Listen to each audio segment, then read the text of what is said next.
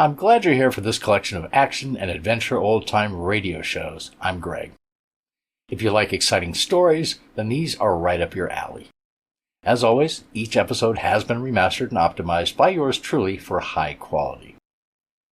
Bold Venture was a show that capitalized on the popularity of Humphrey Bogart and Lauren Bacall from their film To Have and Have Not, which is kind of similar to the premise for the show.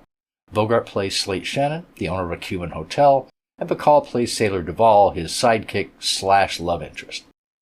Aboard his boat, the Bold Venture, they encounter exciting adventures and mysteries each week.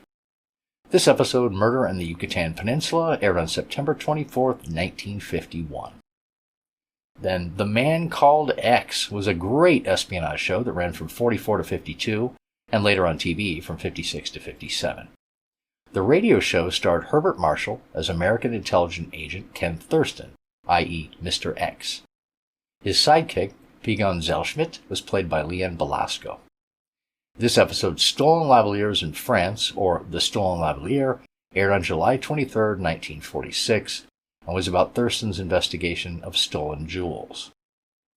Next, Moon Over Africa was a syndicated 15-minute serial which followed the adventures of Professor Anton Edwards on his quest to find the lost city of Atlantis in the dark depths of Africa.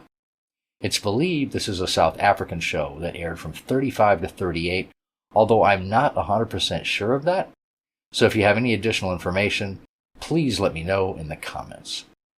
Today we present episodes number 1 and number 3, sorry, number 2 is missing, The Talking Head and Jungle Trance, respectively. Now, despite this being a serial, I think that these can be a lot of fun to listen to by themselves. And then one of the best known and most successful adventure shows in radio was Escape.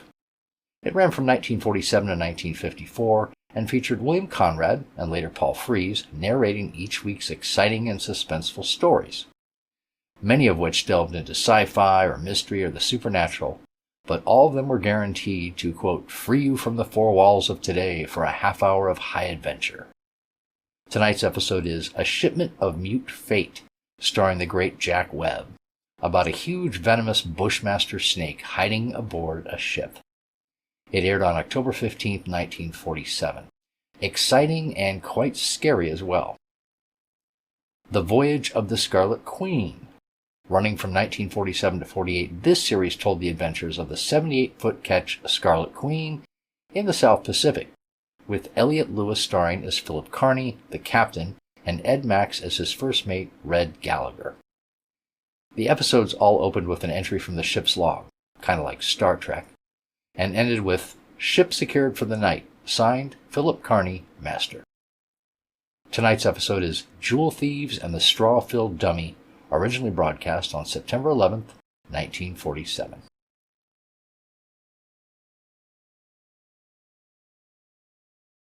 Bold Venture, adventure, intrigue, mystery, romance, starring Humphrey Bogart and Lauren Bacall. Together in the sultry setting of tropical Havana and the mysterious islands of the Caribbean. Bold Venture.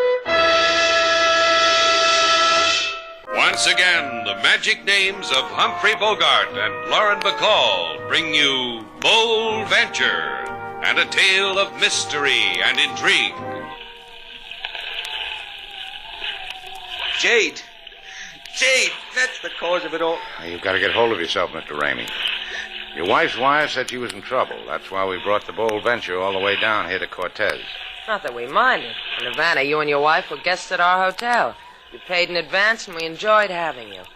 Maybe if we spoke to Mrs. Ramey... Oh, you people, what do I have to do to make you understand? That wire Martha sent. The Bold Venture's all secure, Mr. Slade. Thanks, King. Hello, Mr. Ramey. King, make them listen to me. They've got to listen. We're listening. Did you ever see two pair of ears more cocked than ours? No, Miss Sailor. I've sailed the 7 seas, been in climes so strange that your very flesh would chill would I speak of them, and never have I seen in my life such... That's King for you. Ask him a simple question, you get a 16-inch performance on a 7-inch screen. Does it calm you, Mr. Ramey? Good. Now tell us what that wire was all about. All right. Yes. Martha's in trouble. Go on. You know how much she likes Jade. Martha's crazy about it. Oh, Martha, Martha. Well, what's happened to her? Gone. Martha's gone, disappeared. Help me find her. Find Martha for me. Here in quarters, Mr. Slate, it's easy for the earth to swallow up whoever. This man, I believe. So do I. Don't worry about a thing, Mr. Ramey. We'll find her for you. The taste of your mouth on my lips is bitter, mi alma. Forgive me, Emma. Forgive me. He'll find her. Shannon will find her.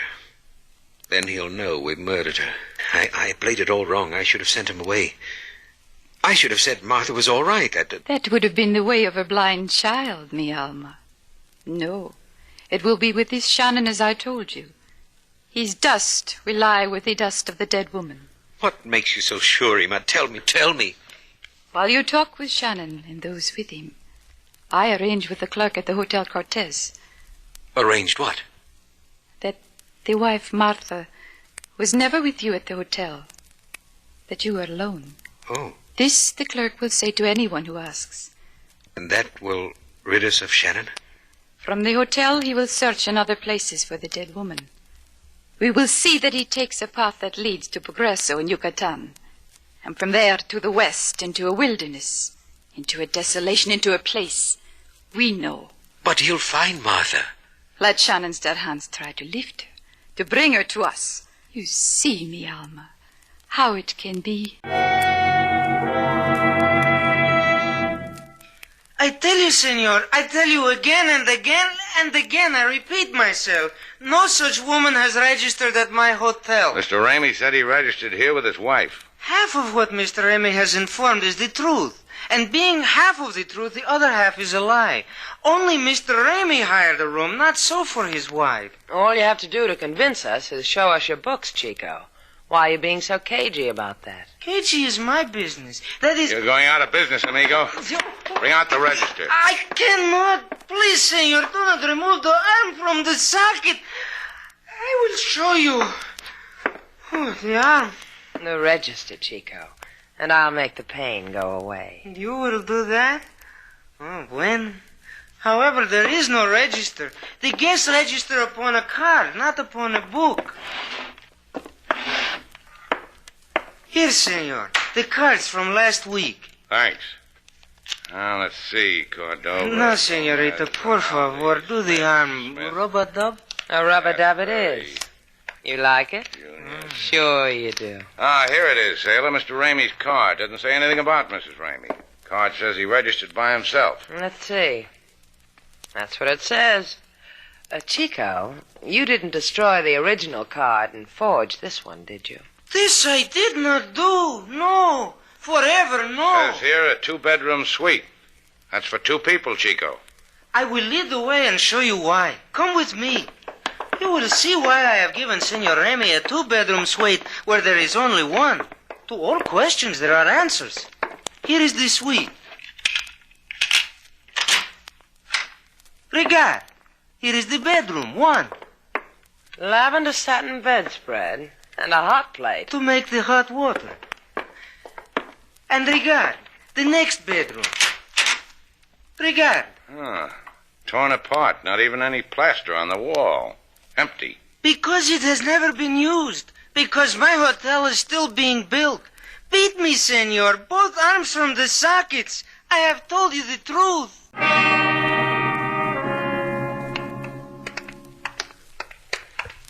Slate, I'm up to here with jade shops. There must be other places Mrs. Ramey found amusement. Like what?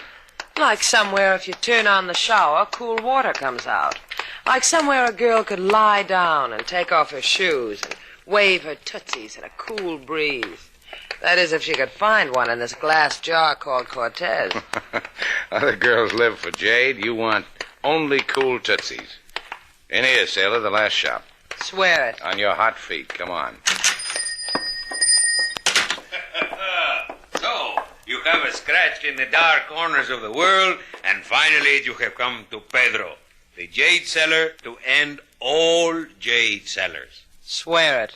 When you die, senorita, you can tell your mourners you have tasted of the jade of Pedro. Hey, what's with you, Pedro? You been taking morbid pills? You want jade? Or you have come to me to make of me an analysis? Let me feel your head bumps, kid. See, yeah. Sailor here sees all, knows all, except what's happened to Martha Ramey. You got a head bump for that, Pedro? That, Mrs. Ramey? Something has happened to her? Well, we don't know. All we know is that she's disappeared. Ah, no, disappeared. Oh, and she was my favorite looker. The time she has bruised in my shop. Bruised? You know, senorita, look around. Bruise. Try to buy a piece I would not sell her. This one in the case, for example, the white jade of a plumed serpent. It is the fruit of Mayan hands in the desert waste of Yucatan. How passionate it is. Look, sigh, desire over it.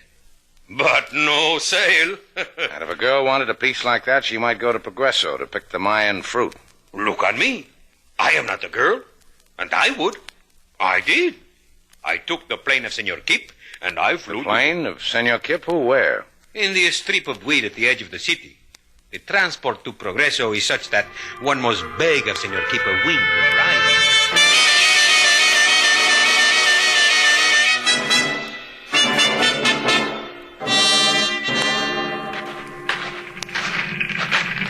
Hi there.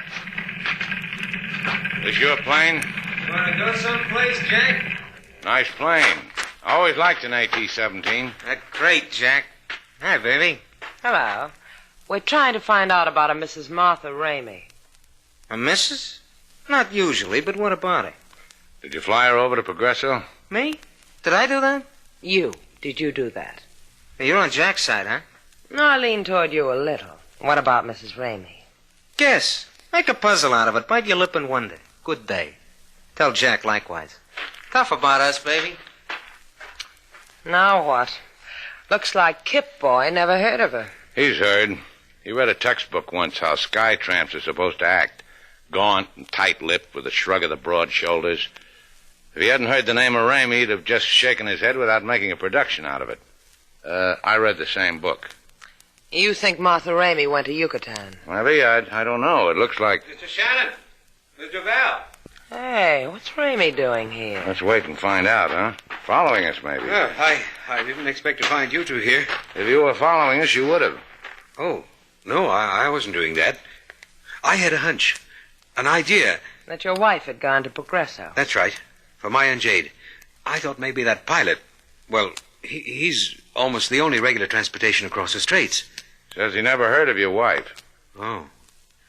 Well, maybe she went another way. You're going to help me, aren't you? You're going to find Martha.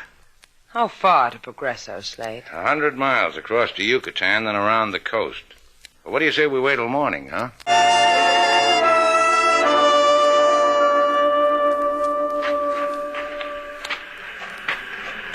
It was nice of Ramey to get us a couple of cabanas right on the beach. Yeah, it was real sweet, real thoughtful. Now, look, Slate. Don't look a gift cabana in the keyhole. He might have arranged for us to stay at that hotel with the hot plates and no plaster. I told you, I'm grateful. What do you want me to do, run back and kiss Ramey's hand? Bothers you about his wife, doesn't it? Yeah, it bothers me. Now, there's your cabana, sailor. Get some sleep. That trip across the straits to Progreso is tough. Good night, Slate. Is it? Tell me about it in the morning, sailor. Well, what do you know? Sailor, come here. What is it, Slate? What's the matter? Lose your key? Now, look. Look what's nailed to my door. Why, it's a wreath. A funeral wreath. Yeah, and look at this little card, all edged in black that was pinned to it. Go on, read it. Do not go to Progreso, Shannon. A grave waits for you there. We still going, Slate? What else? I want to see what they've written on my tombstone. Good night, sailor. Now, back to Bold Venture. Our stars, Humphrey Bogart and Lauren Bacall, and the second act of our story. Okay, sailor, kill your motors.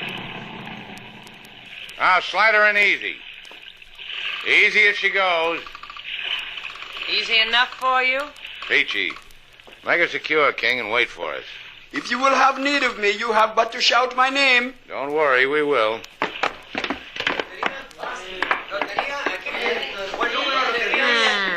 So this is Progresso, huh?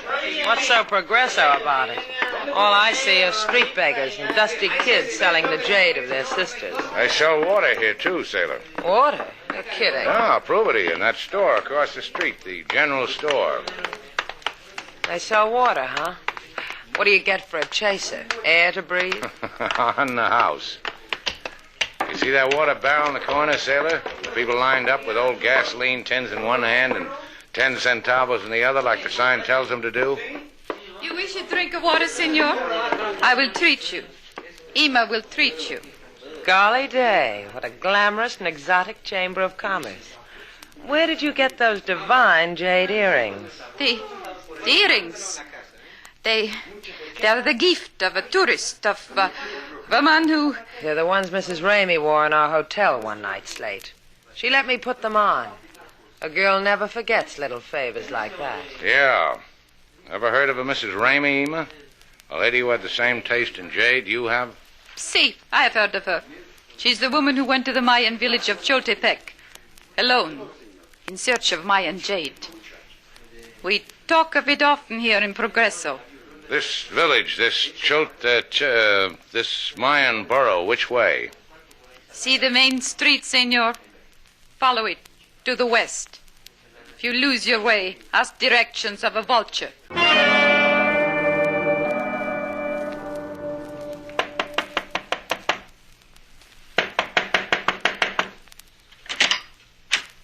Max, come in quickly. You came quickly to Progresso. The boy with the airplane, Ima. The same one who brought Martha and me here. On the way over, he told me he had a conversation with Shannon. And? I gave him some money. Did Shannon show up yet? See, he is a fool who sniffs at his own dying and grins. Shannon and the senorita, they have left Progresso. You sent them to the village? As we agreed. It will not be long, Max. You will see. Whatever you say. Here, take the moccasins. Yes, it'll work, Ima. It'll work. A little boy, Max. You are that. A child who opens his hand to release the wings of death. Love me, Max.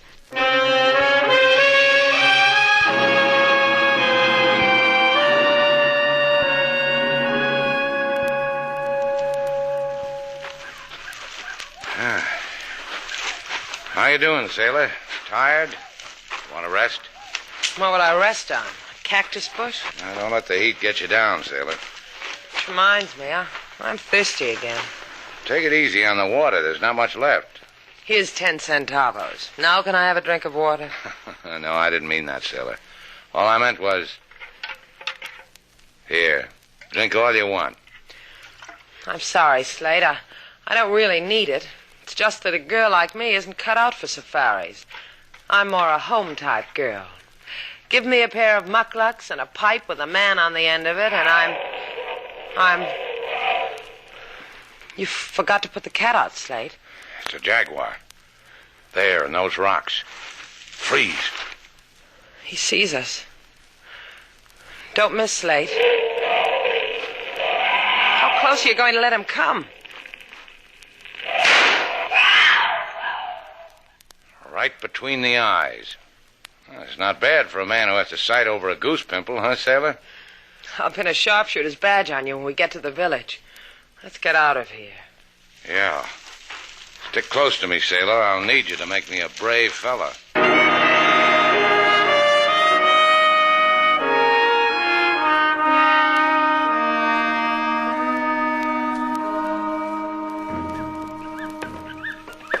The whole village deserted.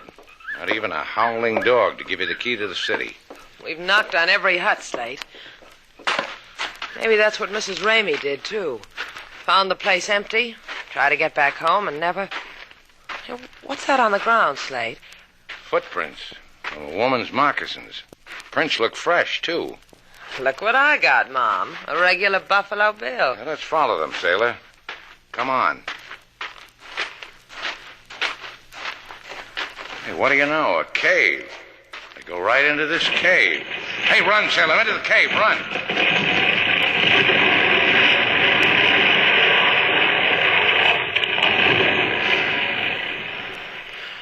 What happened, Slate? All of a sudden, we're staring at a stone wall where a light used to be. It's a landslide, sailor. Seal the opening. Care for the 2-bit tour through the caverns of Chultepec? Follow me, madame.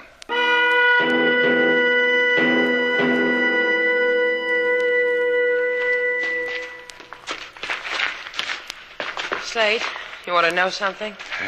I'm scared, too, sailor. Sailor, watch it.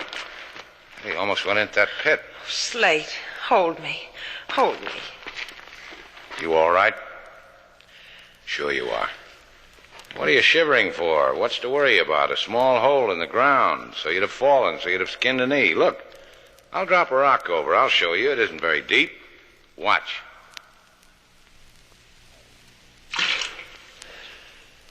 Go ahead. Shiver a little more. I'm okay. Now, take it easy around this pit here. Hunch against the wall. There. Now you're all right. I am? Now, don't worry about it. Tom Sawyer got lost in a cave and he got out of it. Tom Sawyer had Mark Twain. Slate, are you with me? Around the bend, sailor. Don't do that again. It's an underground river. That's right. And look, just ahead. Sunlight. Let's go get a tan. Now, take it easy. This shelf of rock gets too narrow to walk on here. Hold my gun. Don't be crazy, Slate. We want to get out of here, don't we? Take the gun. Come on in, sailor. The water's fine. Shallow, too. Okay. I could drink this river alive. Just be careful. The underfootings are pretty slippery. I never saw that sun looking prettier. Now watch it. This river goes underground here. You hold on to that rock. I'll climb up and give you a hand. Okay, sailor. How does it feel to be outside, kid? Sailor, I'm talking to you. Look, over there, flung against that boulder. Mrs. Ramey, dead. She's been... Duck, sailor. Just hug the ground. Hey, give me that gun. Do you see anybody? Yeah. Yeah, behind that rise. Hey, don't look, sailor. Just take my word for it. Hi, Max.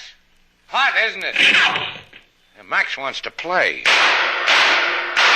You get him? He's running to those rocks. I think I got his canteen, sailor. Now he's in the same shape we are. There's enough water down there to float a battleship. That's right. Now it's only a question of who's going to be alive to drink it.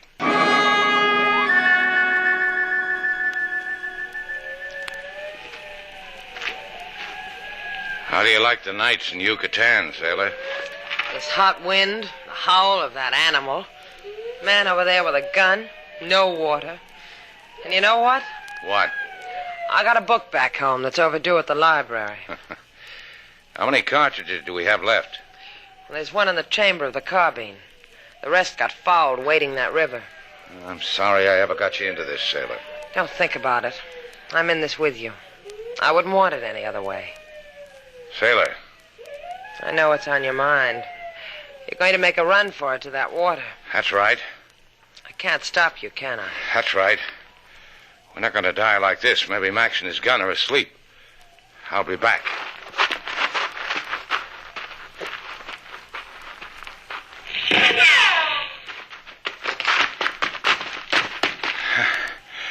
They weren't sleeping.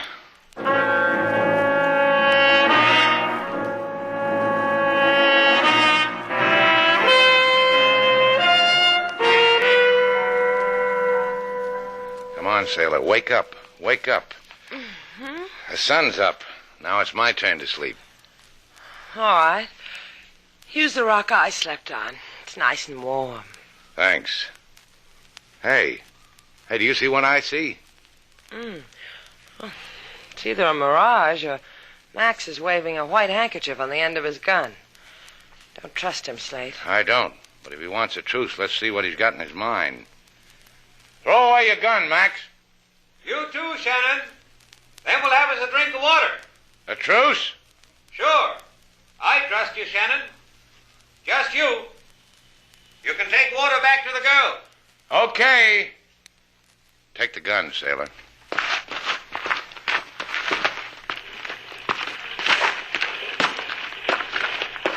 Hi, Shannon. Good and thirsty, eh? Yeah, that water looks good. Have some. After you. Thanks. It's cool, Shannon. Go ahead. Take some. This whole thing was a plant to get us here, wasn't it, Max? Have some water. Killed your wife, got us here, set that slide. That's right. Have some water. Drink. All right.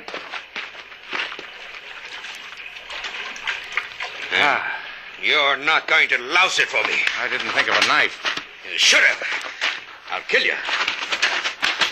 Now, Shannon, this knife against your throat, your head in the water, and you'll...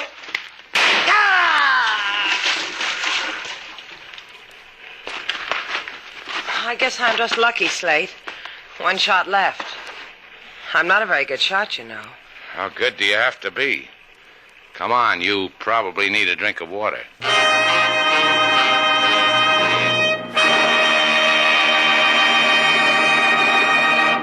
Hey, Slate.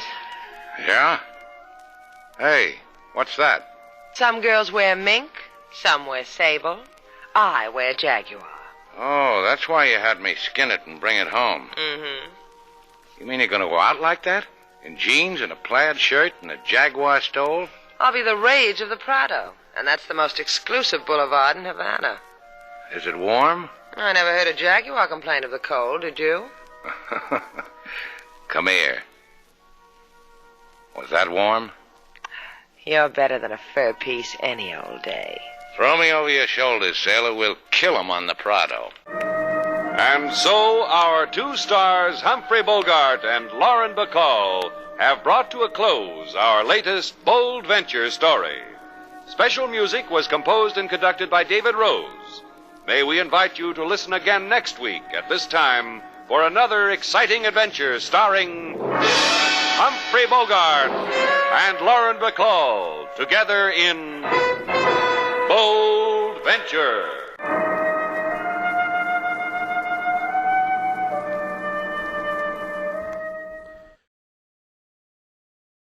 Twice a day, see your dentist twice a year. Pepsodent presents The Man Called X, starring Herbert Marshall. With the music of Felix Mills. Produced and directed by Jack Johnstone. There's a new Pepsodent toothpaste now. Yes, a new improved Pepsodent with a cleaner, brighter taste. That means cleaner, brighter teeth. Try it, taste it, compare it. No matter how many brands you've tried or how faithfully you've brushed, see if your teeth aren't noticeably brighter in just 1 week after you change to new, improved Pepsodent toothpaste. You see, new Pepsodent toothpaste contains twice as much irium, the exclusive cleansing ingredient. New Pepsodent toothpaste with twice as much irium removes the film that makes your teeth look dull, uncovers the natural brilliance of your smile. Try it, taste it, compare it. And now Pepsodent presents Herbert Marshall as The Man Called X, international troubleshooter who flies the ocean at the drop of a hat, who charms the ladies, but is death on crooks. Herbert Marshall as The Man Called X. Well, all the reviews were good. I know that every single paper did. Mr. Thurston, did you notice that girl in the chorus? I noticed a lot of them, Pedro. Anyone specific in mind? Well, personally, I prefer that brunette in the first row, you know, second from the left. Don't you mean the one second from the right? Left? Right? Now you've mixed me all up. There's the buzzer. Yes, let's go back in. Maybe the second act will clear up your problem. Now let's see, left, right. Darling. I beg your... Oh, darling.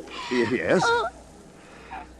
Well, this is very pleasant. Oh, darling, it's been so long. Yeah, it certainly has. I simply can't believe it's you. I'm not so sure about it myself. Darling, you'll never know how wonderful it is seeing you. May I kiss you again? By all means.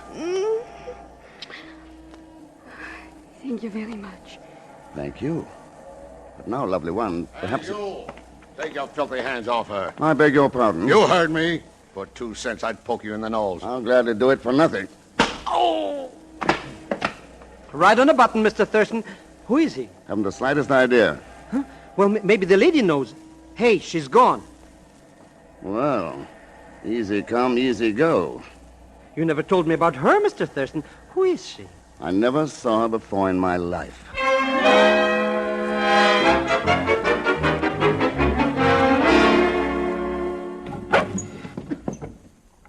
Now, let's see. I take a couple of extra shirts. Why are you being so mysterious, Mr. X? Why don't you tell us where we're going? We're going. Well, I mean, you and me. Well, I guess that's all I'll need.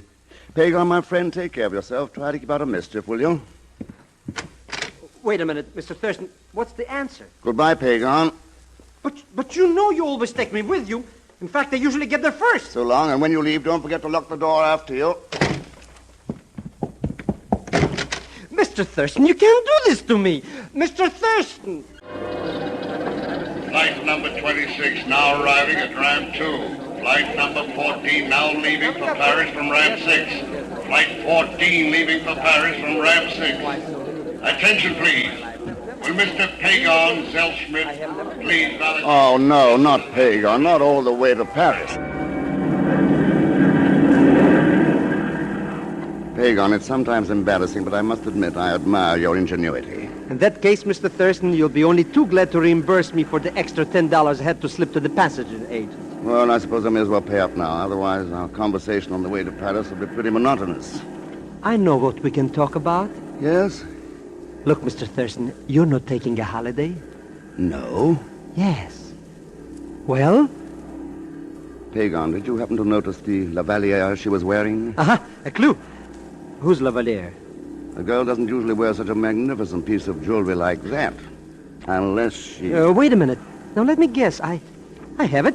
The lady who kissed you right in the lobby. Then you did notice the Lavalier. She was so ravishing I didn't see anything but her. Too bad. Why? I'd like to get a better look at that Lavalier. Well, I don't blame you, but you said you didn't know her. How are you going to find her? By simply not letting her out of my sight. Pagan, why do you think I took this particular plane?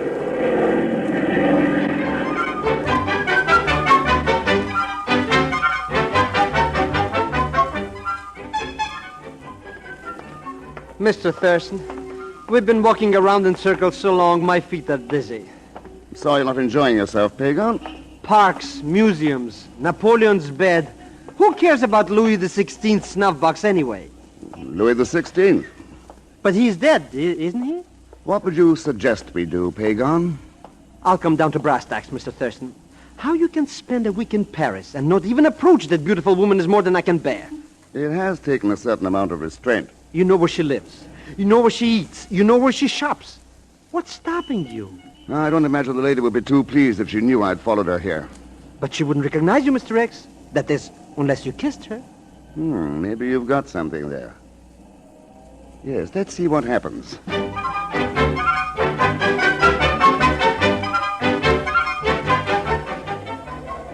Now, mademoiselle, may I show you the latest thing in best blouses? Merci, no. Perhaps a culotte that are so chic for bicycling this summer. Merci, monsieur, but that will be all. Certainly, such a pleasure to serve you, mademoiselle. Bonjour. Darling. I beg your pardon. Oh, darling, it's so wonderful seeing you again. But I don't understand. I didn't either. Oh, it's you. Yes, the man in the lobby. But how do you happen to be in Paris? The funny thing, that's just what I was going to ask you. Then this really is a coincidence. I couldn't think of a happier one. Well, monsieur, I am happy. This gives me a chance to explain. Why explain? But really, monsieur. Monsieur... Ken Thurston's my name. I'm Lena Baril. Monsieur Thurston, I really don't go around kissing strangers in theater lobbies. I'm awfully glad it happened once, though. Thank you. You see, monsieur, I was a little desperate. I needed a friend, but I was a stranger there. I knew no one. You made a friend. I was very aggressive, I'm afraid. Yes. It was a gamble. I had no way of knowing how you could respond. Mademoiselle, you underestimate yourself. I still have not explained, Monsieur Thurston. That man you knocked down, I had to get away from him. Someone you knew well? No, someone I detested. I was very unhappy when he turned up in New York. That night in the theater, he became abusive. You were very kind to play out my little drama with me. Well, perhaps we could rehearse another scene. At dinner tonight? That's nice of you. And I would be ungrateful if I did not accept. But, monsieur, it would be impossible tonight. Tomorrow? Perhaps the day after tomorrow? Good. May I call you? It would be simpler for me to get in touch with you, monsieur. That will be simple, because I promise you I won't leave the Hotel Grand Palace until you do. And then what did she say, Mr. Thurston? Oh, she explained that it wasn't habitual, Pagan. Then what did you say, Mr. Thurston? I told her I understood. Then what did she say? Tell you later, Pagan. Yeah? Ready on your call to New York, Monsieur Thurston. Thank you. Go ahead, New York. Hello. Hi, Chief. Ken Thurston, what the devil are you doing in Paris? Sorry I didn't check with you, Chief, but it was sort of personal. You see, a lady kissed me.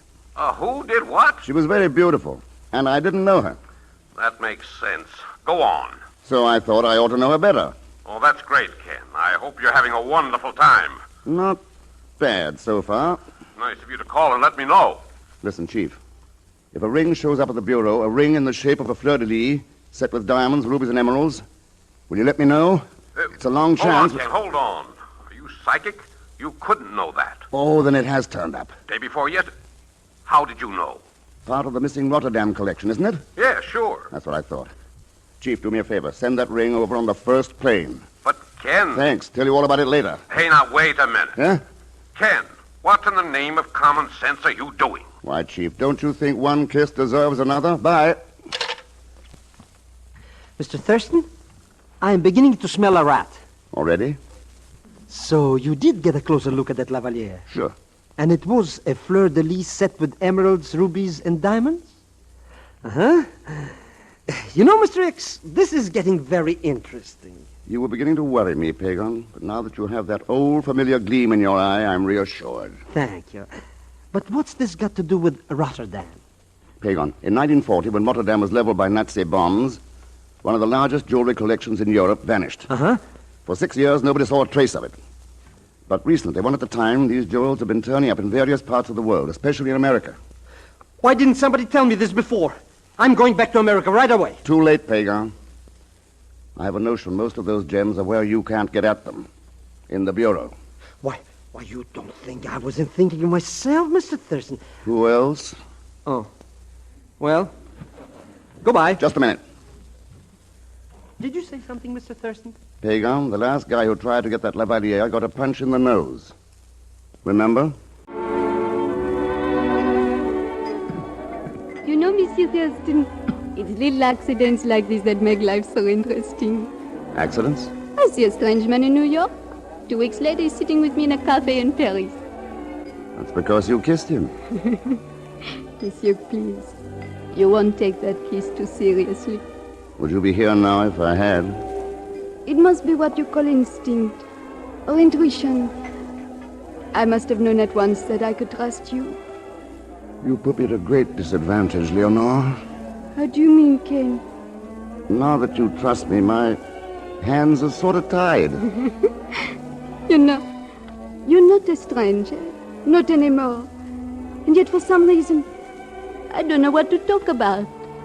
Well, there's music, paintings, books. But let's start with you. Me? I have a confession to make, Leonore. Oh? I came over on the same plane with you. You did? Said why didn't you? I had a strange idea that perhaps you'd think I was following you. Why should I think that? You're forgetting again. You kissed me. Oh. And you're not going to let me forget that. I can't. I guess we'd better find something else to talk about. We could talk about another favorite subject of mine. Jewelry. You're a collector? An admirer. That Lavalier you're wearing is beautiful. You like it? Very much. I'm glad it was a gift. Such a magnificent gift. My fiancé. Oh. Ken, do you mind? I told him you and I would be here for dinner. Why should I mind? I'd hoped you'd understand. He was very anxious to thank you for what you did for me. That's nice. It's very nice. Am I so amusing? No, Leonore, you're not amusing. Oh, no, you're wonderful. Oh, I see. You're very kind. You invite me to dinner, so I reward you with, what do you call it, my boyfriend? That's the general idea. I'm sorry, Ken. Why be sorry? I'm anxious to meet him. I'd like to congratulate him on his girlfriend. We should be here soon. In the meantime, shall we dance? Love to.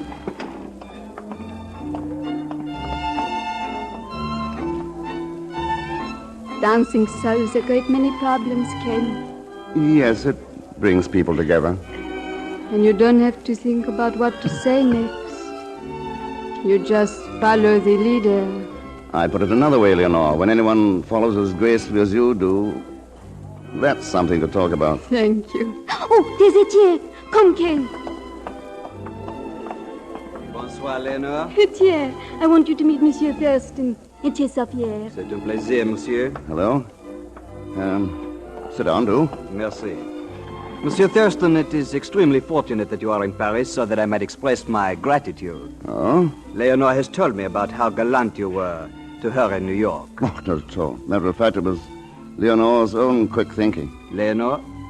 Oh, yes. She appealed to you for help, didn't she? Etienne, I was going to tell you... You would have been very proud of her. She handled the situation perfectly. So? You see, this fellow made a nuisance of himself, so we got rid of him. Very expertly, I understand.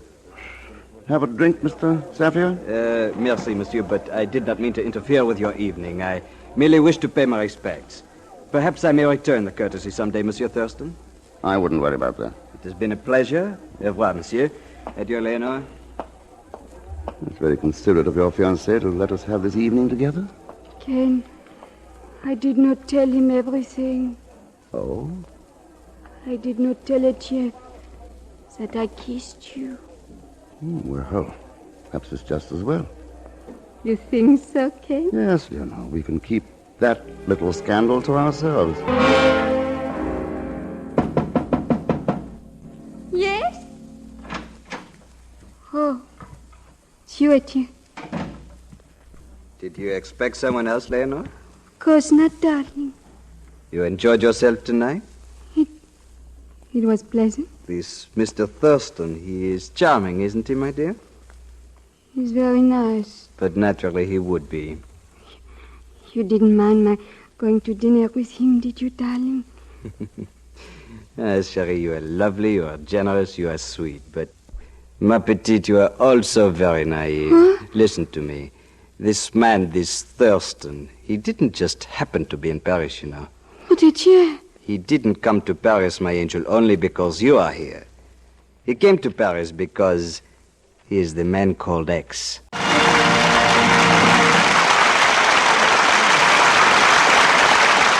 No matter how many toothpaste you tried, no matter how good a job you think your present brand is doing, change now to the new Pepsodent toothpaste. And in just 1 week, see if you don't find new brightness in your teeth, new sparkle in your smile.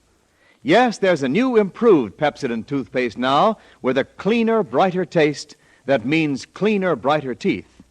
You see, new Pepsodent has twice as much irium, the exclusive cleansing ingredient that Pepsodent and only Pepsodent can give you. New Pepsodent with twice as much irium removes the film that makes your teeth look dull.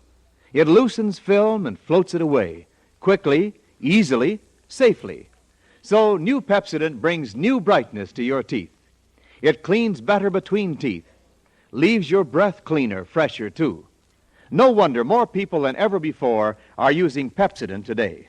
So despite any other brand you've tried, change now to new improved Pepsodent toothpaste. And in just 1 week, see the difference. See if your teeth don't feel cleaner, look brighter. See how Pepsodent uncovers the natural brilliance of your smile. And now to return to Pepsodent's Man Called X, starring Herbert Marshall.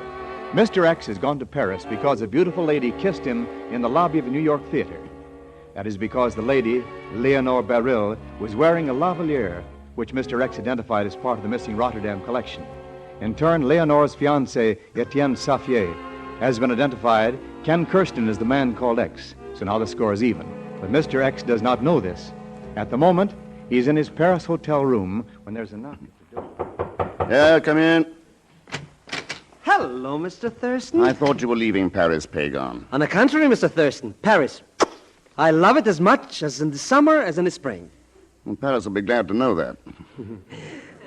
Mr. X, I'm happy to inform you, but I warn you it'll cost you money. When didn't it? Mr. X, would you be interested in a stick pin? Not particularly. I mean a lady's stick pin. That depends upon the lady. If it was a fleur-de-lis set with diamonds, rubies, and emeralds? Congratulations, Pagon. Hand it over. I haven't got it. But you could get it if you had the money. Of course, and a set of earrings to match. Mr. Thurston, it's scandalous the prices they're asking. Plus your commission. They won't even dilly-dilly. It's a quick deal, you know. Cash under the table or nothing. Who is it, Pagon? Somebody you don't like. Oh? In fact, you punched him in the nose once. Well. He didn't recognize me, but that doesn't matter because he works for another man. By the name of Safia. Yes, by the name of... How did you know? My spies, Pagon. Mr. X, you have somebody else working for you. How could you? Well, for one thing, she's more beautiful than you are. Mr. X. Scram, Pagon. Now, will you go, please? But I just... Shut up. You want that commission? Get out of here quickly, the back way. Commission? In that case, Mr. Thurston... And no eavesdropping. Come in. Leonore. Are you busy, Ken? Come in. This is more than I'd hoped for. Please sit down. I had to see you. Fine. I'm confused. I mean, I had to talk to someone. Ken, it's finished. Between Etienne and me. Leonore. He's jealous, Ken. Of you. Because I took you out to dinner? I've been honest with you, haven't I? Yes. I've been honest with Etienne also. I cannot lie. I cannot dissemble. Etienne could read the truth in my eyes at once. Do you know what I'm trying to say, Ken? Or must I? Must you what? Darling. Darling, don't make me say it. Darling? Yes, Ken, from that first moment. I didn't realize until Etienne said it for me. With that first kiss, the whole world turned inside out. There was nothing left but you. Leonore. That first kiss. I was just pretending then. But Ken, I don't want to pretend anymore. Darling. Darling, darling, darling. Nevertheless, my sweet, that was an awfully good job of pretending. Ken. You are still pretending, aren't you? What do you mean, Ken? Isn't it about time you told me the real reason for all this? You don't believe me? No. I hate you. I don't believe that either. Don't, Leonore. No. No, I don't hate you, Ken. But you were told that you should hate me, weren't you? Now, you don't have to answer. Just listen. Ever see this ring before? Ring? It matches my Lavalier. Yes. And with a little trouble and a good deal more money, I'm sure I could produce a pin and probably earrings to fill out the set. What are you trying to tell me? Will you mind the outline of a long story? Go on, Ken. It starts in 1940. $1 million in jewels disappeared in the ruins of Rotterdam. Rotterdam. That ring. That Lavalier. Go on. I'll go back a few years. In 1932, the Countess Lama lost a diamond at her Riviera villa, an extraordinary stone that should have been in a museum. A man was accused, but evidence was only circumstantial, and he was acquitted. Sometime later, in 1936, Lord Larchmont's fabulous emerald-headed cane was stolen at Brighton. A man was held, but later released for lack of evidence. I could give you other instances if you want. The man? Same man. Different names. I could show you his photograph if you wish. No, Ken. Oh, I've been very cheap. I came here to... He wanted me... Oh, there's no reason for you to believe me, but... I didn't know. I believe you. Here, Leonore, will you wear this ring? But I... Memory of a kiss? Okay. Well, Leonore? Yes, Etienne? And how did our inquisitive friend Mr. X respond to your blandishments? I don't know, Etienne. Don't know? Come now, Leonore, surely you could tell that. Did he ask any leading questions? Question? About me. He knows about you, Etienne. So? He knows you're my fiancé. Oh. Did he by any chance mention that Lavalier? Oh, yes. Yes? He thought it was very beautiful. Is that all? Well? He said it was very beautiful. You told me that.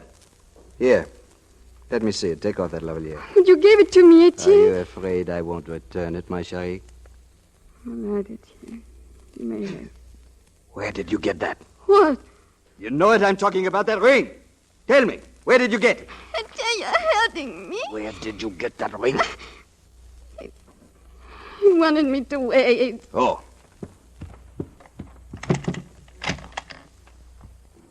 Right. Out with it. What does he know? Etienne, please. Does he know why I gave you that Lavalier? Why I sent you to America? I don't know why you did. No, you don't. But you served me well without knowing. Now that you do know... my precious, it is a tragedy. Etienne. No. Thurston, you... What good... Ride on the Schnazola, Mr. X. He's out cold. Tell the gendarmes to come in, Pagan. With pleasure. You know, I don't know why it is, Leonore, but every time I'm with you, I seem to poke somebody in the nose. Mr. X, I've been knocking my brain in, trying to figure out why that man gave the lady the Lavalier since he wanted to sell it. It was the easiest way to get it to America. Once she was there, a stooge could steal it from her, and Sapphire would still be in the clear. If only she hadn't kissed you, eh? That, Pagan, is what is called one of the imponderable factors in the case. It's a funny name for a kiss. Come in, Leonore. I'm not Leonore. By golly, you're not, are you, Chief? Nice flight over? Delightful. I just couldn't wait to get here and find out what you've been doing. You got here just in time. Oh. Great work, Ken. Great work. Now, what do we do? You can have your choice. The Bal Masque, the Moulin Rouge. Huh? Don't worry, Chief. I'll line up a beautiful evening for you. That is, if Leonore can find a friend.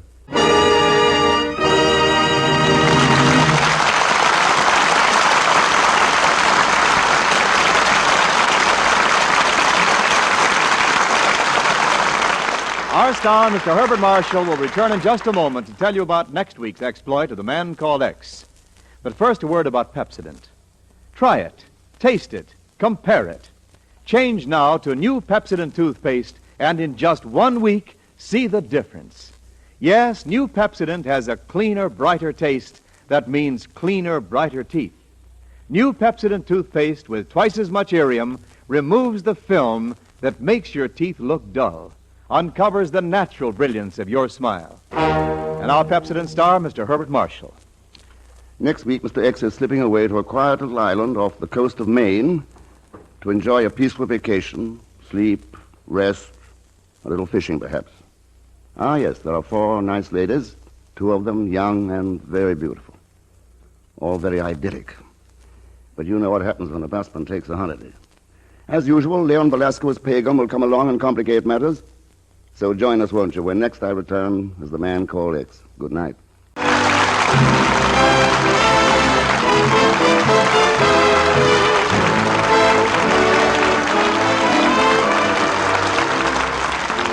Pepsodent's Man Called X is written by Milton Merlin with music composed and personally conducted by Felix Mills. The entire production is under the direction of Jack Johnstone. So until next week, same time, same station, this is Wendell Niles reminding you to change to Pepsodent toothpaste now. For Pepsodent, and only Pepsodent, contains irium. Mr. Herbert Marshall is soon to be seen in the 20th Century Fox production, The Razor's Edge. All characters and incidents used on this program are fictitious. Any resemblance to actual persons or incidents is purely coincidental. This is NBC, the National Broadcasting Company. African drums are talking. Over weary wastes of veldt and jungle, the drums bring you a story of Africa. Africa, that land of mystery and strange ritual, ebony bodies, witch doctors, and sudden death. The land of jungle and impenetrable swamp, where the primeval sweat of Mother Earth rises in miasmic clouds of fever-ridden vapor to hang suspended in the foliage of the ageless guardians of the jungle. Listen.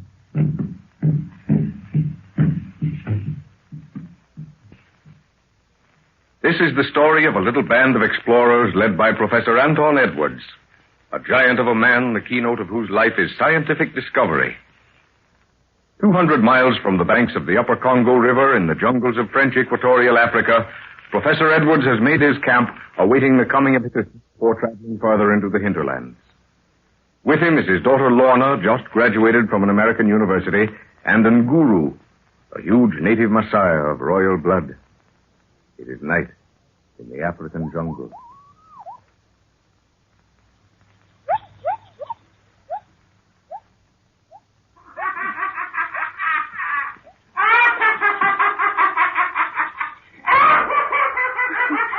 Good heavens, Father. That horrible thing is going to drive me mad. Can't we do something to stop it? Hush, Lorna. You mustn't let that sort of thing get on your nerves. We're in Africa, my dear, not New York. We must adjust ourselves accordingly. Yes, I know all that, but the thing's absurd. Whoever heard of a severed head talking and setting up a cackle like that? If I hadn't seen it myself, I wouldn't even countenance the thought. It's against all the laws of nature we've been taught to revere. As I said before, my dear, this is Africa. Anything can happen. The only way to keep one's sanity is to accept Africa, and Africa will accept you. Yes, I suppose so. I must admit that when the witch doctor brought this preserved head out and it started cackling and mumbling, I was shocked. Then I thought it was a type of ventriloquism. But the head's been brought more than 100 miles away from the man who gave it to you, and it still keeps up its absurd chatter. Yes. So I've accepted it as part of this continent and ceased to wonder.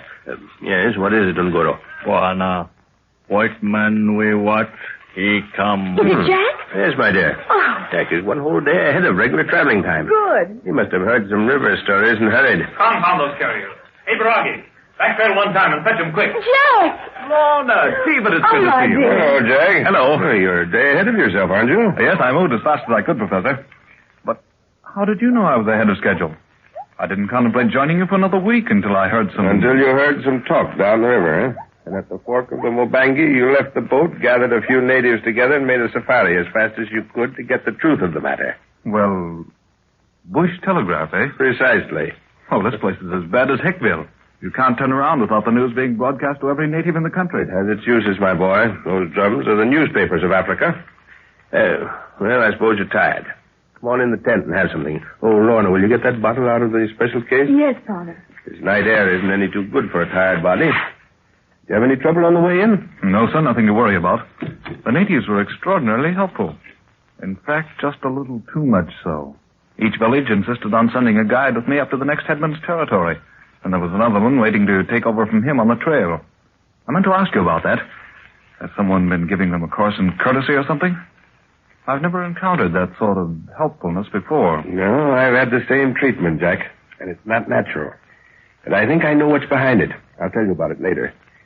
Anyhow, I'm glad you're here, but I wish to heaven I hadn't brought Lorna. Why do you say that, sir? Have you had any trouble? No. No, that's just it. If I had experienced the ordinary inconveniences of bush travel, I'd be unconcerned.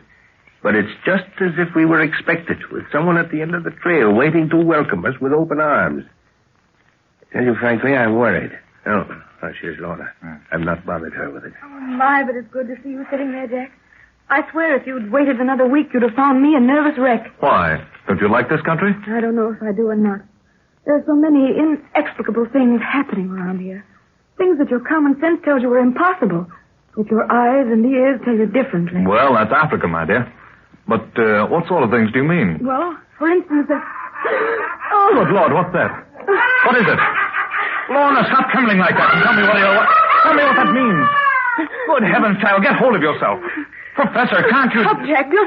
Don't shake me like that. I'm all right now. Only it's just as if the thing knew I was going to talk about it. What thing? What do you... Oh, then it is true. Those river stories weren't lying. Good Lord, Professor, you found it. You found the talking head. Yes, Jack, I found it. I knew you'd hear of it before you reached here. The river boys were talking about it, but then they've done that for years. Then my native carrier started chanting about the white man who had the talking head. I didn't realize it was you, sir. Sometimes I wish to heaven I hadn't found it. It's so horribly impossible. Yet, there the evidence sits in the other tent and... It's ghastly, Jack. A head. A severed human head. Wizened and shriveled, with an awful perpetual grin. And it keeps mumbling a lot of incoherent gibberish to itself. Oh, it's horrible. Tell me about it, sir. May I go and see it? No, not now. I'd rather you'd see it first of all by daylight. It's gruesome enough then, but by lamplight it's impossible. How did you come across it? Purely by accident. You know, for the last century, stories have been cropping up all over Africa about a talking head. Yes. It's a whisper here and a whisper there. Nothing definite at all. Yes, I know. Well, about 7 years ago, I was up on the Mongola River territory with Professor Lamberti. That's the man you exposed for fraud, isn't it? Yeah, most unfortunate occurrence, but my duty. Well, while there, I shot a python that had dropped from a tree and coiled around an unfortunate native. The natives worship these great snakes in some parts, don't they, Father? Yes, and it turned out that this particular spot was one of them.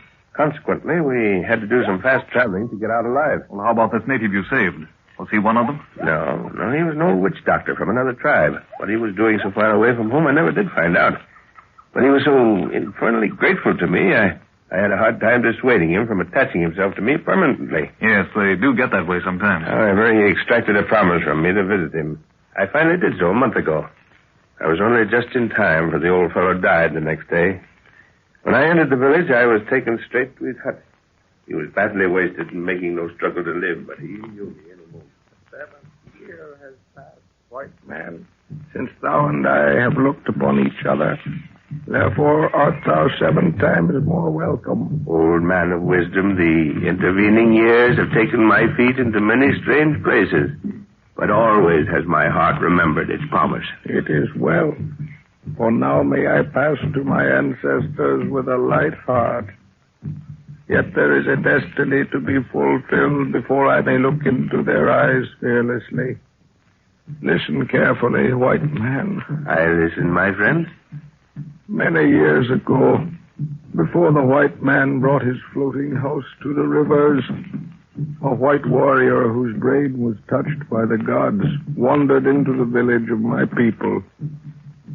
His speech to us was that of the monkeys, but his strength was that of the gorilla.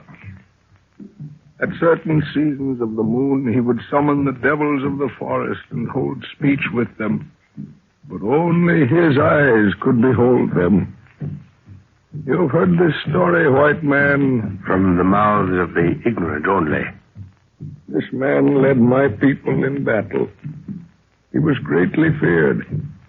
One day, as he lay sleeping in the forest, a warrior from another tribe crept upon him and killed him, taking only the head as a trophy. But the head refused to die, and the warrior in his terror dropped it and took flight. That head has been preserved, white man, for it is written that you shall take it back to its people. For the legend says that only then will the spirit compose itself to rest. So that's how you got it, sir. Yes, I promised to take it before seeing the thing. Probably if I'd waited, I'd have had nothing to do with it. It's really horrible. Oh, dear. What's the matter, Lorna? Oh, just a little tired, I guess. I think I'll turn in for the night. All right, my dear. I'll go and see that your quarters are ready. I see the professor still makes a personal inspection of quarters every night. Yes, he always does. Have you been getting plenty of sleep, Lorna? You don't look as well as you might. Oh, Jack, you don't know what a relief it is to have you here. There's something wrong with this place. Something I'm sure Father knows nothing about. Why, what do you mean, dear? Your father knows this country better than anyone. Is anything wrong? Oh, nothing really, I suppose, but I have the most horrible feeling of depression at times. It's just as if there was something out there in the bush calling me. Something terrible, dragging at my brain. And I had the most awful temptation to walk out of camp. Alone. Great Scott, dear. Whatever you do, don't do that. If there's anything harmful around here, you're safe while in camp. But by yourself, well... I know, Jack, but the feeling's gotten so bad that I have to... Oh, hush, here's Father. Yeah? Quarters are all set, my dear. Good night, Lorna. Good night, Father. Good night, Jack, dear. Good night, dear. You know, sir, I don't think Lorna's looking as well as she might. There's something worrying her. Oh, nonsense. She hasn't a care in the world. No, sit here, Jack. I have something to tell you. Won't it keep until morning, sir? I'm rather tired. Well, I'd like to give you the news now so you can digest it by morning. Okay, sir. Shoot. I believe I have the first piece of definite knowledge as to the whereabouts of that mythical race of people called the Golden Race. You've heard the stories the natives tell of them. The perfect people, no sickness, an incredible learning. Yes?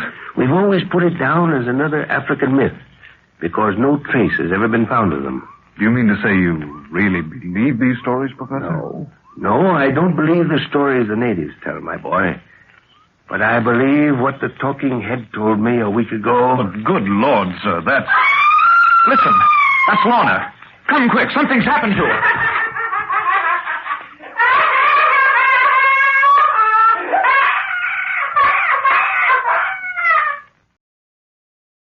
African drums are talking.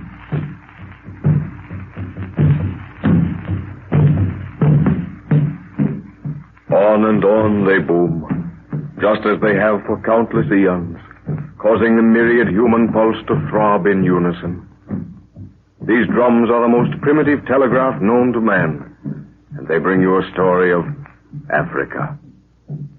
Through impenetrable walls of jungle the sound vibrates, over wastes of veldt and swampland, bringing you a picture of sun-soaked earth, steaming swamp, juju groves, and jungle.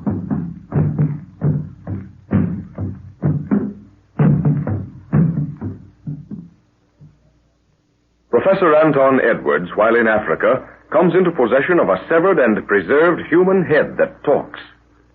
The professor maintains it is the language of lost Atlantis, the same that he has been reconstructing for years. This theory makes possible the stories told by natives of a marvelous white tribe known as the Golden Race. The professor, his daughter Lorna, and his assistant, Jack Martin, are in camp. With them is Nguru, a huge native Maasai prince. Lorna was found walking in a trance, and for safety was tied to her bed. Later they found her gone, and the ropes on her bed still intact. It is night in the African jungle.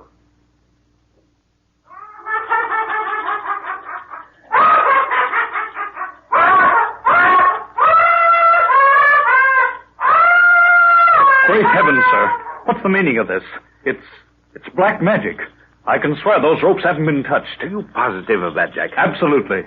I didn't dream things were as serious as this. See for yourself, Professor. Those knots are exactly as I made them. Extraordinary.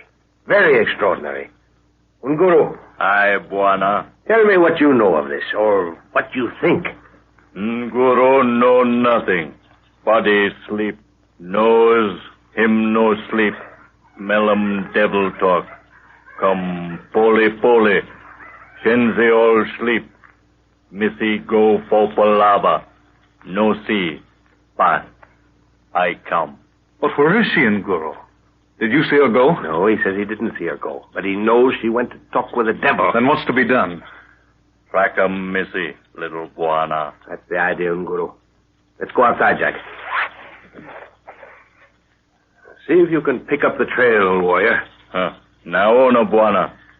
Come. Yes, look. She must have passed over that patch of dust and headed straight across the clearing. Come on. You have to hurry to keep up with Nguru. I'd like to get my hands on anyone who's responsible for this business. Do you think I wouldn't, sir? Isn't Ngoro covering the ground too quickly to see anything definite? He knows what he's doing. Give him a little moonlight and he'd track a night owl. Can you remember doing anything that might have offended one of the witch doctors around here? Why, nothing that I can think of, Jack. Why do you ask? Well, it seems to be the only logical solution to the strange happenings lately. Oh, I'm very careful about that. I had to send one of my boys back to his village for stealing a few days ago. But I don't think that could have any bearing on this. No, he was perfectly affable about it. Did you flog him for it? No, just paid him off and told him to trek. Stealing is second nature with some of these black children. We mustn't be too hard on them sometimes. But how in the name of all that's sensible did Lorna get out of those ropes without untying them? Oh, Lord, I'm worried still. I know, Jack, but we're doing everything that's possible. I wish the girl had told me about that feeling of something out in the bush calling to her, though. Why did she keep it from me? Didn't want to worry you, I guess. She was very nervous when she told me. Hello. Ngoro stopped. Ini Ngoro. Mazongo come. Welcome, Missy. Nauna. A white man? There's another track. Great Scott, it's the mark of a booted foot. Lorna's been found by a white man. No native wears boots up country. Tell me, Ngoro, have you heard any drum talk of other white men around here? Nay, Buana. Drum he speak you, me. That's strange. I haven't heard any either. Well, let's keep on going. Aye, Buana. Well, I'm stumped, sir. What do you make of it? Lord knows, Jack. Unless a white man around here has found her wandering about. But if there were another white safari within 50 miles, we'd have heard of it. What's the excitement now, Nguru? Nauna. Simba trailing. Lion tracks. It's stalking Lorna, and we haven't a rifle with us. Got it, Nguru. Oh, true. Well, I've got my 45, but heaven help us if we get close enough to use it. There are two of them. We might stop one, but if they charge together, well, come on, let's hurry. They won't charge unless they're hungry. I hope they've eaten recently. Well, they probably have. If they were very hungry, we'd have heard them charging before now. Maybe the fellow with Lorna has a rifle. 10 to 1 he has, so don't worry. Buana, Missy, Nauna. Where? Yes, there she is. Going into that grove of trees. By herself. There's no one with her. Whoever it was must have heard us coming and left hurriedly. Quick, come on. Lions are getting closer. Lorna! Wait. What's that moving in the tree above our head? It's swinging down. Look. It's a huge snake. A python.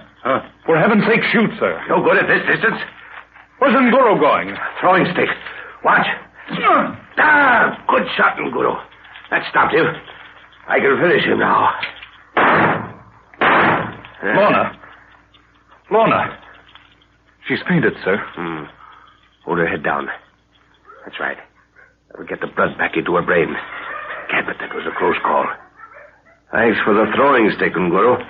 Great shot. Asante Sana. Nauna Buana. What is it? By George, he's right.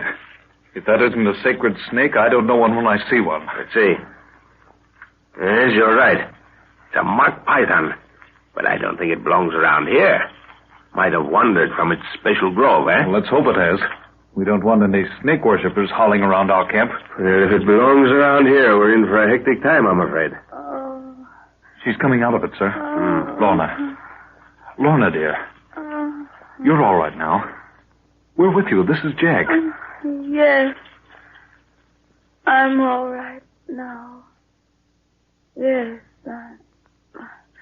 What? Why, hello, Jack.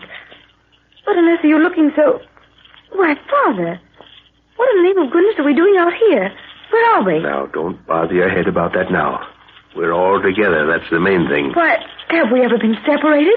What's all this She about? doesn't remember a thing, sir. Heavens, what should I remember? Oh, what's that? Now, don't worry. It's dead. I shot it. But I thought it moved. Muscular reaction, that's all. Always happens to pythons. A python? Yes, we'll tell you about it later, dear. Oh. We've got to go back to camp as fast as we can.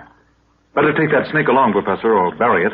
If these natives... We haven't time now. We've got to get back to camp. But how on earth did we come away from don't there? Ask questions now, Lorna. Be thankful we're all together. Which way do we go? I'm all turned around. Walk for moon, little Buana. He says to follow the path of the moon. That way? I'd have sworn it was any other way but that. We must have been going in circles. We were. Lorna was heading right back to camp.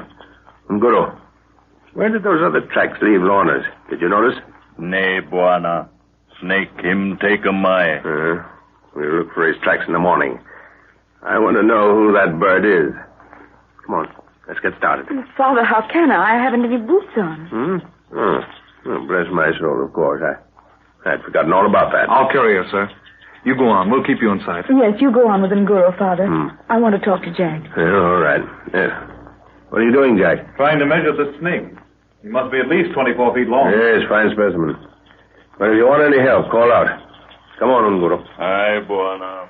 Ready, Lorna? Yes. All right. Up you come. That's comfortable? Of course it is. Oh, Jack, you don't have to tell me what happened. I've been putting things together since I woke up, and it's horrible. But I didn't want Father to be worried. That's why I said nothing before. You're a brick, Lorna.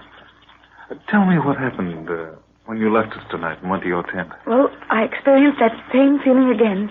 You know, the one I was telling you about, like something calling me, urging me to walk out of camp. Well, did you see anything? I mean, did you see anything out of place? Like someone snooping around your tent, a face in the bushes, or eyes looking at you? Not a thing, Jack.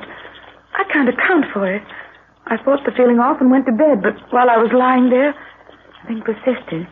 It seemed to double in intensity. It's a terrible feeling, Jack. It seems to pull at the very roots of the brain. Why didn't you call me, dear? You knew where I was. Yes, with Father. That's the reason I didn't call you. I hate to worry him. The thing is so intangible. I was afraid he'd think I was foolish. But, Lorna, don't you realize if there's any witchcraft being worked around here, that your father's the right man to cope with it? Yes, I suppose I should have told him. But he's so taken up with his plans, I hated to worry him. Well, you don't have to tell him now. He knows all about it. Do you know, we found you sleepwalking earlier tonight. What? We took you back and roped you to the bed. You seemed to be sleeping soundly when we left you. And later, when we came to look, you were gone. The ropes hadn't been touched. Jack, what in the world's happening to me? It all sounds like a magician's dream. Oh, I'm afraid. What's that? Great Scott. I'd forgotten all about those lions. Hold tight, we'll have to run for it. I guess we've got too far behind. Good gad. What's the matter? There are 2 lions standing in our path. Oh. They're between us and your father. See them? Oh, yes. Fire a shot, Jack. Maybe it'll frighten them away. I haven't a gun. Your father has the only one we brought. What can we do? I'll put you down. Now, if they start to charge, see that tree there? Yes. Well, if they come for us, you run for that tree and do the best climbing you've ever done. But what about you? I can't reach you. Hello! Get to the tree! Your father's seen what's happened. Now, don't forget, if they charge, run. Look out, they're coming! Run, Lorna, run!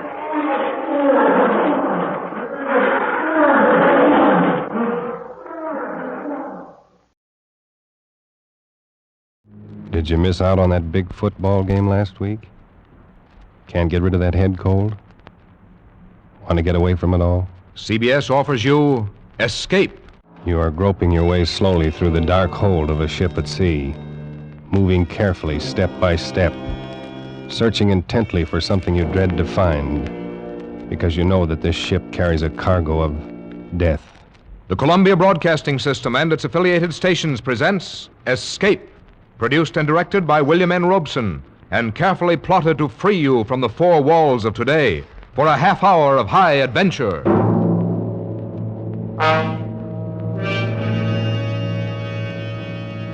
Tonight we escape to a harbor front in Venezuela, and a grim voyage that started there, as told by Martin Storm in his gripping story, A Shipment of Mute Fate. I stopped on the wharf at La Guaira and looked up the gangplank toward the liner Chan K, standing quietly there at her moorings. The day was warm under a bright tropic sun, and the harbor beyond the ship lay drowsy and silent. But all at once in the midst of these peaceful surroundings, a cold chill gripped me, and I shivered with sudden dread. Dread of the thing I was doing and was about to do. But too much had happened to turn back now. I'd gone too far to stop. Well, I set the box down on the edge of the wharf, placed it carefully so as to be in plain sight and within gunshot of the captain's bridge. And then I turned and started up the gangplank. I knew what I was going to do, but I couldn't forget that a certain pair of beady eyes were watching every move I made. Eyes that never blinked and never closed. Just watched and waited. Oh, I beg your pardon. Why, it's Mr. Warner. Hello, Mother Willis. How's the best-looking stewardess on the Seven Seas? Well, I'm fine, Mr. Warner. I guess better run along now. Get on with my chore. Now, wait a minute. That's a fine greeting after 2 months. Well, it's just that I'm so busy. I don't believe a word of it. Sailing day's tomorrow. You're simply avoiding me, that's all. Oh, no, really, I'm not. And on the trip down from New York, you said I was your favorite passenger. But I'm only... Here, wait a minute. What's that you're carrying in your apron there? Oh, it's nothing. Just supplies. Supplies? Well, let's have a look, huh? No, please. What do you know? It's a cat. It's Clara, Mr. Warner. Mm-hmm. Mr. Bowman said I had to leave her ashore, and I just couldn't. Who's Mr. Bowman? The new chief steward. Oh. Clara's been aboard with me for 2 years, and I just can't leave her here in a foreign country, especially with her condition so delicate and all. Yeah, I see what you mean. Well, I hope you get away with it. You won't tell anyone? Not a soul. As a matter of fact, if things don't work out right, we may both end up smuggling. Most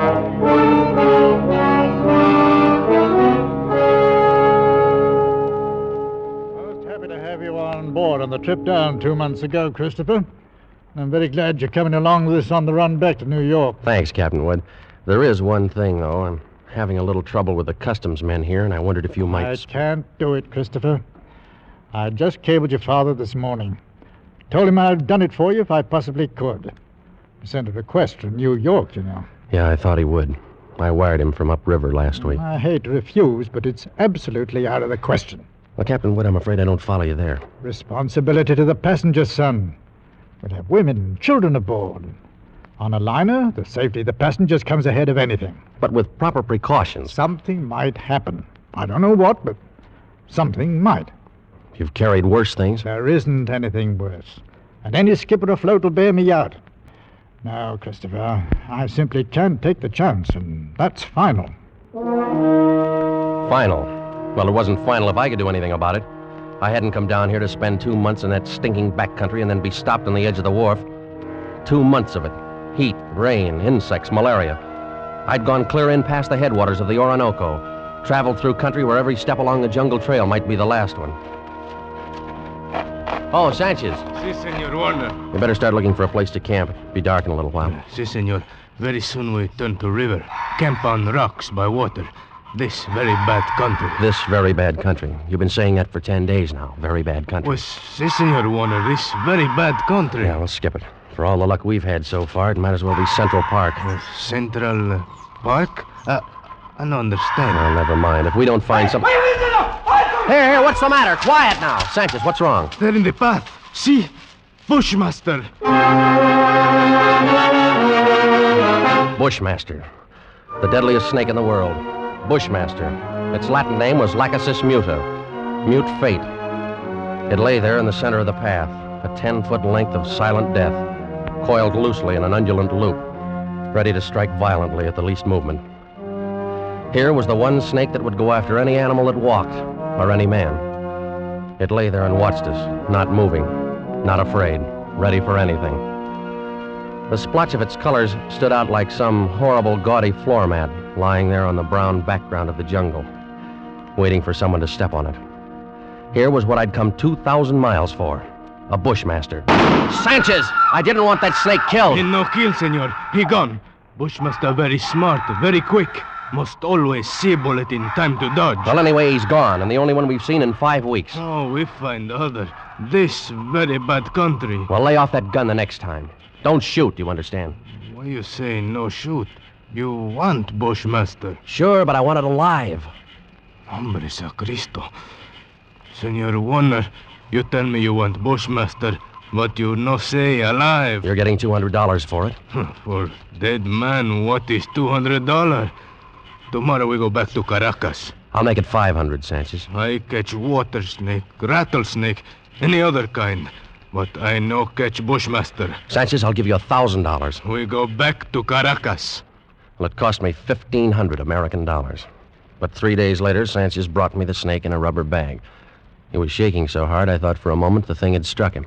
One thing you make sure, Senor Warner. not turn him loose in Venezuela, because he know I the one who catch him, and he know where I live. All right, Sanchez, I'll keep an eye on him. También he know you pay me to catch him. All the time he watch and wait. You no forget that, Senor Warner, because he no forget. Not ever.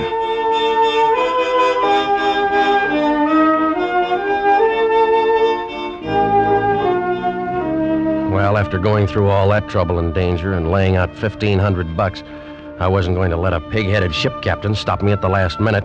At least not as long as the cables were still in operation between La Guaira and New York. Morning, Captain Wood. The boy at the hotel said you wanted to see me. That's right, Christopher. Sit down. Thank you. It seems you weren't willing to let matters stand the way we left them yesterday. Well, sorry to go over your head, Captain Wood, but I had to. The museum sent me all the way down here for it. And I'm not going to be stopped by red tape. This will be the only live Bushmaster ever brought to the United States. Yes, and if I had my way, but... well, orders are orders. I got a cable from the head office this morning. All right. I suppose we talk about precautions. I'll handle it any way you say. Got to have a stronger box. That crate's too flimsy. Well, it's stronger than it looks. And that wire screen on top would hold a wildcat. But anyway, I bought a heavy sea chest this morning. I will put the crate inside of it. Sounds all right. You got a lock on it? Heavy padlock. It's fixed so that the lid can be propped open a crack without unlocking it. The snake's got to have air. But in dirty weather, that lid stays shut. I'll take no chances. Fair enough. I will keep the thing in my inside cabin where I sleep. I can't have it in the baggage room. And nobody on board's to know about it. Whatever you say, Captain. But we won't have any trouble. After all, it's only an animal. It doesn't have any magical powers. I saw a bushmaster in the zoo at Caracas once. Had it in a glass cage with double walls. It'd never move. Just lay there. Look at you as long as you were in sight. Gave a man the creeps. I didn't know they had a bushmaster at the Caracas Zoo. They don't. Now. Found the glass broken one morning and the snake gone. Night watchman was dead. They never found out what happened. Well, the watchman must have broken the glass by accident some way. The way they figured it, the glass was broken from the inside.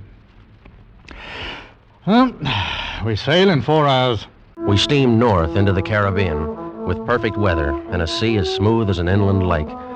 The barometer dropped a little on the third day, but cleared up overnight and left nothing worse than a heavy swell. But in spite of the calm seas and the pleasant weather, I found myself feeling more and more often an ominous foreboding. I was developing an almost unnatural fear of that snake. Well, I stayed clear of the passengers pretty much. Got the habit of dropping into Captain Wood's quarters several times a day. He kept the heavy box underneath his berth. I'd approach it quietly and shine my flashlight through the open crack. Never once could I catch that 12-foot devil asleep, or even excited. He'd be lying there, half-coiled, his head raised a little, staring out of those beady black eyes, waiting. He'd still be like that when I'd turn away to leave. Maybe that's what bothered me, that horrible and constant watchful waiting. What in the name of heaven was he waiting for? Well, hello there, Mr. Warner. Oh, how are you, Mother Willis? Aye, but you and the captain spend an awful lot of time around this cabin. I'm beginning to think the two of you must have some guilty secret. Oh, no, nothing like that, Mother Willis. I don't know about Captain Wood, but I certainly don't have any guilty secret. Well, she's running quite a swell out there, Mr. Bowman. Yeah, it's a little heavy, all right, Mr. Warner. Guess a storm passed through to the west of us yesterday when the glass dropped. Think it missed us then, huh? Yeah, that's what the mate figures. Sure stirred up some water, though. This'll put half the passengers in their bunks. Makes it great for my department. 2/3 of them will want a steward to hold their heads. They'll keep Mother Willis so busy she'll have... Wait! Look at the size of that wave. Huh? The great Jehoshaphat! We're going to take it on the port bow! Hang on!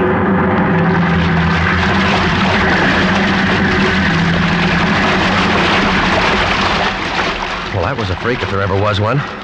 Not another wave in sight. You see them like that sometimes, even in a calm sea. Well, I gotta get below, Mr. Warner. That water probably did some damage on the officer's deck. Yeah, I suppose it... What did you say? The wheel companionway was open on the port side. bridge cabins must have taken a pretty bad smashing up. They're right below the, Here, is something wrong, Mr. Warner? No, nothing at all, Mr. Bowman. At least I hope not. I looked first for Captain Wood and couldn't find him. Of course, I knew it was only 1 chance in 1,000, but the chances against that freak wave were 1 in 1,000, too. Well, I couldn't waste any more time, so I stumbled down the companionway and along the passage to the captain's cabin. Oh, come on in, Mr. Warner. Mother Willis. Why, isn't this cabin a mess? Trying to get some of these things out to dry. Yeah, well, I just wanted to check. But where? We didn't know. It was nearly dark when we met together again in the chart room. I don't get the thing at all. No other way around it. We've risked all the time we can. We've got to warn the passengers. Well, how'll we do it, Captain? Call them all together in the lounge? No, if we did anything like that, we'd be asking for a panic. We'll get one, whether we ask for it or not. Pick a few men and go through the cabin decks. Tell them individually, inside their cabins. Watch for any act that looks as though it might cause trouble. And we'll keep an eye on them. Handle the crew the same way. Right, all right, Captain. Okay. We'll take care. As soon as you've finished, arm all the deck officers and start searching again. Our only chance of preventing a riot is to find that damnable snake.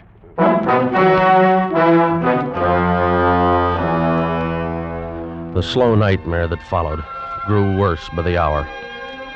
None of us slept. All the ship's officers not on duty kept on with that endless search. Passengers locked themselves in their cabins or huddled together in the lounges, knowing all the time that no spot on board could be called safe. Fear was a heavy fog in the lungs of all of us, and every light on the vessel burned throughout the night. Morning came and brought no relief. Terror and tension mounted by the hour. There now, Mrs. Crane, stop getting yourself all worked up and go back to your cabin. The horrid thing's probably crawled overboard anyway. You're just saying that. You're paid to say it. You don't know. Nobody does. Now, everything's going to be all right. Oh, if you could only do something. If all of us could only get off the ship. They could fumigate it. Yes, that's what we've got to do. We've got to get off the ship. Now, wait. Mr. Bowman. Mr. Bowman, she's going to jump. No, you don't, lady. Let me go. Let me go. Nice work. Let me go. Nice work, Mr. Bowman. Get her down to her cabin. Whatever you do, don't turn her loose.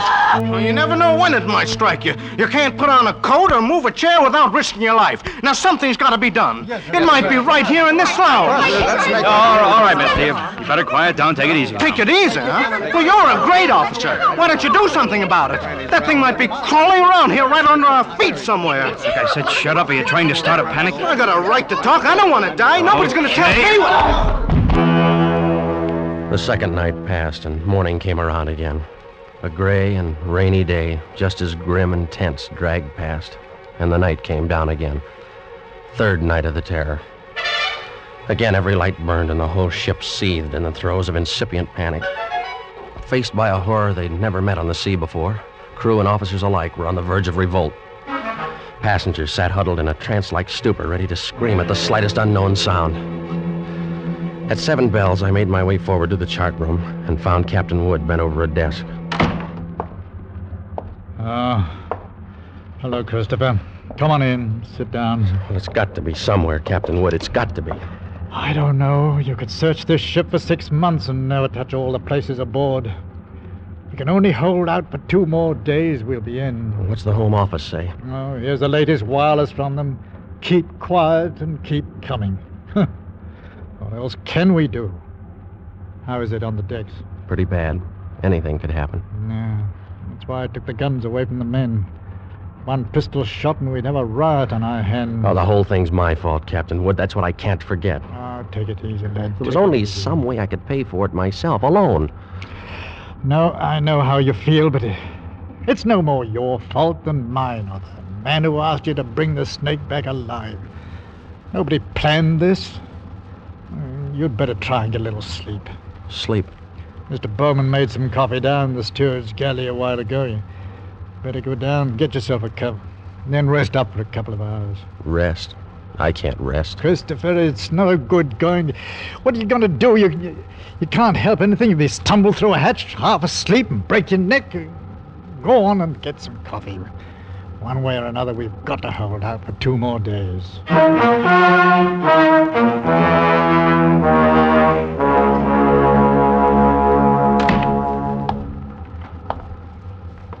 The light was on in the steward's galley, and the coffee pot was standing on the stove. was still warm, so I didn't bother to heat it. I poured out a cup, carried it over, and set it on the porcelain tabletop in the center of the room. I started to light a cigarette. The door of the pan cupboard beneath the sink was standing slightly ajar, and I happened to glance down toward it. Out from the dark interior of the cupboard shone two glittering points of light 2 inches apart. I dropped the cigarette and moved slowly backward. I'd found the Bushmaster.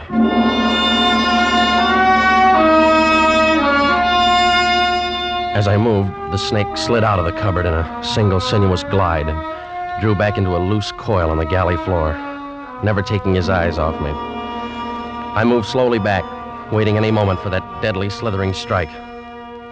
How had he known it was me? He'd stayed quiet when Bowman was here. How did he know to pick the first time in 3 days when I didn't have a gun? Well, my hands touched the wall behind me and I stopped. Only then I realized in terror what I'd done. The call button and the door were on the far side of the room. I'd backed into a dead end. I stared at the snake in fascination, expecting any moment the ripping slash of those poison fangs. The horrid coils tightened a little, and then were still again. 10 million years of evolution to produce this moment. Homo sapiens versus Lachesis muta. Man against mute fate, and all the odds were on fate. I knew then that I was going to die. I could feel the sweat run down between the painted wall and the palms of my hands pressed against it. My skin crawled and twitched, and the pit of my stomach was as cold as ice. There was no sound but the rush of blood in my ears. The snake shifted again, drawing into a tighter coil, always tighter. Why the devil didn't he get it over with? And then, for just an instant, his head veered away. Something moved over by the stove. I didn't dare turn to look at it. Slowly, it moved out into my line of vision. There was a cat. That scrawny cat Clara that Mother Willis had sneaked aboard in La Guaira. Its back was arched and every hair stood on end. It moved stiff-legged now, walking in a half circle around the snake. The Bushmaster shifted slowly and kept watching the cat. He tightened. He was going to strike at any second. He struck and missed. The cat was barely out of reach. Now she was walking back and forth again. She was asking to die.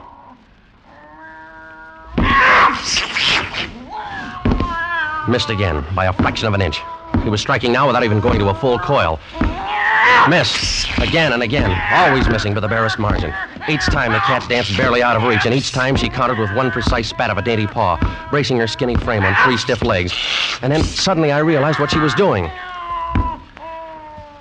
The Bushmaster was tiring, and one strike was just an instant slow. But in that split second, sharp claws raked across the evil head and ripped out both of the lidless eyes. That cat had deliberately blinded the snake. Well, he didn't bother to coil now, but slid after her in a fury, striking wildly and rapidly, always missing, and every strike was a little slower than the last one.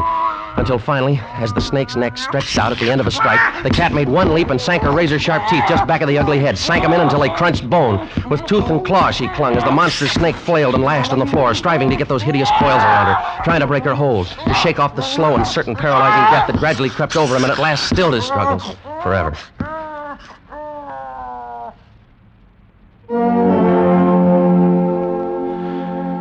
I took a deep breath, the first in minutes. The cat lay on her side on the floor, panting, resting from the fight just over. And she had a right to rest. That mangy, brave, beautiful alley cat had just saved my life. And maybe others as well. But as I turned toward the stove, I suddenly became very humble. And I knew all at once what a small thing a human being really is. I and others aboard were still alive only by the merest accident. There were 3 reasons why that cat had fought and killed the world's deadliest snake. And those 3 reasons came tottering out from under the stove on shaky little legs. 3 kittens with their eyes bright with wonder and their tails stiff as pokers. Up on the decks, hundreds of passengers were waiting for the news that the days and nights of terror were ended. Well, I could wait a little longer. I pulled open the doors of the cabinet, found a can of milk, and then I dropped down on my knees on the floor of the galley.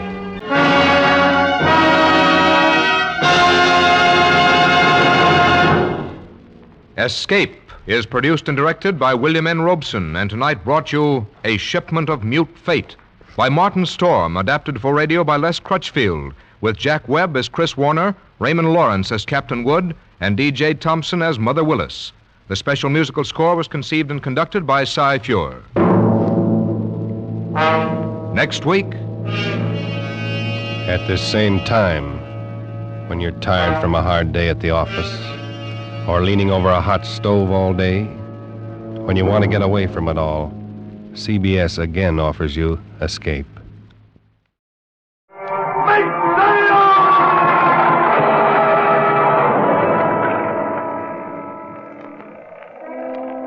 Log entry, the Ketch Scarlet Queen, Philip Carney, master.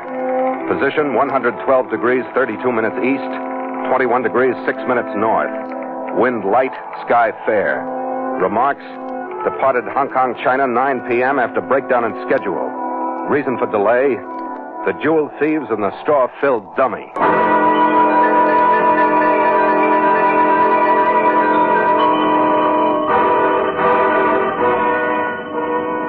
My main purpose when the Scarlet Queen slipped past Stonecutter's Island and into the teeming harbor of Hong Kong was to locate my Chinese boss, Kuji Kang, or at least to get some word of instruction for the charter voyage that had brought me all the way from San Francisco. But 3 days passed and I had no luck. I combed the city of Victoria from the Peak to Broadway on the waterfront, but the Queen idly scraped her fenders on the dock. My crew poured their money into bar tills. My chief mate Gallagher threatened to sign on any ship that was going any place. And I grew more disgusted every minute at being stuck, not knowing where to go or what to do. By the end of the 4th day, I didn't care. I didn't care about anything but relaxing and forgetting.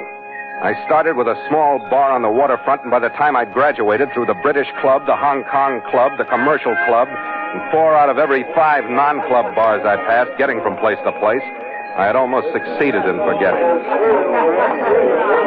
I swung into the Emperor Hotel, crossed the lobby peopled by a scattering of stiff-backed crown colonists, and made the doorway to the bar to look for a table. I stopped. She was sitting alone, with an untouched drink in front of her. She looked up at me, her face set and cold. Her eyes flashed away for a second, back. Then she smiled, stood up, and came to me. Oh, darling, there you are. I've been waiting so long, I didn't know what to think. Oh? You're so late. We'll have to rush to get dressed in time for dinner. Come on, I have the key to our room. I stopped thinking it was the new Hong Kong approach when she took my arm to swing me back into the lobby. Her nails dug in, and her arm and the body behind it was shaking. The plea in her eyes gave me the rest. She was scared, stiff, and she needed me.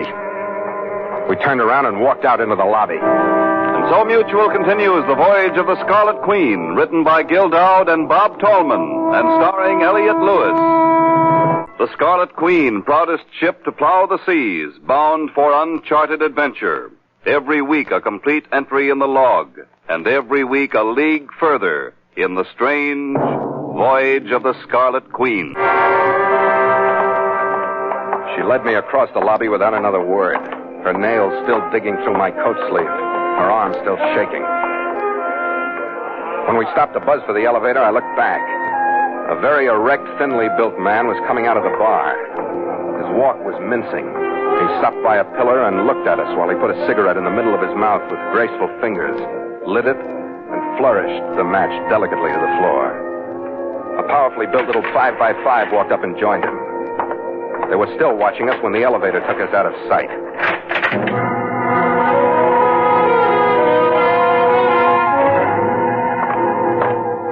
The room was at the front of the building on the 3rd floor. Here. She handed me the key to unlock the door. But when it closed, everything drained out of her. She slumped down on the edge of the bed. I don't know what I'm going to do. I'm so frightened. Now, take it easy. You want to try a drink or something? A glass of water. Sure.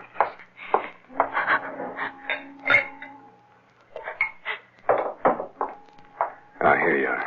Thank you. I can't hold it. Here, I'll hold it for you. Yeah. Better? Yes, I think so. Who was your sylph-like little friend downstairs? His name is Neil Gaynor. And the other one, 5 by 5? I don't know what his name is. They really knock you to pieces, don't they? Neil says he's going to kill me. Why? They were going to follow me out of the bar, and I don't know why. I swear I don't know. They want something from me, but I don't know what it is. I don't know what they've done to my husband. Where is your husband? Neil says he's dead. He says he's dead, and I'm next. Please. Now, this is no time to cry. You're all right. I've no right to ask you. But could you stay with me? Please. Don't leave me. It's been my fortune to only occasionally see a woman cry as she did, because she had to. It wasn't an act. It wasn't to gain sympathy. It was a cry of complete, terror-filled desolation. She quit shaking. A long time after that, she got up, went into the bathroom to put some cold water on her face. I'm awfully sorry for everything that's happened. I'm all right now, really. Please, I didn't have any right to ask you, and I don't want you to feel you have to stay here with me any longer. I don't. But you aren't leaving. No. Look, I was on hand when you needed me. You're bargaining? Believe me, I don't know what I'm doing. Maybe I'm taking advantage of you because you're in trouble, but if it is that, it's unconscious because I don't work that way. Maybe my world's kind of falling to pieces right now, too, and I need somebody. I'd hate to think that because I've been self-contained for a long time. You aren't going. You could make me go. Or you could come with me. Where? Someplace where you could forget being afraid of Neil. Someplace where he wouldn't find us. Oh, we couldn't get out of here without being followed. I've been tailed through cities before. Pack your bags. I'm going to take you someplace. You're going to take me someplace? No one has said that to me for such a long time. It won't take me long to pack. I called a cab and we left the hotel by a rear door. We shouldn't have bothered. There was enough light for me to see Neil Gaynor leaning against the building. When we got into our cab, he got into one parked behind it. We want speed, driver. Turn left at the end of the alley and I'll give you directions from then on.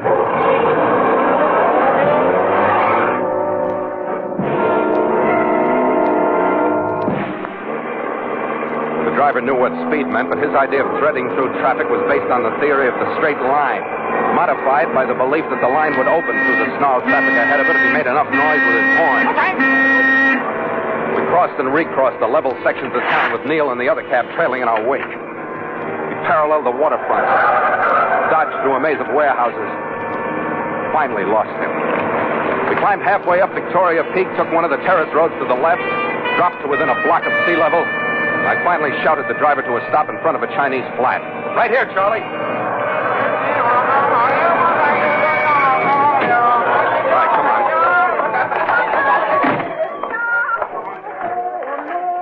Up the stairs. In here.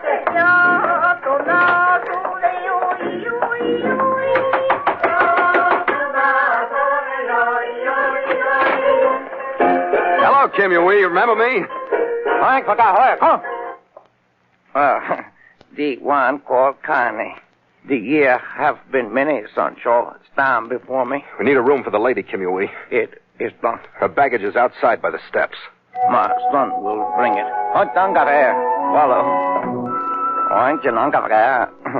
Thanks very much, Kim.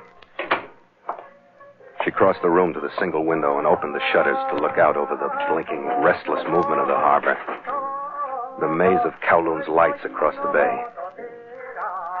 And for the first time, she was smiling. They keep playing that same record over and over again, don't they? Tell me the truth. Could you tell the difference if they weren't? Certainly. I can tell the difference between one with a singer and one without. We'll put you right up in my class. Feeling better? Of course I am. Your friend downstairs called you Carney? That's right, Phil. Phil Carney. You must have one, too, huh? I don't want to tell you. Well, give me a phony, then. Tell me something. Oh, no, it's not that I want to hide anything from you. You just won't like it. My last name is Ainley. What Ainley? You won't like it. It's Henrietta. Oh, no. I told you. Oh, it's all right. It's a fine name, but you becomes you like a diving suit would. I told you. Well, it's too late to do anything legal about it. I'll call you Hank. Oh, do you think that's prettier? Hank? Not too feminine, but when you look like you do, they could call you Sam. It wouldn't matter. So it's all right, huh? Sure. Everything is. Just for a little while, everything is all right. Don't talk about it if you don't want to. I think I do want to. It's simple enough, I guess. You see, my parents were killed out here during the war. And after it was over, I was all alone. Uh-huh. And I married Lucian Ainley. He was good to me. I don't know what he was mixed up in with Neil. I never asked him about anything. When was the last time you saw him? That was over 3 weeks ago. You see, our home was in Calcutta, and he just left one day and didn't come back. And then I got a cable to meet him here, but when I got here, it wasn't Lucian, it was Neil. And I just don't know what it all means, because the way Neil said it, I think he killed Lucian. If I just only knew... Take it easy, Hank. If I knew what he was from... Hey, we're out of the Emperor, remember? Yes. We came out here so you could forget being scared. I'm sorry, Phil. Everything is all right. Really, it is. What's the matter, Phil?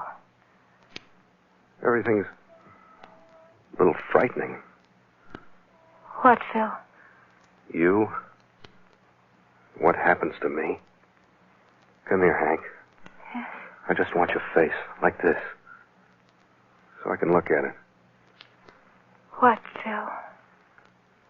I wondered what makes you so beautiful. Your mouth's a little too wide, your eyes are a little too widely spaced, your cheekbones a little too high. They're playing that same record again. Maybe you don't like comparisons, but this is supposed to be a compliment. There's a woman who's very important in my life. Oh? You look like her. Where is she? She's on my ship. Her name is the Scarlet Queen. She's carved from wood, and she spends all her time under the bowsprit, from where she keeps a good watch on what she's leading the rest of us into. You look like her. Do you mind? I think it's wonderful. I think it takes care of everything that wasn't taken care of before. Phil, wait. All right, Hank. Phil, I wanted to tell you. I was scared again when you said there was a woman. I was jealous. I want to tell you what's happening to me. That puts you right up in my class. Oh, then it's all right. Oh, Phil. You and your wooden woman.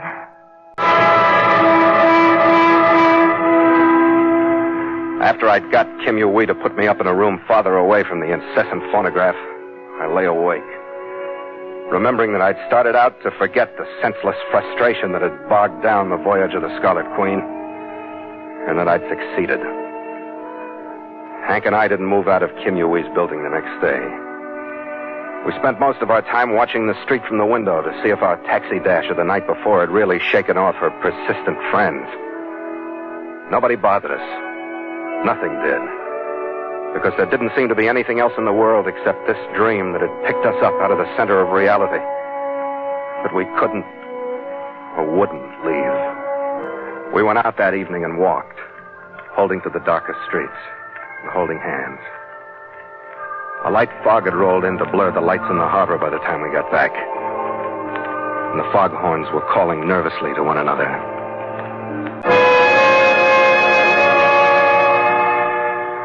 The next morning we hired a taxi. It followed the winding, picturesque road around to Repulse Bay. We swam in the blue water, lay on the sand in the sun, drank in the hotel bar. It was just before sunset when we got back to Kim Yui's, climbed the stairs, opened the door to find the dream invaded. The room had been ripped to pieces, and it was cluttered by the things from her luggage. In the middle of it stood the slight, mincing man from the Emperor lobby, Neil Gaynor, his graceful fingers holding a small Japanese automatic. Tristan and Isolde, do come in. Neil, go away. I'll come to you. Will you really? The door, Captain Connelly, close it if you will. dear Henrietta, you're actually blowing. What's happened to you? I must know. Please, Neil, give me just 2 hours. I promise I'll come to you. The power of man, really, the utter effectiveness of him. What has he wrought, Henrietta? Look, Nola, straighten up and say something. I'm losing my temper, and I'm going to make you kill me to keep me from getting my fingers around that dimpled throat of yours. Phil, please don't, Phil. What Isolde means is that I would put out both your eyes before you took 2 steps. Bang, bang. I don't see how you stand the noise. My aunt to be brave. All right, my man of action. And knowing your type, I will show you how sweetly my little one speaks. Just the tip of your right ear. You control yourself, Henrietta. Turn your head, Captain. See. Just a slow welling of good, healthy blood. Just a nick. And another one beside the first. Now, my man of action, I hope you feel some respect for my little one. And I will leave my warning unspoken. Sit down, Henrietta. Your man will remain behind you. How much have you told him? About what, Neil? Oh, you're such a young, innocent, aren't you? How much have you told him? I don't know what you're talking about, Neil. How could I tell him anything? Who are you trying to impress? After all, the captain shouldn't mind if you're only a few £100,000 sterling outside the law, should you, Captain? As long as you're enjoying yourself. I don't know what you're talking about, Neil. How interesting. You mean the disposal of jewels valued at £200,000 was too unimportant to be discussed in your home? Neil, do you mean my husband? I do indeed, and you know it. Lucian Ainley and the brilliant robbery of the Himalayan Transport Company. You believe it, or you wouldn't have flown so rapidly to Hong Kong after my cable to you. I was worried about Lucian. You were worried about the jewels. Where is Lucian? He is dead, my dear. And you and your captain will be also, unless you tell me where the jewels are. Neil, I don't know anything about them. Lucian never told me anything. Believe me, I don't know. Neil, what are you doing? Sit still. If you tell me the same story for 40 minutes, I'll try to believe you. I'd moved 2 inches closer to the chair while he backed halfway across the room. He had a thin leather belt in one hand, and he held his automatic in the other. Just as his arm went back and he was briefly off balance, I dropped to my knees behind the chair, grabbed the legs, and threw everything. Chair, writhing girl, and my 210 pounds on him, all at the same time. I stumbled across Hank in the tangle, sprawled forward into Neil's legs just as his automatic snapped.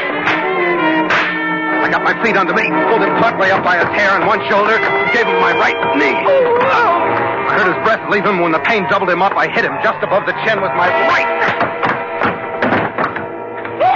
I got to my feet, lifted Neil by his clothes. I took him out of the room. I stopped at the head of the stairs, and I tossed him down.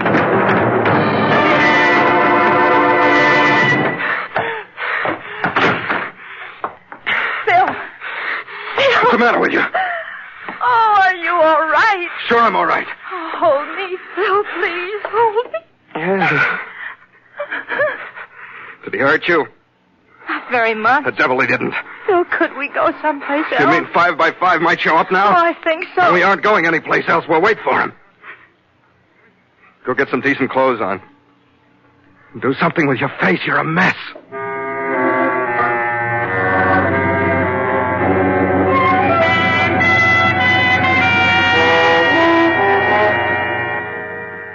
We didn't have to wait long for our next visitor. When I heard his footsteps on the stairs leading to our floor, I hustled Hank into a corner where she'd be out of sight. I waited at the door with Neil's automatic. A funny approach, and for a split second I had the crazy hunch that it wasn't 5 by 5. The hunch was right, it wasn't. Skip! What the devil happened to you? Gallagher, what are you doing here? Well, I came up to talk to you. What do you want, Red? I just wanted to talk to you. Don't you think this vacation has gone on long enough? What do you mean? I just want to know if you're going to turn into a Hong Kong playboy or come back to the ship, that's all. I think the least I deserve is the truth, don't you? Yes. Well, I'm not thinking about myself. I'm thinking about the boys and the crew. After all, they're as much your responsibility as mine, and I'm not... Well, can you come out here so I can talk to you? Yeah, sure, Red. What? Some dough was delivered to the ship for you, and sailing orders from Kang. Did you open them? They were open. The next port's Haiphong. I was thinking if you want to stick around for a while and come down by land, I could take the Queen down. Well, it's none of my business. How'd you find me? Through the police. You're mixed up with some nice hot company this time.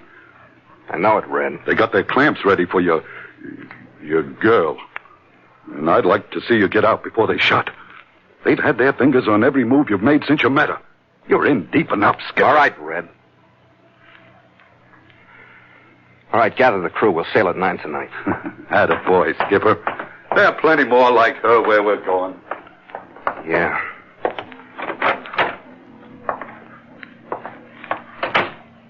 What? What is it, Phil? Come here, Hank. Sit down. Is this goodbye, Phil? You just tell me if it is. What if I told you that Red was taking the ship and that I was going to stay here? Oh, that'd be bad for you and good for me. And we'd make it somehow. What about that 200,000-pound bundle of jewels? Would it make any difference, Phil? No. Now, what if I told you that the police here in Hong Kong were absolutely sure that you do know where the jewels are? Phil, that's impossible. Unless Neil made a sworn statement out of his suspicion. It's true, Hank.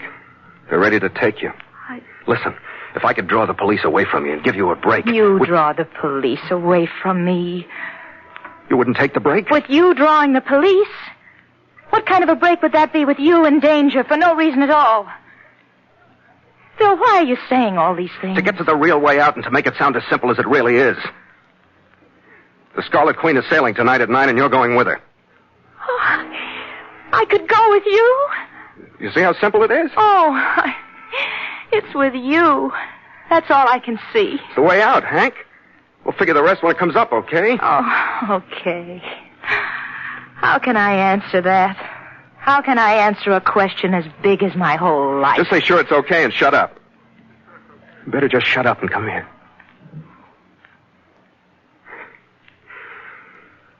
Everything's going to be all right now, darling. Isn't it? I'm not afraid. I'm not afraid of anything. You have to leave a lot of your stuff. That's all right. You can only take one bag. I'll take it down to the ship right now. You're going to leave now? I have to, Hank. Got things to take care of. Oh, yes, I know you do. Yes, and you'll be back when? I'll pick you up at 8:30. Phil, hurry back. I've gotten so used to you. It's about 3 hours, darling. We can handle that, can't we? I don't know. Hold me, Phil. Oh, yeah. 3 hours. I don't know if I can get through them or not. I took her one small bag with me when I left. I got down to the waterfront without being followed and took her bag into a dive.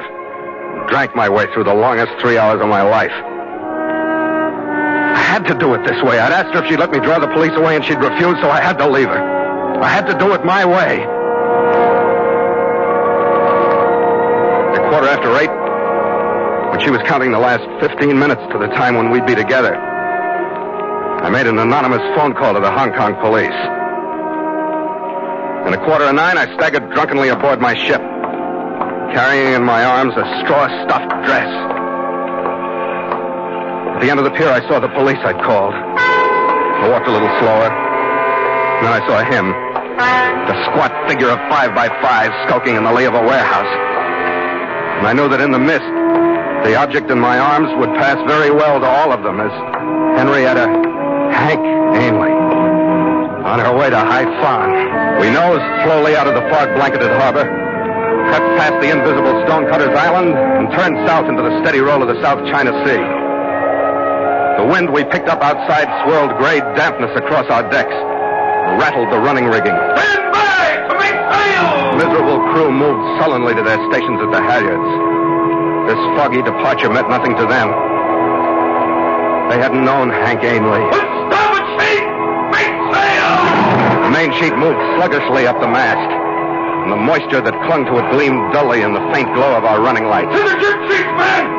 Smartly now! Red tried his best, but the men moved like martyrs to a lost cause. And the jibs moved out, then the mizzen, and the Scarlet Queen groped her way into the fog. That's a bad night, Skipper. But not much shipping down this way. I guess we don't have to worry too much about collision. Do you think so? Oh, come on, Skipper. Pull out of it. What'd you do, fall in love or something? Shut up! Get out of here, Gallagher. Leave me alone. Hey, Skipper, climb off. What did I do? Nothing, Red. Nothing. Look at you! What's the matter with me? You got us 2 points off course, and the mainsail is starting to flutter. That proved she wasn't good for you. Oh, look. You already got one lady in your life. That Scarlet Beauty under our bowsprit. Log entry. The Ketch Scarlet Queen. 11:30 p.m. Miles traveled from San Francisco, 11,047. Dense fog. Wind light. Sail reduced because of bad visibility. Ship secured for night. Signed, Philip Carney, Master.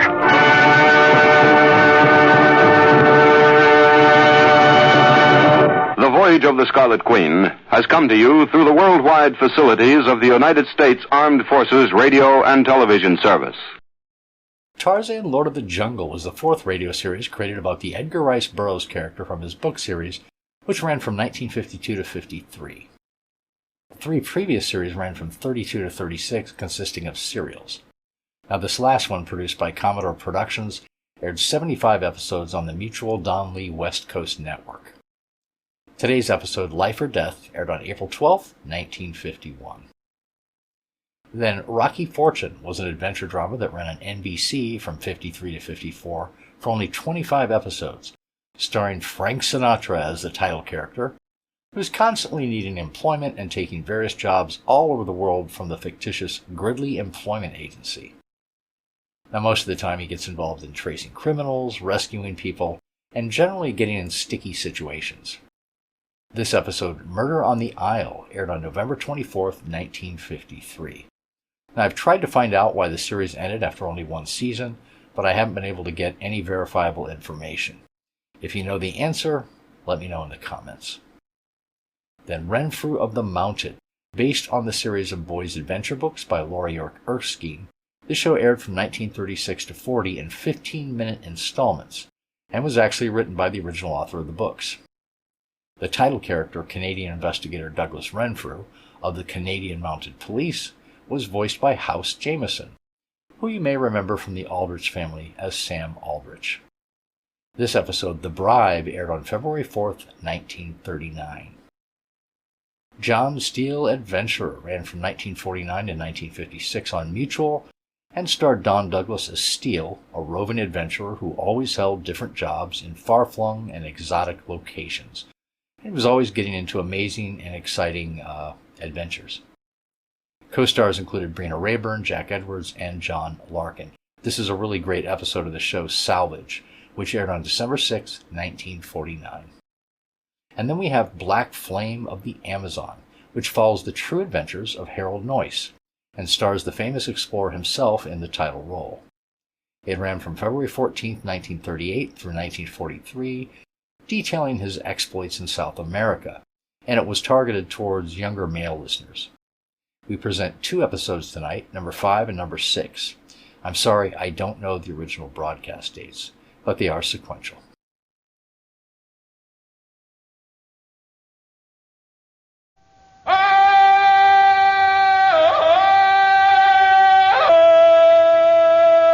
From the heart of the jungle comes a savage cry of victory. This is Tarzan, Lord of the Jungle.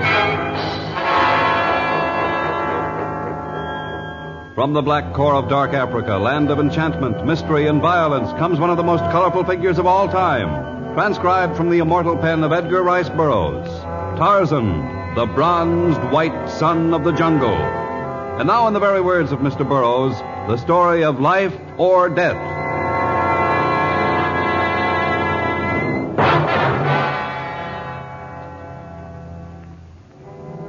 To the people of Punya, the arrival of a barua, a letter, is an event of great importance. This one had been sent from Omdur Mara to the last stop of the Kasalia Railroad. From there, runners had carried it to the edge of the Middle Congo, and from that point it had been relayed on the talking drums of the jungle. It was addressed to Tarzan, and after much discussion, a young warrior named Natisa was elected to take the message to Tarzan's seacoast cabin. As Natisa neared the cabin, he quickened his footsteps. Life is not held dearly in the jungle. Still, the message had said that 3 lives were at stake. Come in, Natisa. How you know is Natisa? Tarzan see through closed door? More than an hour ago, Yusha, the wind, told me that one of my Punya brothers was approaching. But how you know is Natisa? I hate to give my secrets away, but I was swimming in the lagoon to the east of here when you passed. I caught your scent, and then I traveled by the upper level of jungle growth until I saw you clearly and determined you were a friend. Natisa not see you? I was less than a foot away from you. Why you not speak? You were traveling in the direction of my cabin, and you had no worried look upon your face, so I assumed it was a social call. I returned home so I could greet you like a good host. Is not what you say, call. Not a social call? The Punyas are in trouble? Torgo is sick? The corn fails? No. Natisa bring Barua to Tarzan. A letter for me? Well, where is it? Matu Andika Ye on hunting trip. The man who writes is on a hunting trip? Well, then how could he... Natisa carry message in head. Is from elephant of Amduramara. An important man. What did he say? He say Tarzan come to Amduramara. Oh. No. They're not luring me from the jungle again. He say much important. Some local feud they want settled, I suppose, huh? No, it is not about natives. Barua about white people. 2 men, 1 woman. Oh, what about them? Elephant of Amduramara say life of men and women at stake. Only Tarzan can save lives. And I could have known this an hour ago. Natisa, sorry. No, it is not your fault, but I shall have to leave at once, and I must fly as fast as Ikona the eagle before Africa claims the lives of 3 more victims. In just a moment, we will return to our story of life or death. In the days when Tarzan spoke only the language of the apes, he had shared the jungle's light regard for lives. But in recent years, he had developed a quality of mercy. And so he traveled as fast as Bara the deer on his way to Amdur Mara, where the letter had said that 3 lives were at stake. And his mission took on added importance upon his arrival at the ornate palace of the Elephant of Amdur Mara. Putting aside the customary ceremonials of the Orient, the elephant's courtiers lost little time in ushering Tarzan into the private chamber of their potentate. I bid you welcome, Lord of the Jungle. Thank you, great ruler of Amdomara. I came as quickly as I could. Truly, you came upon winged feet. Where are the people whose lives are in danger? What is the nature of their peril? We will come to that in good time. Pray be seated on a rug or an ottoman, and I will send for cool wine. Perhaps you would have a dancing girl entertain us before we get to the business at hand. The business at hand? The message you sent me, unless the natives garbled it badly, said that it was urgent that I arrive here at once, that lives were at stake. You have lost nothing of your impatience since last we met. I did not mean to appear rude, but I traveled both night and day to arrive here quickly. I did not travel at that rate of speed to drink your wine or be entertained by your dancing girls. Then we will dispense with the entertainment and speak of the favor I seek of you. Favor? In a small antechamber adjoining this one are 3 Americans. One is an old man whose name is Pierce Ingersoll.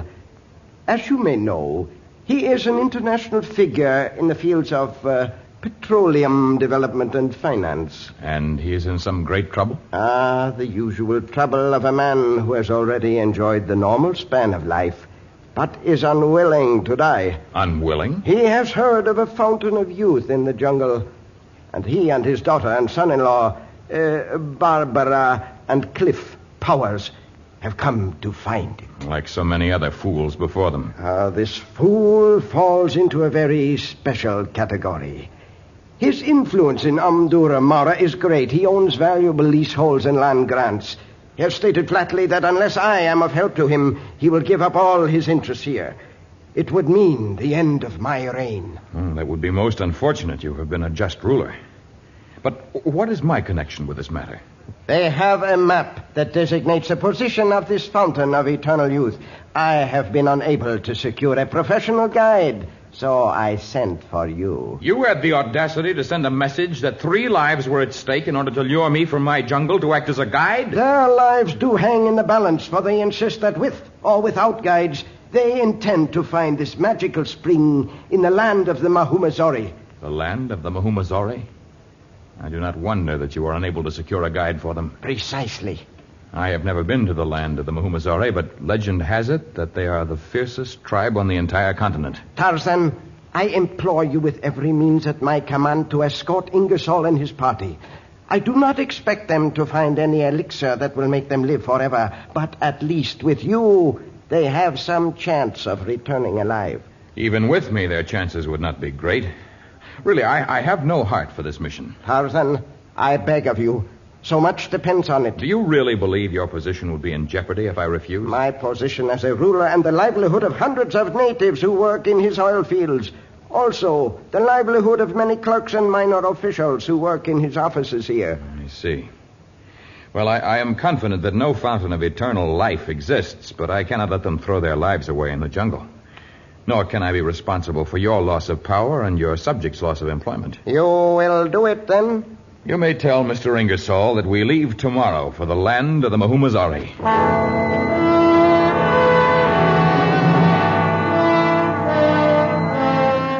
That night, the destination of the safari Tarzan had agreed to lead was whispered in the native huts and the cafes of Amdurmara. The land of the Mahumazori was Mugillo, taboo, and when the safari set out, it contained not a single askari, porter, or gun-bearer.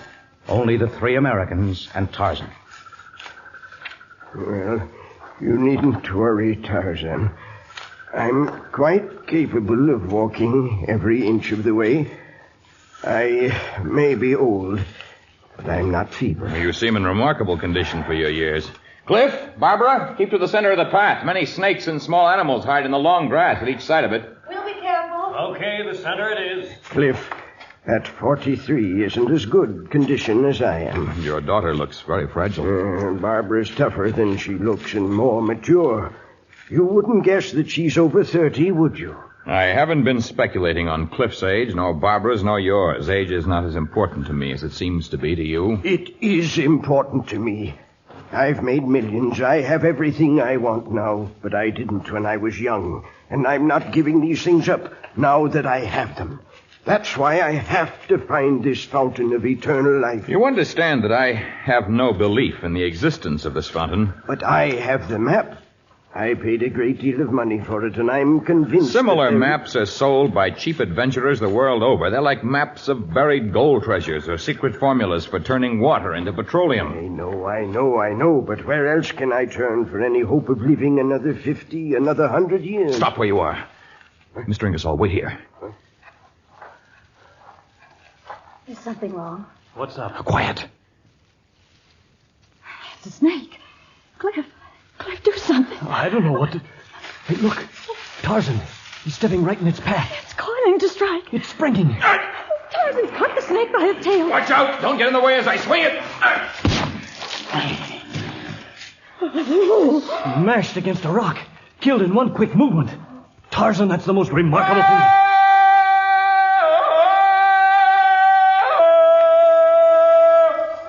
Why did you do that? It is the victory cry of the savage bull ape. I am a man of the jungle. I have lived all of my life here. But can't you see that you do not belong here? That your life and your training have not equipped you to protect yourself in the jungle? We're not turning back. We know it's risky, but we're game. Was that a poisonous snake, Tarzan? One of the most deadly, Mr. Ingersoll. The natives call it the yamolinga. The white men refer to it as the red boomslang. Mr. Ingersoll, you and Cliff bring up the rear. I shall go ahead with Barbara. All right. Yeah, might be safer for all of us that way. Well, I never saw anything like that in my life. Barbara? Yes, Tarzan. It's clear why your father is willing to risk his life to find this fountain, for he's near the end of his allotted years. But why are you and your husband willing to risk your lives? For Father's sake. You see, he's worked hard all his life. He's given me everything I ever wanted. And he's made things a lot easier for Cliff. So why shouldn't we take a chance for him? You know that even if we escape death from some savage animal or from the warriors of Mahumazori, a man of your father's age may not be able to withstand the rigors of this trek. Yes, I know. Suppose that if he should die and you and Cliff live, all of the millions he's accumulated would go to you, huh? And I'm not sorry I slapped you either. I apologize. Please forgive me, Barbara. But I've met so many conniving, greedy people among those who come into my jungle. It may interest you to know that upon Father's death, the bulk of his estate goes to charity. He believes Cliff and I should make our own way in the world. Well, he's helped us, of course, but we'll get no fortune when he dies. So I'd advise you to forget about analyzing our motives and concentrate on the task of getting us to the land of the Mahumazari. And so the small safari plunged deep into the jungle, into the heart of the Black Congo. Behind were left the last outposts of civilization, and after many weary weeks, they drew close to the land of the mysterious Mahumazori tribe. The strange thing was that no scouts appeared to tell the tribe of their coming. No sentries peered at them from the concealment of trees or rocks. Things were almost too peaceful as Tarzan and the three Americans passed into a district of lush green foliage. Let's quicken our pace just a little, Cliff. I don't want Barbara and Mr. Ingersoll to get too far ahead. I'm going as fast as I can. Barbara stood this trip a lot better than I have. And Dad's so anxious to find the fountain that he acts as though he were taking part in a track meet. I hope he's not disappointed. The last time I mentioned that you and Barbara might have some ulterior motives in permitting Mr. Ingersoll to make this trip, I had my face slapped. But tell me, Cliff, aren't you at all resentful of the fact that you will not come into his fortune when he dies? No, I'm not. He worked hard to accumulate his money. It's only fair that I should work for mine. He's always been good to us during his lifetime. That's the important thing. Oh, it's refreshing to find people like Barbara and you. Oh, I think they're getting too far ahead. Barbara! Mr. Ingersoll? Yes? Wait for us, darling. Hurry up then, Cliff. Cliff is having trouble with his feet. I want the four of us together from now on. You haven't caught the scent of some savage animal again? No, that of man. And yet this district has been traversed lately. Otherwise, we would not be able to travel without chopping our way through the brush. Well, I'd call it pretty lucky. And I would call it dangerous. Have you noticed how still it is? Yes, it is quiet. That is not the nature of the jungle. I shall walk ahead. The rest of you follow closely on my heels. Well, set a good pace, Tarzan. Not too fast for Cliff, though. I'll be all right. It's a cinch that if I... Oh, we're falling!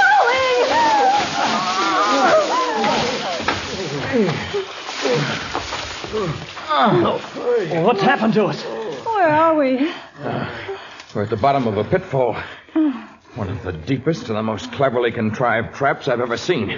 Mr. Ingersoll, are you all right? I'm not sure. I think so. Barbara? Cliff? I'm all right. Just a little dazed. There wasn't a sign of that trap.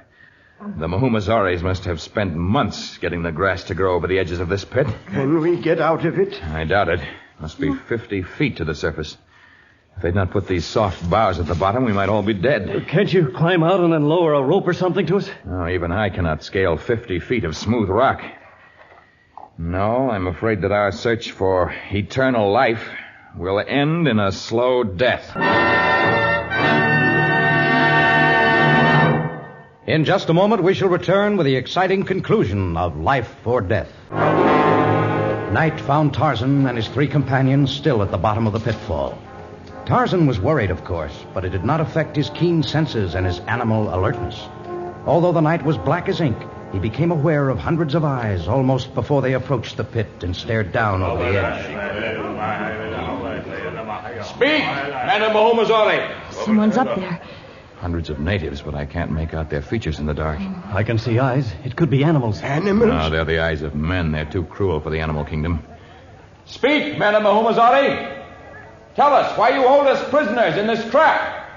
You enemies come steal secret of fountain. The fountain. Did you hear that? It is true we desire to learn of the fountain, but we are friends who have brought you presents of Americana cloth and beads and salt with which to repay you.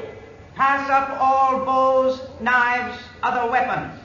Then bring up chumbi and other presents. We lower ladder of rope. Come one at a time. Our warriors watch. Do not try escape.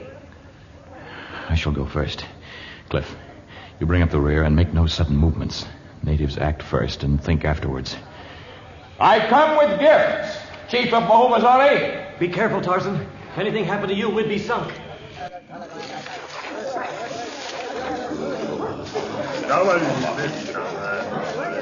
Here, our only weapons. Bring presents up. I have some in my pack. The others bring the rest. Here is Americana cloth with which to make robes for your men and dresses for your women. Is good. Where rest presents?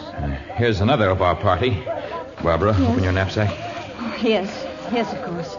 Here. For you, great chief. Beads, ornaments of glass, rings, and bracelets. Is good.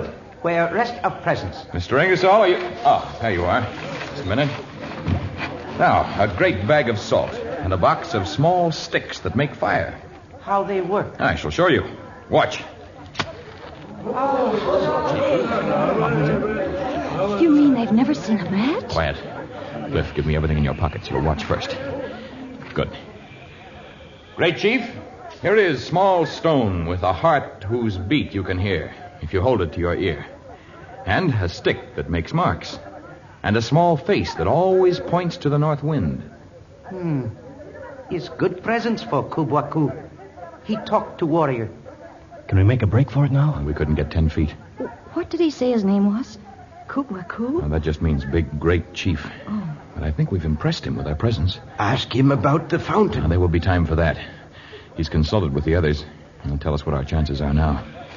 Warriors and Kubwaku like presents white men bring. Now, they prove we are friends. Never before Mahomazore let any outside tribe drink from fountain. Never before we spare life of stranger. But this time, because of presents, we break rule. Oh, thank heavens. You turned the trick, Tarzan. Presents are price of one life. White strangers decide which one lives. Tarzan and the others were made to march single file, and curious natives crowded about them as they entered the kraal. There was no sign of the Fountain of Youth, but one thing impressed itself on the minds of each of the prisoners. Nowhere in the village was there anyone who appeared to be more than 30 years of age.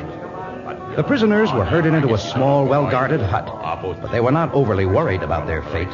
Their minds were too intent upon the thought that this was indeed the land of eternal youth. Tarzan, what was the Kubwaku mumbling to you about? Well, he merely enlarged upon his statement at the pit. He says they will allow one of us to drink from the fountain and to leave this land unmolested. The rest of us will die. Do you believe they have a fountain? Of course they do. Did you see any old people in the village? The Kubwaku seemed about the oldest, and he couldn't be more than 30. He claims to be nearly 360. He's the oldest of the tribe. 360. You see, I was right all along. It won't do you much good, Dad. Surely you wouldn't select yourself as the one to live. Why not? Why not? Because you've had your chance at life. Barbara and I are still young. It should be one of us. One of us? You mean you're not withdrawing in my favor? You are my husband. Sure, I'm your husband. The guy who married the Ingersoll heiress. For all the good it ever did me. Cliff! Well, let me tell you something. If I get the secret of the fountain, I'll make my own fortune. I'll make the Ingersoll millions look like peanuts. Oh, well, I'm certainly glad to know how you feel, Cliff. But don't forget, when it comes to a vote on who lives, I can count on my own father. Just imagine going back home, being the only woman in her crowd who grows no older. No gray hair, no wrinkles. No losing of my husband to a younger woman. What do you mean? Oh, I knew about that Hayes woman. Children. Yes. Let's hear what Mr. Ingersoll has to say now. It's just this. I organized this hunting party, I secured the map, and I financed every penny of this safari. If anyone's going to learn the secret and return home, it's going to be me. Well, looks like a tie vote. Unless Tarzan's going to be the only noble one here. Nobility would avail me no more than you. Do you hear that drum? Yeah? What does it mean? It is the drum of death. The promise of the Kubwaku that one of us should live was a hollow joke. When their celebration has reached its peak, we shall be led to their ceremonial place, tortured, and then killed. Perhaps within sight of their fountain of everlasting life. It was the time of the full moon, and the tribal circle was bathed in the golden glow of moonlight as the savages of Mahomazore danced with frenzied abandon. This was no mere festival dance or preparation for war. This was the dance of death. Gradually, the guards who surrounded the hut containing the prisoners drifted to the tribal fire. But Tarzan hesitated. He might escape, but how could he live in the jungle without even a hunting knife? And what of the others? While he pondered the question, the door of the hut suddenly swung open. The Kubaku! Here. Bow, arrows, hunting knife, flintlock gun. Run with me to forest to make escape. What sort of a trick is this? What's he up to? No trick. Tribe like Kubwaku in temple. He get out, come to you. Together we escape. What are you escaping from? From death they plan for me. No time now to talk. Soon find Kubwaku gone, chase him and you. Well, I don't know what this is all about, but he has brought us weapons, and we have little to lose by trying to escape now. I'm not leaving, not without the secret of eternal life. Nor I. Why, a woman would have to be crazy to leave a place where you can live to be 360 and still look like Kubwaku here. Oh, that part of it's nonsense. I can see that now. Tell her you're not that age, Kubwaku. No, that's true. Kubwaku 360. They're coming closer. Come on, we have no time. I'll stay here. Don't be a fooling us all. And I'll be a fool with him. Not me. I'm coming along. The others are coming, too. Kubwa, you're powerful. You carry the old man. I'll take the girl. Through the night they ran, the native chief carrying the old man, Tarzan carrying Barbara, Cliff staggering in their wake. And behind them came the natives of Mahumazori. But by dawn, they had outdistanced the warriors, and as they stopped to rest, Tarzan faced the strange fugitive from his tribe. Well, I think it's time for an explanation. Why were your people about to kill you, Kubuku? Did it have something to do with us? No, it was my time. Your time? Once Mahumazori weak people. Other tribes raid Mahumazori village often. Warriors killed defending old people. Then chiefs say kill all old people. With only young we strong. There were no old people in the village. Law passed. Soon only young people in village. We make up story about fountain of youth. Other tribes think we have great secret, great power. They afraid we live in peace. Then there is no fountain? No. But you said it was true, that you're 360. Is true. Today, Kubwa has day of birth. Your birthday? Kubwa think they not kill him because he chief. But law is law. Every member of Mahumazori die when he reached 360. Only young men live. Now, this is getting crazier and crazier. You can't tell me this man is 360, or that men of his tribe are young until they're 359 without some fountain or something. At last moon, when Kubwa 359, he's still young. What strikes you as so terribly funny, Tarzan? The solution to the secret of the Mahumazori. He says at the last moon he was 359, and at this full moon he is 360. Yes? Well, can't you see? These natives figure only by the moon. He's not 360 years old, but that many moons old. You'd have to divide that number by 12. He's 30 years old. And had he died at 30, according to the customs of his tribe, all of us would have died seeking that which does not exist. A magical elixir to keep us upon this earth longer than the span allotted by the great chief of us all.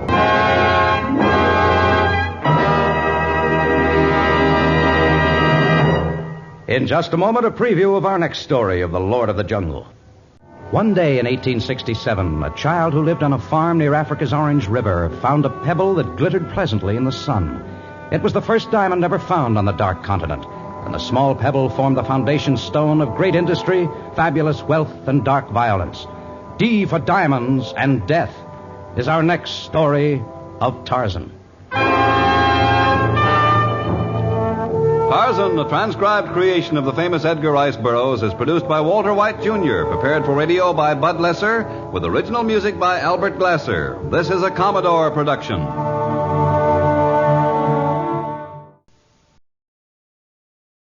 Now, Frank Sinatra, transcribed as Rocky Fortune.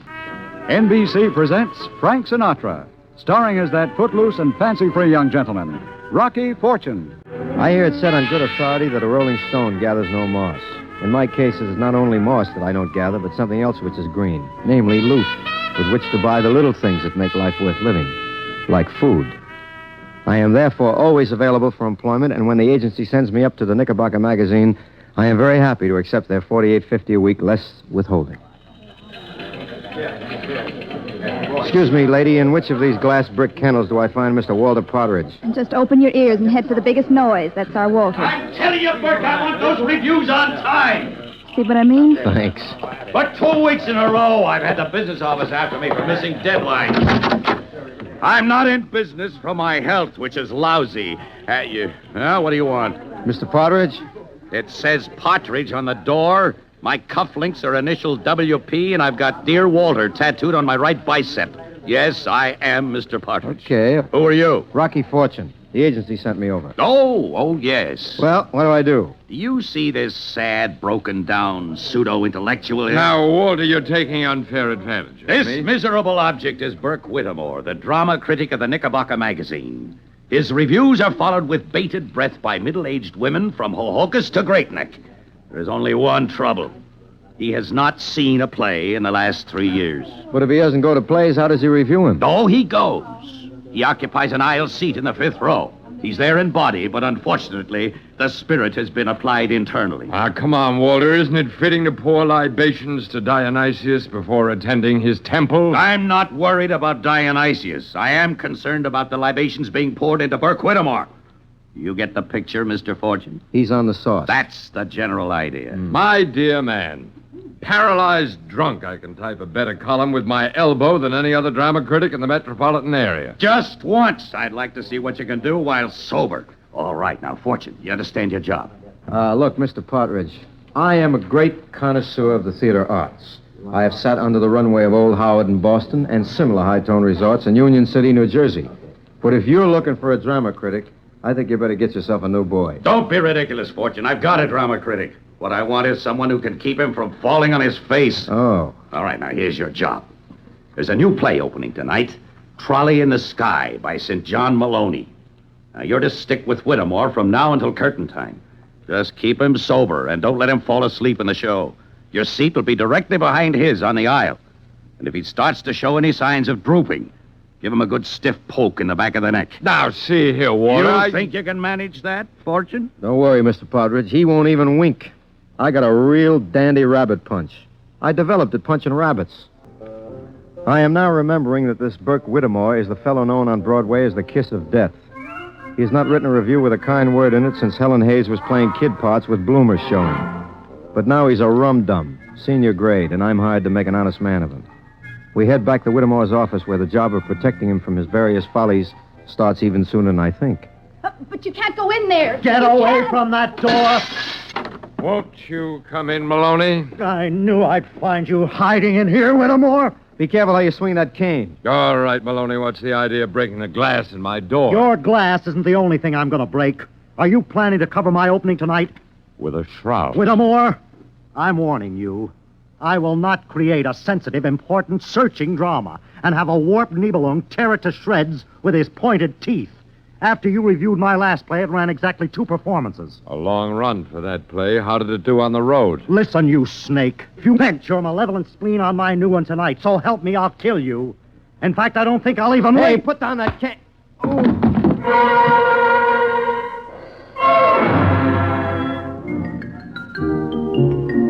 Now, a Malacca cane with a silver head is not as heavy as a bulldozer or as high-powered as a 6-inch shell. But when laid neatly back of the ear, it'll serve.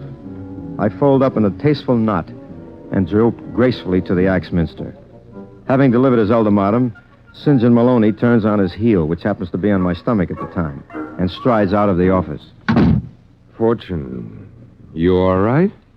Oh, what happened to me? We tried to brain me with his cane and caught you on the backswing. That's the trouble with these modern playwrights. No sense of direction. I believe you. Of course, we'll have to do something about that lump on your head. Shall I call a doctor, Mr. Whittemore? Oh, nonsense. We'll just cover it up with a hat. Fortune, do you happen to possess a Hamburg? Are you clowning? Well, then we'll buy you one on the way to the theater. Now, come on along. Wait a minute. Wait just a minute. Ain't you even going to call the cops? What for? Didn't you hear Maloney? He said he was going to kill you. There isn't a playwright worth his salt on Broadway who hasn't threatened to kill me. Come along, Fortune. Thespis awaits. Mr. Whittemore, wait. What about your mail? It's been piling up on your desk for days. Good. Pile it alphabetically and burn it, Alice. Bills, nothing but bills. But, Mr. Whittemore... Oh, dear. Mr. Fortune, would you take these letters along and try to get him to read them, please? Okay. Here's one that doesn't smell like a bill. Lavender envelope. Fortune! Huh? Oh, coming, Mr. Whittemore.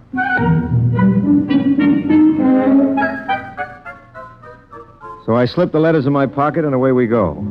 First he insists on buying me a Hamburg hat, and then we head toward the theater. We get there about 40 minutes late. Burke Whittemore collapses in an aisle seat in the first row while I am right behind him in the second. A pint-sized blonde named Valerie Carter is emoting all over the stage, but I'm too busy to pay much attention. Already Burke Whittemore is beginning to slide down in his seat. Were I yet another, yet were I another's other, yet were I yet Hey, your other. Mr. Whittemore, wake up. Take me, for I am no other than your own, else were I another. Okay, pal, I warned you. Oh, Fortune. Did you have to do that? Cheer up, Mr. Whittemore. Something might happen. Who knows? Her dress might slip.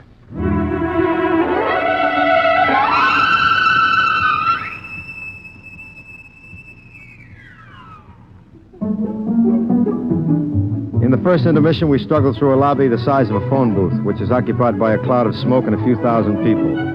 Whittemore runs up against a sad little man who looks as if his last friend just bit him. This is Judson Flanagan, the producer. A great show tonight, Burke, eh? St. John has written a modern masterpiece in verse. That third-rate carpenter couldn't write a testimonial for an underarm deodorant. Very witty, Burke. Do you like it? I'm using it in my review. Are you writing them in advance now? You've only seen 10 minutes of the play. My dear man, you tried out in New Haven. A gentle wind wafted the aroma straight into my office. Listen, Burke, seriously. You've got to be fair. I've got my own money in this show. You must be mad. But, Burke, you can't pen it. You just can't. Look, I've done everything I could to please you. I've even starred your favorite actress. Valerie Carter? She was my favorite actress. You should have given the part to Lassie. This thing is really a dog. Burke, I'm desperate. If you cut this show to ribbons, I'll kill you. We leave Flanagan and fight our way down the aisle. Just as we reach our seats, the house lights go down and the stage is dark, too, and as nobody is seated yet, we all kick each other around for a while. Just as I get myself firmly planted, somebody falls in my lap. Oh, excuse me, monsieur, but you are in my seat. Excuse me, lady, but you're in my lap. Oh, no, this is seat D1. This is B1, lady. Oh. Stick around. It's a great seat. Oh, no, I could not. Pardon me. She's a small, tight brunette wearing a veil and a mink and smelling of something at $50 an ounce. All in all, she appears to be some dish from where I'm sitting, which at the time is right under her. However, cherchez la femme, I always say. At this point, I notice Burke Whittemore is starting to slide again. I reach over and give him the old rigid digit in the back of the neck. Hey, Mr. Whittemore. Hey, wake up. Come on. Oh, Stella, where art thou? You whose else becomes more present than absent. Mr. Whittemore, wake up, pal. Would that you were not another's other, so that I could seek and find you where you are. I'm telling you, Mr. Whittemore, you gotta wake up.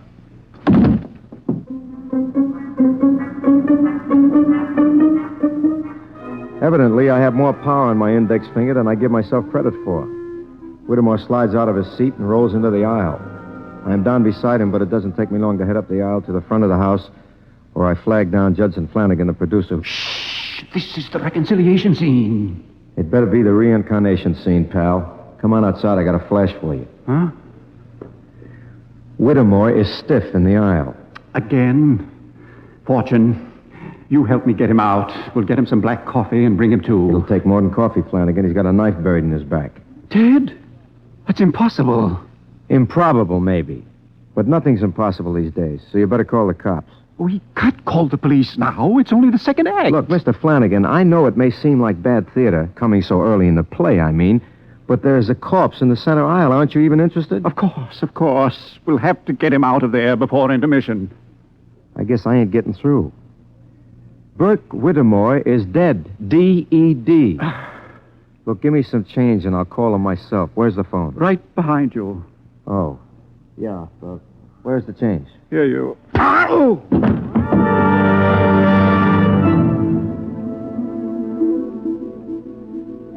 Turning my back on Flanagan was like playing Potsy in the Holland Tunnel. He let me have it right on the cowlick with about 2.5 tons of small change in a bag. I figure if I stay on this job much longer, they'll refer to me as Melonhead Fortune, because I'm beginning to feel distinctly squashy behind the ears. When I come to, I'm on the floor of a small closet with my head sharing a bucket with a slightly damp mop. I stagger to my feet and commence banging on the door. Let me out of here. Let me out of here. I got a right to make one telephone. I want my lawyer. Well, Rocky Fortune, what are you doing in there? Sergeant Finger of Homicide as I live and breathe. What are you doing in this closet? Look, Sarge, a guy got croaked tonight. A drama critic by the name of Burke Whittemore. How come you know? Because I was sitting in the seat right behind him. Huh? What were you doing there? I was acting as his bodyguard. Oh, that's a hot one. I knew that'd break you up. Look, the guy was a lush. His magazine hired me to keep him on the wagon. He's on the wagon, all right, only now it's a hearse. So you were sitting right behind him when it happened, huh? Yeah, I was. And he got the knife right in the back. It's very interesting. Now, wait a minute. Why'd you do it, Fortune? You know something, Sarge? You are a pilgrim in the path of least resistance. What do you mean by that?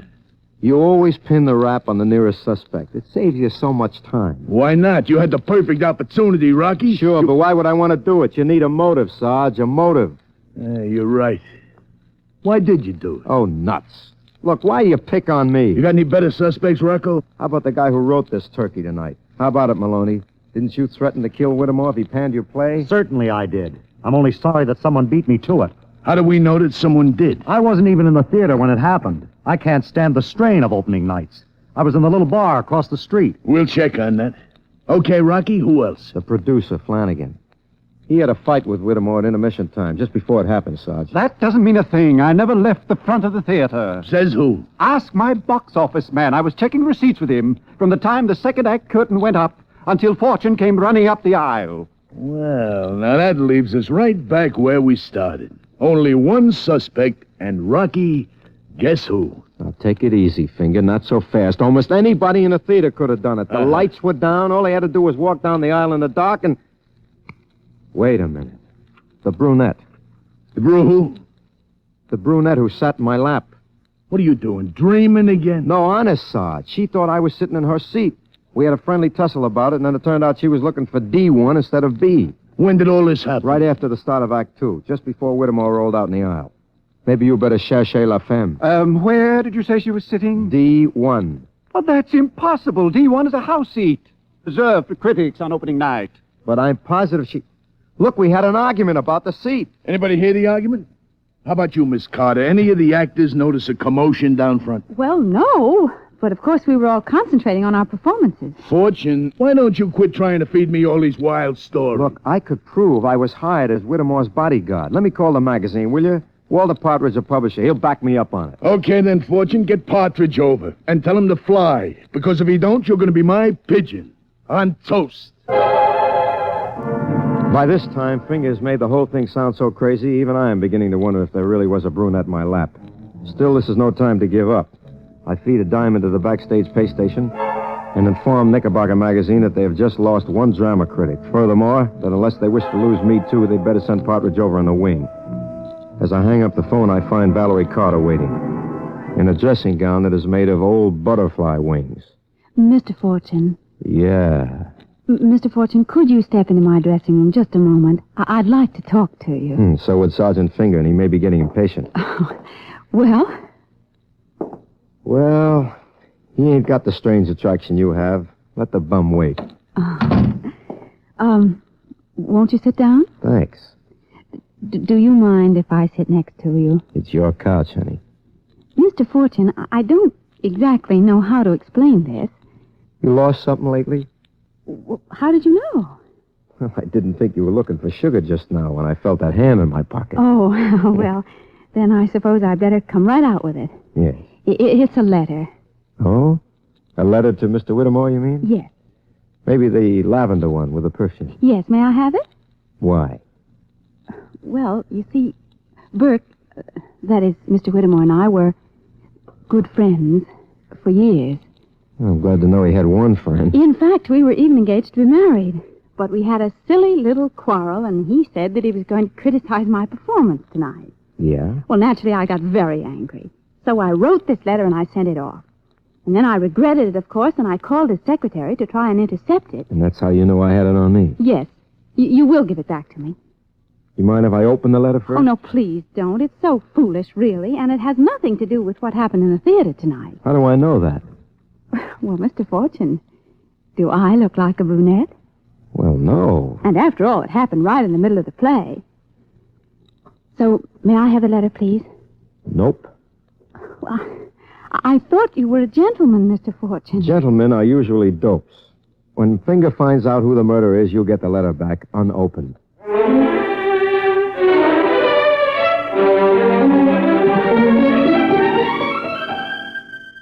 Took you long enough to make that phone call, Fortune. Take it easy, Sarge. Mr. Partridge is on his way over now, and he'll put me in the clear. Yeah? It's going to take more than that. What do you mean? Fortune, you're in this up to your flapping ears. I've been checking out alibis, and both Flanagan and Maloney are clean. I guess who that leaves. Name somebody. What about the brunette? You know what's strange? Nobody seems to have saw her but you. And a man was sitting in seat D1. Rocky, why don't you save the state the cost of a trial and confess, huh? Maybe I can get you off light with the electric chair. I tell you, Finger, Move you it. are out of your... Hello. Mr. Partridge, I am so glad to see you, my boy. Will you tell this guy who I am? I don't know who you are. What? Now, wait a minute. Didn't you hire me today to look after Burke Whittemore? Yes, I did. And what do you mean by that crack, I don't know who you are? Apparently, I should have asked for character references first. I hired you to protect Mr. Whittemore, not to let him get stabbed in the back. All right, Rocky boy, let's go down to the station. Before you go, Fortune, I'll take Whittemore's mail. How did you know I had it? Why, hand it over, Fortune. Not so fast. Funny thing, you're the second person to ask about that. Why is everybody so anxious to get their mitts on Whittemore's mail? Wouldn't be the lavender letter, would it? Mr. Fortune. What lavender letter? This one, Sarge. Valerie Carter sent it to Whittemore today. Who knows? We might even find a motive inside. Mr. Fortune, that is not your letter. You have no right. Sarge, listen to this. Dear Burke, it's no use you're trying to hold me with threats. It's all over between us, and nothing you can say will change my mind. I'm in love with another man, and I advise you not to cross him, Burke. He isn't the kind to let anything stand in his way. Who's the other man? Let me read it, will you? No, you don't. I'll take that. Here, give me that letter. Hey, Partridge, what's the big idea? Grab him, Finger. He's our boy. Before anyone can lay a glove on him, Partridge is across the stage and starting up the iron ladder to the catwalk. Sergeant Finger runs to beef, so I'm the first one up the ladder after him. When I hit the catwalk overhead, he's already touching a match to the letter. Stay away from me, Fortune! Unless you can fly, you're a gone goose, buddy. This catwalk has got a dead end. Stay away! I'm coming to get you. Oh, you... Look out, Partridge, you're going over. Partridge! Fortune, help me. My hands are slipping. Fortune, I can't hold on. Did you stab Whittemore, did you? Yes, I did. Louder. I did it. I killed him. Now help me. You hear that, Finger? I heard it. My hands, I'm slipping. All right, Partridge, catch. Alley-oop.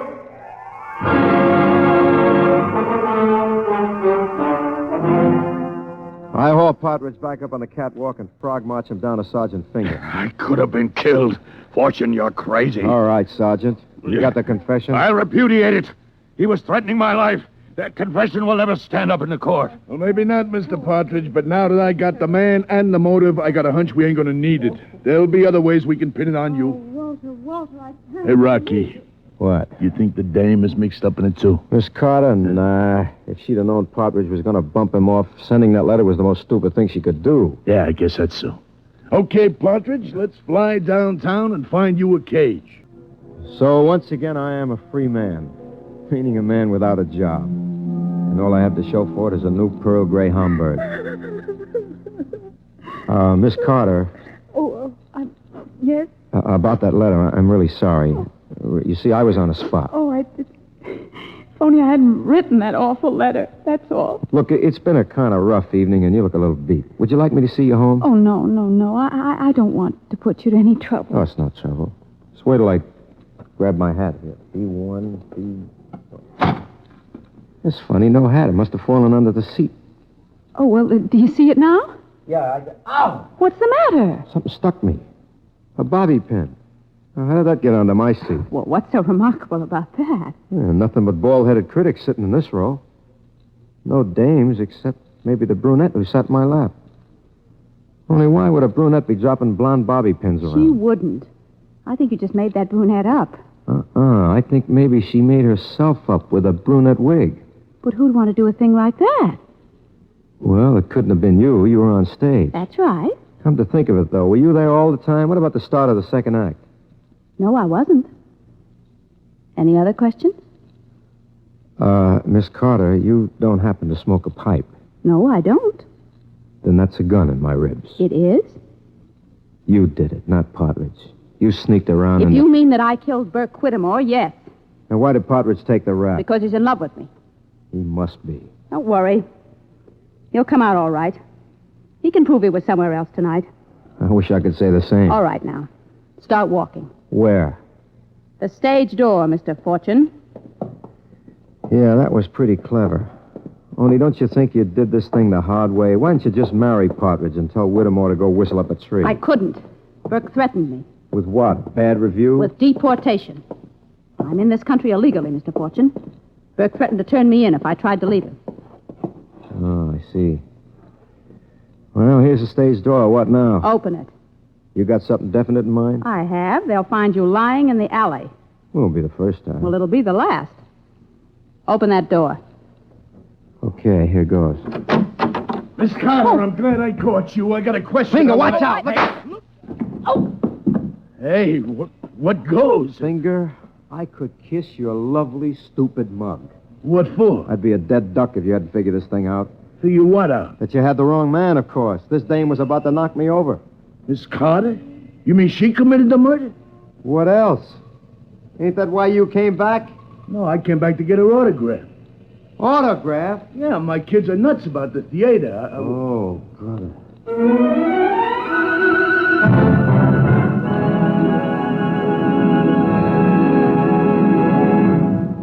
NBC has presented Frank Sinatra as that footloose and fancy-free young gentleman, Rocky Fortune. Others in tonight's cast included Elaine Ross, Leslie Wood, Stotts Cotsworth, Arnold Moss, James Monks, Roger DeKoven, and Bill Zuckert. Tonight's script was written by Ernest Kenoy. Fred Wade directed. Now to tell you about next week's adventure, here's Frank Sinatra as Rocky Fortune. Next time, I get a job dusting plaster statues in a 2-bit art shop. Only it turns out somebody figures to dust me off. For good. Naturally, there's a blonde, and she ain't no plaster statue. You can take it from me. I'll see you around. Bye.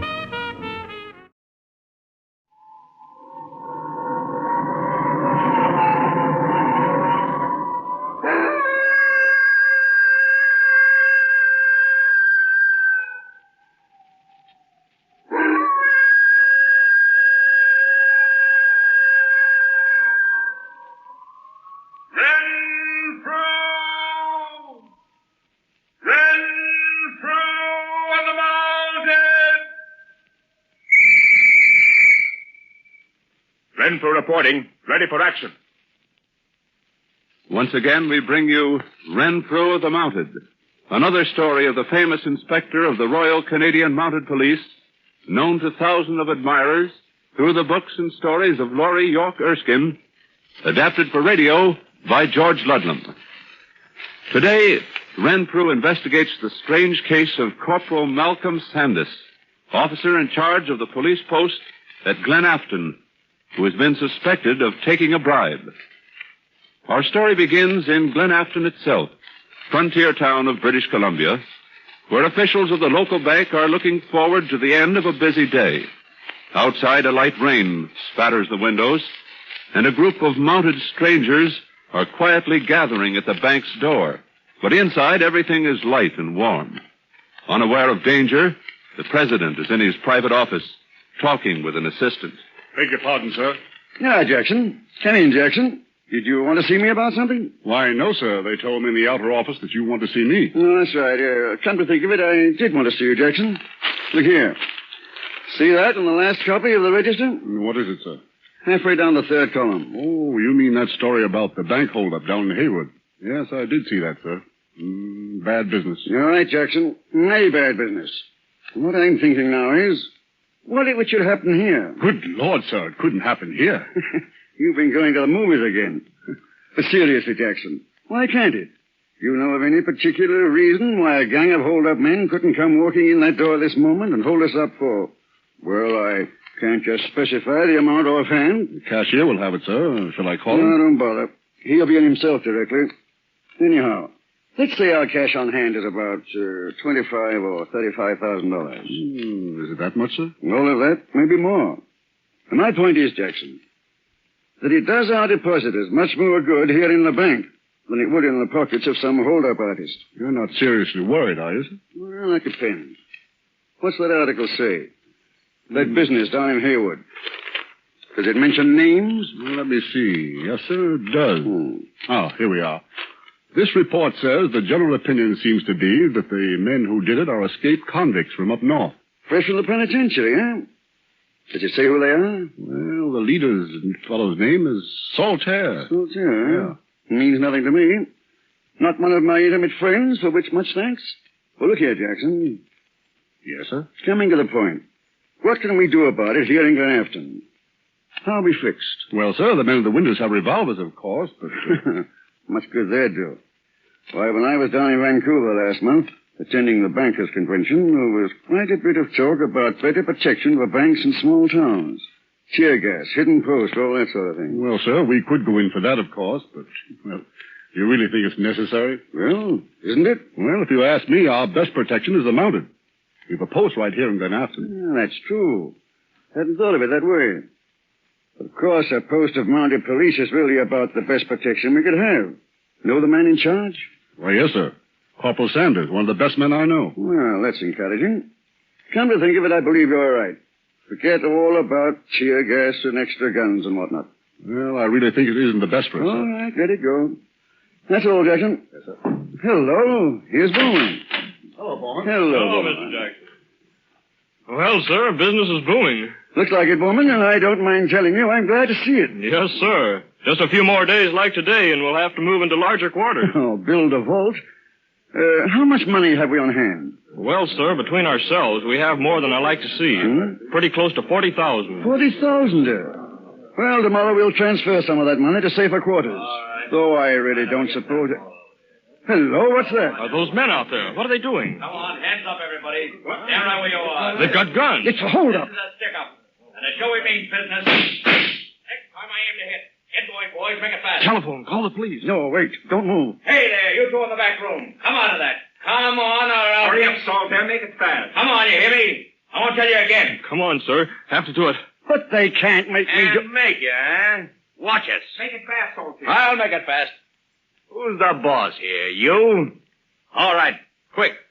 How much you got here and where is it? Come on, I said quick. Why, None of that stuff. Go in there and open the safe. Saltaire, never mind him. We got it. Sure? Tell you we got it. The safe is standing wide open. Look. Okay, beat it for the horses. Come on, you guys. Make it fast in there. Okay, here, Saltaire. We got the cash in the window. Stand still, you. Keep them hands up. Beat it. Outside. I'm backing out of here. If anybody makes a move, drill them. Okay, boys? Okay, Saltaire. You'll give us 5 minutes, before you make a move. If you don't, well, we'll be back. Okay, boys, right? Well, all yards real steam. Don't make a move. Remember what he said. Nonsense, that was a bluff.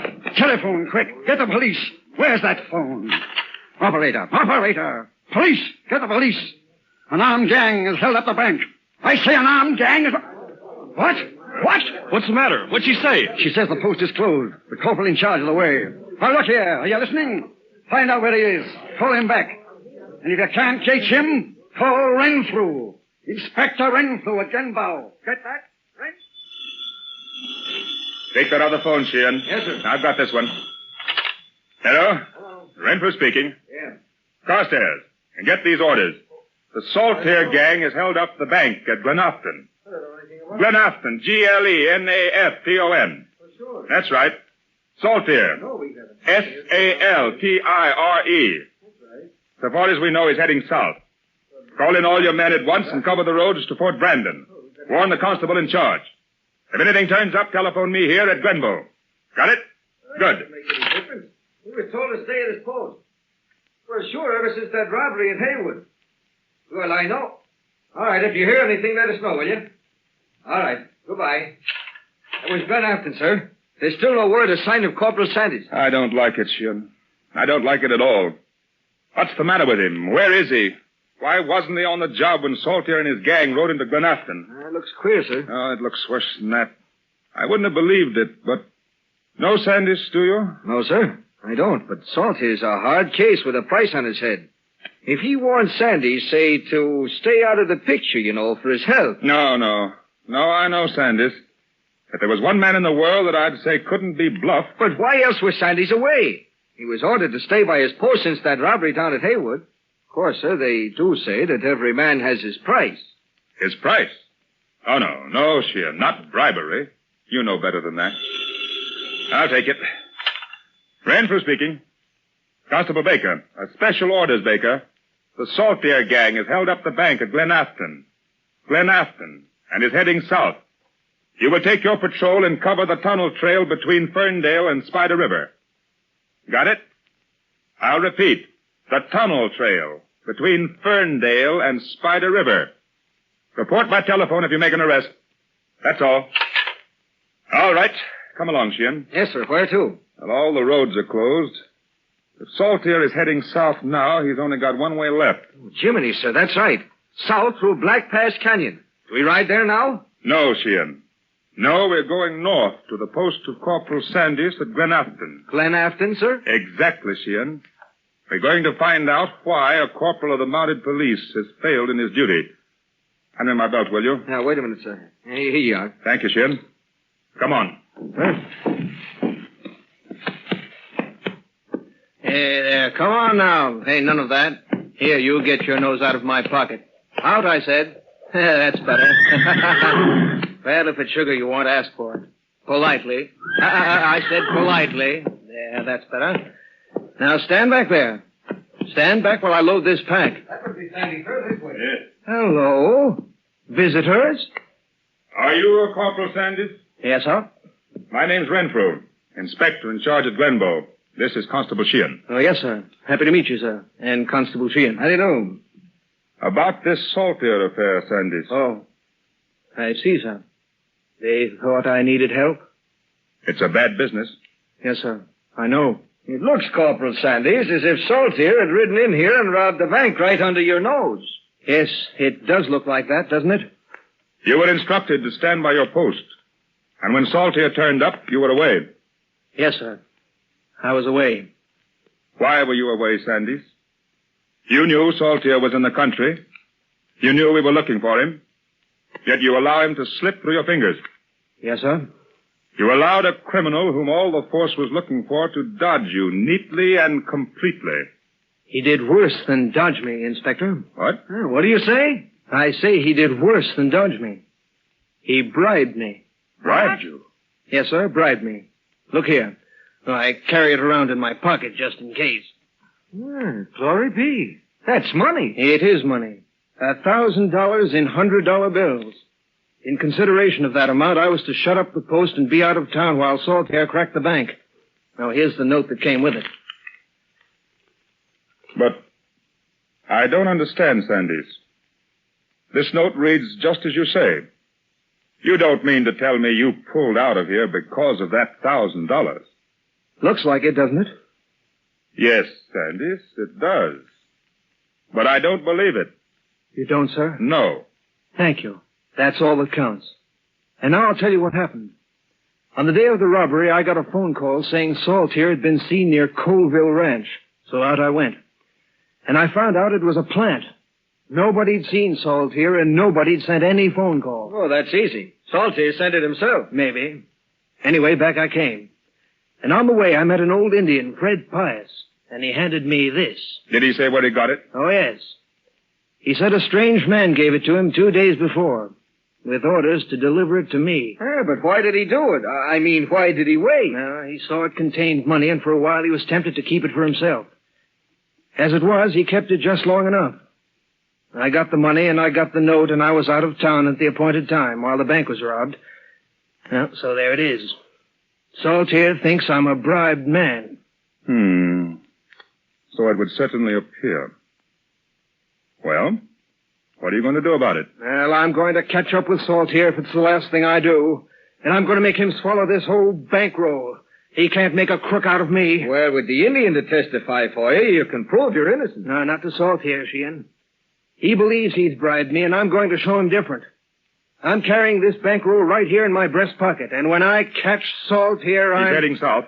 I thought so. Oh, you did? Well, why? Well, Saltier's an old range rider, and that's the way he would head. I've just packed up some grub, and Ronnie and I going to follow him. No, you'd better wait, Sandys. He's got quite a crowd. You think I'm worried about that, sir? Hello. Who's this? Well, whoever it is, he's in a hurry. Oh, It's Daggett from Glenafton. Hello, Sandys.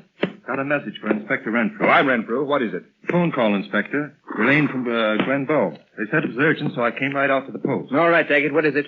Saltier and his gang are heading for Black Pass Canyon. Are you sure? Oh, don't ask me, sir. That's what they said to tell you. Yeah, who said it? The Constable Carstairs at Fort Brandon. He said to tell you to hurry. Don't worry, I'll hurry all right. Come on, Ronnie. Wait, Sanders. Where are you going? Black Pass Canyon, of course. Head him off. But wait a minute. Hi, Ronnie. Come on, boy. Get going. I call him back, sir? Oh, wait a minute, Sheehan. Crazy young fool. Yet I can't blame him. All right, sir. Look, Daggett, there's a police post at Black Pass, isn't there? Yes, sir, there is. Good, fine. And here's what we'll do. I'll ride back to town with you, Daggett.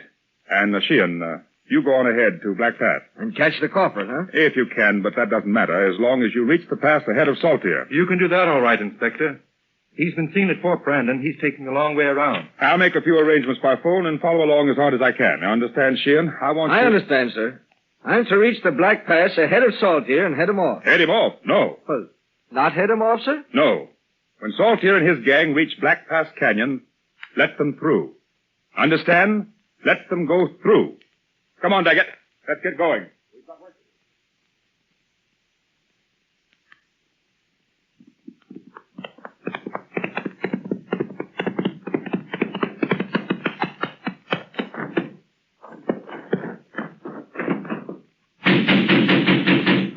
Foster! I'm here. Stand where you are.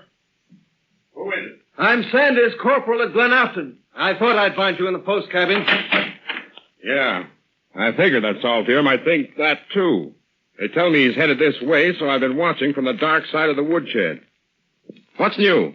Then he hasn't been through? Not unless he flew. I had a phone call from Inspector Renfrew 5 hours back warning me Saltier was coming.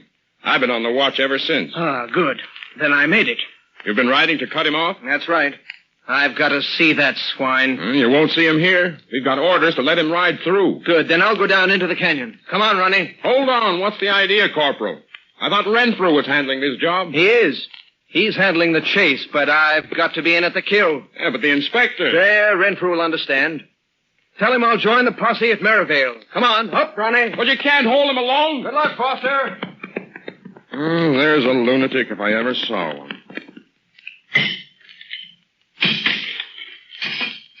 Yeah, I should say that just about does it. Got the dynamite, Foster? Yes, sir, Inspector. Luckily, the road gang had some left. Yeah, they'll be awful surprised when they come back to the job tomorrow. I hope not. Maybe it won't be necessary at all. But if it is... If it is, we'll have them like rats in a bottle. Rats in a trap, Sheehan. Oh, yes, sir. Only this trap is shaped like a bottle. Now then, Foster, you sure you understand everything? I think so, sir. When Saltier and his gang come along... And that'll be right now, directly, any minute. We let them pass through the canyon as though nothing had happened. Right. I've telephoned down to Merivale, and the inspector in charge will have 10 men at the mouth of the pass in 3 hours' time.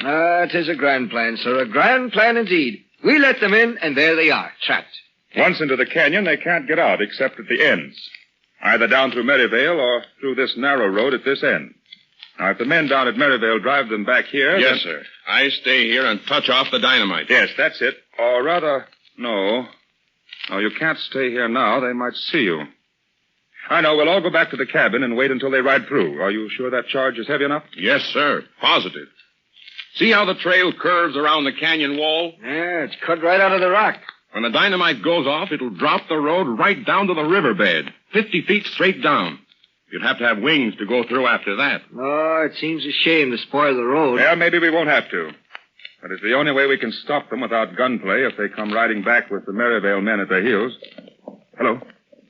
What's that? Listen. Horses. Hoofbeats coming down the pass. Renfrew.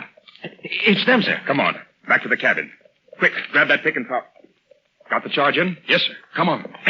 Talk about touch and go. Just made it in time. A minute more and they'd have caught us at it. Will they see us now, do you think? Don't think so, sir. We hear the horses quite a bit before we see them. Sort of an echo that comes down the canyon. Good. We'll duck in the cabin and close the door. Are all the horses hidden? Our own horses? Yes. Yes, sir. Out and back. Look out, sir. Mind that turn in the trail. Good. I see it. I'm all right. Oh, Lord, sir, if a man fell off here, he'd... He'd fall a good long ways. Here we are, sir. Find the door. All right. Inside, down below the windows. Quick, hurry, Ship. Yes, sir.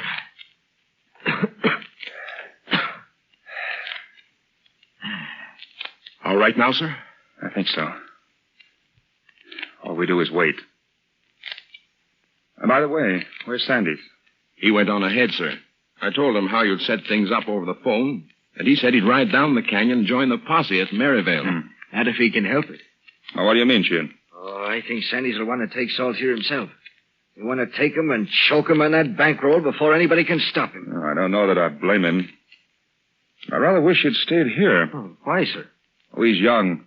Headstrong. I don't quite like it, Sheehan. He might do something foolish. Quiet, sir. Here they come. Renfrew, sir. He's right. Look. Just coming around the bend. Quiet now. Don't let them guess we're here. What if they stop in on the chance? They won't. They're in a hurry. Look, sir. Is that Salt here? The one in the lead? I don't know. Looks like his pictures, but at this distance, can't be sure. It is Salt here, sir. I saw him in Edmonton on trial. Count them. How many are there? Well, I can just see 3 so far. Well, maybe there's another. Say, why not rush out right now, sir, and take them? Come on. Hey, quiet, Sheehan. Stay where you are. Oh, but look, sir, there's only 3 of them, and there's 3 of us. They'd be back up the trail before we could make it. And then we'd have it all to do over again. Besides, there's more than 3. Here's 2 more. Yes. And another 6 in all. Oh, well, still it's no worse than 2 to 1, sir. Orders, Sheehan. No unnecessary risk. All right, sir. Look. There they go. Around the corner to the south. Safe to go out now, sir? Not yet. They might look back. Now what, sir? When we do go out? You and I, Sheehan, will follow along behind them, out of sight. Yes, sir. Foster, you will go back up the trail to where we set the dynamite, understand? Yes, sir. Wait there, but don't touch it off unless you hear signs of trouble. No, sir. For example, shots or yells. I understand, sir. If possible, we'll try not to blow up the road. But if you do hear shots, well, don't waste any time. Just light that fuse, me lad, and run. Exactly. Run back this way and join us. I'll get going. I think it's safe enough now. All right, sir. And good luck. I hope we catch them. We'll catch him, all right. Now then, Sheehan. Yes, sir. It's all right. You can leave the door open. Get on the telephone and warn the inspector down at Maryvale. All right, sir. Tell him Saltier's passed through here, and he'll be down to the mouth in 3 hours' time. Yes, sir. Hello? Hello? What's the matter? There's something wrong. Line seems dead. Let's have it. Hey, you're quite right.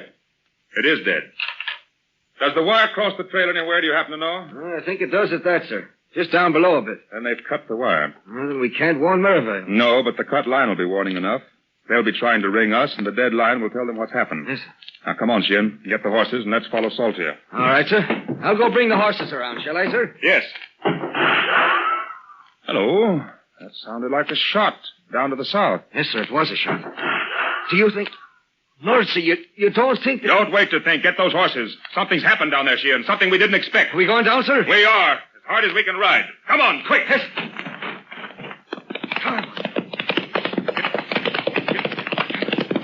Hey, stop a bit. Pull up. Over. Easy. Easy, boy. Tell me, do you hear anything? I thought I did. Yes. By Jove, I do. Down, Sheehan. Down the trail. Come on, quick. Yes, sir. Come on, boy. Off the trail. Come on. Eat it. Come on. Oh, easy. This one. All right, dismount. Yes, sir. Quick. Down back of those rocks. We can command the trail from here. Yes, sir. Listen. Here they come, sir. Look, it's Saltier coming back. All right. Wait till he gets opposite. Then we'll go out on foot. But don't show yourself yet. All right, sir.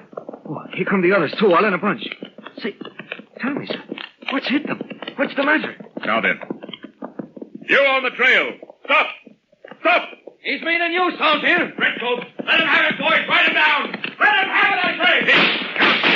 Get him, son of that dirty crooks. Get down, I tell you. Get down. Away. You can't stop us. Don't fire back. Don't fire. Let them through. Oh, Renfrew. Look, they were shooting, sir. Shooting to kill. Oh, look at him. Do you mean to say you're going to let him get away with that? Sheehan, have you forgotten? Foster will have heard those shots. Oh, Lord, sir, I had forgot. But look, we're a mile down the canyon. Do you think he'll have heard that far? Sure to. The place echoes like a vault. Yeah, I know it does, but what if he didn't? We'll worry about that when the time comes. Right now, there's something more important. Yes, sir, I know. Right after him. Black him up. No, I don't mean that. Don't you understand what's happened, Sheehan? That I do, sir. A pack of thieving no-goods put a bullet clean through me hat. I'll get them for that if it's the last... No, Sheehan, no. Look here. Have you ever known outlaws to fire on the mounted? Well, yes, sir, I have heard of it, but only once. And why did they do it then? Well, it seems to me it was because they killed a police officer already. They knew they couldn't be any worse off than that. That's it, Sheehan. They fired on mounted police because they'd already killed one. And that's the reason Saltier fired on us. Now do you understand? Not, sir. How could they do it? They didn't reach the mouth of the canyon. They didn't have time. No, of course they didn't. So what happened? They met an officer on the trail. A mounted policeman who was waiting for them. Sandys. Corporal of the mounted police, Sheehan, who was waiting there on the trail to force a $1,000 bribe down the throat of the man that sent it to him. Come on, Sheehan. We've got to find him. Come on.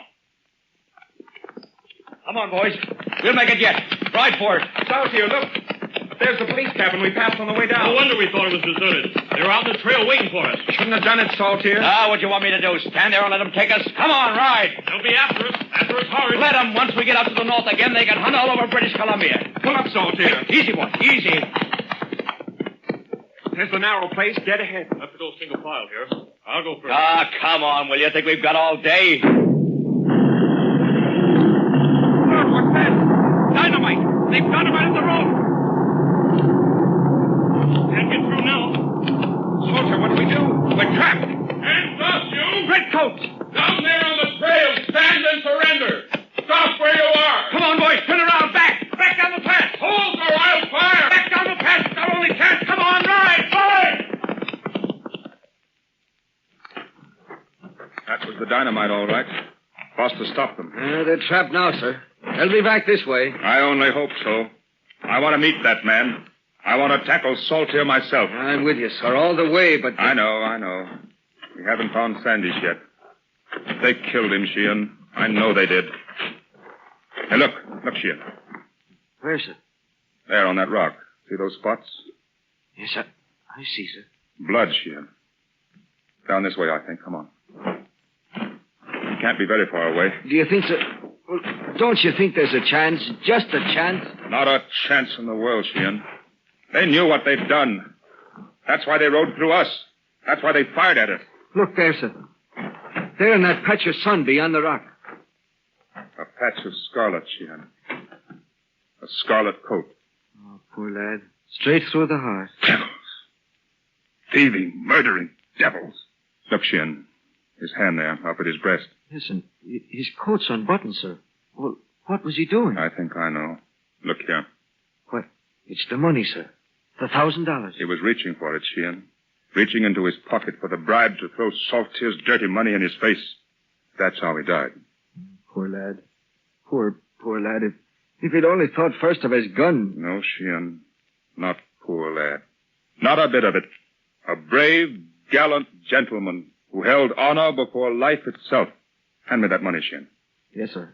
Here. We've got a job to finish. Renfrew, sir. Listen, it's them. They're coming back. With Foster after them. Good old Foster. Come on out on the trail. Yes, sir. Here they come, sir. Saltier's in the lead. By heavens, they won't get through us this time. Take your rifle, Sheehan. Yes, sir. Get back on that rock. But Renfrew, sir, what are you doing? Get back, sir. Get back on the trail yourself. No, Sheehan. I'm holding this trail. Let them pass through if they dare. Stand where you are, Saltier. Stand and surrender. Saltier, it's all up. It's no use. Saltier, you fool. Don't shoot. Don't do it. Out of the way, Redcoat. Out of the trail. That's enough, Saltier. Don't fire. I shot once and I'll shoot again. Stand away. All right, then, have it. I've got you, Saltier. You can't get away this time. Renfrew, he's down. You got him. Shot the gun out of his hand. All right, cover the other, Sheehan. Yes, sir. I've got this one. Oh, don't shoot. Don't shoot. You got me, I tell you. I'm hit. Stand up there. Stand up, I say, Saltier. My shot only clipped your arm. Turn around. Inspector Renfrew. Oh, thank the Lord. When I heard the shots, I was afraid It's all right, Foster. We've got them. We've got them, thanks to Corporal Sandys. Stand still, you. Sandys? What's he got to do with it? Sandys turned them back. Now he's lying up there on the rocks, dead. Why, the crooks, the scum. Let me at them. Stand back. Keep them off me. All right, get back, Foster. This man's a prisoner. If I had my way, he'd hang. He'd hang right here and now. He'll hang, all right. Never fear about that. You can't do that. You can't do it. Oh, don't worry, Saltier. It won't be here. You're going to get a proper ending with all the formalities. Yes, by Jove, all the formalities money can buy. You've earned them. Look here, Saltier. Yes, look at this money. This blood-soaked roll of bills. The money you tried to bribe Sandys with. That's why you can count on the formalities, Saltier. You bought them and paid for them. You're lucky they're not crammed down your throat. That's what Sandys wanted to do. Yes, and he'd have done it, too. He wouldn't take your bribe, and you killed him. Foster. Yes, sir? Prepare that wire and telephone down to Maryvale. Yes, sir. Tell them that Corporal Sandys' job is finished.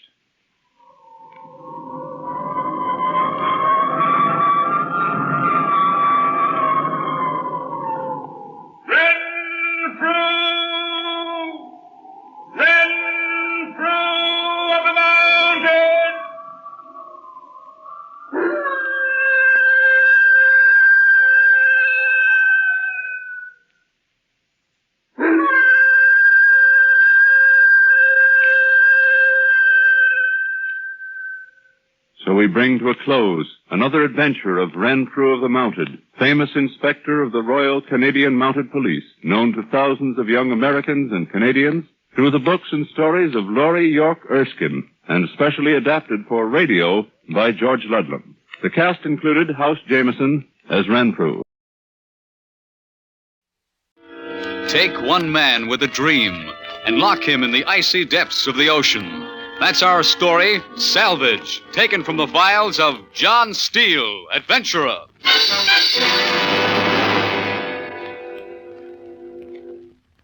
Hello, friends. This is John Steele. We're back this week to bring you a really unusual story of adventure. This is one of those one-in-a-million tales that you come across once in a lifetime. As I've said before, these stories are not mine, but those of people I've met in my travels. This one happened to a man I'm really proud to know. I first met George McCready when I was in the Navy station in Portsmouth, New Hampshire. But suppose we let him tell his own story.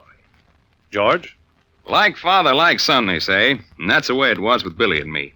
I joined the Navy when I was 17, and when Billy was through with high school, there wasn't any question about what he wanted to do. Only it was a good deal easier for him than it was for me, because his old man was a full commander when he went in. He had spent all his life around Navy bases. I kind of hoped he had picked deep-sea diving school so as I could help him along, but he decided on submarines, and I figured that was close enough to suit me. After he was through with his training, I pulled some strings and had him assigned to a sub based at Portsmouth so I could keep an eye on him. That's why I knew he was outside waiting that day, the day I was called over to the medics. It was comforting just to know he was there. Report back from the lab, George. Thought you'd want to know the score. Hey, number one, huh, Harry? Well, you're not in bad shape for an old guy. What do you mean, old? You were a chief when I was a second-class seaman. Yeah, but I've been sitting behind this desk for the last 10 years while you've been out doing a young man's work. What are you working around to? George, we've known each other for quite some... Give me the facts. Okay. Your diving days are over. Bad as that, huh? I'm afraid so. It's funny, I feel great. I know you do. That last case of the bends was the straw. Pump, huh? Well, the heart's a delicate instrument. It can take just so much abuse, and then it quits. It was only a mild attack. I was over it as soon as they stuck me in the recompression. I know. I'll use a helium suit. Helium, nitrogen, what's the difference? They'll bring you up to the surface too quick just once, and that's it. Yeah. You quit now, and you're good for another 15 or 20 years. But one quick ascent, and I couldn't guarantee anything beyond a year. Year? That's all, maybe less. Yeah. I'm forwarding this report to the captain, George. He'll probably call you in a few days. Thanks, Harry. There's still a McCready in the Navy, George. Yeah, thanks.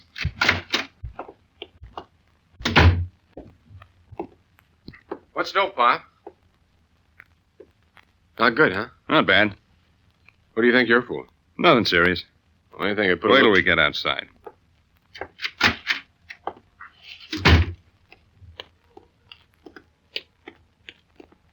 Well, square that hat, sailor. Oh, sorry. No self-respecting Sailor sailor. walks around with his hat cockeyed. Come on, Skipper. What'd the doc say? Well, you see, us underwater sailors got some problems you guys don't know anything about. Like, what's the estimated lead given a target moving at 16 knots, half a mile range? Any young punk can fire a torpedo. Sure, that's why they make all the young punk submarine commanders. Just like setting off a firecracker. I gave that up when I was 6. You couldn't stand the noise. I don't know what makes you fish jockeys so cocky. You know, I heard they made those divers' helmets out of metal to keep their heads from swelling. Okay. Now, give me the straight stuff. What do you mean? What'd the doc say? He said, "Oh, go sail your boat." Come on. I wish I could fool you like I can your mother. You can't. Okay. He said no more diving. That's a tough assignment, Skipper. Well, I've been getting a little sick of it. Like I'm sick of Betty Grable. I'm on the level. I know, Skip. I had to come sometime. Yeah? Probably lucky I lasted this long. You lasted because you're the best. Where'd you hear that? You told me. Well, don't you forget it. You won't let me. Maybe I'll transfer to the submarine service. No, don't start that. They're either too young to know what's good for them or too old to care. Coming home for dinner tonight? No, I don't think we'll be back in time. Run still scheduled? We're shoving off 1400. In this weather? No, it's just a test run, routine stuff. Well, what are you doing here? Mr. Halsey gave me an hour liberty. You should be helping to nail her down. All my work was done. Well, get going now. You'll be late. I'll be 10 minutes early. Well, get going anyway. Okay. We'll talk about this some more later, Pop. Billy. Yeah? Not a word of this to your mother. You know me, Pop. Keep your feet dry.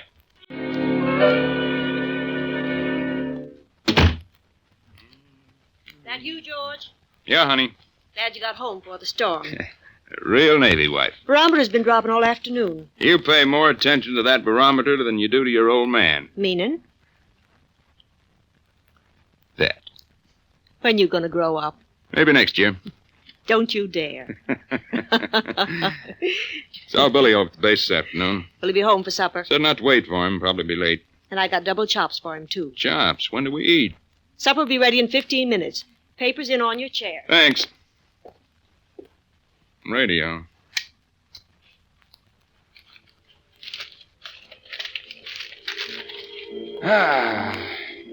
Al O'Brien was over raking up the front yard this afternoon. Oh, you shouldn't have let him do it, honey. I tried to stop him. Well? You know how he feels about you. That's silly. Long time ago. He can't help it. Didn't save young Al anyway. Doesn't make any difference to him.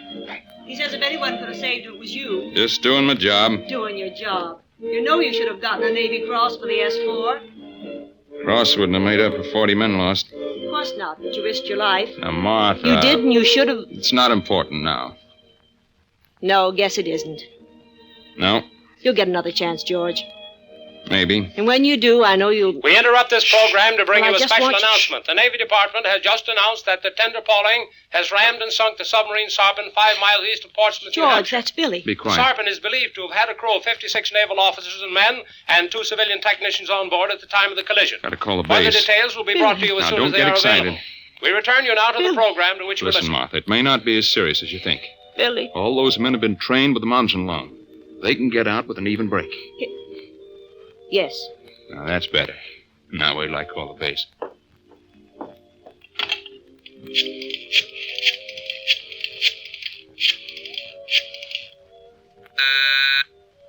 Line's busy. Keep ringing.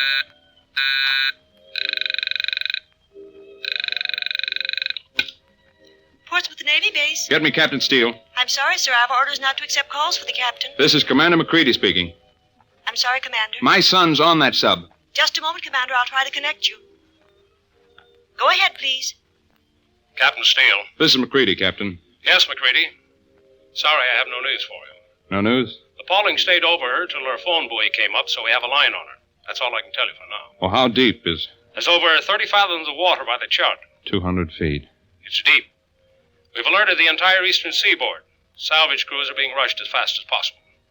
Captain, can I... Sorry, McCready. I've got your medical report on my desk right in front of me. I couldn't take a chance. Besides, the Falcon shoved off 15 minutes ago. But the Falcon's short-handed with Sauer on leave and me. We've done all we can for tonight.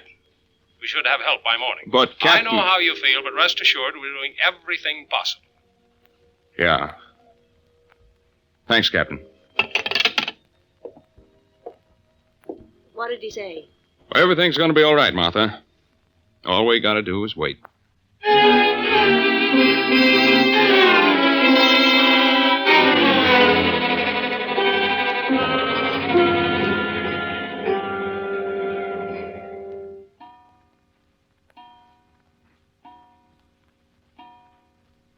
Why don't you try to sleep, Martha? I'm all right. You're going to just wear yourself out.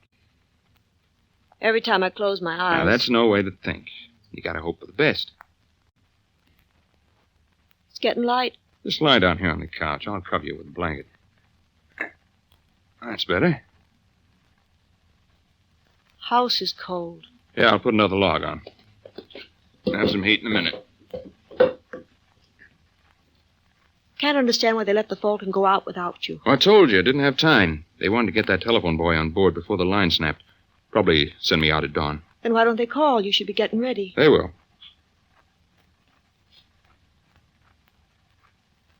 What time is it? Almost 5. Clock's fast. Time for the news. Yeah, I'll turn it on. O'clock and time for the hourly news summary of the news. The Navy Department has released no further information on the fate of the 58 men trapped on the submarine Sarpent sunk yesterday afternoon in a collision off Portsmouth, New Hampshire. Martha. The interest of the entire nation is centered on Martha? the small Navy base at Portsmouth, where rescue operations were halted by darkness. Good. The Navy Department has been swamped by telegrams and telephone calls.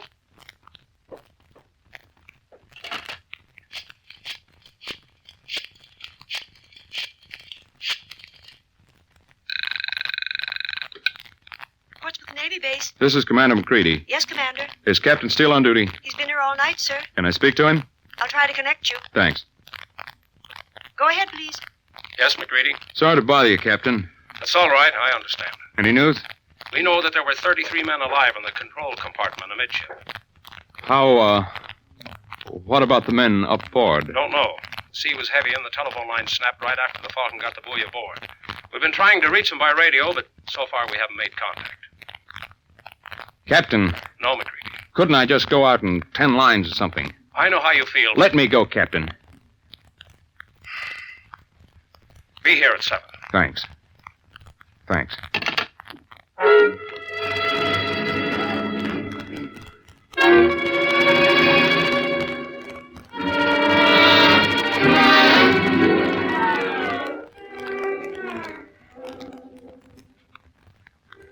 By 9 o'clock, we were circling the Falcon, waiting for a lull in the gale so we could board her. At last, the wind let up enough for us to try a landing. Coast Guardsman brought her in close as he dared, and we jumped aboard. By noon, the gale was blowing out to sea, and around 2, Commander Norton, skipper of the Falcon, was getting ready to put a diver over the side. Who's going down, Norton? Collins, Captain. Collins? Best we got, George. Well, he's never made a deep dive. Sauer's being flown back from leave, but he won't get in till tomorrow. We got to get an airline down there. That'll keep the men alive till we get help. Where's Collins? Aft by the stage. They're dressing him now. Mind if I talk to him? Wish you would. Thanks.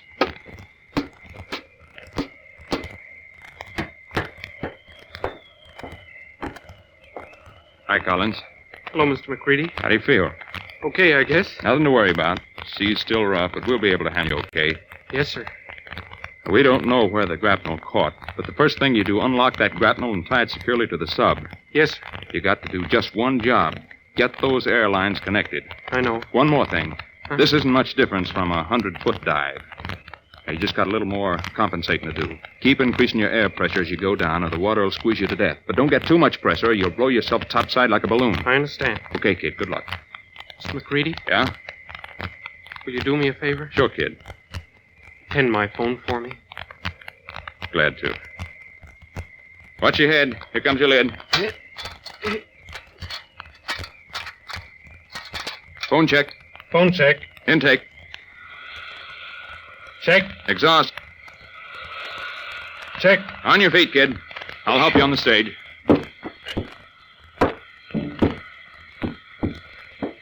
Hang on. Put him over. Up, up. Steady. Now starboard. More. Steady. Hand me that phone, sailor. Can you hear me, Collins? Yes, sir. Reach out and grab that descending line. Right. Good. Let him down easy. Easy, I said. How's it feel, kid? Cold. As soon as you get down 100 feet, we'll stop the stage. Right.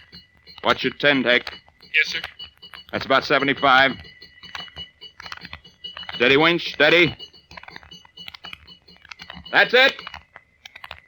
Okay, Collins, off the stage. Water's hugging me. Take on a little more air. Not too much. Want to feel that suit against you, but no pressure. Better? Yes, sir. Now slide down the descending line. Right. Keep your free hand on the intake valve. Right. Keep feeding, little at a time. Nice and easy. Want to do a good job, kid. Steele and Norton are right behind me watching. You want to swap? Little at a time. Easy, easy.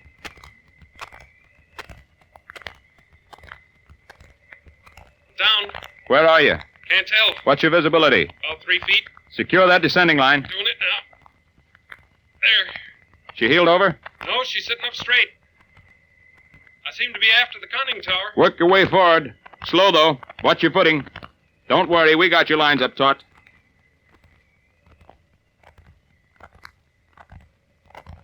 You using your light? Yeah. See anything? Not yet.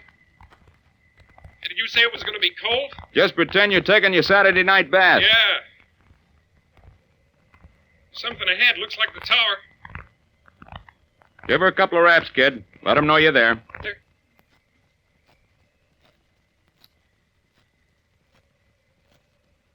Collins, No answer.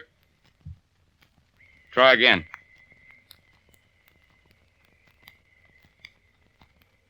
Nothing. Let's get that air into him. Right. Work around to the port side. Yes, sir. You find the high-low hatch? Water's hugging again. Take on more air. Yeah. Just bleed it in. Want to feel the suit? Okay. Yeah. There's a hatch. Work off the cover. How you doing? It's coming. There. Okay, sir. Now couple your lines. Intake to the high, exhaust to the low.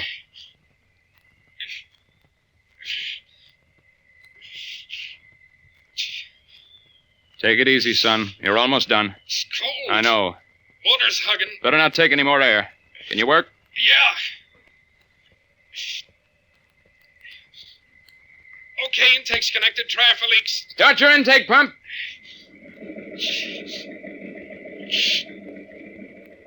Any leaks? Nope. Get your other line coupled. Water's pressing. Work fast, kid. Yeah. Okay, exhaust connector. Check for leaks. Start your exhaust pump.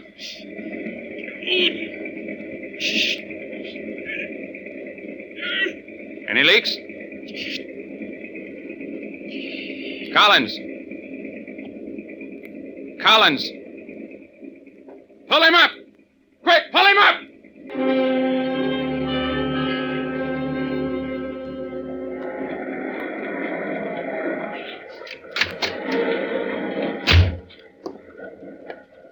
Moorings holding, Norton? Seem to be, Captain. Hope they'll last till morning. Yeah. Bad break this weather closing in again. Blowing worse than before. Yeah. How's Collins, Captain? Won't be able to dive for a month. Where is he, George? Left him in the sick bay. He was resting comfortably. Any radio contact? No. You know what the litmus test showed? That exhaust air had 7% carbon dioxide. It's not fatal till 10%. 7 is over the critical line. They could just be unconscious. Yes, they could be. Then the fresh air'd revive them.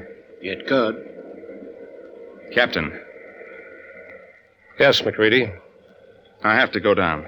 Those men have been down there for 36 hours. It's 32 degrees Fahrenheit at the bottom.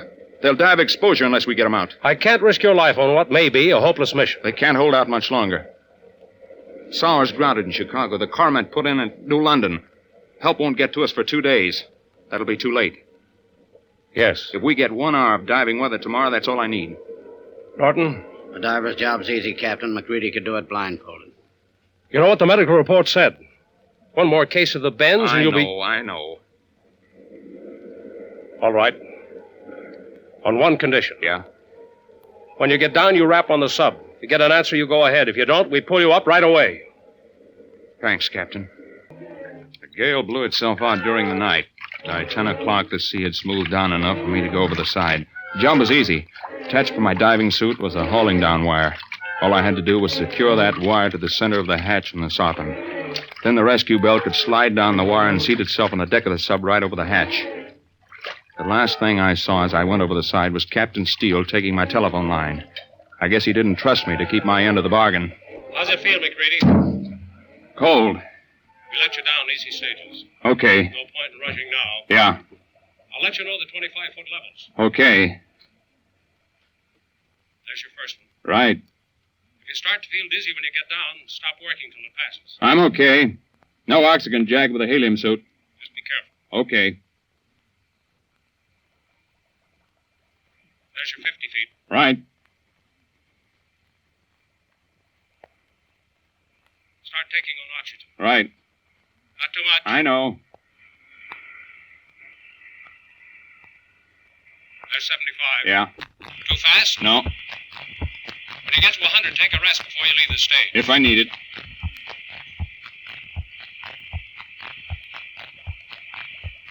There's your 100. Okay. Take it easy. I'm going on down. All right. Visibility's getting bad. Your line's free of the stage? Yeah. I'll keep calling your depth. Okay. There's 125. Right. Start bleeding your oxygen. Right. How's the temperature? It's all right in the suit. Hands are cold.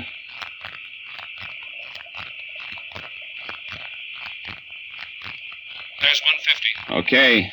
What's your visibility? About 15 feet. Be less at the bottom. Yeah. Watch your oxygen. I am. There's 175. Slower up. Right. Had Collins out at 190. Right.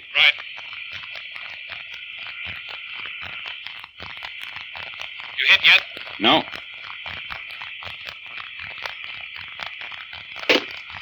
Bottom. Take a rest, McCready. I'm okay. What's visibility? About 10 feet. Could be worse. Yeah. How's your oxygen? Okay. Keep my lines taut and moving forward. Right.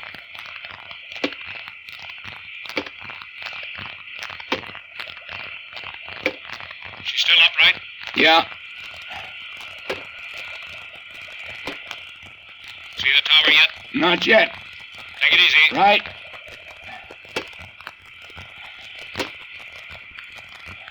There's the tower. Good. Another 10 feet. Take your time.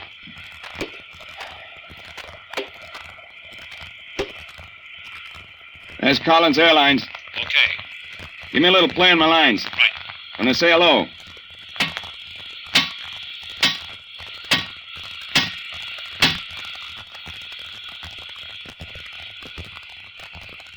Any answer? Not yet. Try it again. Right.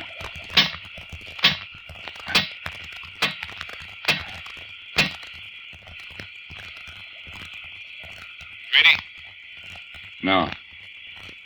Yeah.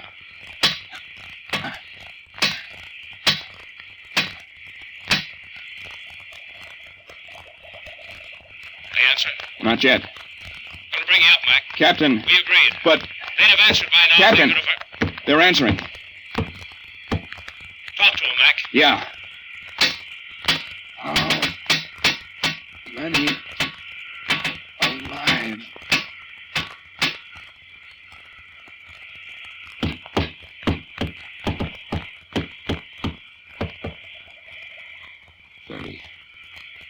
Still 30 alive. Good. Get to work with that wire, Mac. Yeah. Just a minute, Captain.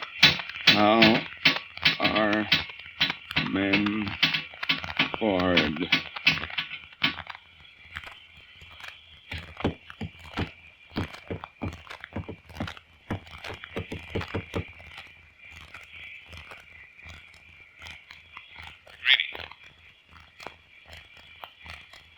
McGrady. What'd they say? All hands forward. Lost.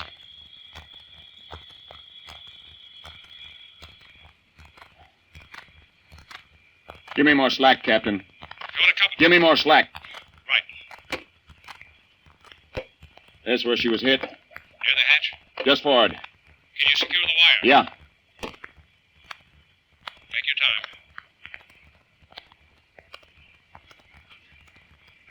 You okay, Mac? Suit's leaking. Must have snagged on the wreck. Bad? No, give me more air. Pressure will keep the water out. Be careful. Yeah, give me more. If you take any more, you'll blow yourself topside. I'll hang on with one hand, work with the other. More air.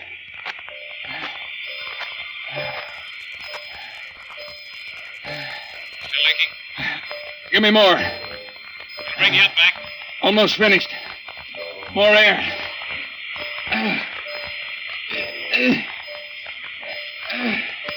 Got it, Mac?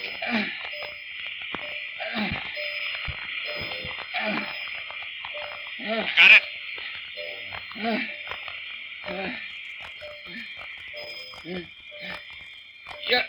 Yeah. McGrady, your lines are slack. Mac, you're blowing up.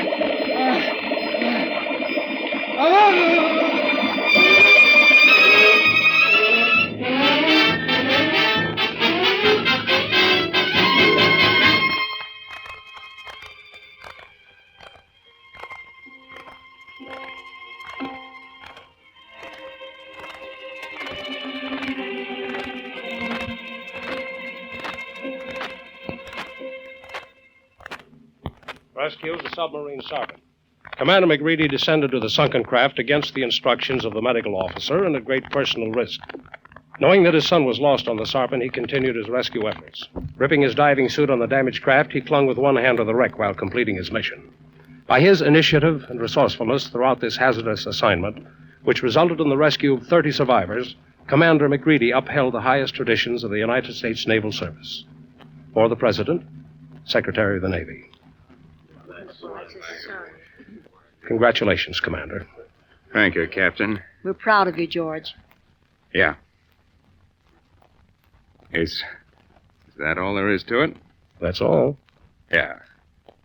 Well, thanks, Captain. Thank you, Mac.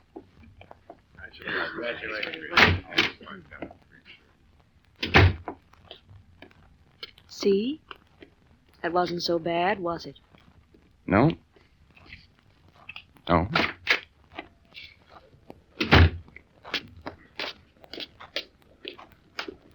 Hi, Mr. McGready. Oh? Oh, hello, Collins. Meet Mrs. McGready. Hello, Collins. How do, ma'am? I heard about the cross. Been waiting to say congratulations to you. Oh. Yeah, thanks, son. Doc says I'll be ready to dive in a couple of weeks. Good. Better hurry up. Got a lot to teach you. What's the rush? You got all the time in the world. Yeah. Of course, all the time in the world. Well, come on, Martha. It's getting late.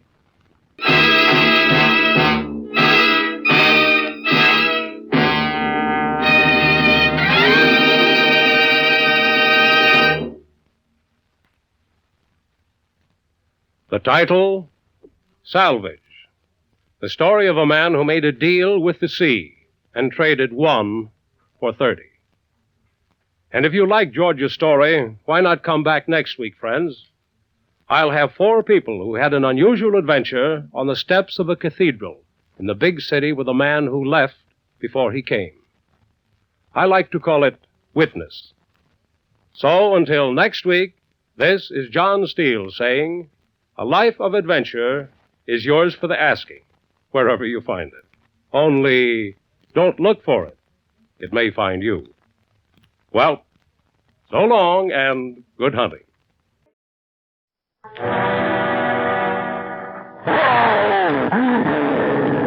The Black Flame of the Amazon, featuring Harold Noyes, world-famous explorer in person.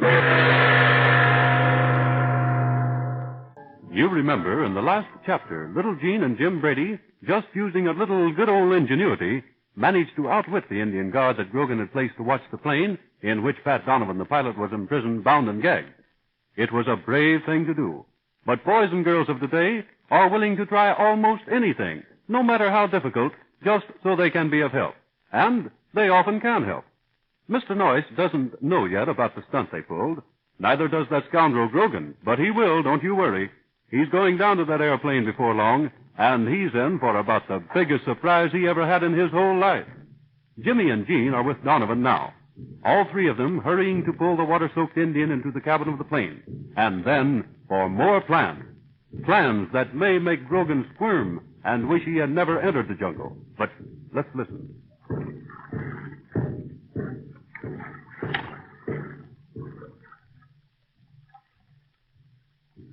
You know, Pat, about all I've done since I came into this terrible country is get soaking wet. Gosh, I've been in and out of rivers so often, I'm beginning to feel like a sardine. Well, it certainly was a mighty fine stunt you two pulled. Begorry, I could hardly believe my own eyes when I saw Jean here come into the cabin. And I'll never be forgetting that. But didn't you hear us? Didn't you sort of suspicion that something was up? Gosh, it seemed like Jean and I made a whole lot of noise down there in the water. Well, maybe you thought so because you were so tense your nerves were on edge. And no wonder. Every little sound must have listened like a big noise. No, I never heard the sound until that Indian yelled. And did he yell, though?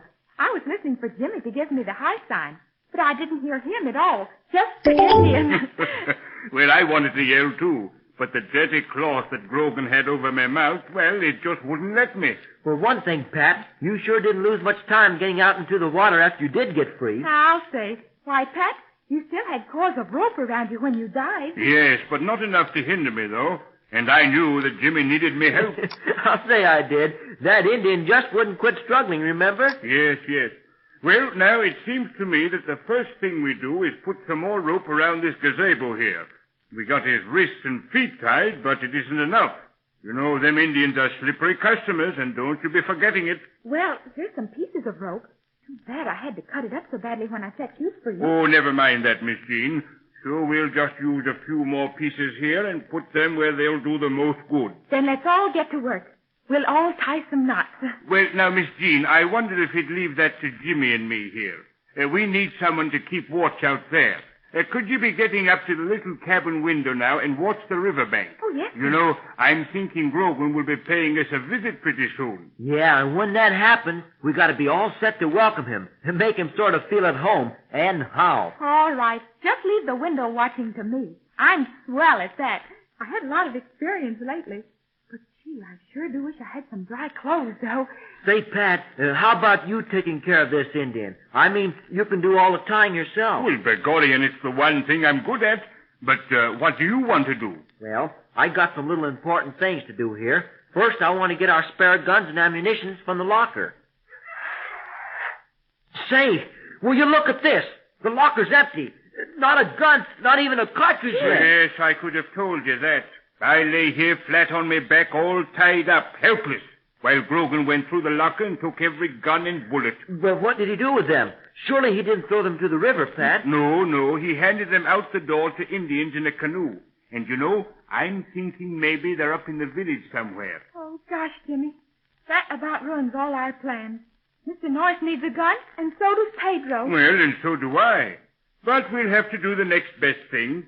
I don't know what that's going to be at all. Oh, I guess we're licked.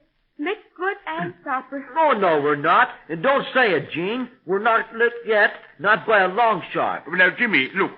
Where is this Scroggins man, Grogan's partner? Have you seen him? I'll say we saw him. Mr. Norris laid a swell trap for him, and he fell for it, too. He fell like a load of bricks. But that guy's dumb as they make him, Pat. Maybe Scroggins is, but not Grogan. No, sir, Pat. Grogan was behind the hut listening to Mr. Norris fix things up with Scroggins. And Grogan didn't waste any time. You mean Grogan heard Scroggins trying to put over a double cross? Yes, sir. He sure did. And what happened to Scroggins? Well, we don't exactly know, but when Scroggins went out of the door of the hut, it happened. To Scroggins? Something happened to Scroggins? Yes, Grogan had it already arranged before he came into the hut. Oh, he must have had a flock of big Indians waiting outside there. Oh, so that's how the land lay. Grogan had his Indians pounce on Scroggins, eh? I'll say they did. You should have heard Scroggins yell, too. It didn't sound so good, either. Well, then Scroggins must be a prisoner in the village somewhere. Anyone else but Grogan would have used a gun or a spear, but that method is too swift for Grogan. He likes to see his enemies suffer. And I suppose it's the anthills for Scroggins, too. Well, Mr. Norris and Pedro are going to have company, it seems. Oh, no, they're not. Not if we can do anything about it, Gene. And it's certainly up to us, too. Well, now, if you two have any plans, no matter how impossible they may appear, let me hear them. I'm with you to the finish. You know, I still got me 2 fists, and I can use them. Well, that's one of the reasons we swam out to this plain and got you loose, Pat. We can't do much without you. We got one chance, Pat, and it's just one. Scroggins hid his automatic under his bedroll in his hut. That's certain, because we saw him hide it there. Yes? He came out with his holster empty. Oh, then you think we could maybe sneak into the village and get hold of that gun? Well, maybe we can, Pat, but it isn't going to be so easy. You see, Gene and I already tried it. We found some Indians there, though. Oh, yes, Pat, and they hollered at us. I guess they were telling us to get out and stay out. It sounded like it. Yes. Well, then Scroggins is a prisoner in his own hut. That's why the Indians were there. And whereabouts is this hut where Mr. Noyce and Pedro are being kept? Well, it's almost directly across the street. We sat in the hut with Mr. Noyce and watched Scroggins when he went to hide his gun. That's why we know that it's almost directly across, see?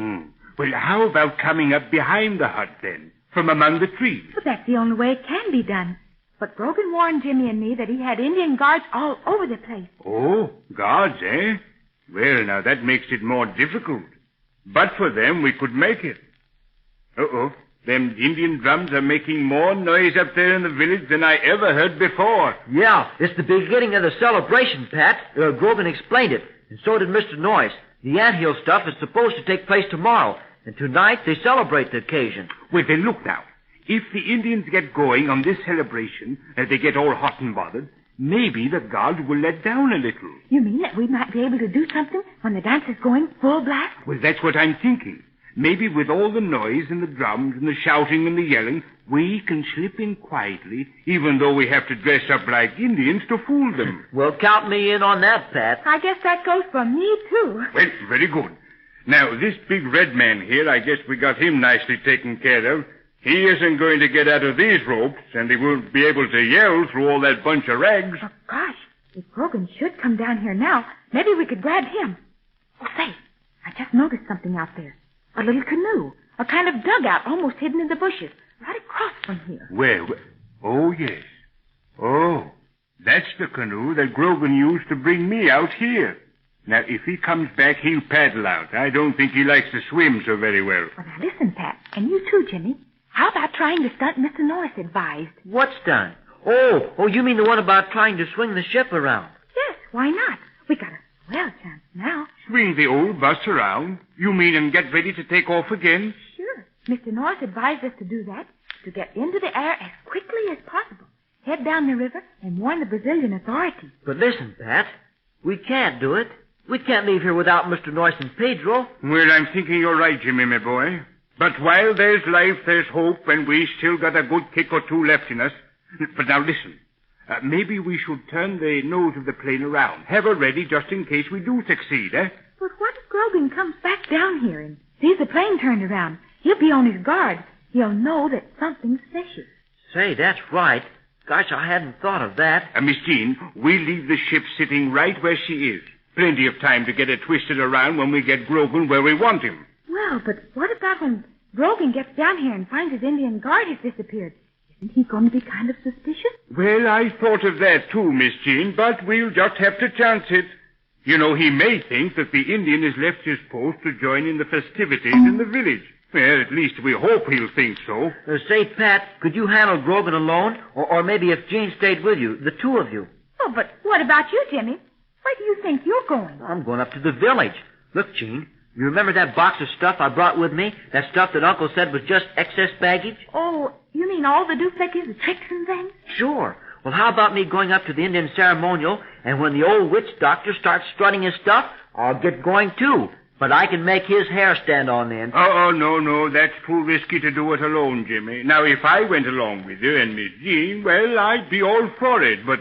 Say, Pat, if I once got going good, that bunch of superstitious Indians would be more scared than I would. What do you say? Okay, would you? Well, I don't know. You know, I feel kind of responsible for the two of you until Mr. Noyce gets free. But what about the things you mentioned? What are the stunts you want to pull? Oh, just little tricks.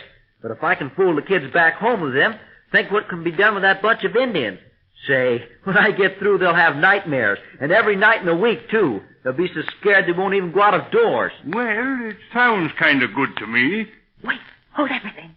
Somebody's coming. Grogan, I'll bet. Gosh, we're in luck, Pat. And it's just getting dark enough, too. Maybe we can fool him. Look, you see him? Coming down the trail from the village. Yeah. Just One man. Wait till he gets nearer. That clump of trees, the big ones to the left. Do you see him now? Come on, Pat. Let's get to our battle station. Things are going to pop in a big way, and soon, too. Things are going to pop. Is it Butch Grogan coming down the path? Will he cross in the little canoe? What will Donovan and the children do without a weapon, and will the coming darkness cover their actions? Big things will happen in the next episode of The Black Flame of the Amazon.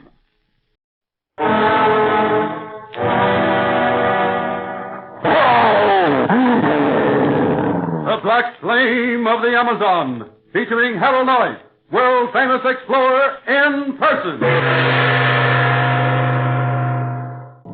You remember in the last chapter, little Gene and Jim Brady, just using a little good old ingenuity, managed to outwit the Indian guard that Grogan had placed to watch the plane in which Pat Donovan, the pilot, was imprisoned, bound and gagged. It was a brave thing to do. But boys and girls of today are willing to try almost anything, no matter how difficult, just so they can be of help. And they often can help. Mr. Noyes doesn't know yet about the stunt they pulled. Neither does that scoundrel Grogan. But he will, don't you worry. He's going down to that airplane before long, and he's in for about the biggest surprise he ever had in his whole life. Jimmy and Gene are with Donovan now. All three of them hurrying to pull the water-soaked Indian into the cabin of the plane. And then for more plans. Plans that may make Grogan squirm and wish he had never entered the jungle. But let's listen.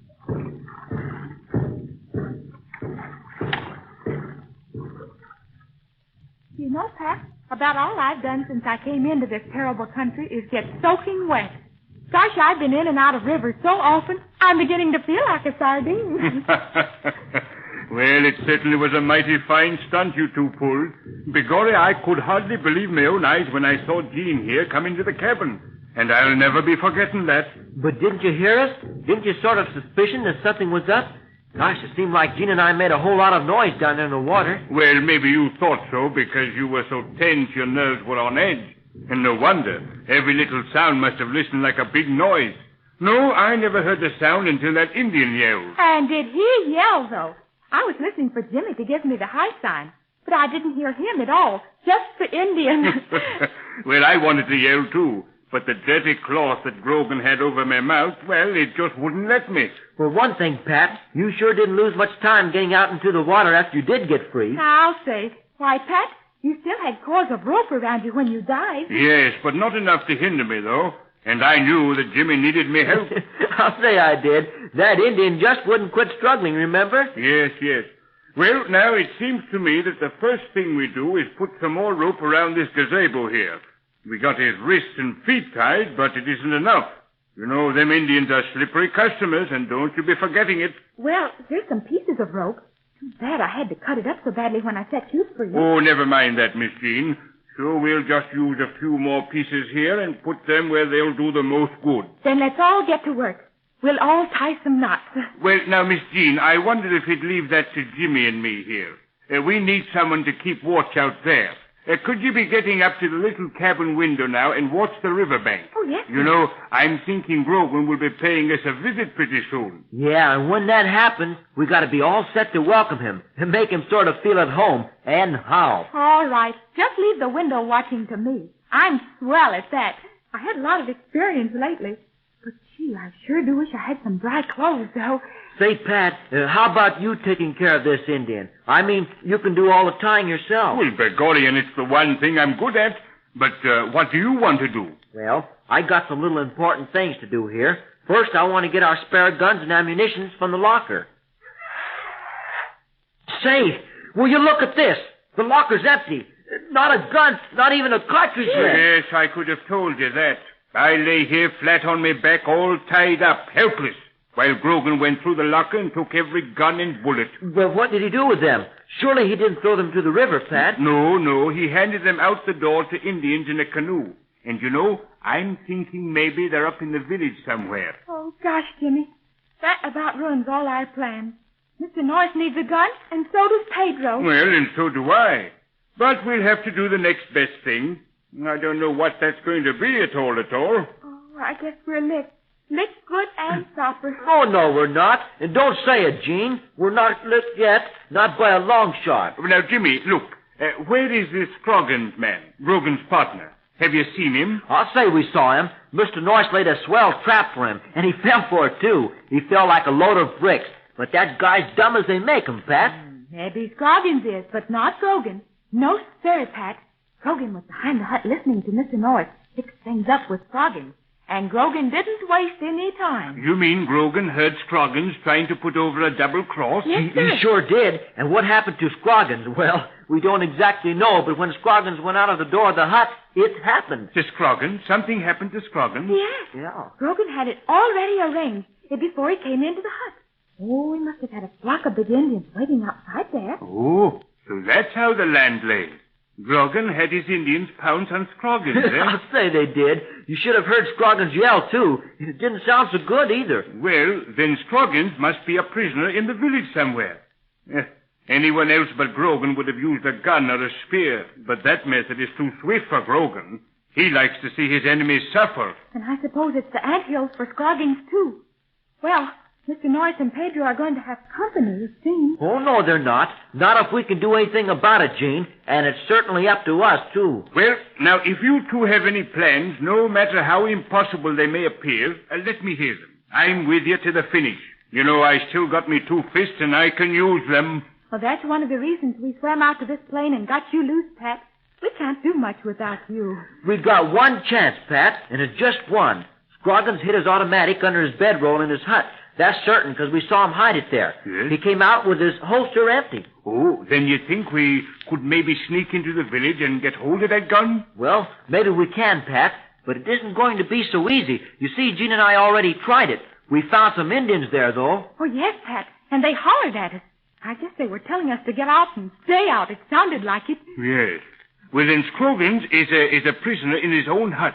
That's why the Indians were there. And whereabouts is this hut where Mr. Noyce and Pedro are being kept? Well, it's almost directly across the street. We sat in the hut with Mr. Noyce and watched Scroggins when he went to hide his gun. That's why we know that it's almost directly across, see?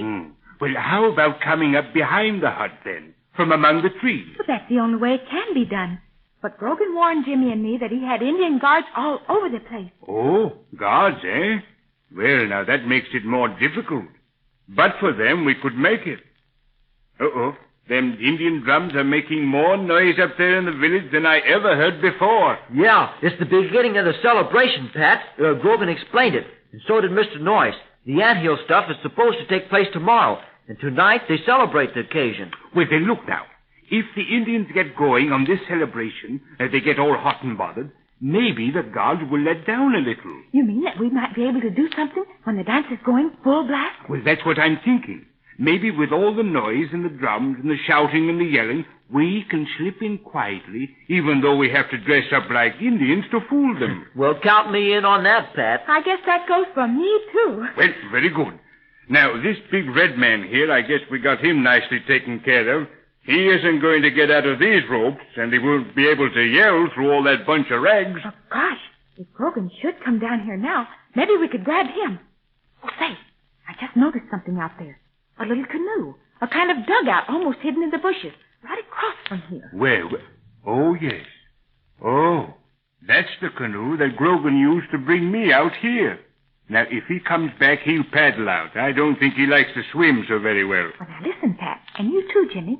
How about trying the stunt Mr. Norris advised? What stunt? Oh, you mean the one about trying to swing the ship around? Yes, why not? We got a swell chance now. Swing the old bus around? You mean and get ready to take off again? Sure. Mr. Norris advised us to do that, to get into the air as quickly as possible, head down the river, and warn the Brazilian authorities. But listen, Pat, we can't do it. We can't leave here without Mr. Noyce and Pedro. Well, I'm thinking you're right, Jimmy, my boy. But while there's life, there's hope, and we still got a good kick or two left in us. But now listen. Maybe we should turn the nose of the plane around. Have her ready just in case we do succeed, eh? But what if Grogan comes back down here and sees the plane turned around? He'll be on his guard. He'll know that something's fishy. Say, that's right. Gosh, I hadn't thought of that. Miss Jean, we'll leave the ship sitting right where she is. Plenty of time to get her twisted around when we get Grogan where we want him. Well, but what about when Grogan gets down here and finds his Indian guard has disappeared? If Isn't he going to be kind of suspicious? Well, I thought of that too, Miss Jean, but we'll just have to chance it. You know, he may think that the Indian has left his post to join in the festivities in the village. Well, at least we hope he'll think so. Say, Pat, could you handle Grogan alone? Or maybe if Jean stayed with you, the two of you? Oh, but what about you, Jimmy? Where do you think you're going? I'm going up to the village. Look, Jean, you remember that box of stuff I brought with me? That stuff that Uncle said was just excess baggage? Oh, you mean all the doofickies, the tricks and things? Sure. Well, how about me going up to the Indian ceremonial, and when the old witch doctor starts strutting his stuff, I'll get going too. But I can make his hair stand on end. Oh, no, that's too risky to do it alone, Jimmy. Now, if I went along with you and Miss Jean, well, I'd be all for it, but... Say, Pat, if I once got going good, that bunch of superstitious Indians would be more scared than I would. What do you say? Okay, would you? Well, I don't know. You know, I feel kind of responsible for the two of you until Mr. Noyce gets free. But what about the things you mentioned? What are the stunts you want to pull? Oh, just little tricks. But if I can fool the kids back home with them, think what can be done with that bunch of Indians. Say, when I get through, they'll have nightmares. And every night in the week, too. They'll be so scared they won't even go out of doors. Well, it sounds kind of good to me. Wait, hold everything. Somebody's coming. Grogan, I'll bet. Gosh, we're in luck, Pat. And it's just getting dark enough, too. Maybe we can fool him. Look, you see him? Coming down the trail from the village. Yeah. Just one man. Wait till he gets nearer. That clump of trees, the big ones to the left. Do you see him now? Come on, Pat. Let's get to our battle station. Things are going to pop in a big way, and soon, too. Things are going to pop. Is it Butch Grogan coming down the path? Will he cross in the little canoe? What will Donovan and the children do without a weapon, and will the coming darkness cover their action? Big things will happen in the next episode of The Black Flame of the Amazon.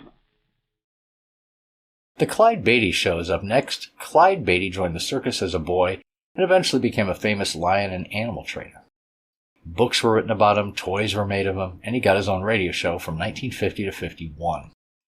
Although it didn't really catch on, and it lasted only one season, I really do enjoy it, and if you're into exotic jungle adventure shows, you probably will too. This episode, Elephant Stampede, aired on March 23rd, 1950.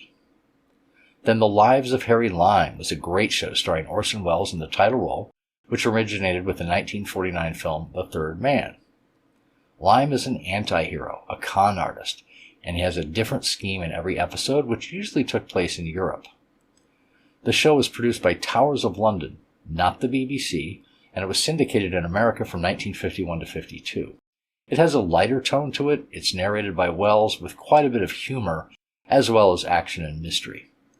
This one, Too Many Crooks, aired on August 3rd, 1951, and is one of my favorites of this excellent series. The Green Lama was a radio adventure series broadcast on CBS from June to August 1949 about a wealthy young man, Jethro Dumont, who spent 10 years in Tibet studying in a monastery of lamas, becoming an honorary one. He supposedly obtained curious and secret powers, which he used upon his return to the U.S. to combat evil, crime, and injustice. Dumont was voiced by Paul Frees, and Ben Wright played his loyal Tibetan servant Tulku. I really enjoy this show, and once again, I have no idea why it never caught on or made it beyond 3 months, because the surviving 4 episodes are outstanding. This one, The Perfect Prisoner, aired on August 20th, 1949. Then The Adventures of Rocky Jordan, starring Jack Moyles as Cairo club owner Rocky Jordan, and Jay Novella as his friend and associate Sabaya, who is also the captain of the Cairo police, and it ran from 1948 to 51. It followed the first iteration of the show, A Man Named Jordan, which ran from 45 to 47. I love this show, outstanding writing, acting, and sound effects. Today we present the episode The Map of Murder, which was originally broadcast on July 3rd, 1949. And then last, The Saint, which starred Vincent Price as Simon Templar, the title character who was a kind of modern-day Robin Hood, helping people, but also winding up on the wrong side of the law most of the time. It ran from 1945 to 51, and originally starred Edgar Barrier for the first several months in 45. After that was Brian Ahern, who starred for 3 months, before Price finally took the role, which he stayed in for most of the rest of the run. This is the excellent episode, The Connelly Silver Mine, from July 31st, 1944.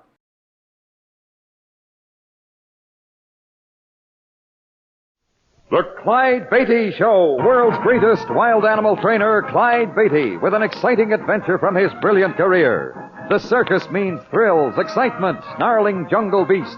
The circus means fun for young folks and old. But under the big top, you see only a part of the story. The real drama comes behind the scenes, where 500 people live as one family, where Clyde Beatty constantly risks death in the most dangerous act on earth. This master of the big cats has journeyed to Africa and India, hunting down his beasts in their native jungle. All of this is part of the Clyde Beatty story. It is entitled Elephant Stampede.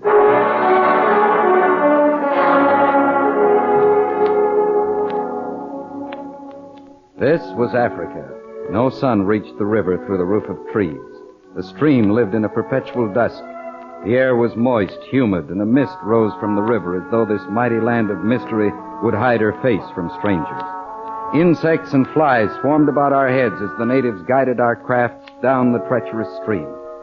My English friend, Dr. Ramsay Albright, sitting beside me in the lead canoe, waved to Harriet in the second craft. Rough trip, Clyde.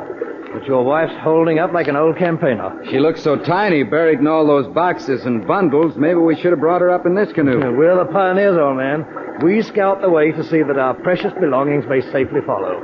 If anything happened to Harriet, I'd... Oh, don't worry. Old Wongo's son, Boku, is a skilled boatman. I hope so.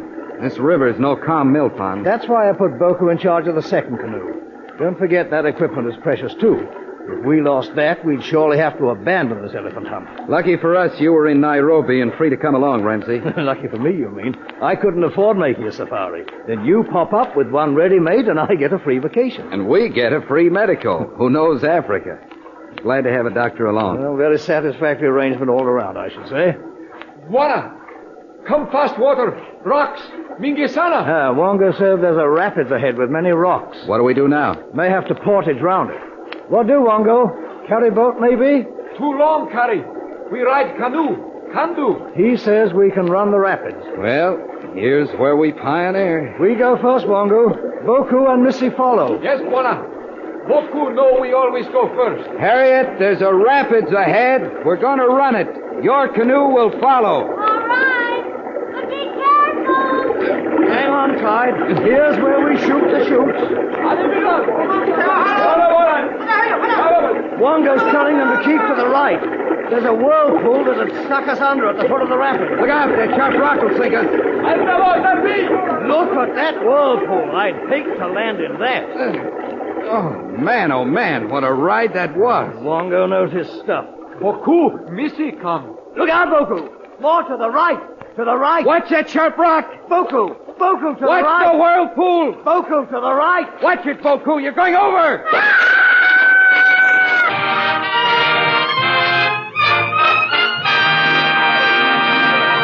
You are listening to the Clyde Beatty Show. And now back to Elephant Stampede, an exciting adventure from the life of Mr. Circus himself, Clyde Beatty. Clyde and Harriet Beatty, with their English friend, Dr. Ramsay Albright, are traveling by canoe down a rushing African stream.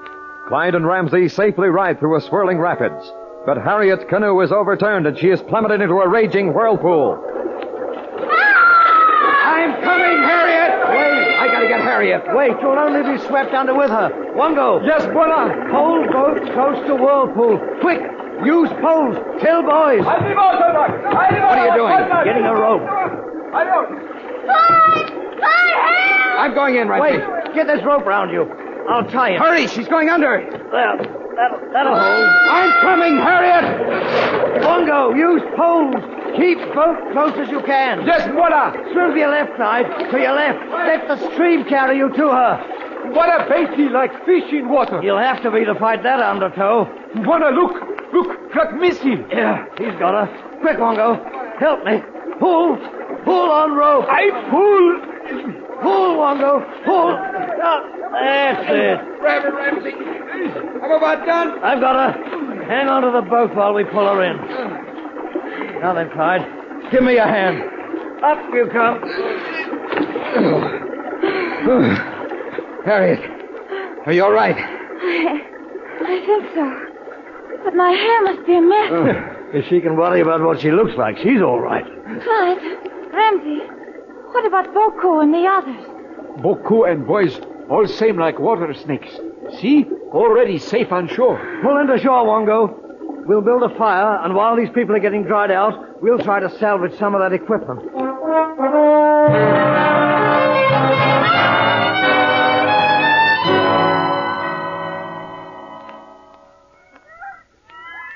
Well, Mrs. Beatty, feeling better? I'm all right. We're okay, Ramsey. What about our stuff? Well, the boys salvaged some canned goods and the camp equipment. The blanket and canvas will have to be dried out. What about the canoe? Oh, it's not damaged seriously. I hope the stuff we sent by truck arrived in... What's the name of that town? Butiaba. It's not a town, really, just a village. We crossed Lake Albert there to Cassagny in the Belgian Congo. Oh, what? More water? Maybe we should have gone with the stuff by truck. Oh, I wouldn't have missed that swim for anything. It was so refreshing. But all this water, I thought Africa was a land of desert. Well, you'll find desert enough and jungle, too, in the Congo. Oh, are we ready to start again? No, we'll camp here tonight. Butiaba's less than a day away. No need to hurry. No, I guess the elephants will wait. They've been waiting for centuries. And there'll be elephants in the Congo for centuries to come. Time seems to mean so little in all this vastness. Africa's so big. It's almost frightening. And there's very real danger in Africa. Make no mistake about that. That's why I wired Jim Bradford to meet us in Butiaba. Oh, Bradford knows the elephant country, does he? No one knows it better. He's the best white hunter in the Congo. And that's important. On an expedition like this, your success or failure, sometimes your very life, depends on the ability of your guide. So this is Butiaba. I must say it's not much to look at. Well, compared to some of the native villages we'll be seeing soon, Butiaba is a metropolis. Looks like the whole population turned out to see us land. Yeah, no sign of Jim Bradford, though. Wongo! Yes, Buona. Set up camp over there, close to those trees. Yes, Buona. I'll go see by. Agree by Come along, Clyde. Let's take a walk down to the compound, see if our equipment arrived. Harriet, maybe you'd better wait here. We won't be long. Fine. I'll supervise setting up camp. I don't trust Wongo's house. Yeah, be sure to see that Wongo boils the drinking water. Don't worry. In this place, I wouldn't use water for anything unless it was boiled. Can't understand where Bradford is. Maybe he's waiting with our stuff. Surely he'd have come down to the landing. Well, anyhow, I hope our equipment got here. After losing so much in the river, we need it badly. Well, we'll soon know. That tin roof building up there's the warehouse. Looks like it's closed up. Well, they have to keep everything locked up tight around here. The natives will cart off anything that's loose. Watch your step on this platform. Board floors don't last long in this climate. You may crash right through. There doesn't seem to be anybody around. The warehouse man is probably asleep inside. Well, if he can sleep through that, he's a Voila. Do you speak English? Gracie, me. I speak him. Very much good. We're looking for the agent. Me. I am agent. We should have some equipment here. Came by truck. Shipped to Clyde Beatty. Beatty. Yes, Buona. Vingesana. Very much equipments come for Buona Beatty. Good. You come in. You see. No, might as well check it over, Clyde. Then Right. we'll send Wongo and the boys to pick it up. Please to come in. You know Buona Bradford? Bradford. Not know. Big hunter. Catch 'em elephant. Big. Not know. He was to meet us here in Butiaba. No stranger come. Long time. Anybody leave a message here for us? No message for Beatty. Truck bring letter from Tororo. But not for Beatty. Letter for Ramsey Albright. Albright, you mean? Yeah, that's my name. Have you got the letter? Again. You wait. Again. Well, Ramsey, looks like our stuff is all here. Good. Here, letter.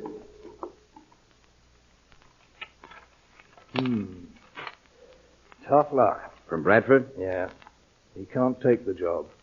Already engaged with a party of big game hunters in Uganda. What do we do now? Oh, nothing we can do but cross to Cassagny and hope to pick up a hunter there.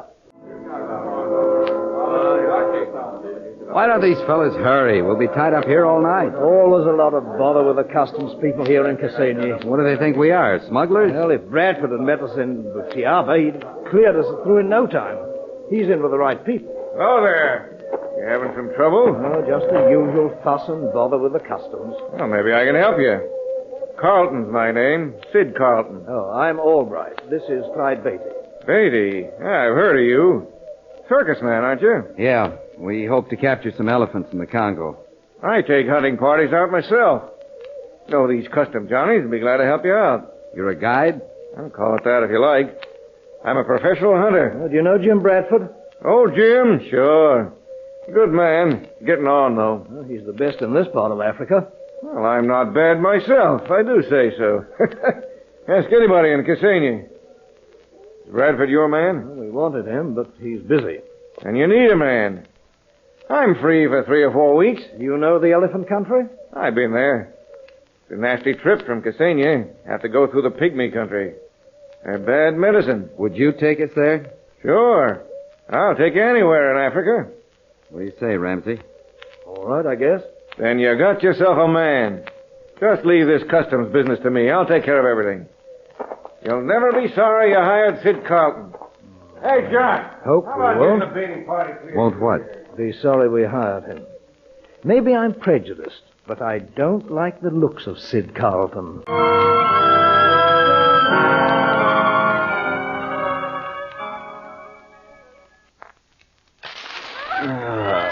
You tired, Harriet? It was a long trek today. No, I'm fine. What do you think of the native village, Mrs. Beatty? I'm glad we camped this far away, Mr. Carlton. That chief gives me the creeps. Old Marba? Ah, he's all right. He's a friend of mine. Only 2 things he hates. Pygmies and lions. Has lion pits dug all around the village. Lion pit? Yeah, traps covered with brush. Watch out you don't tumble into one. Well, I guess I'll turn in. We'll be in Pygmy Land tomorrow. The Ituri forest? Yeah. Ought to hit the river at the border about noon. Hello. What's up? Oh, it sounds like Marba's boys have caught something in a lion pit. Come on. Harriet, watch your step. Remember those pits are all around us. They're hauling something out of that pit. Well, that's no cat. It's a child. No, Mrs. Beatty, it's not a child. Marba's boys have caught themselves a pygmy. What's Mother saying? He says the pygmies are their enemies. This one must be killed. Oh, no. They can't do that. They can't kill the poor little man. Clyde, stop them. Better keep out of it, Mrs. Beatty. These natives hate pygmies. I'll not keep out of it. I'm going to stop them. Come on, Ramsey. We'd better go with her. She's taking an awful risk, Mr. Beatty. You got a gun, Carlton? Oh, sure. Give it to me. I can use it if Give it to me. This is my responsibility. Okay. Mama? Where is Mama? Me, Marba, Missy. What are you going to do with that man? Bad man. We kill. You mustn't do that. Be careful, Mrs. Beatty. Be careful what you say. You tell Marba what he do. Nobody tell Marba. Marba, chief. Marba, Missy mean no But harm. don't you understand? It's wrong to kill another man. Man kill Marba's people. Marba kill. Are you sure this man killed your people? No matter. Man's people kill Marba's people. We kill him. Oh, Clyde, what can we do? That jewelry you're wearing, maybe you can buy them off. Oh, yes. Look, Mama. A necklace. You like? Yes, I like. If I give you the necklace, will you let man go? No, man must die. No use, Mrs. Beatty. We better get back to camp. No, wait. Mama, look. Ring for ear. You trade man for necklace and ring? No. 2 rings. Mama, 2 rings and the necklace. 2 rings? 2 rings and necklace. You'll trade? Look at them, Mama. You'll trade? Marba trade. Give necklace and rings. You take man. From now on, we'll have to keep our eyes open. When we reach the other bank of that river, we'll be in Pygmy Land. So that's the Ituri forest. Gloomy-looking place. Looks as though no man had ever stepped inside its borders. Very few white men have and live to tell the story. Oh, come now, Ramsey. It's true, Clyde. It looks impenetrable, but it's honeycombed with trails. That's right. Those little men scuttle around in there like rats in a burrow. They may be small, but the pygmies are deadly. One of the fiercest races on the earth. I wish you'd stayed in Nairobi, Harriet, as I suggested. Where you go, I go, Clyde. Remember? But, Harriet, if anything should happen Now, to you... don't start that again. If I can handle myself in the arena with the cats, I can take care of myself in pygmy land. One scratch from a poisoned arrow or spear is fatal, Mrs. Beatty. We must stay close together, all of us, when we enter that forest. I wonder if we'll see the little man we rescued from Mother. Do you suppose he's in the forest? If you see him, he'll probably turn loose a poisoned dart at you. I don't believe it. He was so grateful. Even tried to tell me his name. Salu or something. Buona, better we go back. What's the matter, Wongo? Look, on riverbank ahead. See spear stuck in ground. Spear with ball of red feathers on top. I see it. What does it mean? You expected gratitude from a pygmy, Mrs. Beatty. That spear is a warning. A warning of death. We'll bring you the exciting second act of the Clyde Beatty Show in just a moment. But first, a word from our sponsors. And now, Act 2 of Elephant Stampede, an exciting adventure from the life of Mr. Circus himself, Clyde Beatty. Clyde and Harriet Beatty and their party, on an elephant hunt in Africa, reach the border of Pygmy Land only to find a grim warning. A warning of death to all who enter. Beyond the river, to the right and left of the narrow trail, the jungle crowded in. Behind us, it closed upon our passage as though we'd never existed. And there ahead, in the silent tangle of trees and creepers, every tree trunk, every tortured bush might mask a hidden enemy. We were in Pygmy Land. We had passed the border. And always in our minds was the pygmy's warning. A warning of death. Clyde, every step I take, I feel that something out there in the bush is keeping step with me. Nothing could get through that tangle, Harriet. A pygmy could, or 100 pygmies. It's like a nightmare. Everywhere I look, I feel unseen eyes looking back at me. Nonsense, Harriet. You're letting this thing get you. Only they'd do something. Beat their drums like other savages. Anything. I think I'd scream with relief. I'll be glad to see the last of the Ituri forest myself. Oh, how much farther must we go to get out of this horrible place? Well, not far, according to Carlton. There's a rolling plain less than an hour away. We camp there tonight, and tomorrow we go for our elephants. How do you know there'll be elephants there? There are always elephants on that plain, but usually the hunters come in from the other way. It's easy traveling across the grasslands. If we capture any bulls, we'll take them out that way. Hold up. Goku, get chopping knives. Here, Wongo. Take gun. Stand guard. What's the trouble up there? Trail is blocked. Big tangle of thorn bush. Boys will have to chop their way through. Blocked? I don't understand that. This is no game trail. It's been kept open by man. Yes, by the pygmies. Otherwise, the going would have been tougher. The jungle quickly reclaims its own. Well, that's just the point. I think that roadblock was made by the pygmies. It may be a trap. We'd better keep close together. And keep your guns handy. Now, come on, let's move up. Clyde. What is it, Harriet? I have the most awful feeling. I feel like all those unseen watchers were moving in on us. Come on. There's trouble up ahead.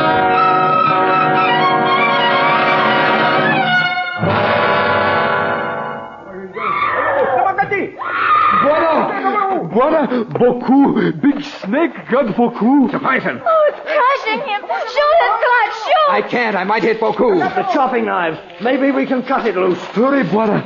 Big snake mash beaucoup like bug. Give me that knife, Wongo. Here, take. Rest you boys. Flash those coils. Now, be careful. Don't hit Boku.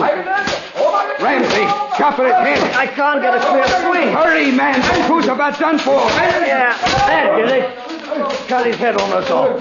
That did it. Come on, you boys. Pull these coils loose. Easy now. Easy now. Boku's pretty badly smashed up. Pull him free. Easy now. I'll take a look at him. Rest you boys drag this snake out of the way. Ramsey, Boku, is he? He's still alive. One arm seems broken, and I can feel some smashed ribs. We better get him out of here. We're only about a half hour from the plane. Well, we'll have to make a hammock. Carry him. That'll take longer. And we better get going. We don't want to spend another night in this forest. How's Boku tonight, Ramsey? Resting easily. Asleep now. I've set his arm and taped his ribs. Will he be able to travel when we pull out of here? Well, depends on when we leave. Located your elephants yet? Yes. Wango recruited some more boys with some tame bulls to handle the wild ones when we catch them. The scouts are working a herd slowly toward the cliff over there. When will you be ready for the drive? Tomorrow morning. Wango has the stockade finished now. It's at the west end of that cliff. Oh, why there? Save time. Only have to build one wing. Drive the bulls between the flaring wing and the cliff, and they'll have to go into the stockade. I guess I'll have to miss the drive. Can't leave Boku alone in camp tomorrow. Where are you and Harriet going to watch from? Oh, that bunch of scraggly trees against the cliff there. Carlton says that'll be a swell spot to watch the fun. Better take along an elephant gun. Wouldn't be fun if the bulls turned on you. You know, Carlton says the pygmies hunt elephants with darts and spears. Carlton would say that. Ask him if the pygmies tickle them to death. When I face a ton or two of tusker, I want a good heavy gun. Look at that, Harriet. Old Wango's boys sure know their business. They got that whole herd of bulls on the run. Oh, they're big ones, aren't they? Yeah, we'll get some fine specimens. They're headed straight for the stockade. I hope the elephants don't see us here. If they charged us, we'd be trapped. We could never climb that cliff and backle us to get away. Don't worry. They'll never spot us here in the bushes. Carlton picked a good spot for us to watch them drive. Clyde, that tusker, he's seen us. He's charging us. Get behind me, Harriet. I'm going to have to shoot. I missed him. He's still coming. Shoot again, Clyde. Shoot, quickly. I can't, Harriet. The gun's jammed. Clyde, the whole herd's turned. They're all charging. We'll be trampled to death.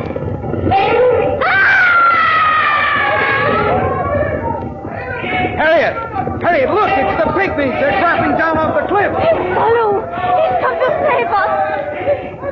They've turned the herd. They're driving them toward the stockade. Another minute, we'd have been crushed into the earth. Yes, Harriet. Thanks to your bargaining for the life of that little brown man, he was alive to save us. Oh, these are the pygmies that Sid Carlton said would never show gratitude.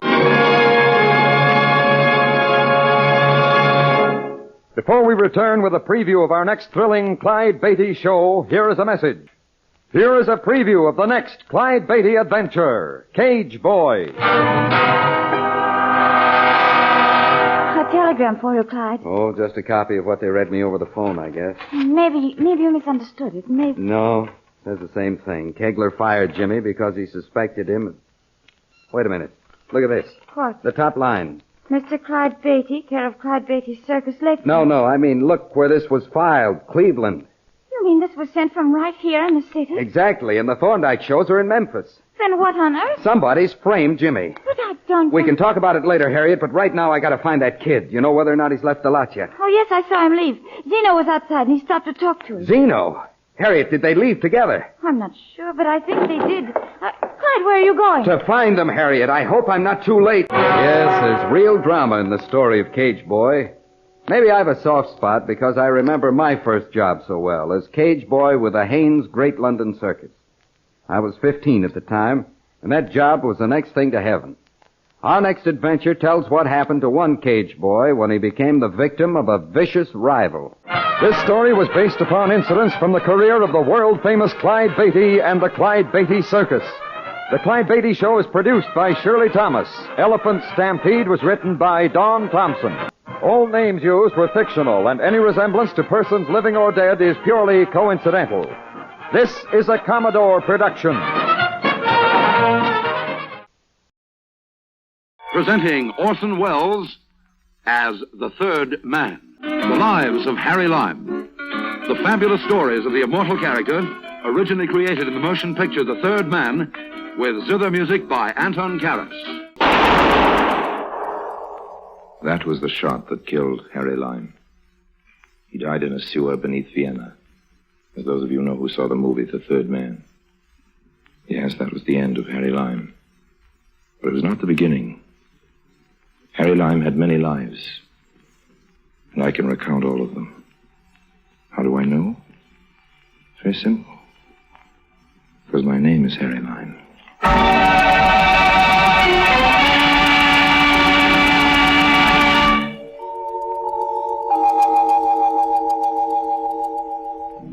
Don't get me wrong, I love Budapest.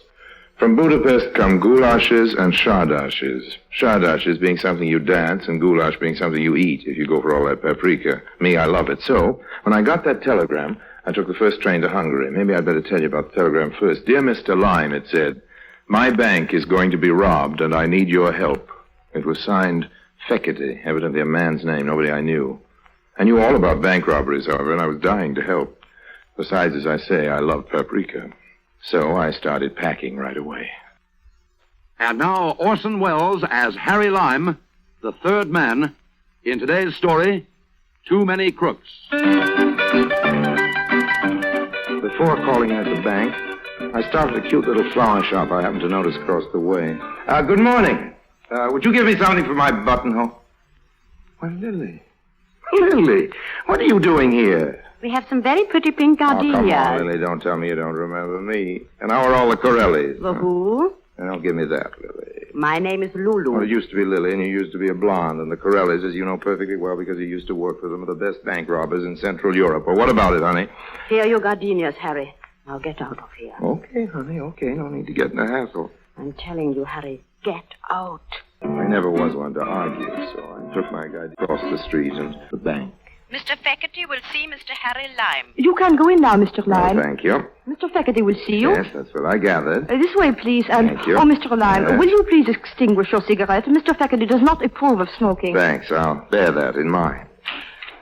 Mr. Lime. Come in and shut the door. There's a date. Do you mind if I sit down, Mr. Fekete, or is there a rule against that? Sit down. You're a very impertinent young man, but I don't mind that. I am an impertinent older man. We ought to get along together very nicely. What's your proposition, Mr. Fekete? Yeah. What do you mean? That's what I said. What's your proposition? Listen to me, Lime. I don't make propositions. I consider them. Have it your own way, Fekete. I'm a big boy now, and I'm not so easily impressed. What do you mean, impressed? All this big desk, double secretary, Mr. Fekete. You'll see you now, Mr. Fekete doesn't approve of smoking, busy executive hoopla. May go down very well with the bumpkins who give you their money to invest. It doesn't mean a thing to me. You sent for me, didn't you? I crossed 3 national borders to get here and lost a lot of time, so don't ask me what's my proposition. What's yours, Mr. Fekete? Very good indeed. You're just the man I hoped you were. Have a cigar. Wouldn't that be breaking the rules? I make the rules, Mr. Lime, and I don't like cheap tobacco smoke. Nor do I enjoy being forced to distribute these very costly custom-made Havanas to every, what is it you call them, bumpkin, who comes into my office. I think you'll enjoy these. Thanks. Light? Thanks. Good. Now that we're a little more at ease, suppose you tell me something about yourself. Why? What do you mean, why? I wish you'd stop asking me what I mean by everything I say, Fekete. I said why, and I meant why. You put private detectives on my trail. You found me. You made me a very substantial down payment on services to be rendered. And now, when I get here, you want me to tell you about myself. That's just plain silly, old man. It's obvious if you went to all that trouble and expense to get me here, you knew about me already. I'm the one to ask the questions, not you. Better and better. Mr. Lime, if you were just a little less notorious as a crook, I'd offer you a vice presidency in my bank. I forgive the insult, Mr. Fekete. What do you mean, insult? There you go asking me what I mean again. I meant insult. Now, don't you get pompous on me, Lime. You are a crook, a well-famous one. You don't want to deny that? What I don't want is very simple, Mr. Beatty. I don't want to be a vice president of your bank. Huh? Oh, I follow you now. Don't worry, Lime. Right. I promised you $20,000. That's right. Or its equivalent in Hungarian pesos. Oh, wait a minute. And you'll get it without having to serve as an officer of this You bank. promised me $20,000, old man. There weren't any gimmicks in the agreement about the joke money you folks pass off on each other locally. I know. I carry my own microscope for reading the fine type. Very well, very well. $20,000 it is. Don't you want to know what I expect you to do for it? Mr. Fekete, you keep making me repeat myself. I told you before that I'm a big boy now. If you're giving me $20,000, I can relax, not worry about asking you silly questions. You're going to get around eventually to telling me what you expect me to do for it. Did you ever hear of a bank giving a reward? Yes, but only after a bank robbery. Exactly. Exactly. Only after a bank has been robbed. I'm reversing the procedure line. I'm giving the reward first. Oh, so that's the little caper, is it? You want me to rob your bank for you? Oh, not at all, not at all. A reward is usually given for apprehending the thieves who have robbed the bank.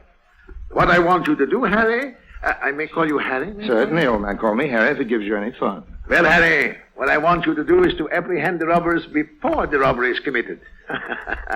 Very clever, don't you think so? Have another cigar. In my business, I may get in the way of an awful lot of screwy deals, but I can tell you that never in a long career have I been offered in complete seriousness a loopier proposition than Mr. Feckety's. Seems the key to the whole affair was Mr. Feckety's junior officer in the bank, a certain Mr. Fodor. Ladislaus Fodor is the full name, Harry. He's one of our vice presidents. I see. I tell you this right now, the man is an unprincipled criminal. Oh? Come here, and I'll show him to you. Come this way. You can see him through the glass panel. Oh, yes. There he is. Oh, that one? Second desk to the right. With all those silly hairs pasted over his bald head. That's the man. He doesn't look very dangerous to me. Fodor? Dangerous? He is the brain of a backward bird and the charm of a worm. Now that I look back on it, I can't imagine how I ever persuaded myself to be jealous of him. Jealous? I don't follow you, old man. If I have a fault, Harry, it is this. I do tend to be jealous. Lulu often chides me about it, and I have promised to curb the instinct, but there, it is a part of my character. Lulu? You mean the girl in the flower shop across the way, that Lulu? She is the only Lulu I know, Mr. Lyon. How does it happen that you are acquainted with her? You see this carnation? I see it, yes. Lulu sold it to me, overcharged me scandalously, as a matter of fact. Poor Lulu is a working girl. She must live. How does it happen you know her? What makes you think I do? You know her name? Oh, one of the other customers called her that while I was still in the shop. As it happens, it was this little fellow you just pointed out to me over there, the vice president, Fodor. Third vice president. I hate to keep harping on these commercial matters, Faculty, old man, but just how does my $20,000 reward come into the picture? Let us retire to my inner office, Harry. I never tell you. Okay, Come. old man.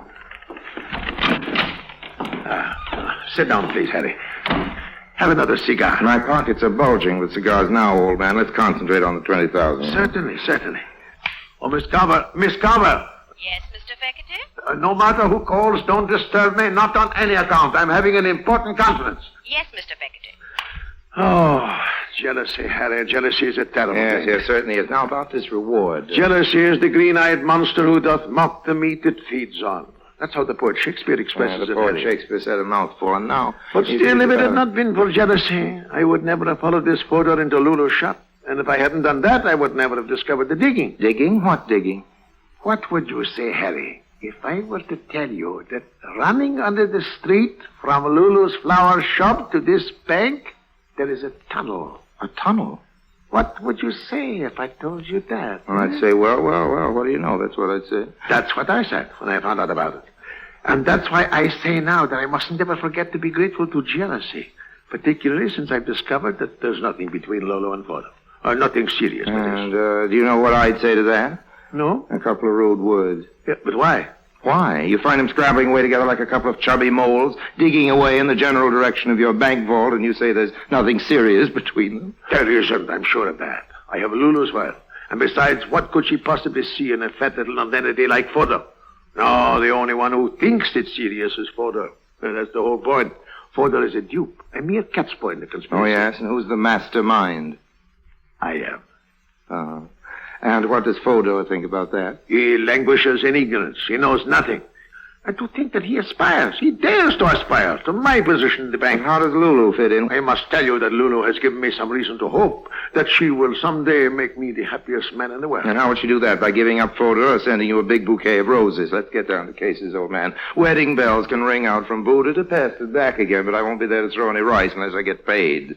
What is it exactly you want from me? Lessons on how to help Fodor and Lulu rob your bank? Fodor's going to do the robbing, and besides, it isn't my bank. I'm only a salary officer. And then Fodor gives you the money to give to Lulu, is that it? Certainly, that would be silly. That's just what I was thinking. No, every day Fodor is supposed to take the paper money from the various cages and place it in the vault. Yeah? This is his responsibility. Yeah? Tonight, however, he will not do this. He will leave the money outside the vault, hidden in a large filing cabinet. Oh, yeah. Oh, the entire plan has been carefully worked out, I can assure you. All I can say is this Fodor of yours is a very cooperative type of cat's paw. Don't call him this Fodor of yours. He isn't. He's no Fodor of mine. Have it your own way, old man. What comes next? You, I suppose. Huh? You come a half hour later with a dark lantern and a gunny sack. You wrap up the money, join Lulu, who's been waiting for you across the street in the flower shop, and the two of you, hand in hand, move off down the road into the sunrise and also into the very choicest Hungarian hooskow. What is a hooskow? A jail or prison, a place of forcible incarceration, a lockup for bad little bank robbers. Not at all, not at all. It is Fodor who goes to prison. Oh, yes? And how do you work that? That is one of the things I want you to arrange. Oh, I see. I'm going to have to earn that $20,000. I think we'll start by having it deposited in my name and in somebody else's bank, old man. Why now? And why another bank? Well, every bank in Budapest isn't going to be robbed tonight, so I think I'd prefer one of the others. And I'll take it now because I know you wouldn't want me to go to the police with what is, after all, a fairly sordid little Go to story. the police, but that's blackmail. Oh, watch your language, old man. Blackmail's a nasty word. You know, all I want is protection for my poor little $20,000. I'll give you service for it, too, but I want to be absolutely positive that you're ready to meet your payroll. Very well. You'll have your money, but you will help me. I'm going to need a few more solid facts, old man. Well, it all began with this insane jealousy of mine for photos. Oh, yeah? I took to following him. He used to go into Lulu's flower shop at night long after it was closed. And one time he left the shutter unfastened and I went in. There were no lights in the shop itself, but I could hear voices from the basement below. I opened the trapdoor very carefully so as not to be heard. And what do you think I saw? You saw Lulu, Fodor, and 3 men all hard at work digging a tunnel. Yeah. How did you know? I didn't, I guess. After all, you told me there was a tunnel. But the 3 men, how did you know about them? Still guessing. It's pretty obvious that Mr. Fodor and Lulu couldn't dig much of a hole without getting some help. Tell me this. It was Lulu who persuaded you to call me in on this deal, wasn't it? How did you know that? Still just guessing, old man, just guessing. Now, let me guess on for a minute and stop me when I'm wrong. When you saw what Lulu and Fodor were doing, you went home and brooded for a while, and then a few days afterwards, you confronted her. It was the next day. Okay, it was the next day. And Lulu admitted she was planning to rob the bank, but said she was just using Fodor, and you were the only one she really cared about. And if you joined the party, it's you she'd run off with, leaving Mr. Fodor holding the bag. An empty bag. How am I doing? Oh, you're a clever man. Sure I am. That's why Lulu had you send for me. You see, the idea is that Fodor will hide the money outside the vault and leave. Then, according to the arrangement, as he understands it, Lulu will come through the tunnel at night with her helpers and take the money back under the street through the tunnel. Who did she tell Fodor these helpers were? She said one of them is her brother and the other 2 are cousins. And what did she tell you? That's what she told me. Why? Nothing, old man. Nothing at all. Just give me one more guess, Oh, go ahead. After Fodor leaves the money, what you do is crawl back through the tunnel with a sack of currency clenched in your teeth. But no, that wouldn't make any sense, would it? You'd run into a couple of brothers crawling in the opposite direction. I'm not to have anything to do with the tunnel. You see, Fodor leaves the money out just before closing time. That way, he's implicated, and we have a scapegoat. So there's nothing to stop me from letting myself in with my key at night and walking away with the money. Who could suspect me? It's a perfect crime, Harry. Wouldn't you say so? Yes, it's quite a crime if you look at it in one way.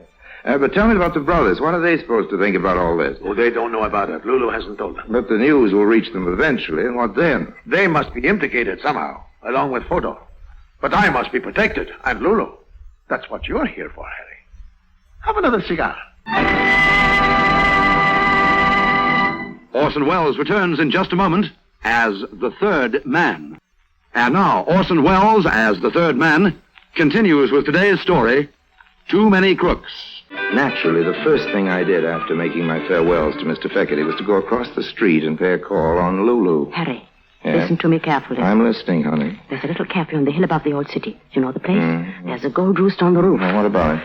Go there and wait for me. You never can tell when Fodor or Feckerty will be bursting in here. They keep jumping across the street to check up on each other and buying geraniums. Go to the cafe and I'll be with you as soon as I can close up here. What about the boys below? Oh, what do you mean? The construction crew, the Corellis. Oh, Feckerty told you about the Corellis? I would have found out anyway, Lily. Lulu. Okay, what happens to them if you shut up the store? Isn't there a way out? No, but they won't be finished work before I'm back. And besides, what they don't know won't hurt them. Lily, or rather Lulu, it looks to me as though just about everybody around here is due to be hurt by what they don't know. I found the Gold Rooster and sat down on the terrace of the restaurant to wait for Mr. Feckerty's fiancée. Over a glass of Tokay, I tried to add up the situation as of then. As far as I could see, the whole setup was like a Picasso painting. No matter how you looked at it, it was cockeyed and upside down. Hello, Harry. Don't order anything for Hi. me. I haven't time. Don't worry, Lily. I'm not here to celebrate. We can have our party after I know who's going to pay the check. I wish you call me Lulu. Okay, Lulu. Now, here's all the sense I can make out of this little caper. You came here with a Corelli gang, No, right? they came first. Then they sent for me to work in the flower shop for a front. The tunnel was their idea. Then you sent for me. That was your You're idea. right. Fodor thinks he's going to divvy up with the Corellis and marry you on the proceeds. Something like that. And Feckerty thinks something like the same something. The president thinks he's going to put it over the vice president. What about the construction crew? You mean Walter and the Yes, others? the Corellis, the original burglars. What are they going to get out of this? According to Feckerty, it's going to be the old double cross. But if I know you, Feckerty's in for the same gentle treatment. Harry, why should anybody get anything out of this except... Okay, Lily, okay. Book a couple of spaces for us on the first milk train out of Budapest, but be sure to get reservations on the bulletproof car. I wish you'd call me Lulu. Time marches on. A lot of trusting Hungarian depositors line up at the bank, leave their hard-earned pengos at the impressive-looking gilt cages for what they fondly believe is safekeeping, and hurry home to have their evening plate of goulash. Closing time comes and goes. Fekete doesn't leave. He just pretends to, and stays skulking in his office. Meanwhile, Fodor takes the big packages of pengos, which, as you know, is Hungarian for money, dutifully to the door of the vault. He slams the vault loudly, this being for the benefit of the janitor, who is deaf anyway and doesn't hear, and quickly stows the loot in the empty filing cabinet, which he has thoughtfully left nearby for just this purpose. He then goes home and passes a very restless night.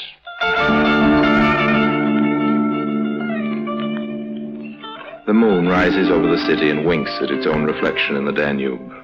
A lot of good Hungarians are in their beds. The others are all in a nightclub called the Arizona, dancing the Shardash. They do not come into this story, so we'll leave them dancing. Down onto the street, the Corellis, those adept bank robbers, continue to dig. They are putting the finishing touches on their tunnel, and we will not listen in on them because their conversation is very vulgar indeed. In his luxurious office, Mr. Fekete sits biting his nails and dreaming of a long West Indian cruise with Lulu in an adjoining deck chair.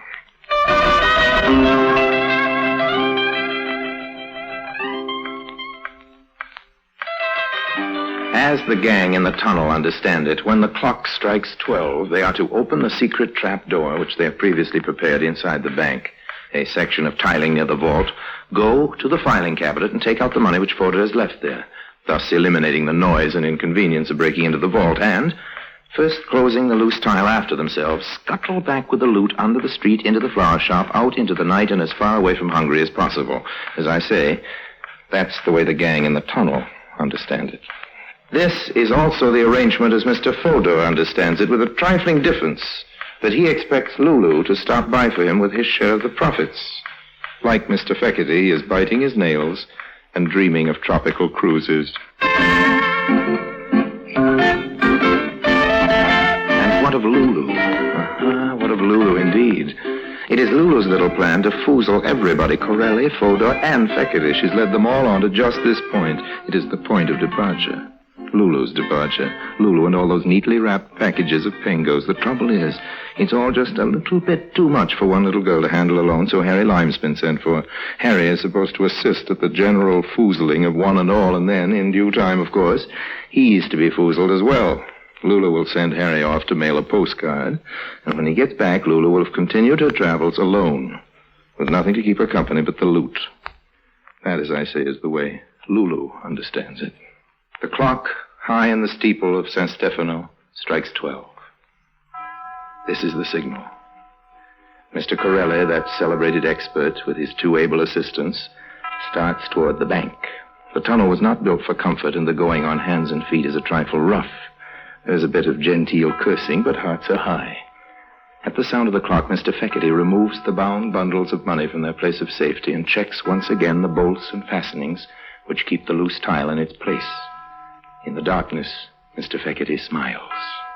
He is satisfied that, contrary to the Corelli's expectations, the bank end of the tunnel is firmly and irrevocably closed. Still smiling, he starts toting the money toward the side door for which he, Mr. Fekete, is the perfectly legal possessor of a key. On the outside, Lulu, with a high-speed car, is supposed to be waiting for him.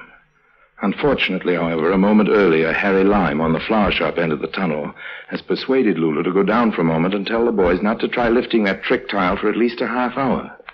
Lulu hates herself now for not having analyzed the merits of this suggestion. She has plenty of time now to think this over because foxy old Harry in the flower shop has bolted down the trap door. The clock has stopped striking, of course, and Mr. Fekete pops out of his bank looking for all the world like a jolly Christmas shopper with his arms loaded with bundles. There is a high-speed car waiting for Mr. Fekete, all right, but it is full of strange gentlemen, and they are all dressed in uniforms. Put up your hands, Peggotty. Put up your hands. You're under arrest. But there's some mistake. Oh, not at all, old man. No mistake at all. You see, gentlemen, just as you were told, there he is. And there's the money. Come along now, Peggotty. We are taking you in. You, Harry, a police informant. Not a bit of it, old man. I wouldn't dream of telling on you. No, the cops got the tip-off from an anonymous letter. And you know how you spell anonymous? L-U-L-U. Lulu. She did it. Lulu. That wouldn't be Lulu Hartz, would it? Alias Lily the Twister. Yes, officer, I believe so. There's a reward offered for her capture, isn't there? I should say there is. What about the Connelly gang? They've got the biggest price on their heads in Central Europe. Oh, that's lovely. It's all beginning to add up. When you throw in the generous reward Mr. Feckety posted in the name of his bank this afternoon... But you're not going to collect that, are you? Why not, old man? After all, you put up the money for me to collect before the bank was robbed, didn't you? You also wanted me to thwart the Corellis, and if you yourself are foolish enough to go breaking the law, you'll just have to tell it to the judge. I'll tell him plenty. I'll tell him about you. Go ahead. I haven't broken any laws, remember, and you'll only help me collect my various rewards. As a matter of fact, Lime, just what is your connection with this affair? What have you done? Officer, all I did was turn a bolt on a trap door. Nothing at all, really, just a twist to the wrist. And now if you've got some spare handcuffs ready, I think we better open it up again. The folks down below may be getting a little fretful, and I think they'll appreciate a change of scene. If you'll come with me, officer, I'll show you the place. Really, Mr. Lime, I can't tell you how grateful... Please, old man, don't mention it. Pleasure, I assure you. Won't you have a cigar? Harry Lime returns in just a moment.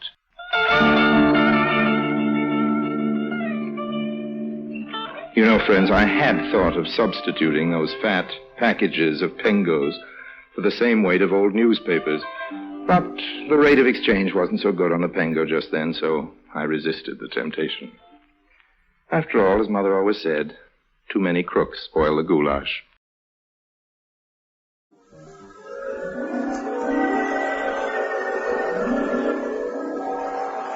Om Mani Padme Hum. The Green Lama strikes for justice.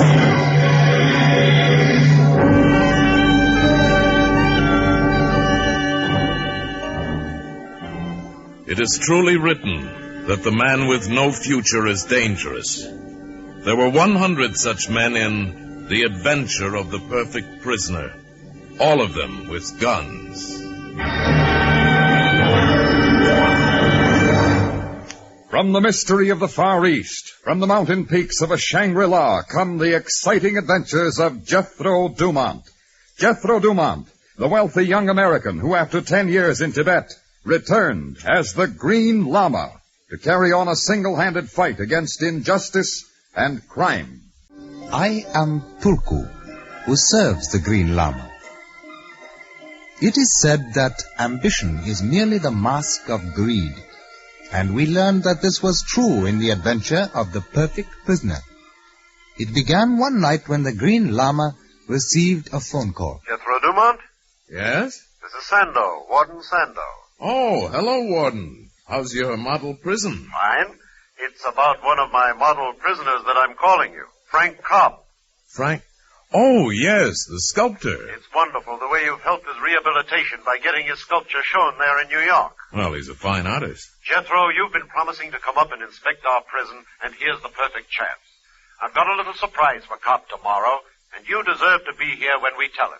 Now, you've been promising, and I won't take no for an answer. Okay, Jethro? All right, Warden. Tulku and I'll be there.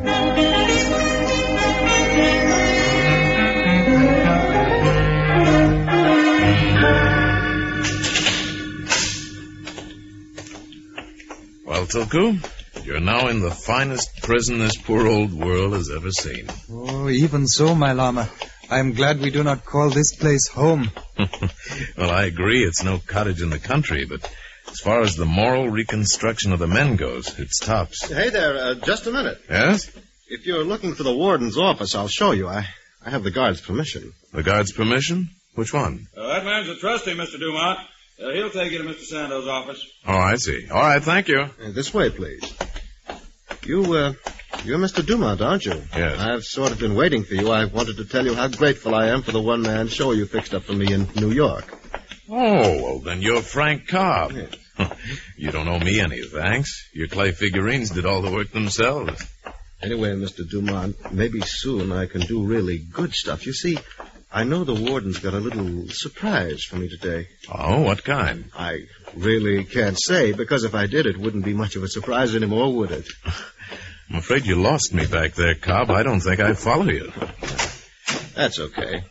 But, just to keep things even up, I've got a surprise for the warden. Oh? And I suppose if you told me what it was, it wouldn't be a surprise anymore either, huh? That's right. It's not time yet. Well, here you are, Mr. Dumont, the warden's office. I got to get back to my work. I'll see you. Well, what do you make of that, Tuku? Mr. Cobb is burdened with a secret he knows he must not keep, my Lama. Yes, yet I think he's afraid to tell it. Well, let's see what Warden Sando has on his mind. Come in.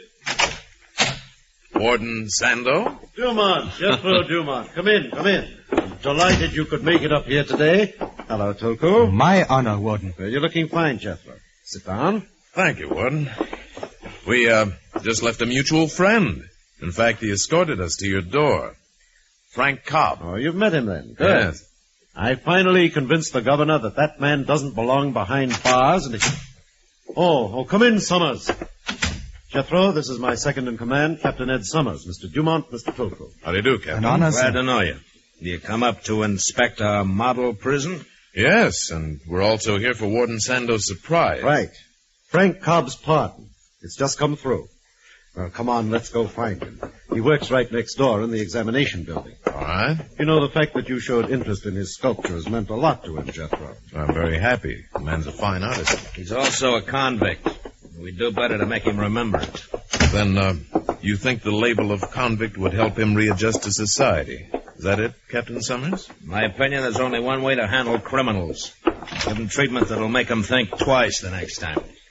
That's our job. But history shows that method has failed consistently for centuries, Captain Summers. That's right. Our job is to strengthen through education, not fear. Cobb? Maybe he's in the next room. I'll get him, Ward. All right, Cobb, step out here. He's not in here, sir. That's strange. Cobb? Oh, my Lama, look there. Hmm? Behind that desk. What? Why, that... Warden, quick. What is it? It's Cobb. Yes, it's Frank Cobb. And the knife that killed him is still in his back.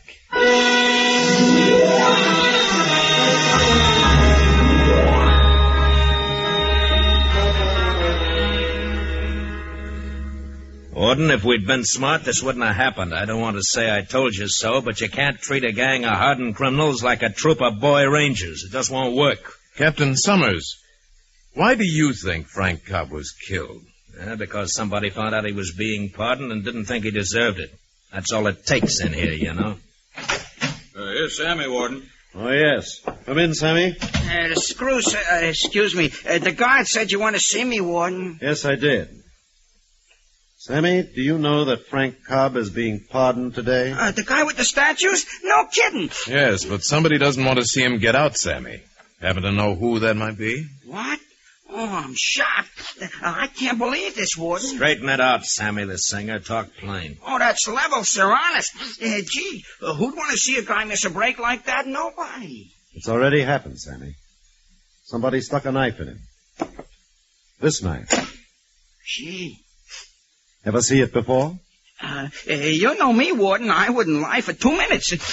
Sure. I seen it before. That's Al Bauer's knife. It used to be. It was swiped off on him, sir. He kept it in his mattress. And a couple of nights ago, it ain't there anymore. I see. Well, that's all I know, sir. Okay if I go now? Hold it, Sammy. Has Bauer's been at his machine in the mill all day? Yeah, I think so. But I have my nose on the grindstone the whole shift, sir. I couldn't say for sure. Is that all? That's all. Well, it's perfectly obvious to me, Warden, that Bauer's faked that stolen knife story to cover up an advance for this job. If you let me handle this my way, I'll get to the bottom of it in a hurry. Out of curiosity, Captain Summers, just what is your way? According to some standards, Mr. Dumont, it's old-fashioned, but I can guarantee results. And I say there are better ways of getting answers. Ways that... Excuse me. Warden Sandow. What? A riot? Where? How bad is it, Carter? I knew it. Sooner or later it was bound to happen. I see. Yes, I'll hold on. There's a riot in the mill. Carter doesn't know how it started, but he says it's big. Sando, you're directly responsible for this. You've mollycoddled a bunch of killers and theorized with them until they've got the idea they can run all over you. Hello? Hello, Carter. Carter? I think the phone's dead. There'll be more than that dead before this is over. If any of my boys get it, Warden Sando, you... Warden! Warden! He's been hit. All right, here, fella, take it easy now. My shoulder. Not serious. It's a break, Warden. Bad one. The riot was a blind, that's all. About 100 of them. They had guns. Must have been smuggled in. They made it into the boiler house. Then down the passageway and... The arsenal. Yeah, that's right. They even had a key. They're in the arsenal now, behind a barricade. I believe we've still got a chance. Well, then come on, Warden. Let's go.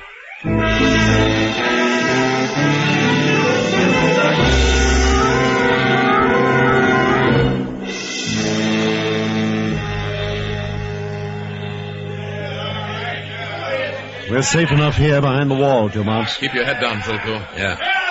Arsenal's just across the court out there. Here's the microphone, Warden. It's ready. Good. Hand it to me, Summers. Okay. Attention, men! Attention! This is the warden. You've made a mistake. It's a long way to the main gate. You'll never get that far. I'm asking you now to back out before it's too late. I'll listen to your answer. Who's going to speak for you? I am, Warden. Big Ben Hackett. All right, Hackett. Can you speak for the others? Sure. I can talk for them. We don't care what your game is, Warden. We ain't playing ball. Period. So save yourself some breath or run. You'd better think it over, Ben. Here's what I want you to do. Come out one at a time. Lay your guns down and line up facing me. You have my word, there'll be no gunfire. Next! When we're ready, we're coming out all right. Shoot! So here's what we want you to do. If you don't want your boys in blue all chopped up, keep them out of our way. Why, that's smart. Warden, you've got to listen to me now. We're in real trouble. I've got 3 heavy machine guns in the north tower and plenty of ammunition. That's enough firepower to cut the whole mob down. Now tell them to come out right now with their hands empty or we open up. No, I'm telling you, Sando, it's the only way. I refuse to permit wholesale slaughter of those men. Listen, they're cornered now, but they're going to come boiling out of there any second and it'll be too late for us. Now, shall I give the order? Well... Just a minute, both of you. Warden Sando. Yes, Jethro? I want to go in there and talk to those men. What? Oh, my no, Lord, you're out of your mind, me. Dumont. You wouldn't get 10 feet beyond this wall before they'd have you cut to ribbons. I want to go, Sando. Men can be reasoned with, but Captain Summers is right. We've got to hurry. Well, it's either me or the machine guns, Warden. All right, Jethro, but just... Now take the mic again and tell them I'm coming. Okay. Men! Big Ben Hackett, listen to me. Mr. Jethro Dumont is coming to talk to you. If he ain't bulletproof, you better keep him under cover. We'll kill anybody who tries to get in here. He's coming out, Hackett, and I want you to listen to him. Oh, my Lama, I beg of you. I know what I'm doing, Tulku. I believe I can save those men. Yes, of course. May Buddha go with you? Good luck, Dumont.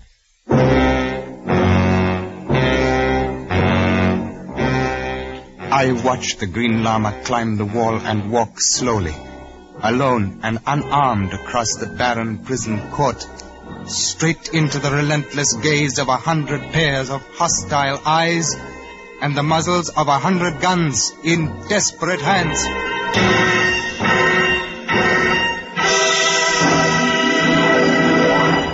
In just a moment, we will return to the Green Lama. But first, sure, CBS is famous for its Sunday comedy lineup, but there's action and fast-paced drama there, too. Johnny Dollar hunts the crooks who would cheat his insurance company. Bill Grant shows you how a big-town police commissioner goes to work on Call the Police. And Sam Spade is around wisecracking his way through another typical adventure. Hear them all tomorrow. Johnny Dollar, Call the Police, Sam Spade, on most of these same CBS stations.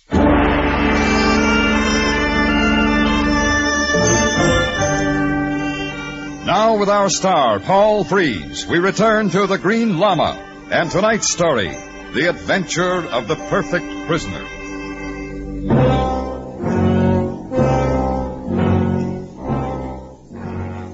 Even as Jethro Dumont crossed the prison yard, the jeers and catcalls of the convicts were lost in their throats, and everywhere was only an empty silence. Silence and the chilling, sharp echo of Jethro Dumont's footsteps moving closer to the armed prisoners as he walked across the yard and into the arsenal. Ben, I'm coming in.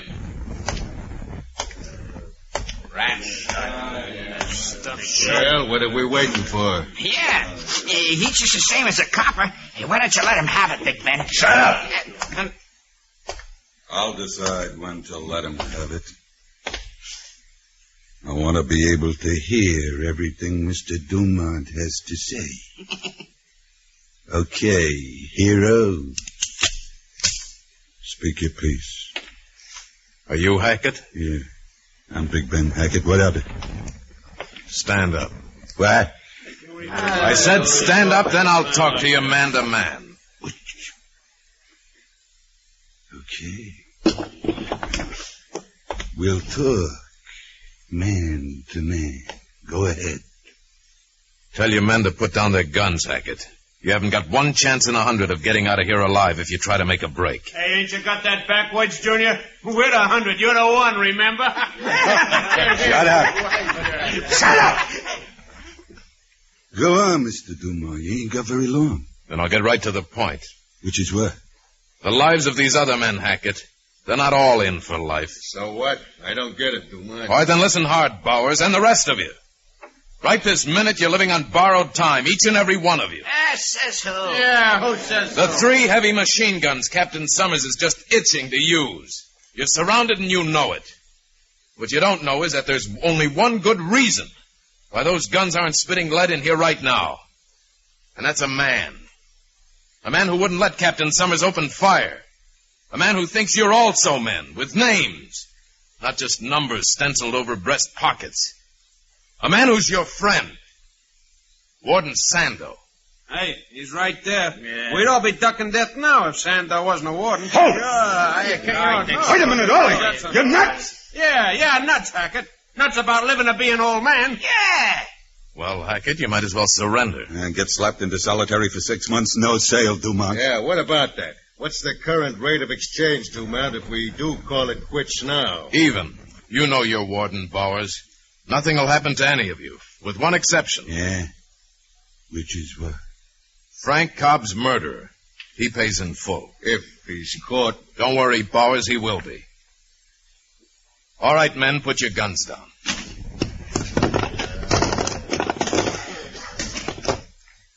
Well, who are the holdouts?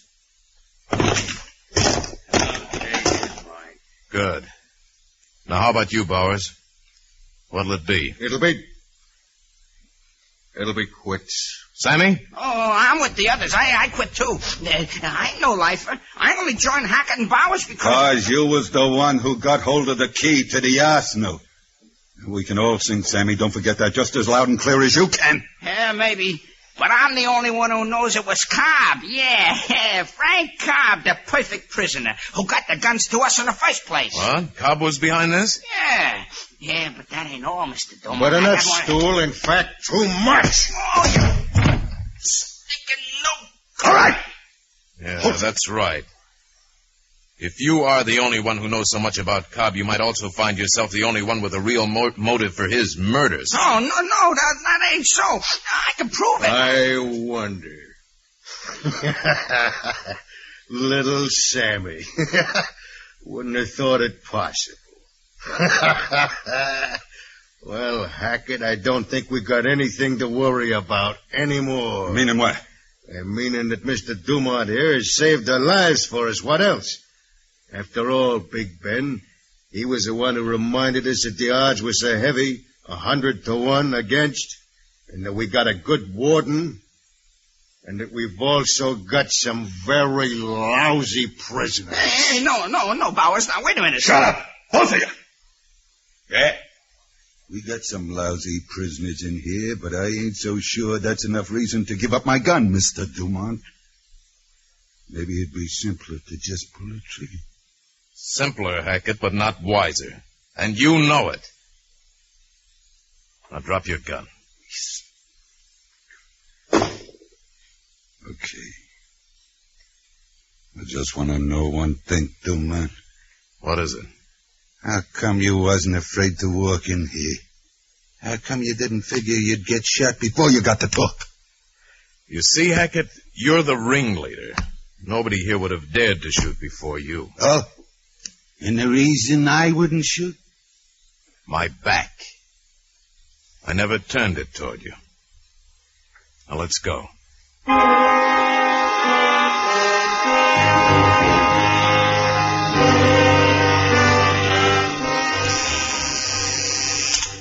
Warden Sandoz speaking. Captain Summers reporting from the Central Tower, Warden. The arsenal's secure, sir, and the men are all accounted for. Good. That was a wonderful job Dumont did. Not a single shot fired, Captain. Which may have been a mistake. You can't handle prisoners Never like mind that, Captain. Now, are the cells unlocked yet? Yes, sir. The cells are all unlocked, and the happy prisoners are back at their jobs. Business as usual, Warden. All right. That's exactly the way I want it kept. Understand? Yes, sir. And one thing more, Summers. Jethro Dumont and his friend are to be allowed free run of the entire prison. They're going to examine Cobb's cell, then they want to talk to Sammy the singer. After that, I think they'll deliver the murderer. That's all, Summers.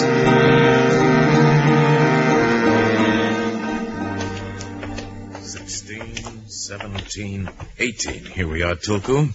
The late Frank Cobb's cell. But, my Lama, except for these bars, it seems more like an artist's studio than a prison cell. All this clay and these handsomely carved figures. Yes, just another example, Tulku, of Warden Sandow's rehabilitation program. Cobb was an artist, and the warden never wanted him to forget it. It's just too bad he did. Oh, you mean the guns that were smuggled into the prison, Lama? Yes, the guns which no doubt are embedded here in these fresh boxes of modeling clay. That's the only way Cobb could have got guns in. Here, Tulku, give me a hand. Yes, Lama. Now we'll see in just a minute. There. Oh, yes, Lama. Look here. Yes, a .45 automatic, and below it another one. Not the same caliber, but equally effective. Tulku, the cell door. It's closing, my Lama. Correction, Tulku. It's already closed. But why, my Lama? Who would want to keep us prisoner? I don't know, but I don't intend to stay this way very long. Tulku, do you have a penny in your pocket? A penny? Yes, but why that? This light here, the bulb unscrewed and replaced with a penny. Give it to me, Tulku. Yeah, my Lama. Inserted in between it, and the connection will blow the fuse fast. Oh, and so render the electrical machinery that locks these cell doors useless? No, it's not that simple, Tulku. But in a modern prison where doors and windows operate electrically, any tampering with wires such as a blown fuse might bring results. Now, the bulb back in, and we'll see. Yes. Oh, you were right, my Lama. It set off an alarm. Yes, and that red light there at the end of the corridor. Look, Tulku. It tags this row as the seat of the trouble. We should have help any minute. There, coming toward us, Tulku. The warden with a guard behind it. Warden! Here in Cobb's cell. We're locked in. Dumont! Now, wait a minute. I'll get the alarm first, then have you out. Newton? Yes, Sergeant sir. Newton! Yes, sir. Get the alarm, then open the second block. Yes, sir. My Lama, you have no thought as to why we happen to be caught in here this way? No other than that it's not a coincidence, Tulku. Let's go. Maybe the warden can help us. Jethro, I can't understand this. Sergeant Newton, you patrol this building. Did you hear the gates close or see any prisoners in here? No, sir. I didn't head up to this block until that alarm went off. A little before that, I heard the door to that supply closet down there slam shut, so I started to investigate. But I never got past the lower stair, Warden. Warden, under the door to the supply closet down there. Look, something's seeping out. Yes, something that looks like blood. Come on.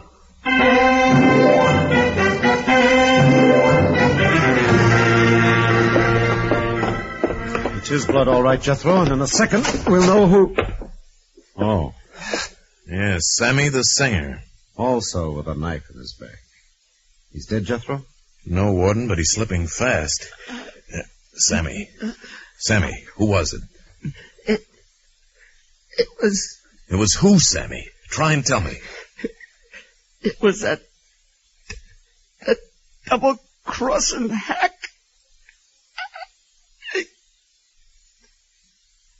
He's gone, Jethro? Yes.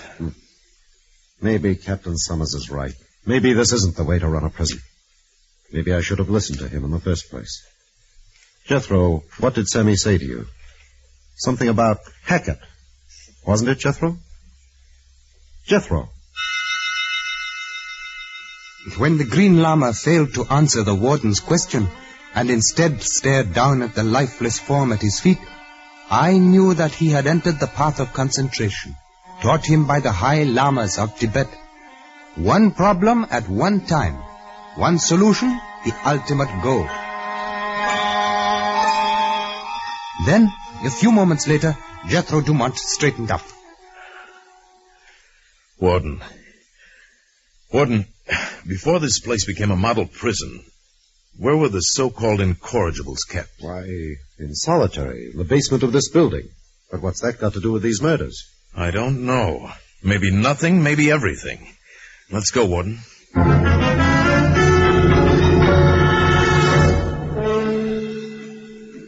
The Green Lama and I followed close behind the warden. We crossed to a narrow, half-concealed doorway that opened onto a spiral staircase leading 50 feet into the earth below.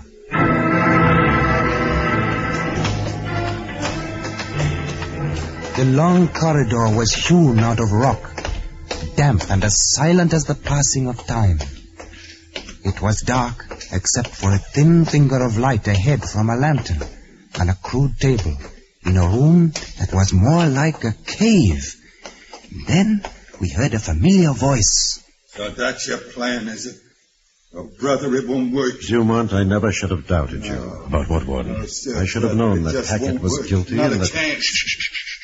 Hackett isn't alone in there, Warden. And believe it or not, he isn't the guilty one. What, somebody else killed both Cobb and Sammy? That's right. Now listen carefully as we move up and see if you don't recognize the other voice. No dice.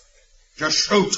Period. All right, I'll do it your way, Hackett, as long as I have to. What? And still get away with Captain everything. Summers? Yes, the hardy jailer himself. Big Ben, I've got the upper hand. I'm a guard and you're a con. I can knock you off and say it happened because after you admitted killing both Sammy the Singer and Cobb, you made a break for it. And everybody'll believe me. Yeah. Even though the truth is that you knifed Cobb because you was getting the guns to him yourself. But it didn't play out dead at Summers. Cobb changed his mind when his pardon come through unexpected. That meant you had to kill him or worry that he'd talk. Yeah, and as long as you'd like to understand everything real thorough-like before you go out, Hackett, I'll cut you in on a little more. The reason I killed Sammy. Mind if I try it, Captain Summers? Dumont. One. But stay where you are. Stop walking, Dumont, or I'll shoot. You killed Sammy, Captain Summers, because he knew too much. You couldn't afford to let him live when the break didn't come off because Sammy sings too easily, doesn't he? Dumont, stop. Stop or I'll shoot. And do what when Hackett grabs for you? Big Ben, the man you were about to murder. Or were you counting on getting us both at once? All right, which one will it be first, Summers? Yeah, Captain. Which? I don't know. Stay back. Warden, tell them to stay back. Tell him, Warden! I'll answer for the Warden, Summers. All right, drop the gun. Drop it. Okay. You win, Dumont. Well, Jethro, here it is. Captain Summers' complete confession, thanks to you. But how did you suspect him in the first place? This has also been bothering me, my Lama. Well, there were 4 things pointing to him, Warden. First, if Al Bauer's story of the murder knife being stolen from his cell was true, it could only have been stolen by a guard. Yes, no one else would be able to get into the cell. 2, Summers was the only person in the entire prison to have a key to the arsenal, right, Warden? Yes. And Sammy the Singer was not the type of person who could have gotten that key away from a man like Captain Summers, so the key must have been given to him. Then Summers knew we were going to talk to Sammy, and he needed time to get to Sammy first, so he locked us in the cell. Only Summers and you, Warden, knew we were there. Finally, Sammy told us it was Summers. Sammy told us? Yes. When Sammy was dying, he said that it was that double-crossing hack, remember? You thought he was trying to say Hackett. But in prison slang, yes. Hack means a guard. In this case, Summers. Yes, Warden, Summers. The only man with a motive to stir up riots and murders in the model prison. Because he wanted my job. That's right, Warden. You know, it is truly written that the ambitious man often falls into the pit dug by his own greed.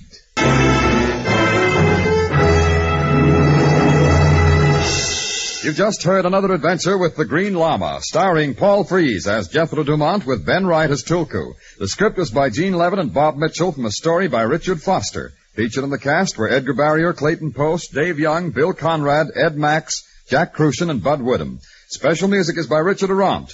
The Green Lama was produced and directed by James Burton.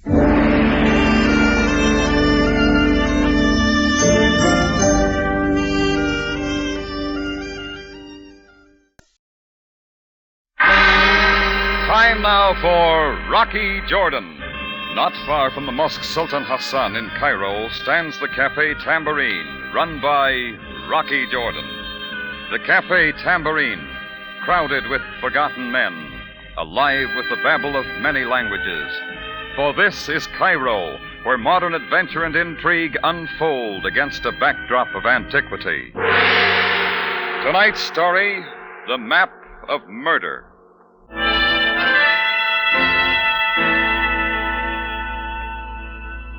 To begin with, I'm a businessman. I run a cafe, and when business gets bad, I look for ways to pep it up. So when Mousine Duval came in asking for a job as a singer, I decided to try some entertainment. All Mousine asked was a week's tryout and a little salary advance to keep her going. Anyhow, I'll admit it, I sort of liked her. Maybe it was the way her coal black hair was bobbed, sort of like the Sphinx, and the round curve of her white shoulders as she sat at the piano under a spotlight. Anyhow, you couldn't keep the customers away. Things went swell till the fourth night. I was in my office about 10 o'clock listening to the jingle of my cash register up front when it all started. What are you doing? Just who do you think you are, interrupting my song and grabbing me like a common woman of the street? I got to the door and could see Mousine screaming at a big swarthy guy who was standing up trying to get a word in. A couple of waiters were hovering around just in case. I decided to cut in. I do not go with the drinks, monsieur. I'd like to find out just what you do go with. You will find out. You do not leave and stop molesting me. Okay, what's this all about? Who are you? Jordan, I run this place. I don't go in for having my entertainers roughed up. Okay, Jordan, my name is Ralph Garnett. I was only looking for a certain girl. Sure. I thought this might be the one. So when she came by my table, I just reached up to turn her around. She slipped and fell in my lap. Fell? It is not so, Rocky. He pulled me. All right, I'll handle him, Mousine. I didn't mean to cause this much of an incident. I'll try a different approach next time. Look, Jordan, when I find the woman I want, there aren't going to be any polite words wasted between us. You ever see this guy before, Mousine? Never. Never in my life, Rocky. All right, Garnett. I suppose you blow. Okay, we're playing in your park. But I'd like to meet you on my home grounds sometime. I'll work you into my 1960 schedule. We play a rough game there, Jordan. I've never lost. Garnett jostled his way through the tables to the door and was gone. Right then, I wrote it off the books, and that was my first mistake. About 3 days later, I had a note saying an old friend of mine was in town, Gunter Rentz of the 32nd Foreign Legion Regiment. I'd met Rentz a couple of years before. He comes into Cairo every once in a while and takes a hotel room where he sits in comparative solitude and reads good books, drinks good liquor, and plays bad gin rummy. I usually join him for a quiet brandy and a few hands of gin. This time he was staying in room 409 at the International Hotel on El Hakour Street. So I went over to see him. I was due at 7 and almost on time. A sign on the cage elevator said out of order, so I took the steps. Just as I reached the third floor, I heard somebody scream.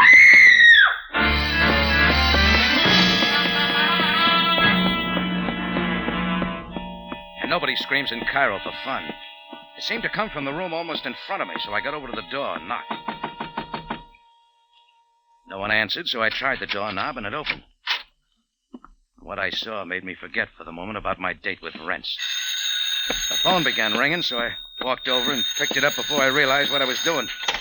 Hello? Is this room 309? Just a minute.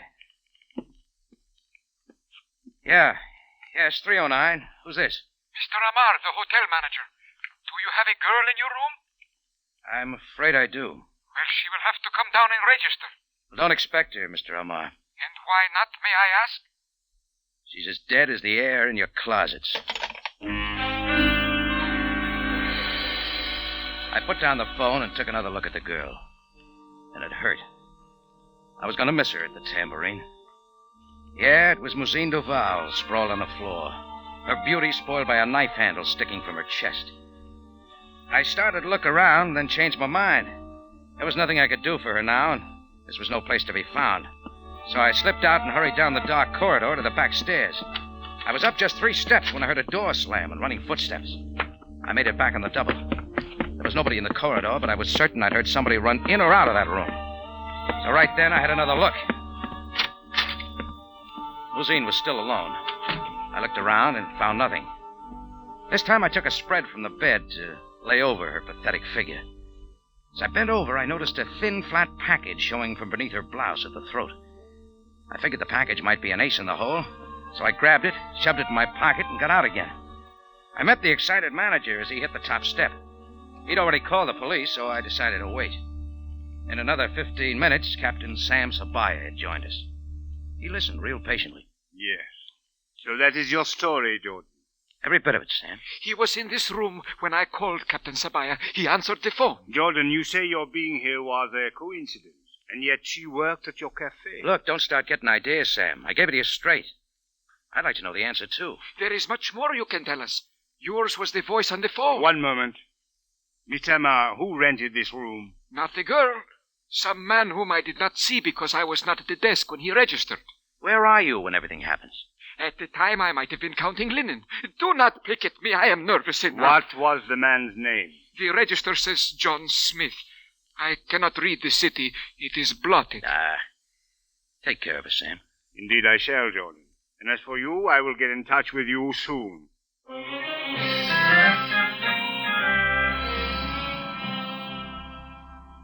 I was in no mood for it, but I decided to keep my date with Gunter Rentz.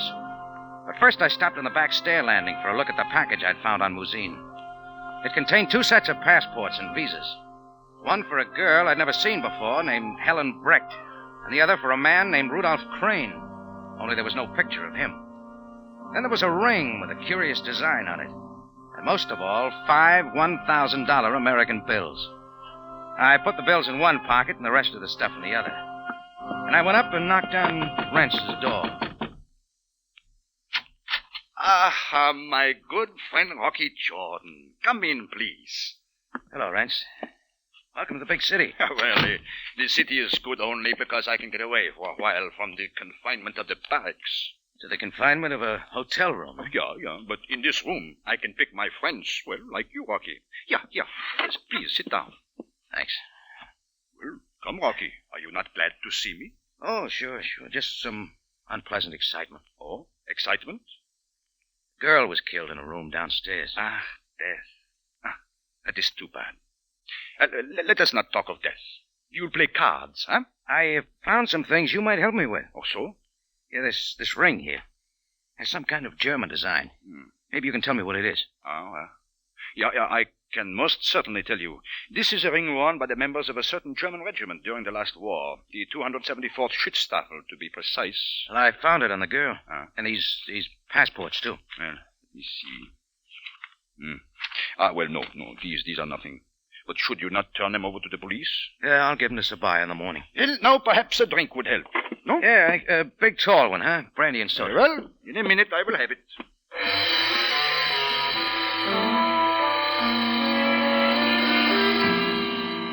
While Rentz was in the washroom to fix a drink, some kind of intuition told me I'd better get rid of the stuff I'd found before somebody came digging around. I got up quickly, tried one of the knobs on the brass bedpost. It slipped off. I dropped the $5,000 down inside. I knew nobody would ever touch it with Rentz as a watchdog. There was no room for the papers, and besides, Rentz was coming back, so I put the knob back on and sat down. Here you are, Rocky. Brandy and soda. Yeah, thanks. And now the cards. The best antidote for a weary mind. You shuffle, huh? Yeah, sure. Now, tell me, Rocky, who do they think killed the girl? They think I did. You? Oh, no. An excellent joke. We'll cut the cards, Rocky.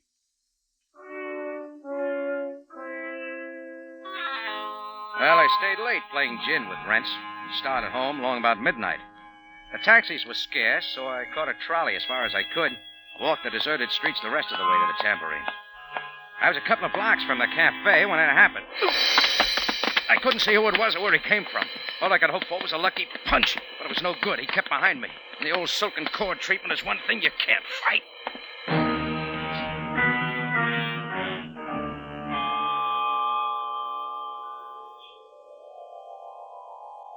I came out of it maybe a couple of minutes later, slumped against a wall, wondering why I was still alive. My pockets were inside out and my neck burned where the cord had been. I was stripped of everything I carried. The papers, the ring, the billfold, and my watch. Now I knew there was a killer in Cairo I had to meet again.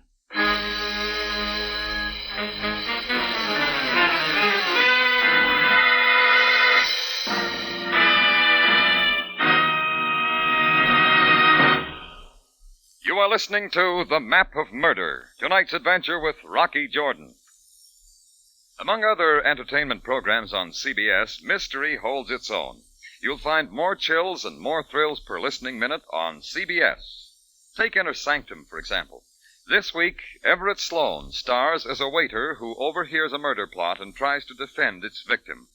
It's a real thriller called Pattern for Fear, and a yarn that takes its place among the outstanding shows which have been heard on Inner Sanctum. Yes, listen to Inner Sanctum at 9 Monday night, and you'll see what we mean. More chills and more thrills per listening minute on CBS mystery programs. And now we take you back to Cairo and tonight's adventure with Rocky Jordan, The Map of Murder.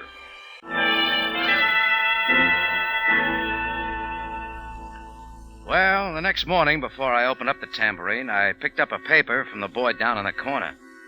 It told the whole story of Mousine Duval's death, but with names. I was listed as the man who found the body and a potential suspect. Then I went back in the cafe by my back office door, and just in time, someone was going through my desk drawers. Before he had a chance to straighten up, I tackled him. He rolled, and I rolled with him. He brought his knee up. I moved aside and gave him an elbow. His fist caught me in the back of the ear, and another one of the kidneys had all but paralyzed my legs. I hit him again. I knew he felt it this time. He was on top. I doubled up my legs and drove upward. Lifted him, and his head caught the edge of the desk. That's when he quit fighting. Like I said, Jordan, you're great in your home field. Yeah, I know the park on it. Come on, get up. Okay. You do lots of things besides annoy pretty girls, don't you? You got a good memory for faces.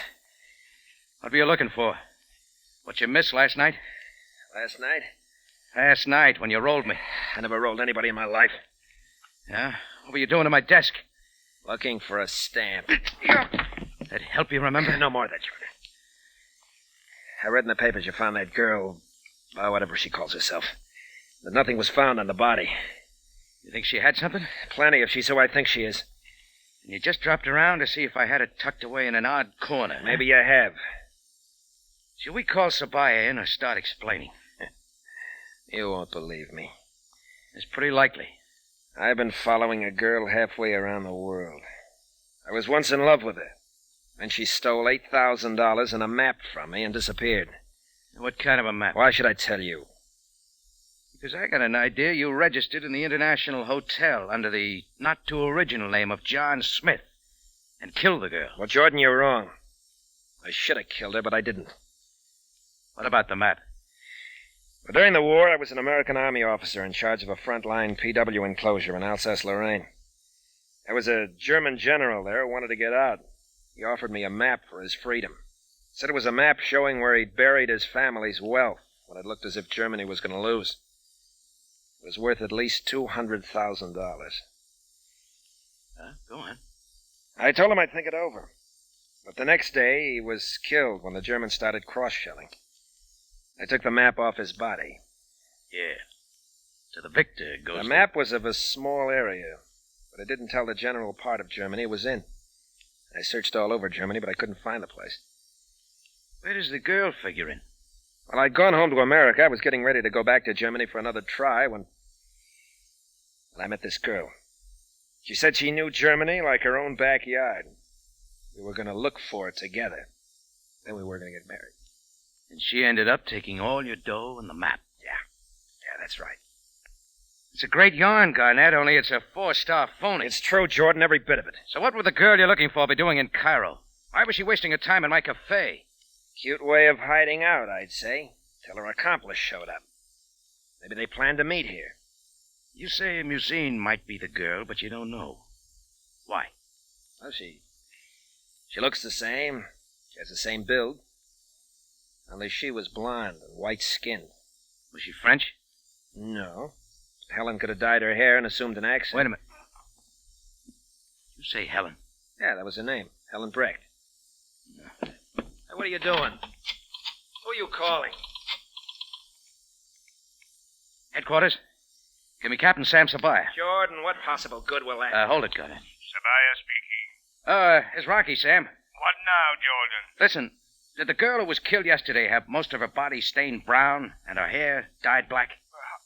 How did you know that? Thanks, Sam. That's all I wanted to know. And it's true. Yeah, maybe. Look, leave your address in the desk where I can find you, Garnett. Right now, I've got an errand. When will I hear from you?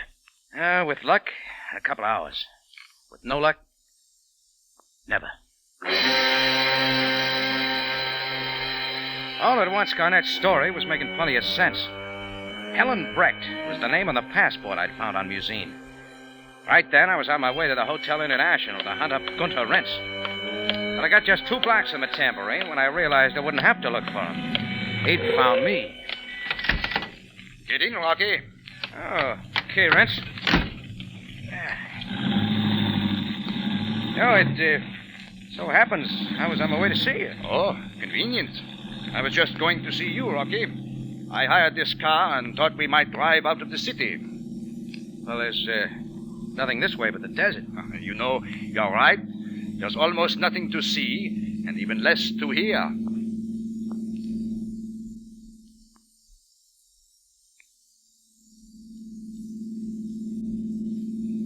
Rentz, didn't you once tell me you came from Schweigshaven? I admire your memory. What next, Rocky? Also that your name isn't Rentz. It's Bardich. Von Bardich. Do you have a brother? General who died in a PW camp in Alsace-Lorraine? So you have found out? Oh, I just got it today. Ah. Well, now is an excellent time, and here is an excellent place to talk. Okay. What's on your mind? Well, to begin with, this. Oh, yeah. I always respect a gun. I regret to be so crude, my friend, but you have things I want, and it is necessary to get them if I must kill you. Exactly what? The money and the map you took from that girl. You'd kill me for that. Well, why not? I have killed more people than are in your cafe every night. War and murder are 2 different things. There is always war. Sometimes it is national, sometimes individual. Well, just don't recruit me for your private skirmishes, Rentz. What about the money and the map? You can have the money, but I don't have the map. Where is it? I don't know. Rocky, it belongs to me, to my family. My brother was murdered for it. Yeah. Killed by a shell and the map taken off of him. So you know the man who took the map? Yeah. Well, he is a liar. A murdering liar. And once I have the map, I will certainly pay my debt to him. That's your war. Are you quite sure you don't have the map, Rocky? You got everything but the money when you rolled me last night. I am sorry. I tried not to let you see me. I happen to know an old Legion trick when it's played on me. Tell me, how'd you know the girl had the stuff? It's very simple. I commissioned her to get it for me. Oh. Well, okay. Take me back to town. I'll deliver the money to you. Well, how can I trust you? Look, Rance, I never let a friend down, even if he's turned into something else. Yeah, very well. But if you fail me, Rocky, nothing will stop me from reaching you. It's a deal. And, Rocky, this is only between us, huh? Sure, Rance. Just between friends.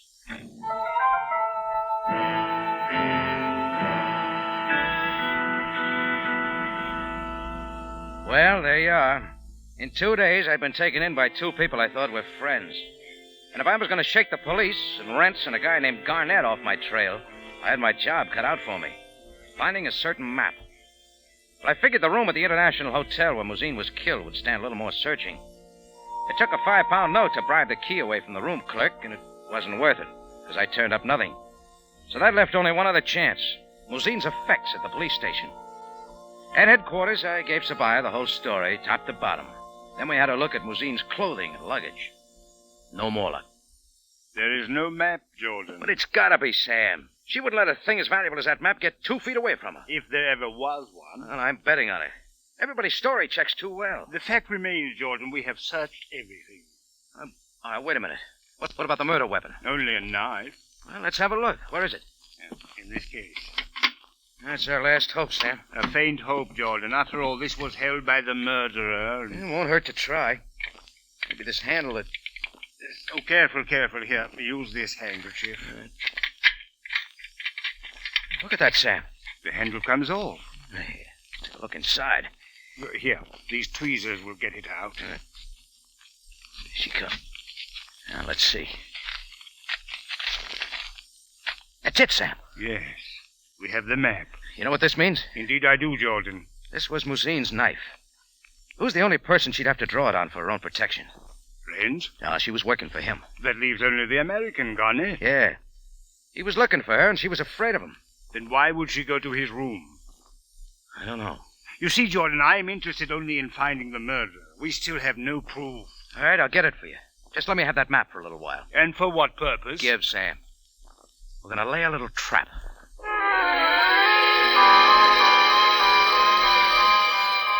Sam finally saw it my way.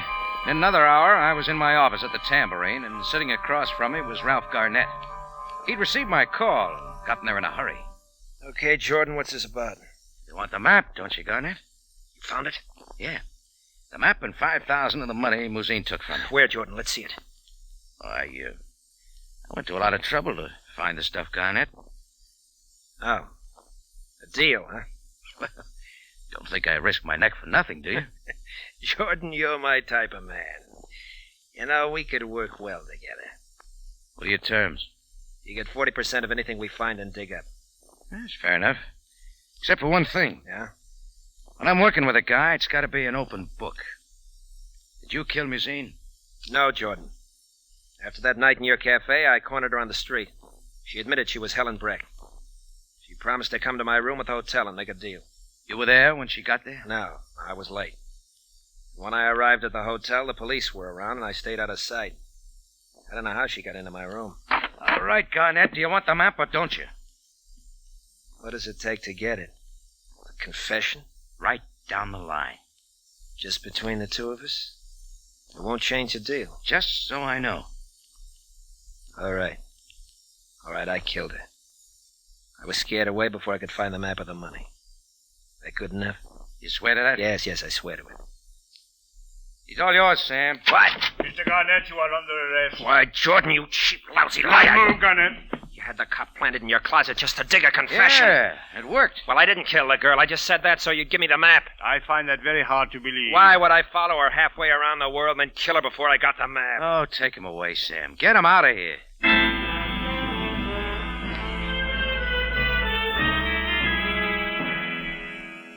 Sabaya had his man, and I should have felt real proud of myself. Only somehow I didn't. I sat there for a long time trying to push the mess out of my mind, but always there were loose ends there that didn't tie up. Well, I'd promised to deliver the $5,000 to Gunter Rents. Once that was over, I could wash out of the whole affair. So I went back to his hotel, and he was waiting for me. Well, come in, Rocky. You surprised I kept my promise, Rents? Oh, I never doubted you would come. You are too intelligent to underestimate my determination. Thanks. My gun remains on the bureau, Rocky. Oh, don't worry. I'm just making sure it's not used. Now we're even, Rents. Where is the money, Rocky? In that left corner bedpost. I can become impatient. You want to look or not?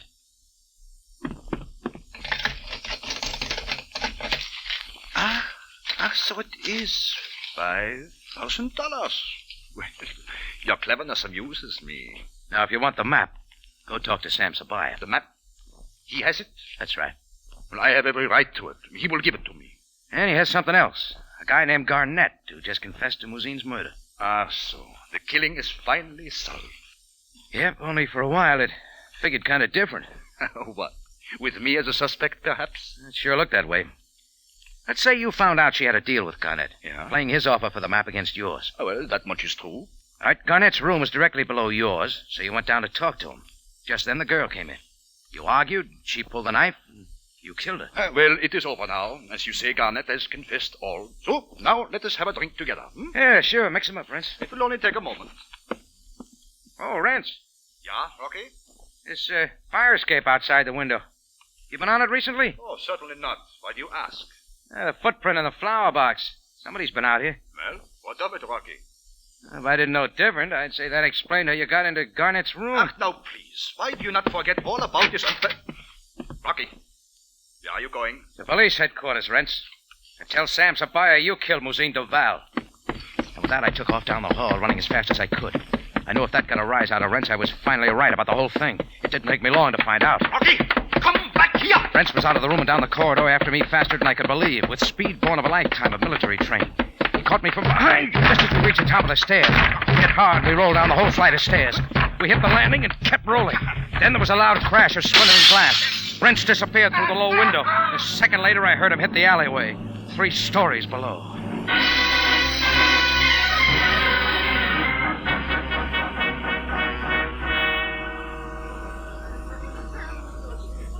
There was a pretty good crowd around by the time I got down there. A couple of police were trying to hold people back, but they finally let me through, and I was bending over Rance. He was pretty hard to look at. Rance? Rance, it's Rocky. Oh, Rocky. You're not going to make it. You know that, don't you? Rocky. My true name will be known only to you. My family must never know. That's a promise, Rance. You killed Muzin, didn't you? Didn't you? Yeah. As you said, Rocky. I killed her.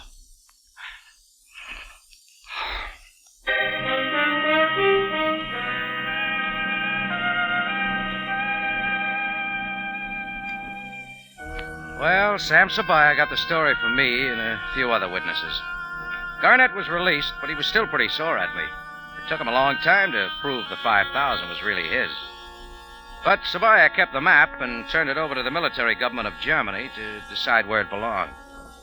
So nobody's very happy. Me, well, I'm going to miss Muzin's singing. And my customers are demanding entertainment. Wonder when Cairo's going to get television.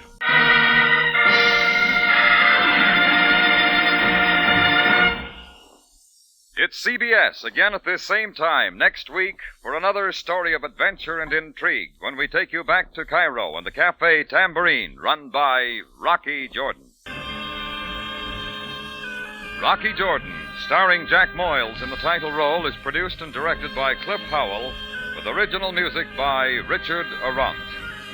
Tonight's story was by John Michael Hayes, edited by Gomer Cool and Larry Roman. Larry Thor speaking. This is CBS, the Columbia Broadcasting System.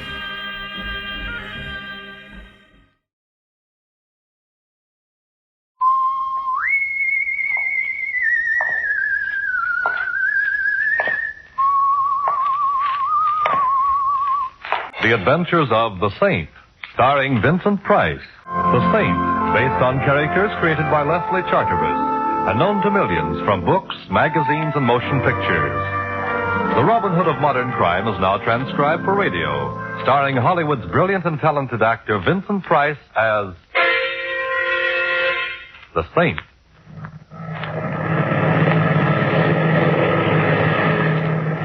Anything wrong, Captain? Nothing serious, Mr. Templar. Just coming down here for a check. go on just as soon as we can. Oh, and where is here? Headstone, New Mexico. Used to be a big silver mining town, but now it's just another little town, I guess. Although I did notice there's a carnival playing over on the edge of this emergency landing strip. Well, how long are we to enjoy the hospitality of Headstone? Oh, 2 or 3 hours. Long enough to see the town, have dinner if you like. We're sorry to delay you, sir. Oh, it's all right, Captain. I'm seldom bored in a strange town. Well, you better go back and fasten your seatbelt, Mr. Templar. We're coming down now. Right, I'll see you later.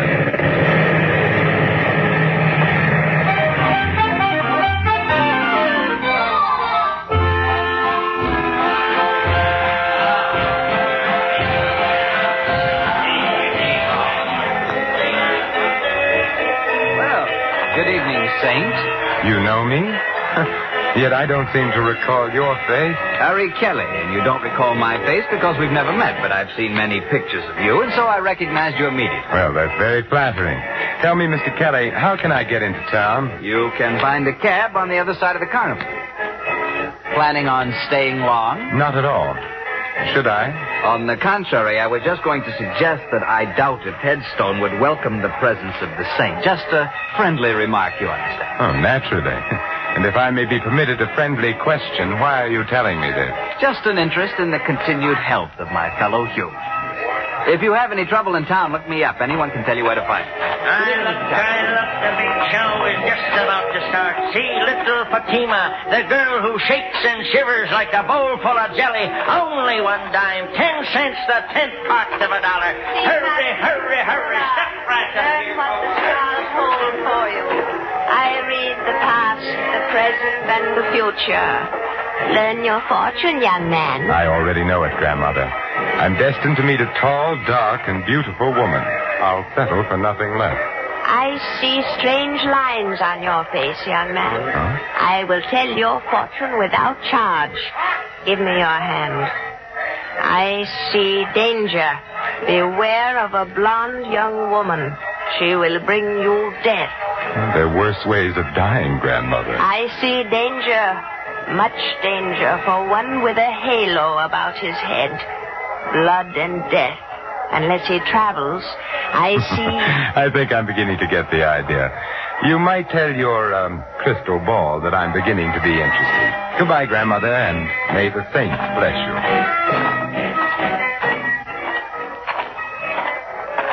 Taxi, mister? Oh, thank you. Say, do you suppose you can drive me somewhere that serves a good dinner? Sure. Silver Dollar Hotel. Oh, fine. You know, I was just sitting there communing with nature about how many guys there are who blow their wad to watch some dame do a hula but won't spend a dime on a hack. Do I detect a touch of Brooklyn? How could you miss? That's me, chum. Ziggy from Flatbush. I used to drive a hack in Brooklyn. Now I own the only hack in Headstone. It's like, huh? You know, I ain't seen a Brooklyn Bridge for 10 years since I come out here for my health. Like I always say, it's a smart man who knows when it's healthy to get out of town. Meaning what? Does everything have to mean something? Me, I mind my own business. I stay healthy.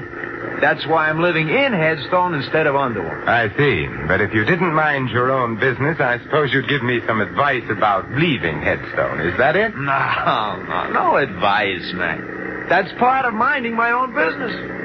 Headstone is a great place for strangers to visit, if they paid up their insurance.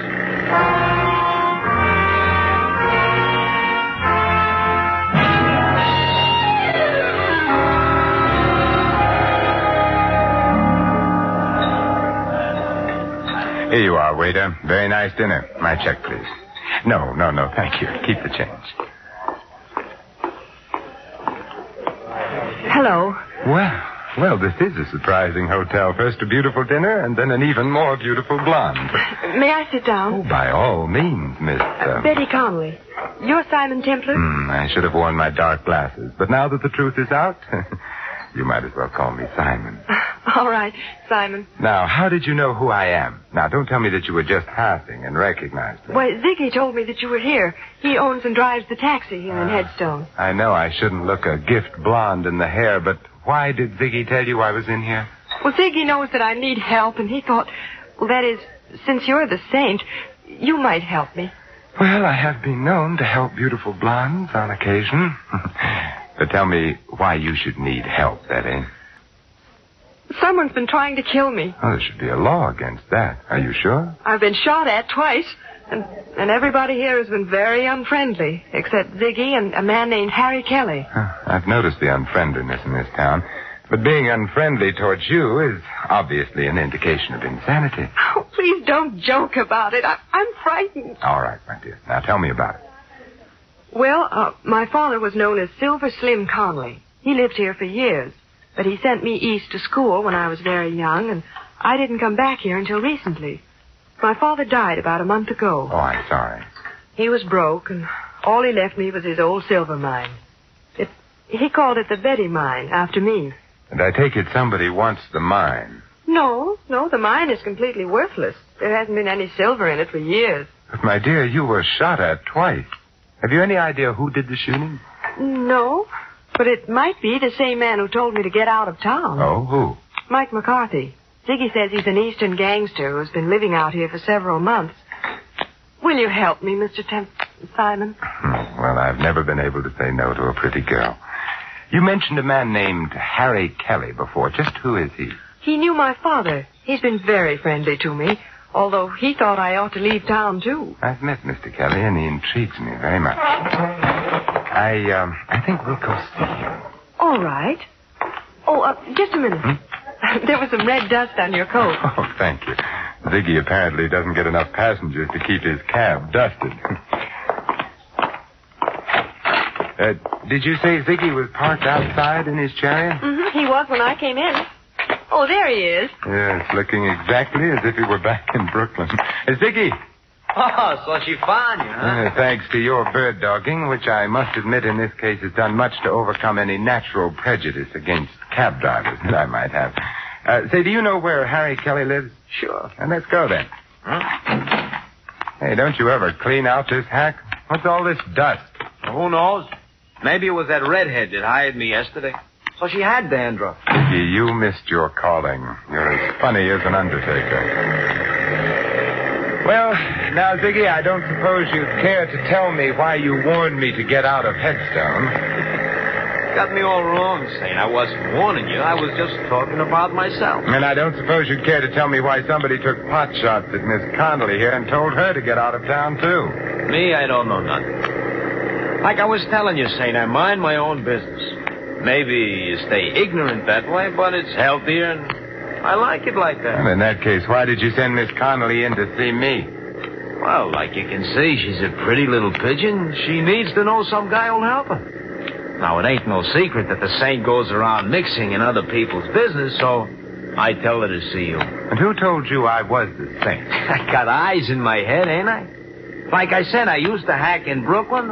I got around. What about this Mike McCarthy? Strictly smart money, Saint. Huh? A lot of guys have crossed his path once, if you get what I mean. What about Harry Kelly? Local stuff. A nice schmo, but no more. You're doing all right for a guy that doesn't know anything. You got me wrong, pal. Ziggy, he looks people over, but he don't see nothing except one guy is tough, another guy is a schmo, and maybe another guy is too nosy. I really don't think we should try to involve Ziggy, Simon. He's been very nice as it is. Yeah, she's got something, pal. I ain't really equipped for it, because the way you're headed, only a saint could feel at home.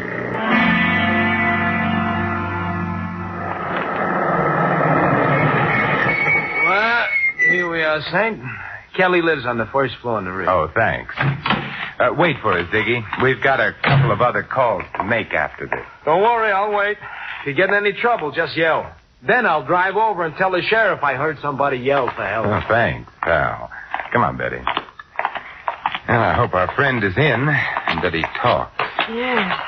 Strange. Harry telling you to come and see him if you had any trouble. If he had any connection with me, then why hasn't he said something to me? Well, he sounded to me like a cautious man. Maybe he did know something, but didn't want to say anything unless he felt sure something was going to be done. Well, we'll soon know. Yes, who is it? Simon Templar. Oh, the Saint. Just a minute.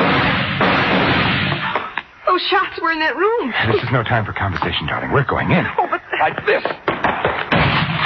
Kelly! Oh, Simon. Kelly! Kelly, this is Simon Templar. Saint? Yes, Kelly, the Saint. Who shot you? The window. Saint.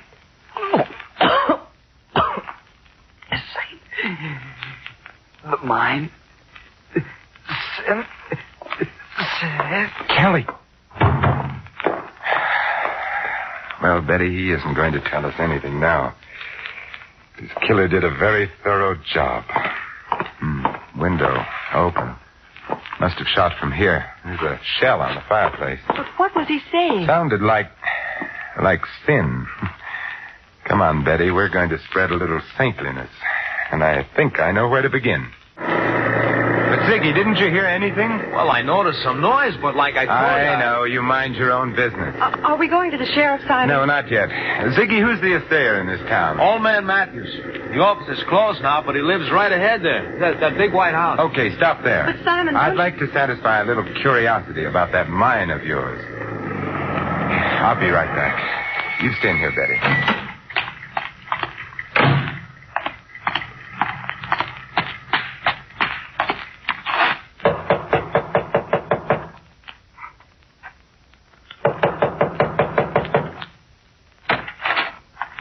What do you want? Mr. Matthews. Who else should be here? It's my house, ain't it? What do you want? My name is Simon Templar. I wanted to ask you if you know the Connelly silver mine. I know every mine within 200 miles of here, young fella. Hey, ain't that Betty Connelly sitting up there in that taxi? Yes. Then why can't she tell you about the mine? She owns it. Well, she has told me, but I just wanted to check about the possibility of a mistake. How much silver would you say there was in the Connelly mine? About enough to put in your eye and still leave room for your finger? Couldn't there be a hidden vein in it? Nope. There ain't been enough silver around here to make a dime for years and years. Could there be anything else of value in it? Mud and water, if you call that valuable. You sure? Of course I'm sure. Young fella, I've been here man and boy for 70 years, and I ain't got no time to stand around answering darn fool questions. Goodbye. Well, goodbye.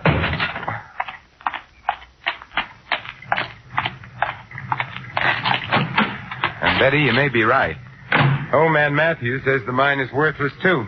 So, Ziggy, take us to see Mike McCarthy. Are you sure you want to go there, Saint? If I was you, I'd get on that plane. It's leaving pretty soon. No, Ziggy, I've decided not to leave Headstone just yet. Later you can drive me over to Albuquerque, and I'll take the chief the rest of the way. Okay, chum, it's your funeral.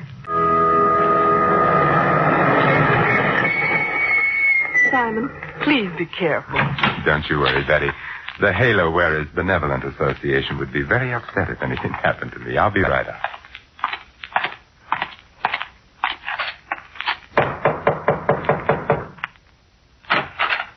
Yeah? I'm looking for Mike McCarthy. Well, you found him. It's my Boy Scout training. It never fails. My name is Simon Templar. The Saint? I've been known by that name. So what? It's a very interesting question. I must try to think of an answer sometime. Meanwhile, I thought you might like to know that I heartily disapprove of your telling a certain Miss Betty Connelly that she ought to leave town. What's a girl to you? That's my business. I could make it mine. And if I do, your halo's going to slip down and start choking you. I thought bullets were more in your line. Meaning what? Meaning the shots fired at Miss Connelly and a little gunning job only a few minutes ago. I didn't do any gunning. But I'm liable to if you don't beat it. You sound so sure of yourself, Michael. That's because I got more in my hand than an itching palm. It's a very pretty gun, Mike. But I'm very much afraid that nothing will satisfy my curiosity short of knowing why you want to get Miss Connelly out of town. I got answers for nosy guys. 6 of them. Now just stand right there. Stay away from that desk, Saint, or I'll... Don't worry, Mike. I have no interest in this desk at all, but I do have an interest in Miss Connelly. And now, Michael, I'll bid you adieu.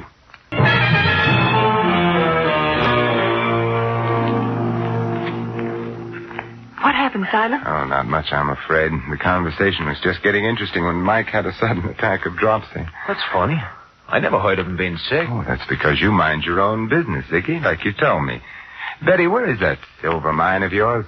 About 2 miles out of town. Is there any place in town where we can rent a car? Well, why, I have a car. Why? I feel a prospecting urge coming over me. Ziggy, take us to Miss Connelly's car, and then we can dispense with your valuable service. What's wrong with my cap? Nothing, Ziggy. It's just that I don't like people looking over my shoulder, especially when I visit a lonely mine in the company of a beautiful girl.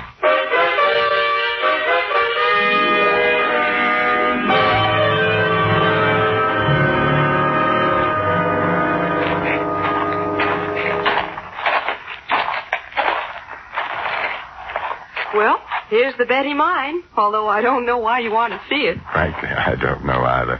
But as long as I'm here, I might as well take the 40-cent tour. Certainly, sir. Right this way. This old cable car goes down into the mine. All we have to do is stand on the platform and pull the cable. It works with balanced weight. Clever, these 49ers. How far down? On the 40-cent tour, we give the exact distance. 354 feet, 6 inches. Thank you. And thank you for having electric lights in a mine that hasn't been worked for years. Oh, the mine has its own battery. See? Here's a bulb on the car. Shall we go down? What are we waiting for? Let's go. Maybe the light will go out. Just hold it like that. I've been waiting for you two. Well, Michael McCarthy, I was wondering if we were going to have your company. And this time, wise guy, don't try anything. Don't tell me, Michael, that you're going prospecting with us. I'm riding down with you, but I'm coming back alone.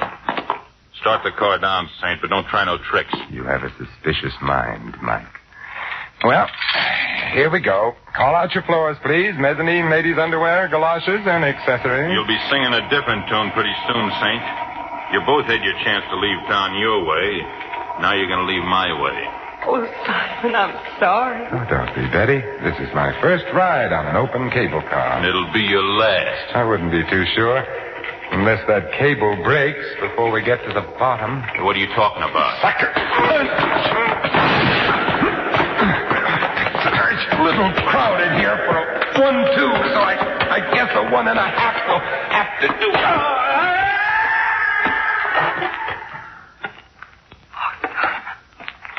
How terrible. There now, Betty. It's all right. Oh, but Simon, it could have been you. He almost knocked you off the platform, too. Yeah, it was the padded shoulders in my coat. I felt them hit the side. Oh, look at your shoulders. They're covered with dirt from the sides of the shaft. Yeah. Huh. It's red dirt. Wait a minute. Well, we can go back up, Betty.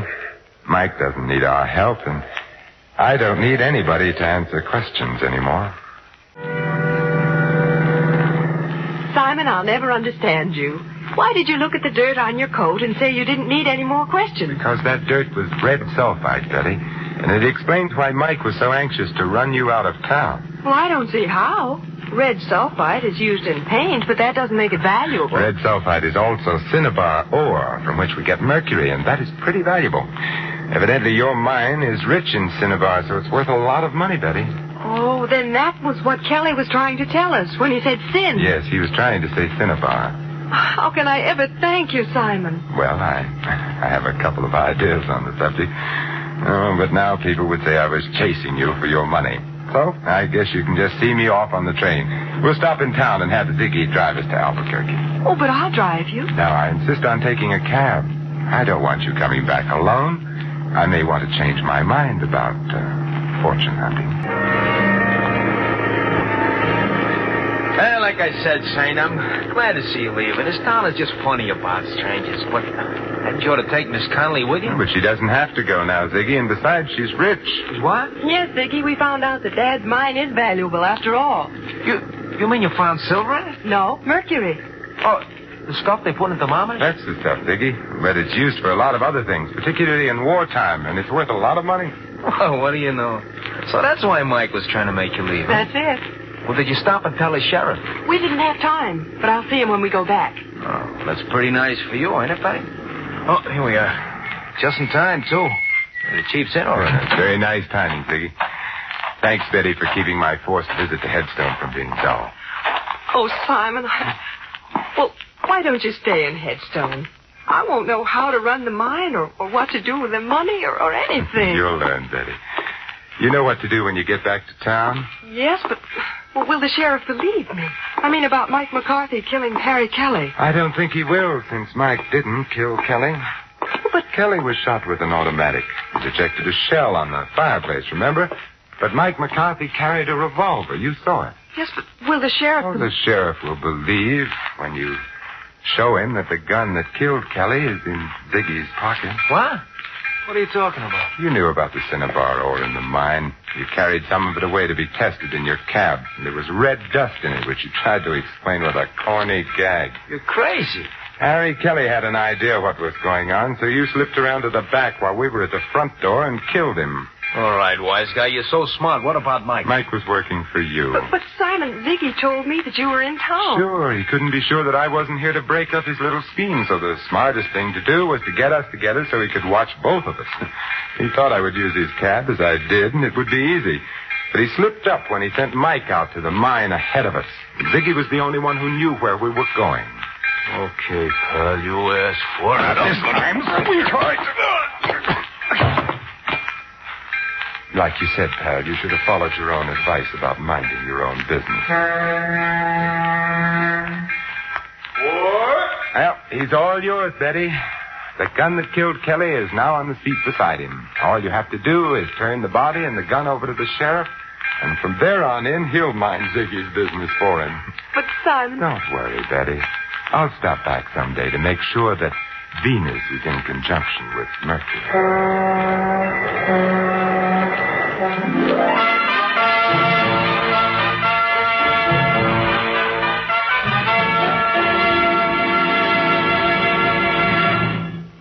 You have just heard another adventure of the Saint, the Robin Hood of modern crime. Now, here is our star, Vincent Price. Ladies and gentlemen, how many times there have been men just like Ziggy, led into crime by insatiable greed, forgetting the simplest truth so aptly phrased by John Dryden. Murder may pass unpunished for a time, but tardy justice will o'ertake the crime. This is Vincent Price extending a personal invitation to all of you to join us again next week at this same time for another adventure of the Saint. Good night.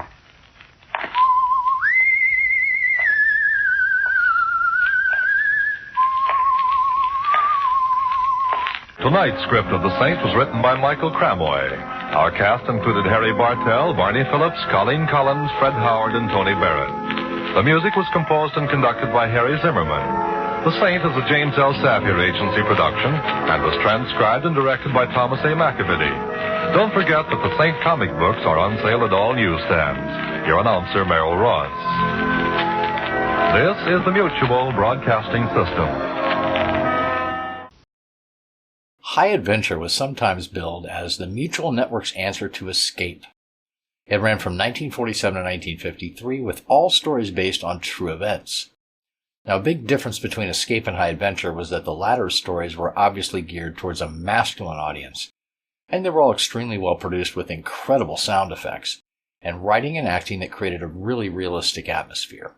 You're going to see what I mean in this episode, Inside Story, which was originally broadcast on April 9th, 1950. Then Ranger Bill ran from 1950 to 1964, produced by Moody Radio, as in the Moody Bible Institute, and it featured Myron Kennedy as Ranger Bill Jefferson, who's a forest ranger in the town of Knotty Pine in the Rocky Mountains. He and his friends Stumpy Jenkins, Gray Wolf, and Henry Scott get involved in various adventures, from fighting criminals, battling forest fires, and so forth. Although it was targeted primarily at younger viewers, it was actually quite popular with adults as well. This is the episode River of Fire, which aired on March 2nd, 1955. And now to finish off this old-time adventures collection, one more episode from Escape, Violent Night, from March 18th, 1954. William Conrad plays Barry O'Grady, an American owner of a coffee plantation on a Caribbean island. The country becomes besieged by civil war, and O'Grady becomes the target of one of the key revolutionaries, who has a vendetta against him as he was a former employee of O'Grady's and was punished by O'Grady for preaching revolution to the other workers. This is a really exciting and gripping adventure tale. I think you're going to like the ending as well. Thank you so much for watching, listening, enjoying, liking, and commenting. I'm Greg. I'll see you on the next one.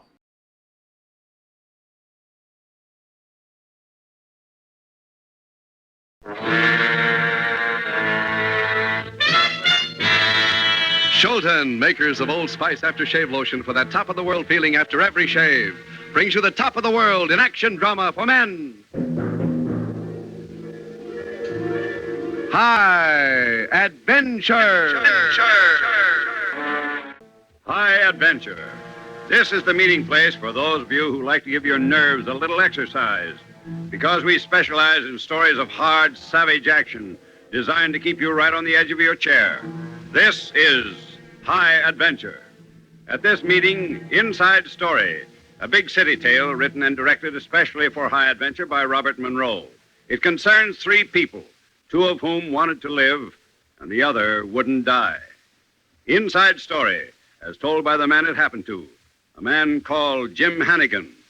His moment of high adventure.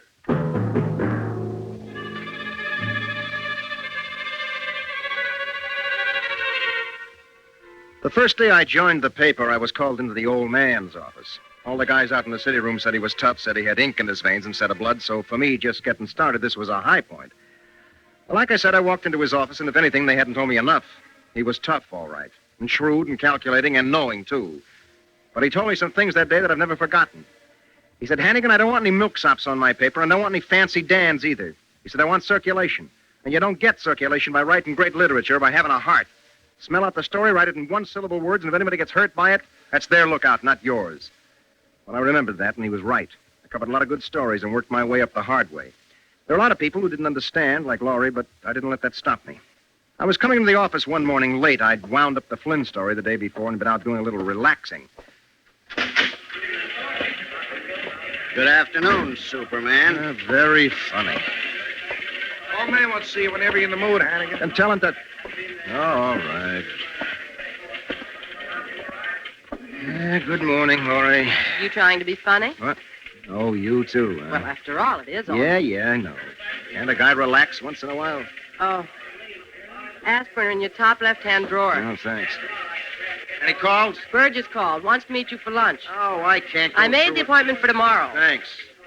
Anything else? Mr. Taylor has the contracts ready. Good. And the old man wants... Yeah, I know. He sounded mad. Oh, my head. Go on in the office. I'll bring you some water. Yeah.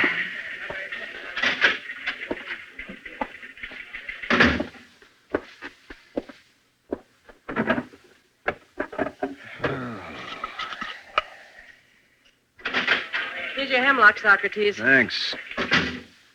Well, that ought to help. Big night, huh? Big head. Where'd you go? Don't remember after 10 or 11. Date? Yeah, I think so. Pretty? How do I know? I can't even remember. It's nothing. What's the matter with you? Nothing at all. Well, then? But just for the record, Mr. Big, you and I had a small appointment last night. We did? We did? Yes, we did. And I gave up another chance to see South Pacific. Now, don't let that worry you. Just even say he's sorry. I'll take you to South Pacific. You've only been saying that for a year now. Oh, I mean it. When? Well, Saturday night. Yeah, Saturday night. I'll believe it when Okay, you call my ticket agent, tell him Oh, that... that's great. Now I have to get the tickets. Well, it's just that I'm so busy. Okay. Some date. Feel better? Yeah, I guess so. Well, then you better... Oh, no, you take it. All right. Mr. Hannigan's office. It's Mrs. Carlton. I'm not here. Oh, Mrs. Carlton, this is Miss Jones. Can I help you? He's not in this morning. I see. Just a minute, please. Well? She's such a nice woman. No. Have a heart, Jim. You tell her when that no good son of hers stops getting into trouble, I'll stop printing stories about him. It's only a page 10 item. It's a story. Okay. I'm sorry, Mrs. Carlton. We've already gone to press. You're welcome. You're a rat, Hannigan. Jonesy. Yes, a first-class heel. Gotta be tough, Laurie. Enough heart trouble in this racket without going soft. You think I've heard it before, Jim. Well, you keep forgetting it. No, I don't. Oh, come on, honey. Let's kiss and make up. Don't you dare. Baby. Hannigan.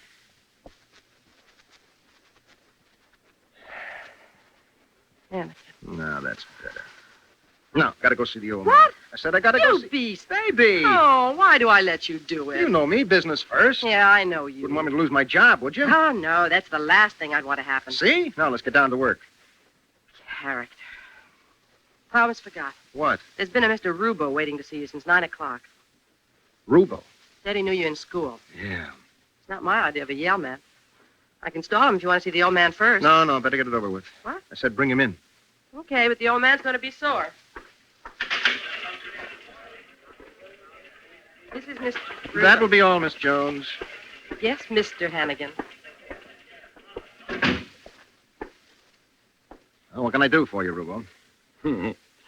Smart boy. I try to be. Little bit too smart. What's that supposed to mean? What you did to my boy Flynn. He was a jerk. Maybe so. You know he was. He had a lot to learn, but he was a good boy. Depends on where you're sitting. Now I can't learn nothing for 15 years. We don't like that. Business risk. Good boys are hard to find. I got my own troubles. We don't like it to happen again. Tell your boys to be more careful. I like you, Alex. Thanks. I don't want to see you get sick or nothing. I see. You start playing around with City Look, Hall. Rubo, this is strictly business with me. I'm not cleaning up the city or riding any white horses. You got your racket, I got mine. If it's a story, I'm going to print it. That's all. That's why I like you. Tell your mob to smarten up. There won't be any trouble. But when they're jerks like Flynn, I'll get them every time. Everybody makes mistakes. And that's when I catch them. I don't like that. That's too bad. Sorry to interrupt, Mr. Hannigan, but there's no man outside who wants to see you right away. Says it's important. Who is it? Didn't give me his name. Tell him I'll see him in a minute. Whatever you say.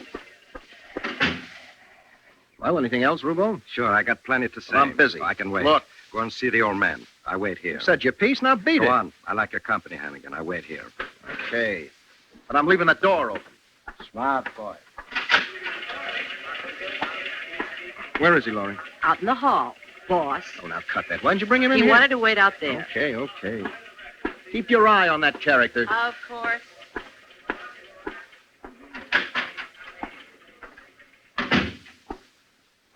You wanted to see me? I don't know what it's all about. What do you mean? Rubo told me... What the... Stop him! Somebody stop him! You all right, Jim? Yeah, I'm okay. The man. He's dead. What happened? I don't know. Somebody shot him. Who? I didn't see him. Just shot him and ran. Where'd you get the gun? I picked it up, pulled the trigger. It was empty. I'll call the police. Something happened, Hannigan? You want to know. Looks bad. What do you mean? Nobody out in the hall. We hear a couple of shots. You come out and find a dead guy. No, you don't. And you got the gun in You don't pin this on me. Flynn will be sorry to hear about this. You crazy? Not so loud, Hannigan. Just before he got it, he said your name. Can you prove that? See? I don't care how it looks. What you say, they make one mistake, that's when I get them? Every time? Oh, you dirty... Looks bad, Hannigan. You better clear it out for a while. Nobody's going to... Lay low till it blows over. Go on, before the cops come. Maybe I will. Go on, get going. I'll see you again, Rubo. I'll see you again.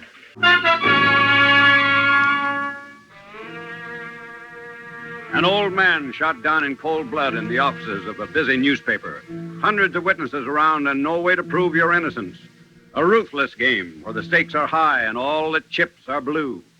Don't go away, for this is the beginning of another high adventure. They say there's a time and a place for everything. And though it may seem a little odd for me to interrupt at this grim moment in our high adventure story, this is the time and place I'm supposed to talk to you men about the value of good grooming and Old Spice aftershave lotion.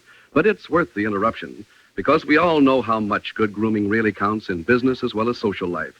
And we know the wonderful feeling of self-confidence that comes to a man when he's sure of his good grooming. That's why it's so important to make a habit of using Old Spice aftershave lotion every time you shave. Once you've tried Old Spice lotion, its bracing freshness will become a part of your daily life you'll never want to miss. Old Spice aftershave lotion is soothing, cooling, and healing to the skin. And it has a clean, fresh, masculine scent that men prefer. No wonder more men buy Old Spice than any other aftershave lotion at $1. So remember, for a wonderful sense of confidence and well-being, use Old Spice aftershave lotion every time you shave. And now back to Inside Story, a big city tale of high adventure as told by the man who lived it, Jim Hannigan. I'd been framed and framed good, so I got out fast. I knew it looked bad, but I had to take that chance. I got out in the street and headed for the nearest movie. I'd be safe there for a while, and I could do some uninterrupted thinking. Myself, I don't like the movies, but did you ever sit through one 3 times? Brother. About 9 o'clock that night, I went down to the lobby and called Laurie. I gave her the names of the 3 most influential people I knew in town, asked her to call them, and then meet me in the theater. Then I went back to the last row in the balcony to wait. In about a half an hour, I saw her struggling up the aisle. I couldn't I? Well, yes, I suppose you could. And what do you mean by that remark? Oh, I know you so well, Reggie. Far better than you think. Sorry, I forgot my alpenstock. Thanks for coming, Laurie. How long have you been here? Since noon. Aren't you dizzy? I brought a couple of sandwiches. Yeah, I meant to tell you. You could at least say thanks. Oh, yeah, thanks. I had a fig newt in about 5. They're great for a hangover. Eat these, you'll feel better. Yeah. What's the movie? Is that important? No, I guess not. What about me? I've seen it before, anyway. In my laundry tub all day while you're off gambling or hard-earned savings at the track. Did you ever think of that? To tell you the truth, I haven't. She's awfully attractive. Who? The girl in the movie. Oh. Yeah, of course. Because why, Jen? Because I'm going to have another baby. Oh, I say, Jen, oh, girl. This as close as you could come to South Pacific? Well, I wasn't in a position to be choosy. Well, I think at least... Oh, sorry. You really can't. You'd be home helping me take care of the house and things. Well, see here now. Yes, you would. That sort of thing can be carried too far, you know. You and I... You better? Much. Why'd you come here? I couldn't go home. First, I was going to go to your place, then I figured that'd be the second place they'd look. What's it feel like to be the hottest man in New York? It's not fun. Of all the crazy things... What? Run away. Why? I'll tell you later. Every paper in the city has the story, pictures and everything. Of me? Full page. I couldn't forget you if I wanted to. That's bad. Why? Cuts down my time. Few days and every jerk with a nickel for a paper will know me by heart. Hey, will you two shut up? Stop, blow. Sorry. Why doesn't he go someplace else if he wants to see a movie? Bright remark of the week. Hey, did you call Jenkins? Yes. What'd he say? Sorry he can't help. What is a district attorney for? He said there was nothing he could do, and even if there were, he wouldn't do it. Some friend. Well, you weren't exactly kind to him during the gambling investigation. Well, that's business. Guess he figures so's this. Yeah. What'd the old man say? What'd he say? He said it'd make a better story if you got out of it yourself. Oh, fine. Well, I'm not surprised. And how about Costello? Same thing. What do you mean? He said it was about time you had some heat on the back of your neck. Oh. Well, Mad Dog? What's the Mad Dog business? That's what they're calling you in the papers. Mad Dog murderers. Laurie! Hey, will you two shut up? Do I have to call a manager? I'm sorry. Laurie, you don't think that I did it? No.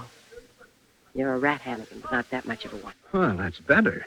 What do we do now? You've got to do it alone, that's all. Okay, where do we start? Well, let's see. Got the gun, but that's no help. No. The old man, the only thing I remember about him was that he had a wart in his left eyebrow. That eliminates all the right eyebrow warts. If I wanted a hard-up old man to knock off, where would I go? City Hall. The Bowery, yeah, that's it. Did the cops find anything on him? Just his name. Cyrus P. Smith. Oh, it'd have to be Smith. It couldn't be Brinkowski or something like that. Hey, come on, Heath. If we're going to see the picture, we better... Stay there, buddy. We're leaving. Let's go, Laurie. I got a lot to do.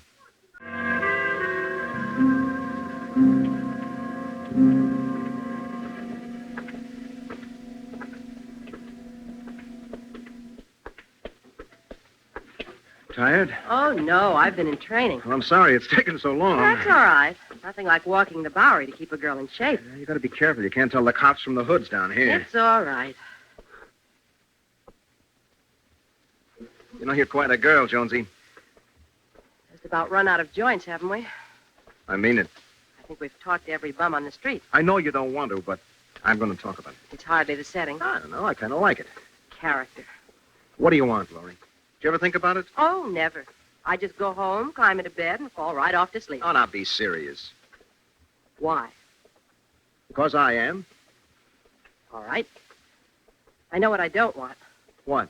I want to be able to sleep at night. I don't want to have to worry about my guy, where he is, what he's doing, what mobster he's playing hide and seek with tonight. I see. I want to go to bed and have him next to me and know he's going to be there every night for the rest of my life. If he isn't a big shot, well, what's the difference? As long as he likes my coffee. Guy's got to do what he likes. Some guys. This guy. So why did we start talking? I don't know, Laurie. Jim. What? Don't look now, but that crumb behind us has been following us for 2 blocks. Where? Don't look. All right, just keep walking. Uh-huh. Act like nothing's happened. If we can make it to that alley.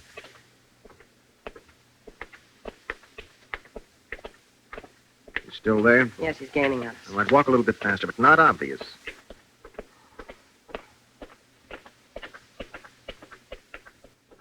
All right, come on, up this alley. Run.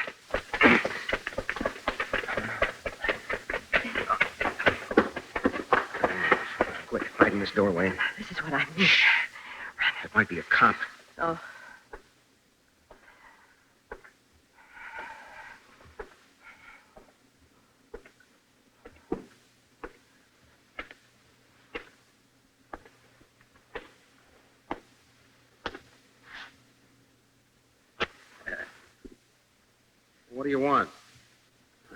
blind alley, didn't you? What do you want? Thought you could run away from me, didn't you? I know every hole in this street. Every one of them. All right, you're a smart guy. Now, what do you want? Don't make me mad. Could want most anything. Jim. Get away from her. Hey, there goes my match. Don't light another. Better in the dark, huh? Yeah. Ain't you the fellow that was asking about Cy Smith? What's it to you? Okay, if you feel that way. No, wait. What do you know about him? Something. I don't remember talking to you. You didn't. I heard you asking them. Well, when'd you come? Figured we could talk better business alone. How much? How much is it worth to you? $10. What'd you say, Hannigan? 25. 50. No more. Fair enough. All right, what do you know? Money first. How do I know you got what I want? Okay, if you feel... All right. Money first. Here you... Oh, I haven't got my wallet. Laurie, have you got any... Of course. 30, 40, 50. Now, what do you know? 2 days ago, Cy came down to the street. Had $100 with him. Where'd he get it? Pay. From who? Rubo? No. No, I knew he was smarter than that. Who? Vincent Yetta. That's worth $50. Come on, Laurie. See you around, Hannigan. Yeah, sure. We'll split a can of Sterno someday. Come on, Laurie. Vince Agnetta. That name rang a bell. One of Rubo's gunmen who'd been mixed up in a smuggling racket 10 years ago and had been sent up for 15 years. Probably out on good behavior. Maybe even made a break. I didn't know. First thing in the morning, I went over to the pool room where Agnetta used to hang out, but he hadn't been there for days. I was lucky and bought his address from a rack boy for $10. I beat it over to a tenement on the Lower East Side, but the landlady told me that he hadn't been there since yesterday. Then I remembered the shack on the west shore of Staten Island that had been used as a drop back in the smuggling days. I called Laurie, and she picked me up in her car at Times Square. She wanted to come along, but the pace was getting too hot. So I put her in a cab, took her car, and headed for Staten Island. There was a cop at the ferry entrance, so I went back to the Brooklyn Bridge and took the 69th Street ferry to the island. Things were going too smooth. I drove out along the west shore till there was nothing but me and the dunes. Through Green Ridge, then about 5 miles beyond New Springville, I saw it. One of those old weather-beaten houses with a lot of gingerbread. All the shutters were drawn, not a sign of life anywhere. I pulled into the yard.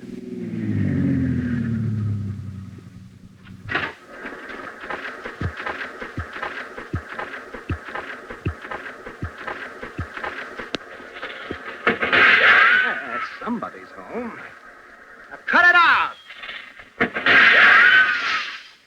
I want to talk to you, Agnetta. Beat it, copper. I'm not a cop. Beat it. I'm Jim Hannigan from the Herald. Who? Hannigan from the Herald. Stand up. Okay, go to the front door. It's open.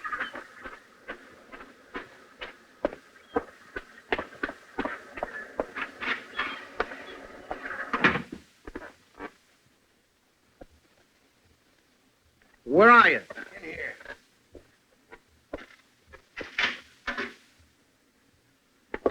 What do you want? What happened to you? Rubo tried to knock me over last night. Nice guy. Yeah. How'd you get out here? I got waves. You hurt bad? 6 slugs in me. Better get you to a doctor. Hey, get back. Okay. What do you want? What do you know about Cyrus B. Smith? Plenty. What? I ain't talking. I know you set him up for the job. So? Who killed him? Come on, Agnetta. Who you shielding? Get back. Why did Rubo have your gun? Afraid I talk. That doesn't make sense. What? He's afraid you'll talk, so he had you shot down. Now you won't talk? So what are you shielding him for? why should I help you? Look, and yet unless I get you to a doctor, you'll probably die. Then I'll never be able to get Rubo. Suppose I don't croak. You're dying on your feet right now. Shut up. Yeah, you see? Hey, get back. Okay. Okay, what do you want? Who killed the old man? I did. You? Yeah. Rubo said it was a soft touch, just routine. Then when I found out there was a big fish like you on the line, I wanted more dough. Always that way. I'll go with some little guy nobody cares about. Gets hushed up in a hurry, that's easy. Get a big shot mixed up in it. Everything goes haywire. Takes dough. I've been in it before, I know. Rubo wouldn't pay you and tried to kill you so you wouldn't talk. Yeah. Get back. You're not taking me in. I don't want you, and yet I want that big guy. If you sign a statement, I'll see it goes easy on you. Agnetta. Agnetta. Oh, he's dead. Now what? Phone. I gotta get to a phone.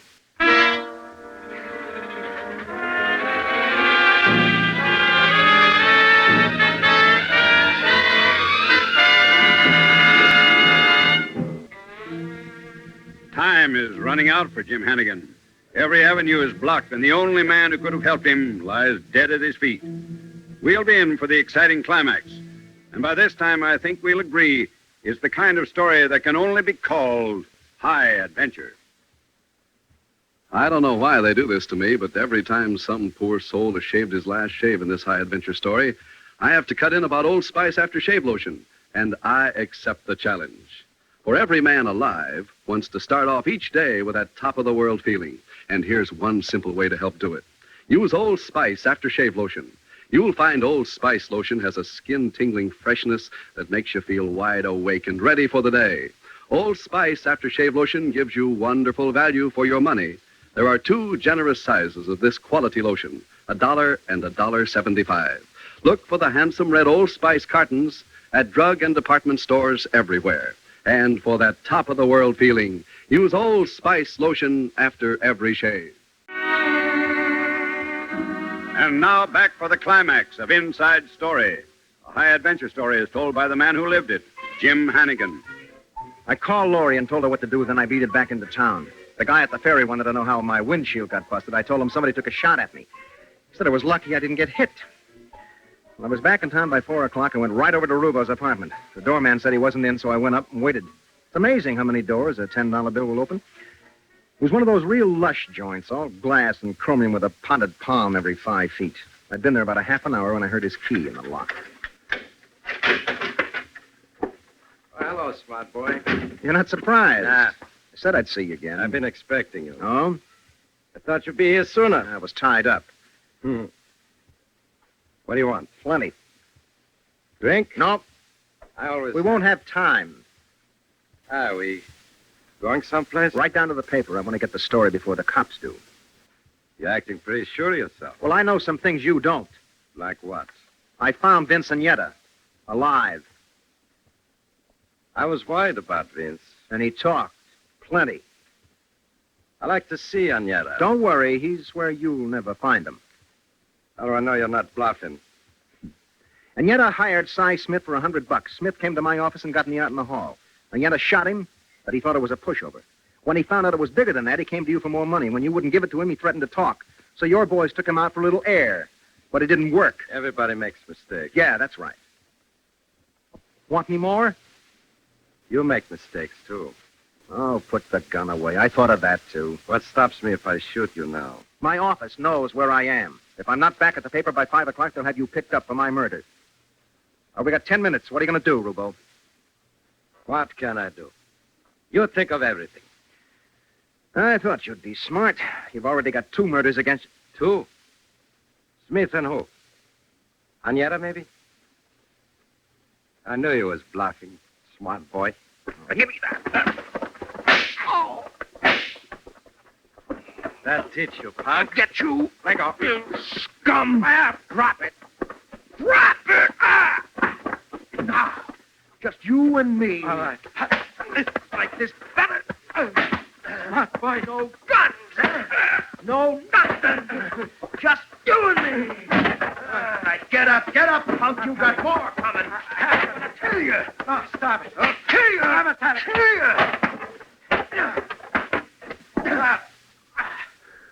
Stop. Stop. I'll do anything you say. Anything, Hannigan. I've gone through a lot to get this story. Come on, smart boy.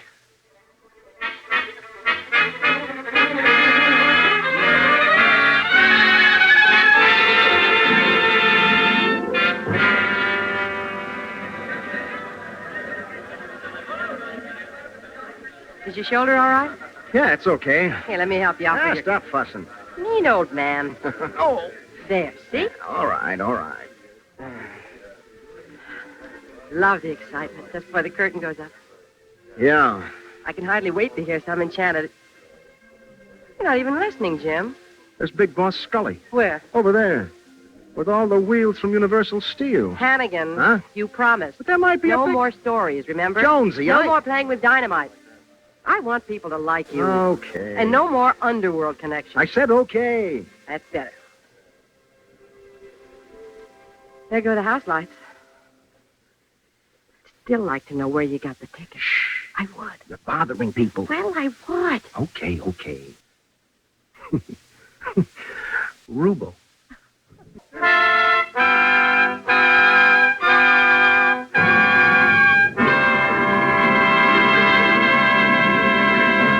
Inside Story, as lived by Jim Hannigan. That one thrilling moment in the life of a man that has but one meaning, high adventure. And here's the fine folk who gave you those fine high adventure performances. Heard as Jim Hannigan with John Larkin, with Gene Tatum, Maurice Toplin, Phil Sterling, and Jack Orson. The High Adventure Orchestra was conducted by Mr. Lou Davies. And in next week's meeting, friends and members, we're proud to present a high adventure story of a man who returned from the war and fought his greatest battle at home. It's called The Circle Road.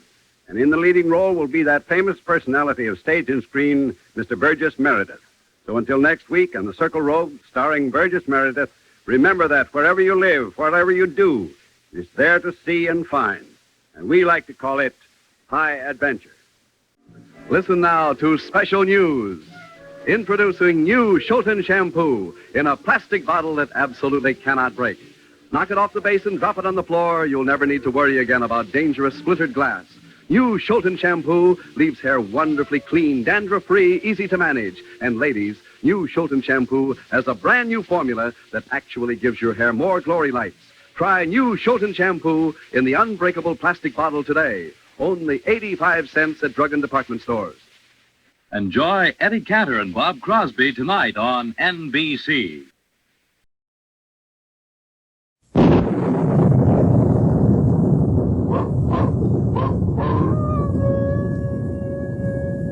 Ranger Bill, warrior of the woodland.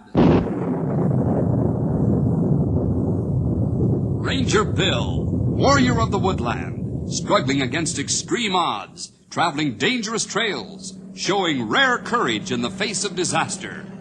In the air.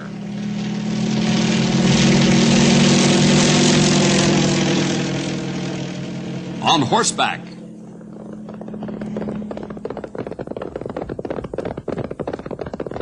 Or in a screaming squad car.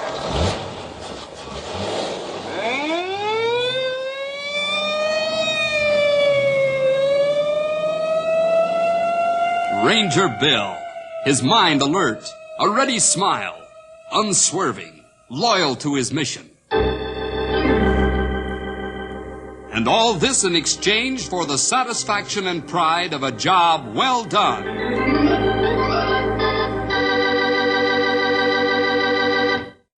There's something about a police officer pounding a beat at night that gives everyone a real sense of security.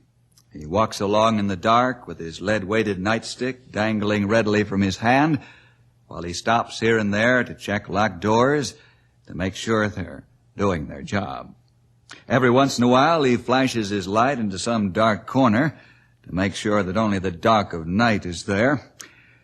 The officer on the beat also watches homes to make sure there's no suspicious smoke coming out or people trying to break in. And then he's an awfully nice fellow to meet if you're walking home late at night. Now, in Knotty Pine, there isn't much in the way of excitement on the night beat, but Officers O'Rourke and Ryan walk their beats just as carefully. Let's find out what happens on this night in the story, River of Fire.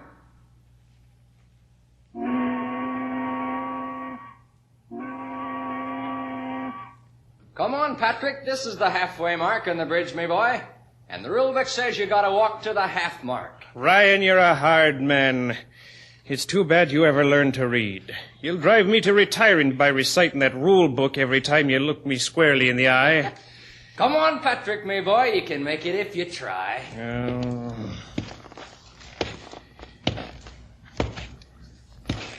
All right. Are you happy now? I'm sure glad you never made sergeant.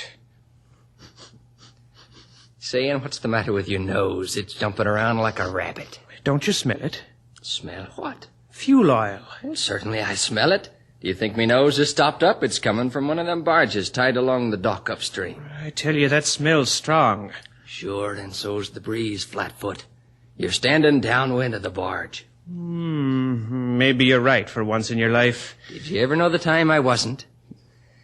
Take it easy, Patrick, me boy, on your next round. You too, Ryan. And don't try to be a hero if you spot something. Use your whistle or phone for a squad. Remember that for yourself, and stop smelling so good. Sure, now me aching feet give me more trouble than me nose.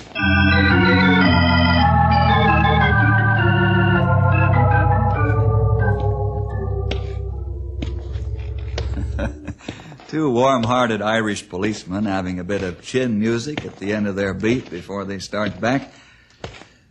Let's follow Pat as he slowly walks along, giving everything the once-over. Wait a minute. Pat stopped. Has he seen something he doesn't like? No, he's just standing there. Now he's turning back. Pat's walking quickly now, back toward the river. Something's on his mind. Something's disturbing him. He's not letting it go by as a passing thought. Let's follow Pat as he heads back toward the bridge. Ryan, what are you doing back here? Now, I might be asking you the same thing, O'Rourke. You got the river on your mind, too? Aye, that I have. Let's go down and have a look. Come on. Here, watch it. Just start me down. Here, careful.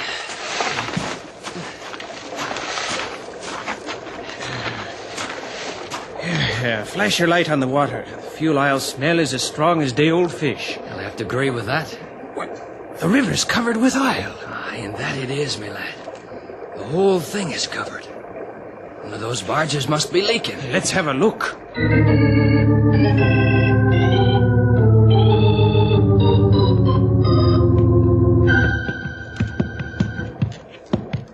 O'Rourke, these aren't oil barges. Where's the stuff coming from? Now, if I knew the answer to that, I'd be worth $1 million right now. It's coming from up the river, sure as I'm standing here.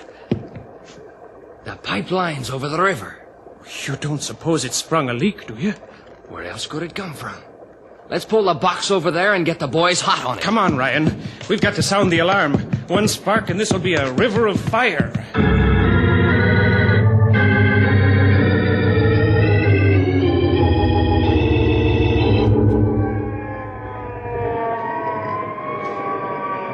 Hello, Bill. Hello, Cal. What's all the excitement about? Yeah, this is a fine time to be getting people out of bed. That's the way I felt until Pat and Ryan showed me that river. Well, let's take a look.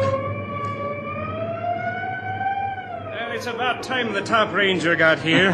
Hello, Pat. Hello, Ryan. Top of the morning to you, Bill. Yeah, that's what it is. The top of the morning or the bottom of the night. I'm not sure which. Now, there's a youngster for you. Full of fire no matter how little sleep. Say, Bill, can you smell it? I'll say I can. Fuel oil. How bad is it? Take a look across the river. You follow the beam of my flashlight. There's a regular blanket of the stuff floating on top of the water. It must be a couple of inches thick. You said it, pal. Have you found out where it's coming from? No, not yet. Pat and Ryan think it might be coming from the pipeline where it's bridged across the river. It isn't leaking in town. You're probably right. Come on, pal. Let's pick up Stumpy and Grey Wolf and take a look at the pipeline bridge. Yes, sir. I'll have the fire engines flood the river with water and try to disperse this stuff down rapidly. Right. You better send cars around informing the people of the danger, even though you'll wake them out of a sound sleep. Make sure there isn't any fire of any kind nearby. What are you going to do about that fire way over yonder? Huh? Where? The lightning. Looks like a storm coming on. And how? We've got to try and get that leak stopped before the storm gets here. All right, let's go.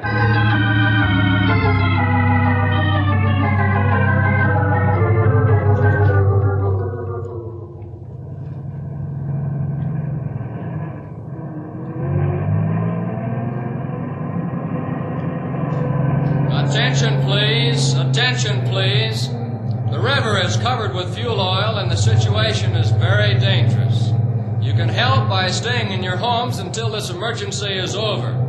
Please do not go down to the river to sightsee. It's too dangerous. and you'll only be in the way of the firemen who are trying to disperse the oil downstream. This is the sheriff speaking. If you refuse to cooperate, I'll have to ask the governor to establish martial law and to send troops into town to keep you home. Please cooperate, and this won't be necessary. Thank you.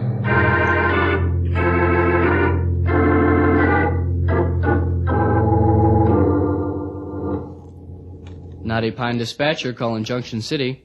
Knotty Pine Dispatcher calling Junction City. Come in. Over. Junction City Police. What's up, Knotty Pine? We've got a river covered with fuel oil, and it's moving your way. Knotty Pine Sheriff wishes you to notify Central City. Say, you fellows got your hands full. What's leaking? We think it's the pipeline. Man, that's not good. I'll pass the word to the Central City Police. Thanks for the warning.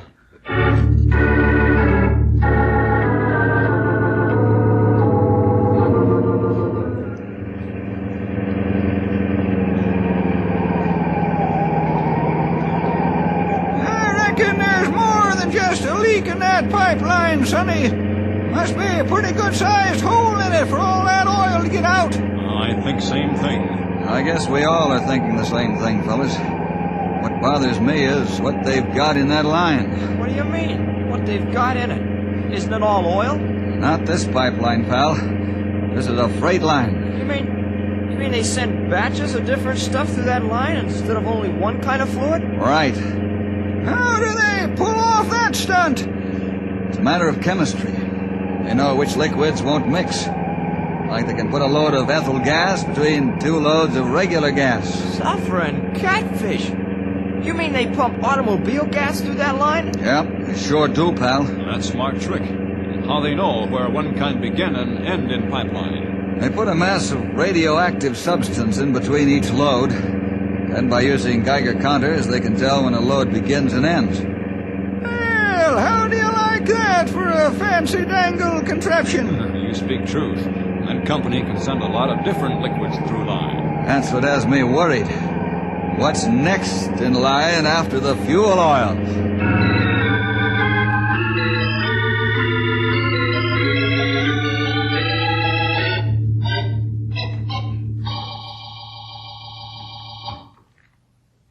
Scotty, 10 seconds and you're on. Good morning, everyone. This is Scotty Logan with the 5 o'clock news. This early morning, I'm sure there are more listeners than usual, and this isn't the cheery morning we'd like it to be. Here's our sheriff to speak to you about the emergency situation of the flood of fuel oil on the river. Here's Sheriff Harper. Thank you, Scotty. Ladies and gentlemen, Bill Jefferson and the Rangers are trying to locate the source of this fuel leak. I haven't heard from them yet, but I expect to at any time. I want everyone to be calm and to stay at home just as you've been doing. Those of you who have to cross the river to get to your jobs will have to do it on foot, and only across the Main Street Bridge, and only if conditions permit. If we feel dangers increase, the bridge will have to be closed to everyone. I wish to thank you for your wonderful cooperation by staying at home. It's made our job much easier. And again, I urge you not to become panicky, even in the face of the oncoming storm. The fire department is rapidly dispersing the oil as it comes downstream, and our fire chief feels that the danger point has been reduced considerably. Thank you. Henry, throw the spotlight along the bridge. Right. There it is! Look at the oil spilling out! There's a big hole in pipe, all right. Maybe a bridge swayed too much from wind. I don't know, but I'm calling the pipeline company right now. Look at Malcolm Gray and his men up here on the double. All right. Keep your shirt on. Malcolm Gray speaking. Mal, Bill Jefferson. You got a busted pipeline. No, where? I'm at the bridge over the Shady River, watching the fuel oil spill out by the hundreds of gallons. Is there room to land a helicopter close by? Yeah, plenty of room. Well, I'll be there with a crew in 20 minutes. Cal, the company men are in the air now, flying here from Canyon City. That's about all I can tell you right now, except the stuff is spilling out like crazy. That's fast work, Bill. How are things in Knotty Pine? Wonderfully quiet. Everyone's doing his best to stay cool and calm. The fire boys are pumping water into the river as fast as they can. Fine, Cal, that's fine. I'll call you as soon as I know more. Over and out. Here come pipeline men now. Yes, sirree! None too soon. That storm's beginning to kick up an awful fuss.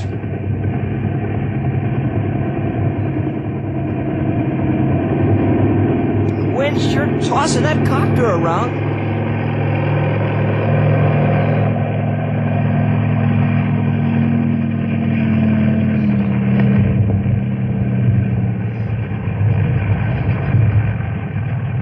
Sweeney, get your men out there fast. There isn't a minute to lose. Yes, sir. Let's go, boys. Hello, men. Come on. Hi. Hello, Mal. Howdy! Say, sure looks like a kind of a risky business out there, Yeah, you're sonny. right there, old-timer. Hey, Bill, may I use your radio? Sure, help yourself. Thanks.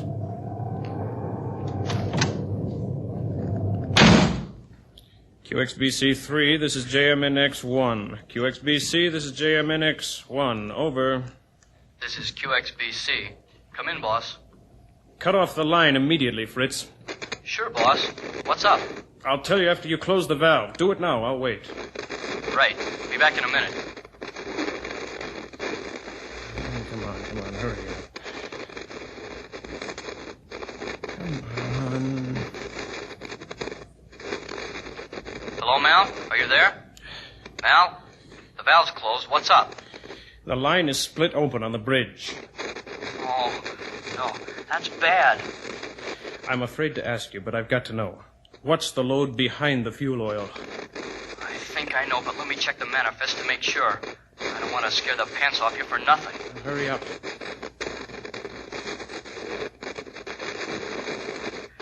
Mal, it's mixture coded 107. No. Are you positive? I'm looking right at the manifest, Mal.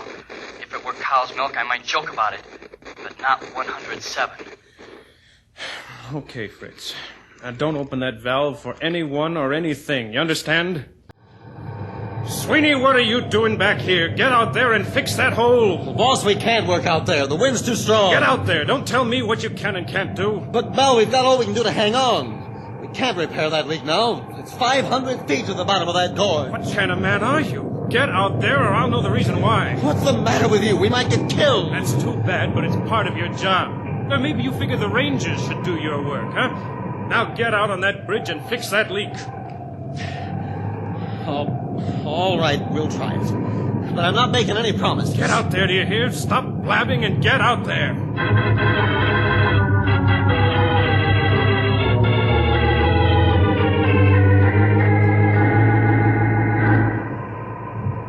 Bill, I'm going to talk to Fritz again. Okay, Mal. Use the radio all you want. Thanks. Boy, is he a bundle of nerves all of a sudden like... You said it, sonny. I smell a rat in the woodpile.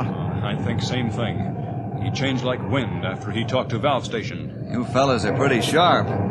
Pretty sharp. What do you think's wrong? I don't know. I'm waiting for Mal to tell us. Maybe he'll wait until it's too late. I hope not. Here come Sweeney and his men crawling back on bridge. And they're hanging on for dear life. We ain't going back out there till this thing blows over. Trying to plug that hole in this storm is like trying to walk a tight wire on a one-wheel bike. Are you telling me what you're going to do? Yes, and if you don't like it, you can jump in the river. I ought to punch you in the nose, you coward, and that goes for your men, too. Let's make him go out there if he's so smart, huh? No, I think we ought to throw him in the river. Come on, start swinging if you think you're man enough to lick me. You used to be a good boss until just a few minutes ago.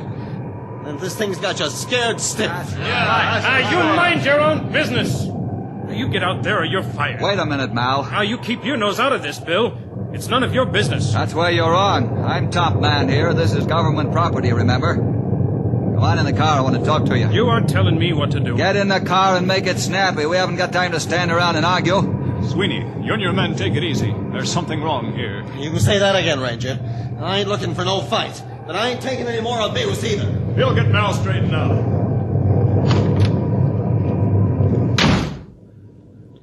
All right, let's have it.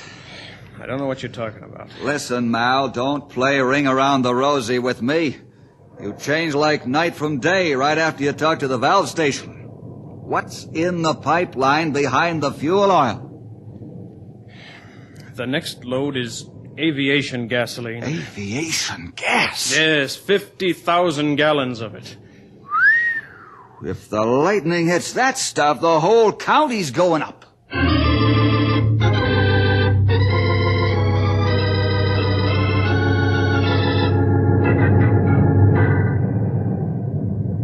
Bill, I'm almost to the point of nervous collapse.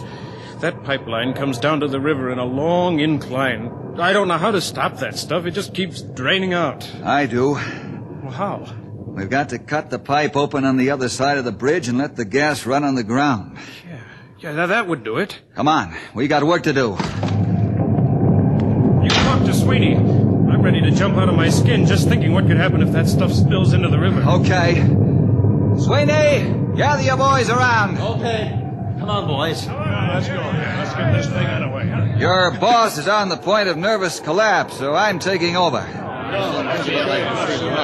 Mal called the valve station and found out there's a load of aviation gas in the line behind the fuel oil. Aviation gas? That's right. Now there's only one thing to do to save us from a catastrophe. We've got to open the pipe on the other side and let the stuff run out on the ground. That means we've got to cross the river. That's right. Can we go around? It'll take too long to go around. Come on now, I'll lead the way. Henry, you stay here and man the radio. But that's an order. Yes, sir. Inform the sheriff what's going on. You and the copter pilot keep a close eye on us. You may have to pull us out if the lightning touches off the gas. Why can't we use the copter to cross? Too many dangerous wind currents over there in those canyons. We'll save the copter for emergency. Real emergency. Let's go.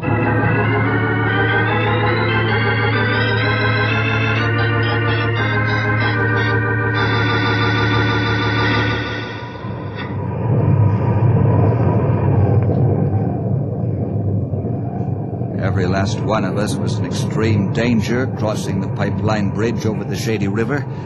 One misstep on the narrow catwalk, that would be all over. They might find our bodies down in Dead Man's Gorge, or they might never find us. The wind howled an angry gale and tried to tear each man off the catwalk and throw him into the river.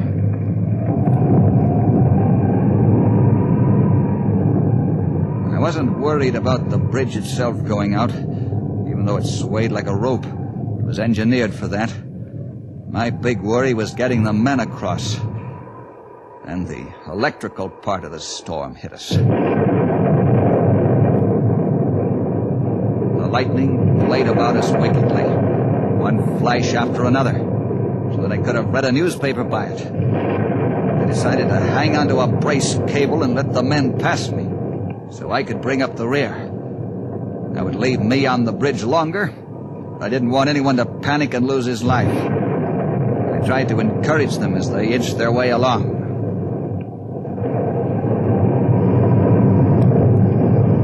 Keep going!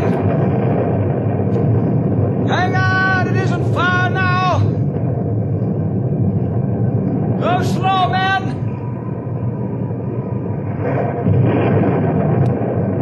You're doing fine! It was a grim sight, watching the men crawl across the bridge in the eerie lightning flashes. I prayed that all would make it, safe and sound.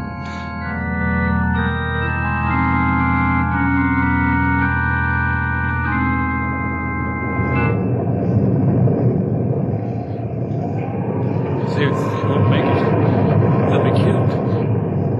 Look at that lightning. They won't make it, I tell you. Why did I ever let them go? That gas will catch fire and kill them all. Burn them to a crisp. Now, keep quiet! Can't you see them now screaming and yelling and burning gas? Nobody to help them. I'm going to rescue them. I'm going to rescue them. They'll die. They'll die screaming with pain. Now, come back here! Okay, boy, you asked for it! I'm sorry, Mal. Sorry I had to tackle you. But I couldn't let you kill yourself either.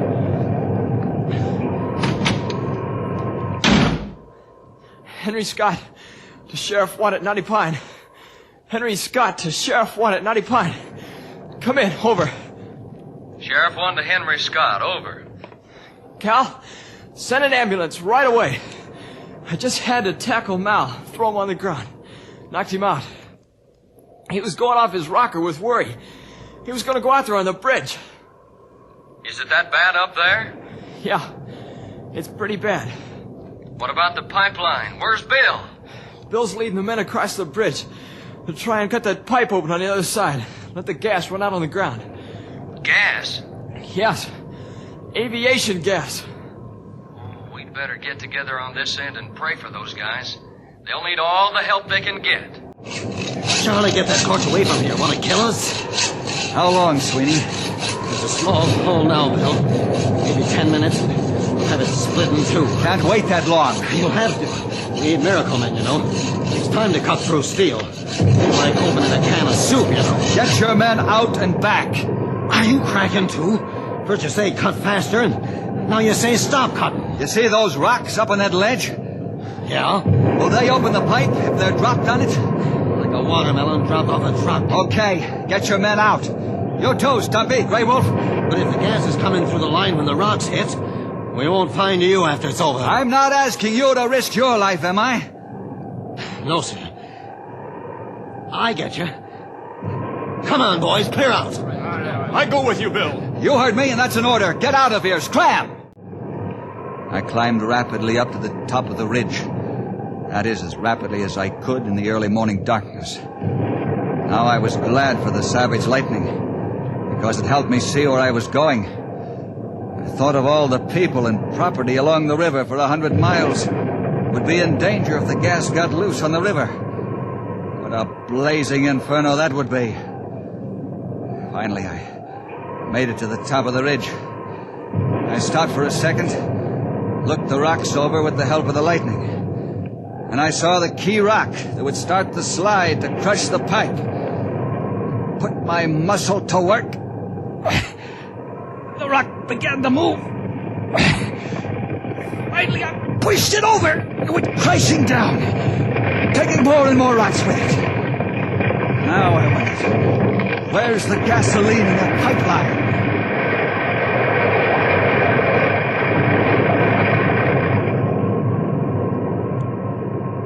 Suddenly I realized I was holding my breath, waiting for the explosion of the deadly gas. But it didn't come. Then I smelled it. The gas, that is. The rocks had smashed the pipe seconds before the first of the gas got there. I was still alive.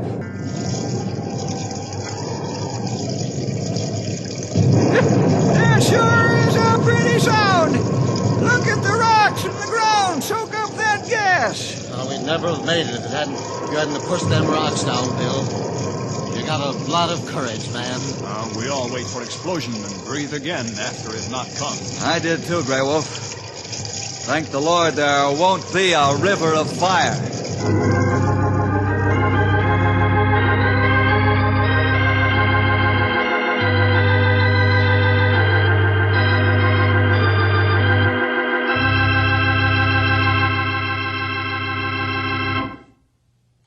Little did O'Rourke and Ryan realize how important their keen sense of impending danger was. The whole Shady River Valley was saved from a most disastrous holocaust. Well, see you next week for more adventure with Ranger Bill!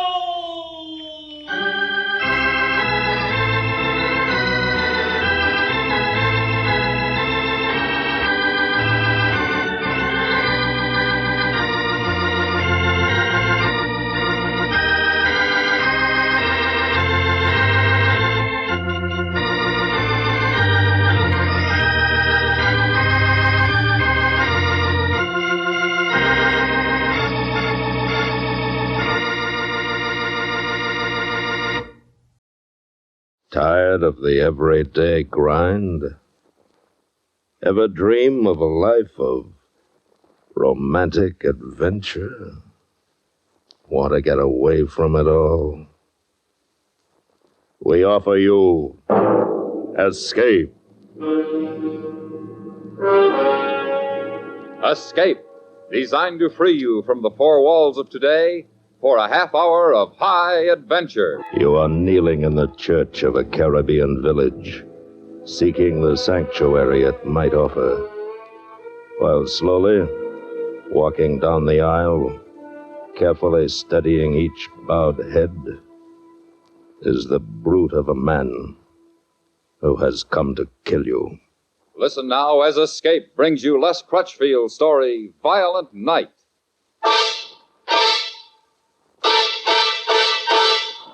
Huh?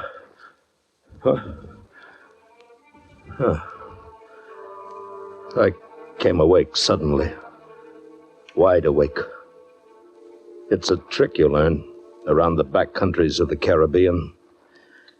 If you want to stay alive. I didn't move. I didn't make a sound. Just stared into the darkness and listened. And then it came again.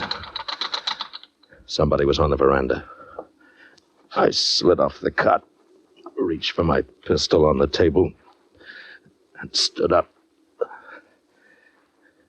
Barefooted, I moved quietly across the room and stopped by the shutters.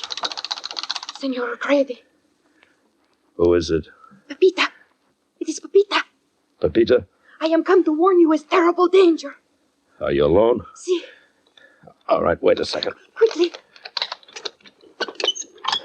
What's wrong? What's the matter? Look. Toward the village. Toward Monte Miguel. What? What? Fire. What's burning? The estacion of the police.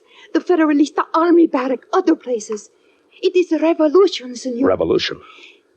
Who is it? Who's behind it? Alacran. What?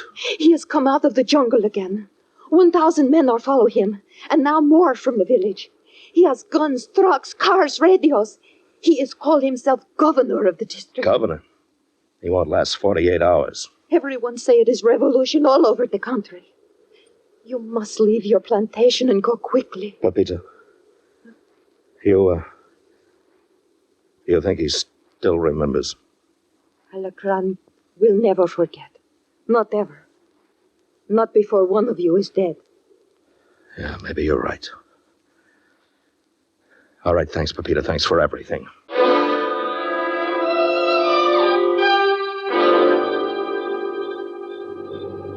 Ten minutes later, I lay hidden in a clump of bamboo by the irrigation ditch, 30 yards from my house, watching a convoy of army trucks swing in from the highway and roar up the road toward the plantation. I could have struck out then, run away, but I had to know the odds, know whether Alacran was making it personal, whether he still remembered. The truck skidded to a stop. Men with rifles piled out, circled the house. Spotlights cut through the night, lit up my bungalow, probing at the shutters. But I didn't see him until he stepped into the circle of lights and called out. Mr. O'Grady? Mr. Barry O'Grady. Alacran. You're wasting our time, Mr. O'Grady. You may as well come out. Educated in the States, but as cunning and cruel as the wildest Indian in the bush. Are you afraid of me, Mr. O'Grady? Are you afraid to come out and greet an old friend who has not forgotten you for a minute? Alacran, leader of a revolution, self-styled governor of the district. And he'd taken time out to lead this raid personally. Yes, Pepita was right. He hadn't forgotten. He blasted the bolt off my door with a Tommy gun, and then with a half a dozen of his men, he plunged into the house. It was time to get out. I'd wanted to know the odds, and now I knew them. I didn't have a chance. I ran for nearly 2 miles, through my coffee groves, along the banks of the ditches, through the patches of bush, before I finally played out. I was beside a narrow road leading back into the hills. I dropped down by the edge of it and tried to get my wind back. Alacran. For 2 years he'd waited, and now he was coming after me. He'd been trying to start a revolt then. I'd dragged him away from my workmen, taken his gun away from him, and beaten him to a pulp. And now he was back in control of the whole district, with a wolf pack at his heels. And then suddenly I noticed the headlights of a car coming down the road from the hills. The lights were too close together and too low to the ground for an army truck. There were ranches up in the hills, resorts. It might be a private car. It was worth a chance. I worked feverishly. The car was close now and moving fast. I gathered an armful of brush, threw it into the road, struck a match, and set fire to it. And then I dropped down in the ditch and waited.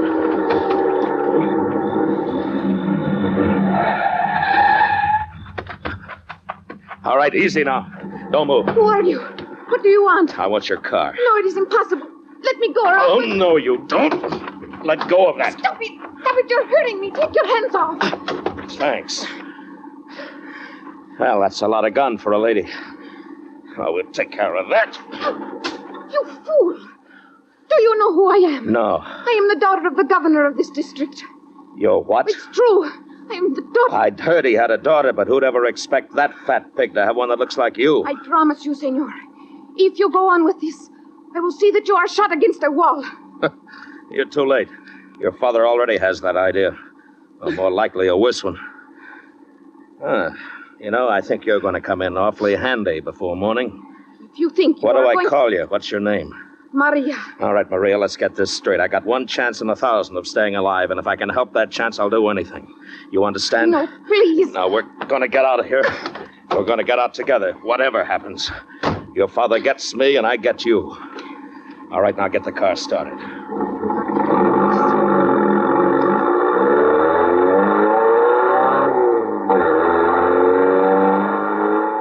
We came off the side road 2 miles from Monte Miguel, crossed the main highway, and took the old road toward San Vicente. It was 110 miles to the capital, but the sports car was fast. It could outrun any army vehicle Alcatraz's men might have. And there was a good chance he hadn't yet blockaded the San Vicente highway.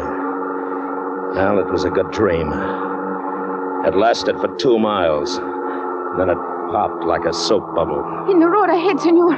Lights, trucks, men moving. What do you want me to do? Brakes, hit the brakes, come on. And get this thing turned around and make it fast.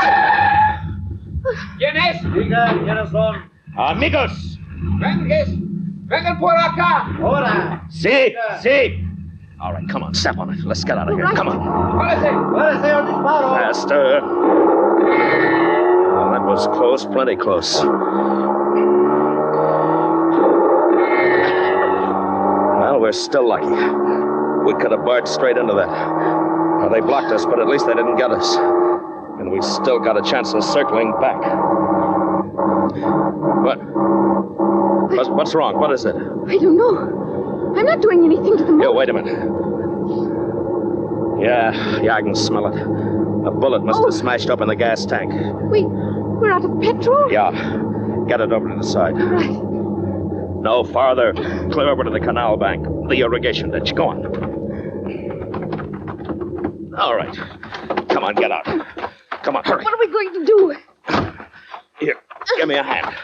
We're going to get it rolling. Come on. Into the ditch.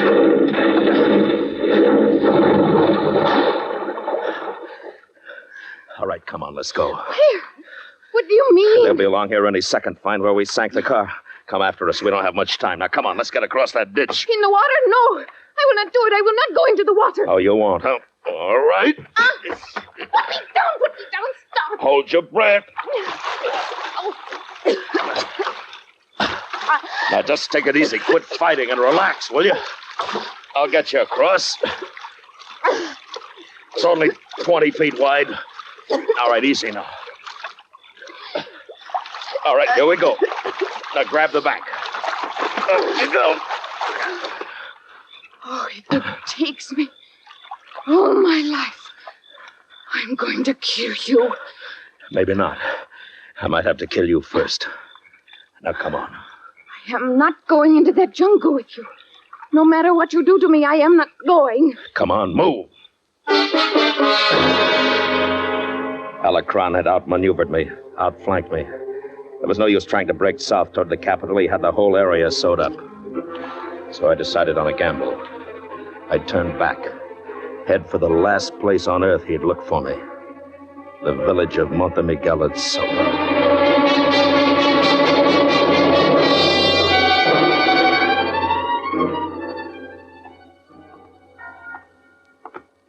It was nearly midnight when we entered the village. I kept a tight grip on Maria's arm and hurried her through the back streets and alleys, heading toward Pepita's room on the other side of town. Though we didn't make it. A patrol of rebels came around the corner and moved toward us. We couldn't turn and run. We couldn't go on. We were trapped. But we'd stopped in front of a house built flush against the street. The door was only a few feet away. I stepped over and tried it. It was unlocked.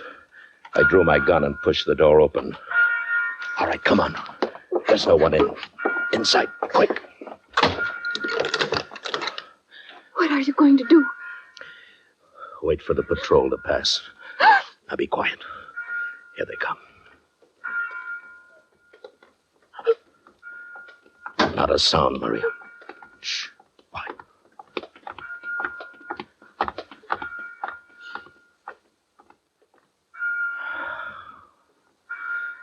Oh, that was lucky. Well, double lucky, in fact. Now, the head man here has gone out and left some clothes all ready for me. Pantalones, camisa, sarape, sombrero. Now, if we can find something for you... What do you mean? Well, dressed like we are, we don't have a chance. Here. Here, this ought to do it. Catch you. Now, here's a shawl for you. You can throw it over your head and keep it around your face. If you think I am going to change my clothes in Get this room... behind that curtain and do it any way you want, but get into that dress and do it fast.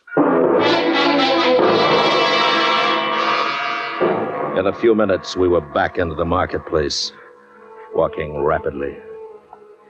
And then as we passed the great doors of the church, I froze in my tracks. Alecron. He was lounging in the back of a touring car, fat and evil. Here, this way. Where? Into the church. If he sees me, we're finished. Slow and solemn now. All right, up the steps. And keep your head down. Awed, half scared the way the villagers go in. All right.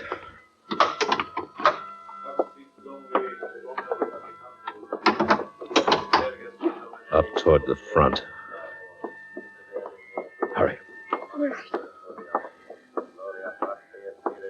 All right, in here. All right, this is far enough. Now kneel down. Well, we're safe for the moment, but Padre, if you please. Don't move, Maria. Don't cry out. The gun's pressed against your side. Keep your head down and pretend you're praying. Better yet, really pray. You are listening to Violent Night, tonight's presentation on Escape. Next Monday night on CBS Radio, Ronald Reagan stars in the Lux Radio Theater adaptation of Carbine Williams, with Wendell Corey and Gene Hagen in their original screen roles. Next Monday night, when you will also want to hear Tyrone Power in Suspense's production, The Guilty Always Run. And now, Escape and the second act of Violent Night.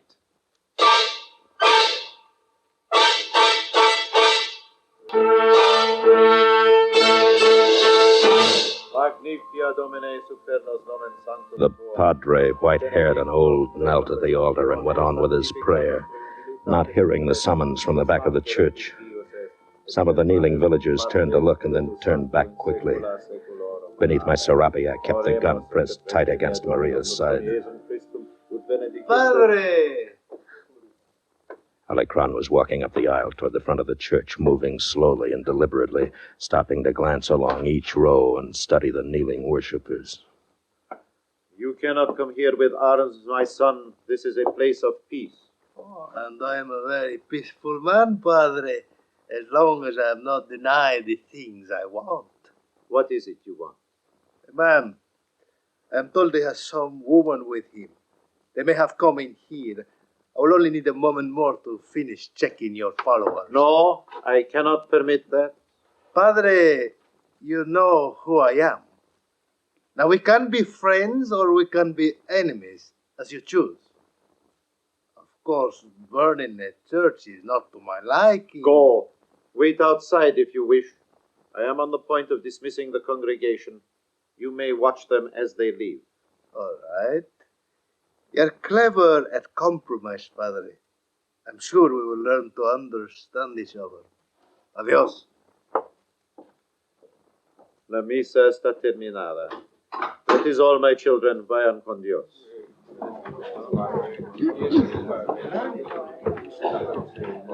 My son. What is it, Padre? This way. Follow me, both of you. Come quickly. Come on, Maria. Yes. In here.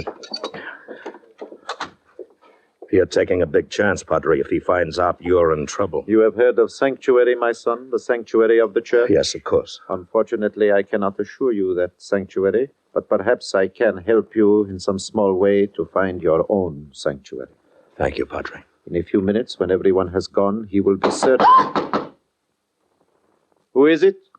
Lalacran. One moment. I am informed that you're hiding a man and woman from the congregation. Open this door. Have patience. Now. Here, behind the desk, there is a way out. All right. Go now, both of you, quickly. The passage opens on an alleyway behind the church. Open now. Hurry, my children. Thank you, Padre. Que vayan con Dios.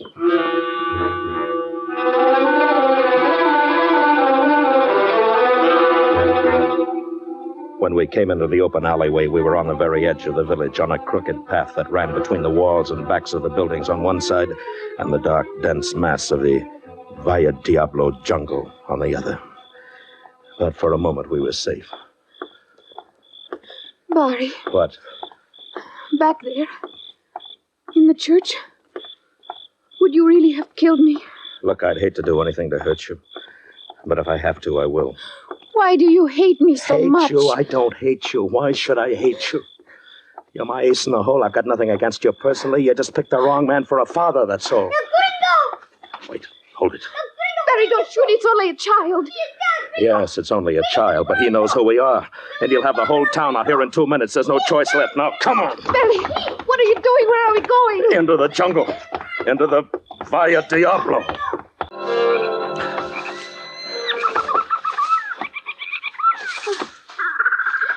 Barry, Yes. I've got to rest. I can't go on much farther. All right, Maria. We'll slow down. Take it easy. I don't think he's going to find us now. I think maybe we got a chance. Can't we stop, Barry? No, in 10 minutes we wouldn't be able to move again. Now the sky's beginning to lighten. It'll be dawn in less than an hour. He can't chase us forever. He's got a revolution on his hands. Barry, it's all been so strange. Like a nightmare. All mixed up. I hated you at first. Oh, forget it. I didn't know who you were, what you were doing to me. And finally, I began to understand. I don't hate you anymore, Barry. Good, Maria. It works out better that way. In fact, I'm afraid I like you very much. What? Afraid? Yes. Maria, we'll be out of this before long, and what... Wait, What is it, Barry? those are dogs. What? Yeah, they're trailing us with dogs. No matter where we go now, they'll find us. Oh, Barry! Come on, Maria. And we ran again, down the twisting jungle trail, on and on, knowing while we ran that there was no way out, no way of escape. And then suddenly we burst out into a clearing and stopped in our tracks. For ahead of us, dark and ancient, its stones worn by tropic rains, grown over with lichen and moss, was a Mayan pyramid, built by men dead for centuries, lost and forgotten in the Valle Diablo. We broke into a run, crossed the clearing. We are going inside, Barry? Oh, why not? What have we got to lose? Nothing at all, Mr. Beatty. Hollycrot, All right, inside, quick, Maria. Excellent. Right into the trap, just as I hoped. He's behind us somewhere. At the edge of the clearing. Been here for some time, you know. Waiting for my beaters to drive you out of the brush. Oh, always predictable, Mr. O'Grady. One knows precisely what you are going to do before you do it. Alecron, listen to me. I've got Maria with me. I recognize her at once. Then listen. Before I let you take me, I'll kill her. Do you understand? That's entirely up to you, Mr. O'Grady.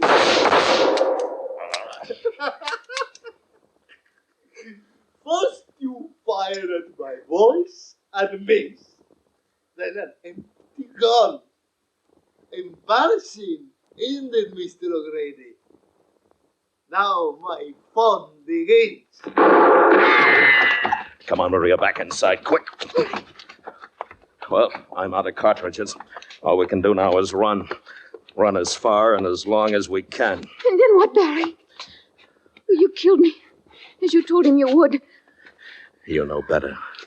I thought the threat would hold him off, but it didn't. You heard him. Yes. I heard him. It is not a surprise, Barry. My father has hated me for years. I did not come in handy like you hoped.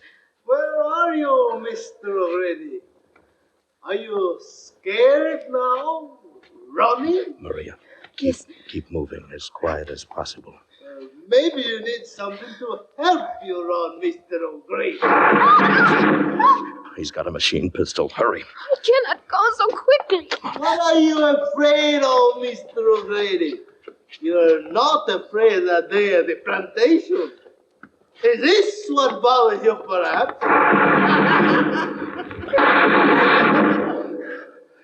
It's no use, Barry. It's no use. Maria, wait. Look, there's a ledge right above us here. I can feel it when I reach up. Broken boulders. Now there's a chance. Now listen to me, Maria. You go on alone. Oh. Make a noise, talk, so that he'll think that we're still together. Do you understand? I'm going to wait for him here, right up on that ledge. All right, now go on. All right. Go on. But, oh, be careful. Be very careful. I scrambled up on the ledge and got set. And I felt around in the dark and found a rock as big as a man's head. And then I waited. You're tiring yourself for nothing, Mr. O'Grady. There's only one way out, you know. This way. I raised the rock and waited. He was close now, very close. I listened to his steps, trying to judge his position by the sound. You're not being very friendly, Mr. O'Grady, and I feel very warm for you. He was right below me. I raised the rock and smashed it down on his head.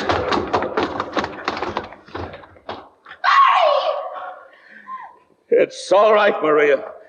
It's all over. Barry. Maria.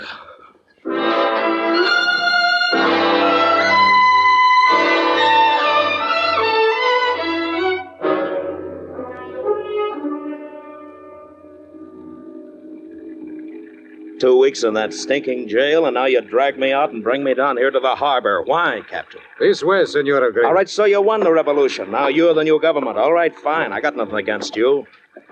My fight with Alecron was personal. You know that. Quite true, Senor O'Grady. I know that. However, Alecron was one of our leaders. You killed him.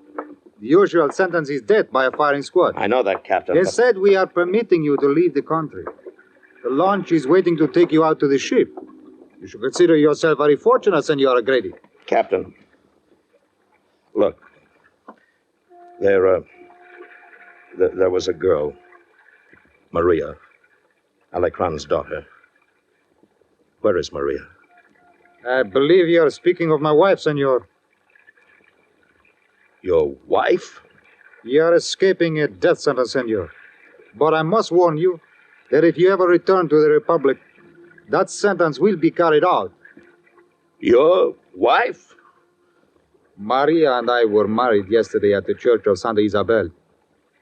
As a wedding gift to Maria, I gave her your life.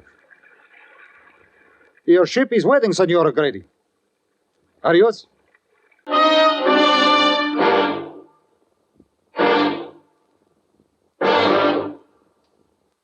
Under the direction of Norman MacDonald, Escape has brought you Violent Night by Les Crutchfield, starring William Conrad and Joyce McCluskey. Featured in the cast were Don Diamond, Ben Wright, and Edgar Barrier, with Michael Ann Barrett, Byron Kane, and Richard Beals. Your announcer, George Walsh. The special music for Escape is composed and conducted by Leith Stevens. Next week.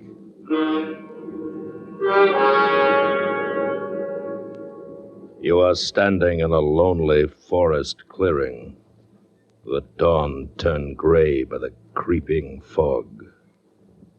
While standing only yards from you, his eyes filled with his hate for you, is a man who's come to take your life. Unless you first take his. So listen next week when Escape brings you Alexander Dumas' classic story, The Second Shot.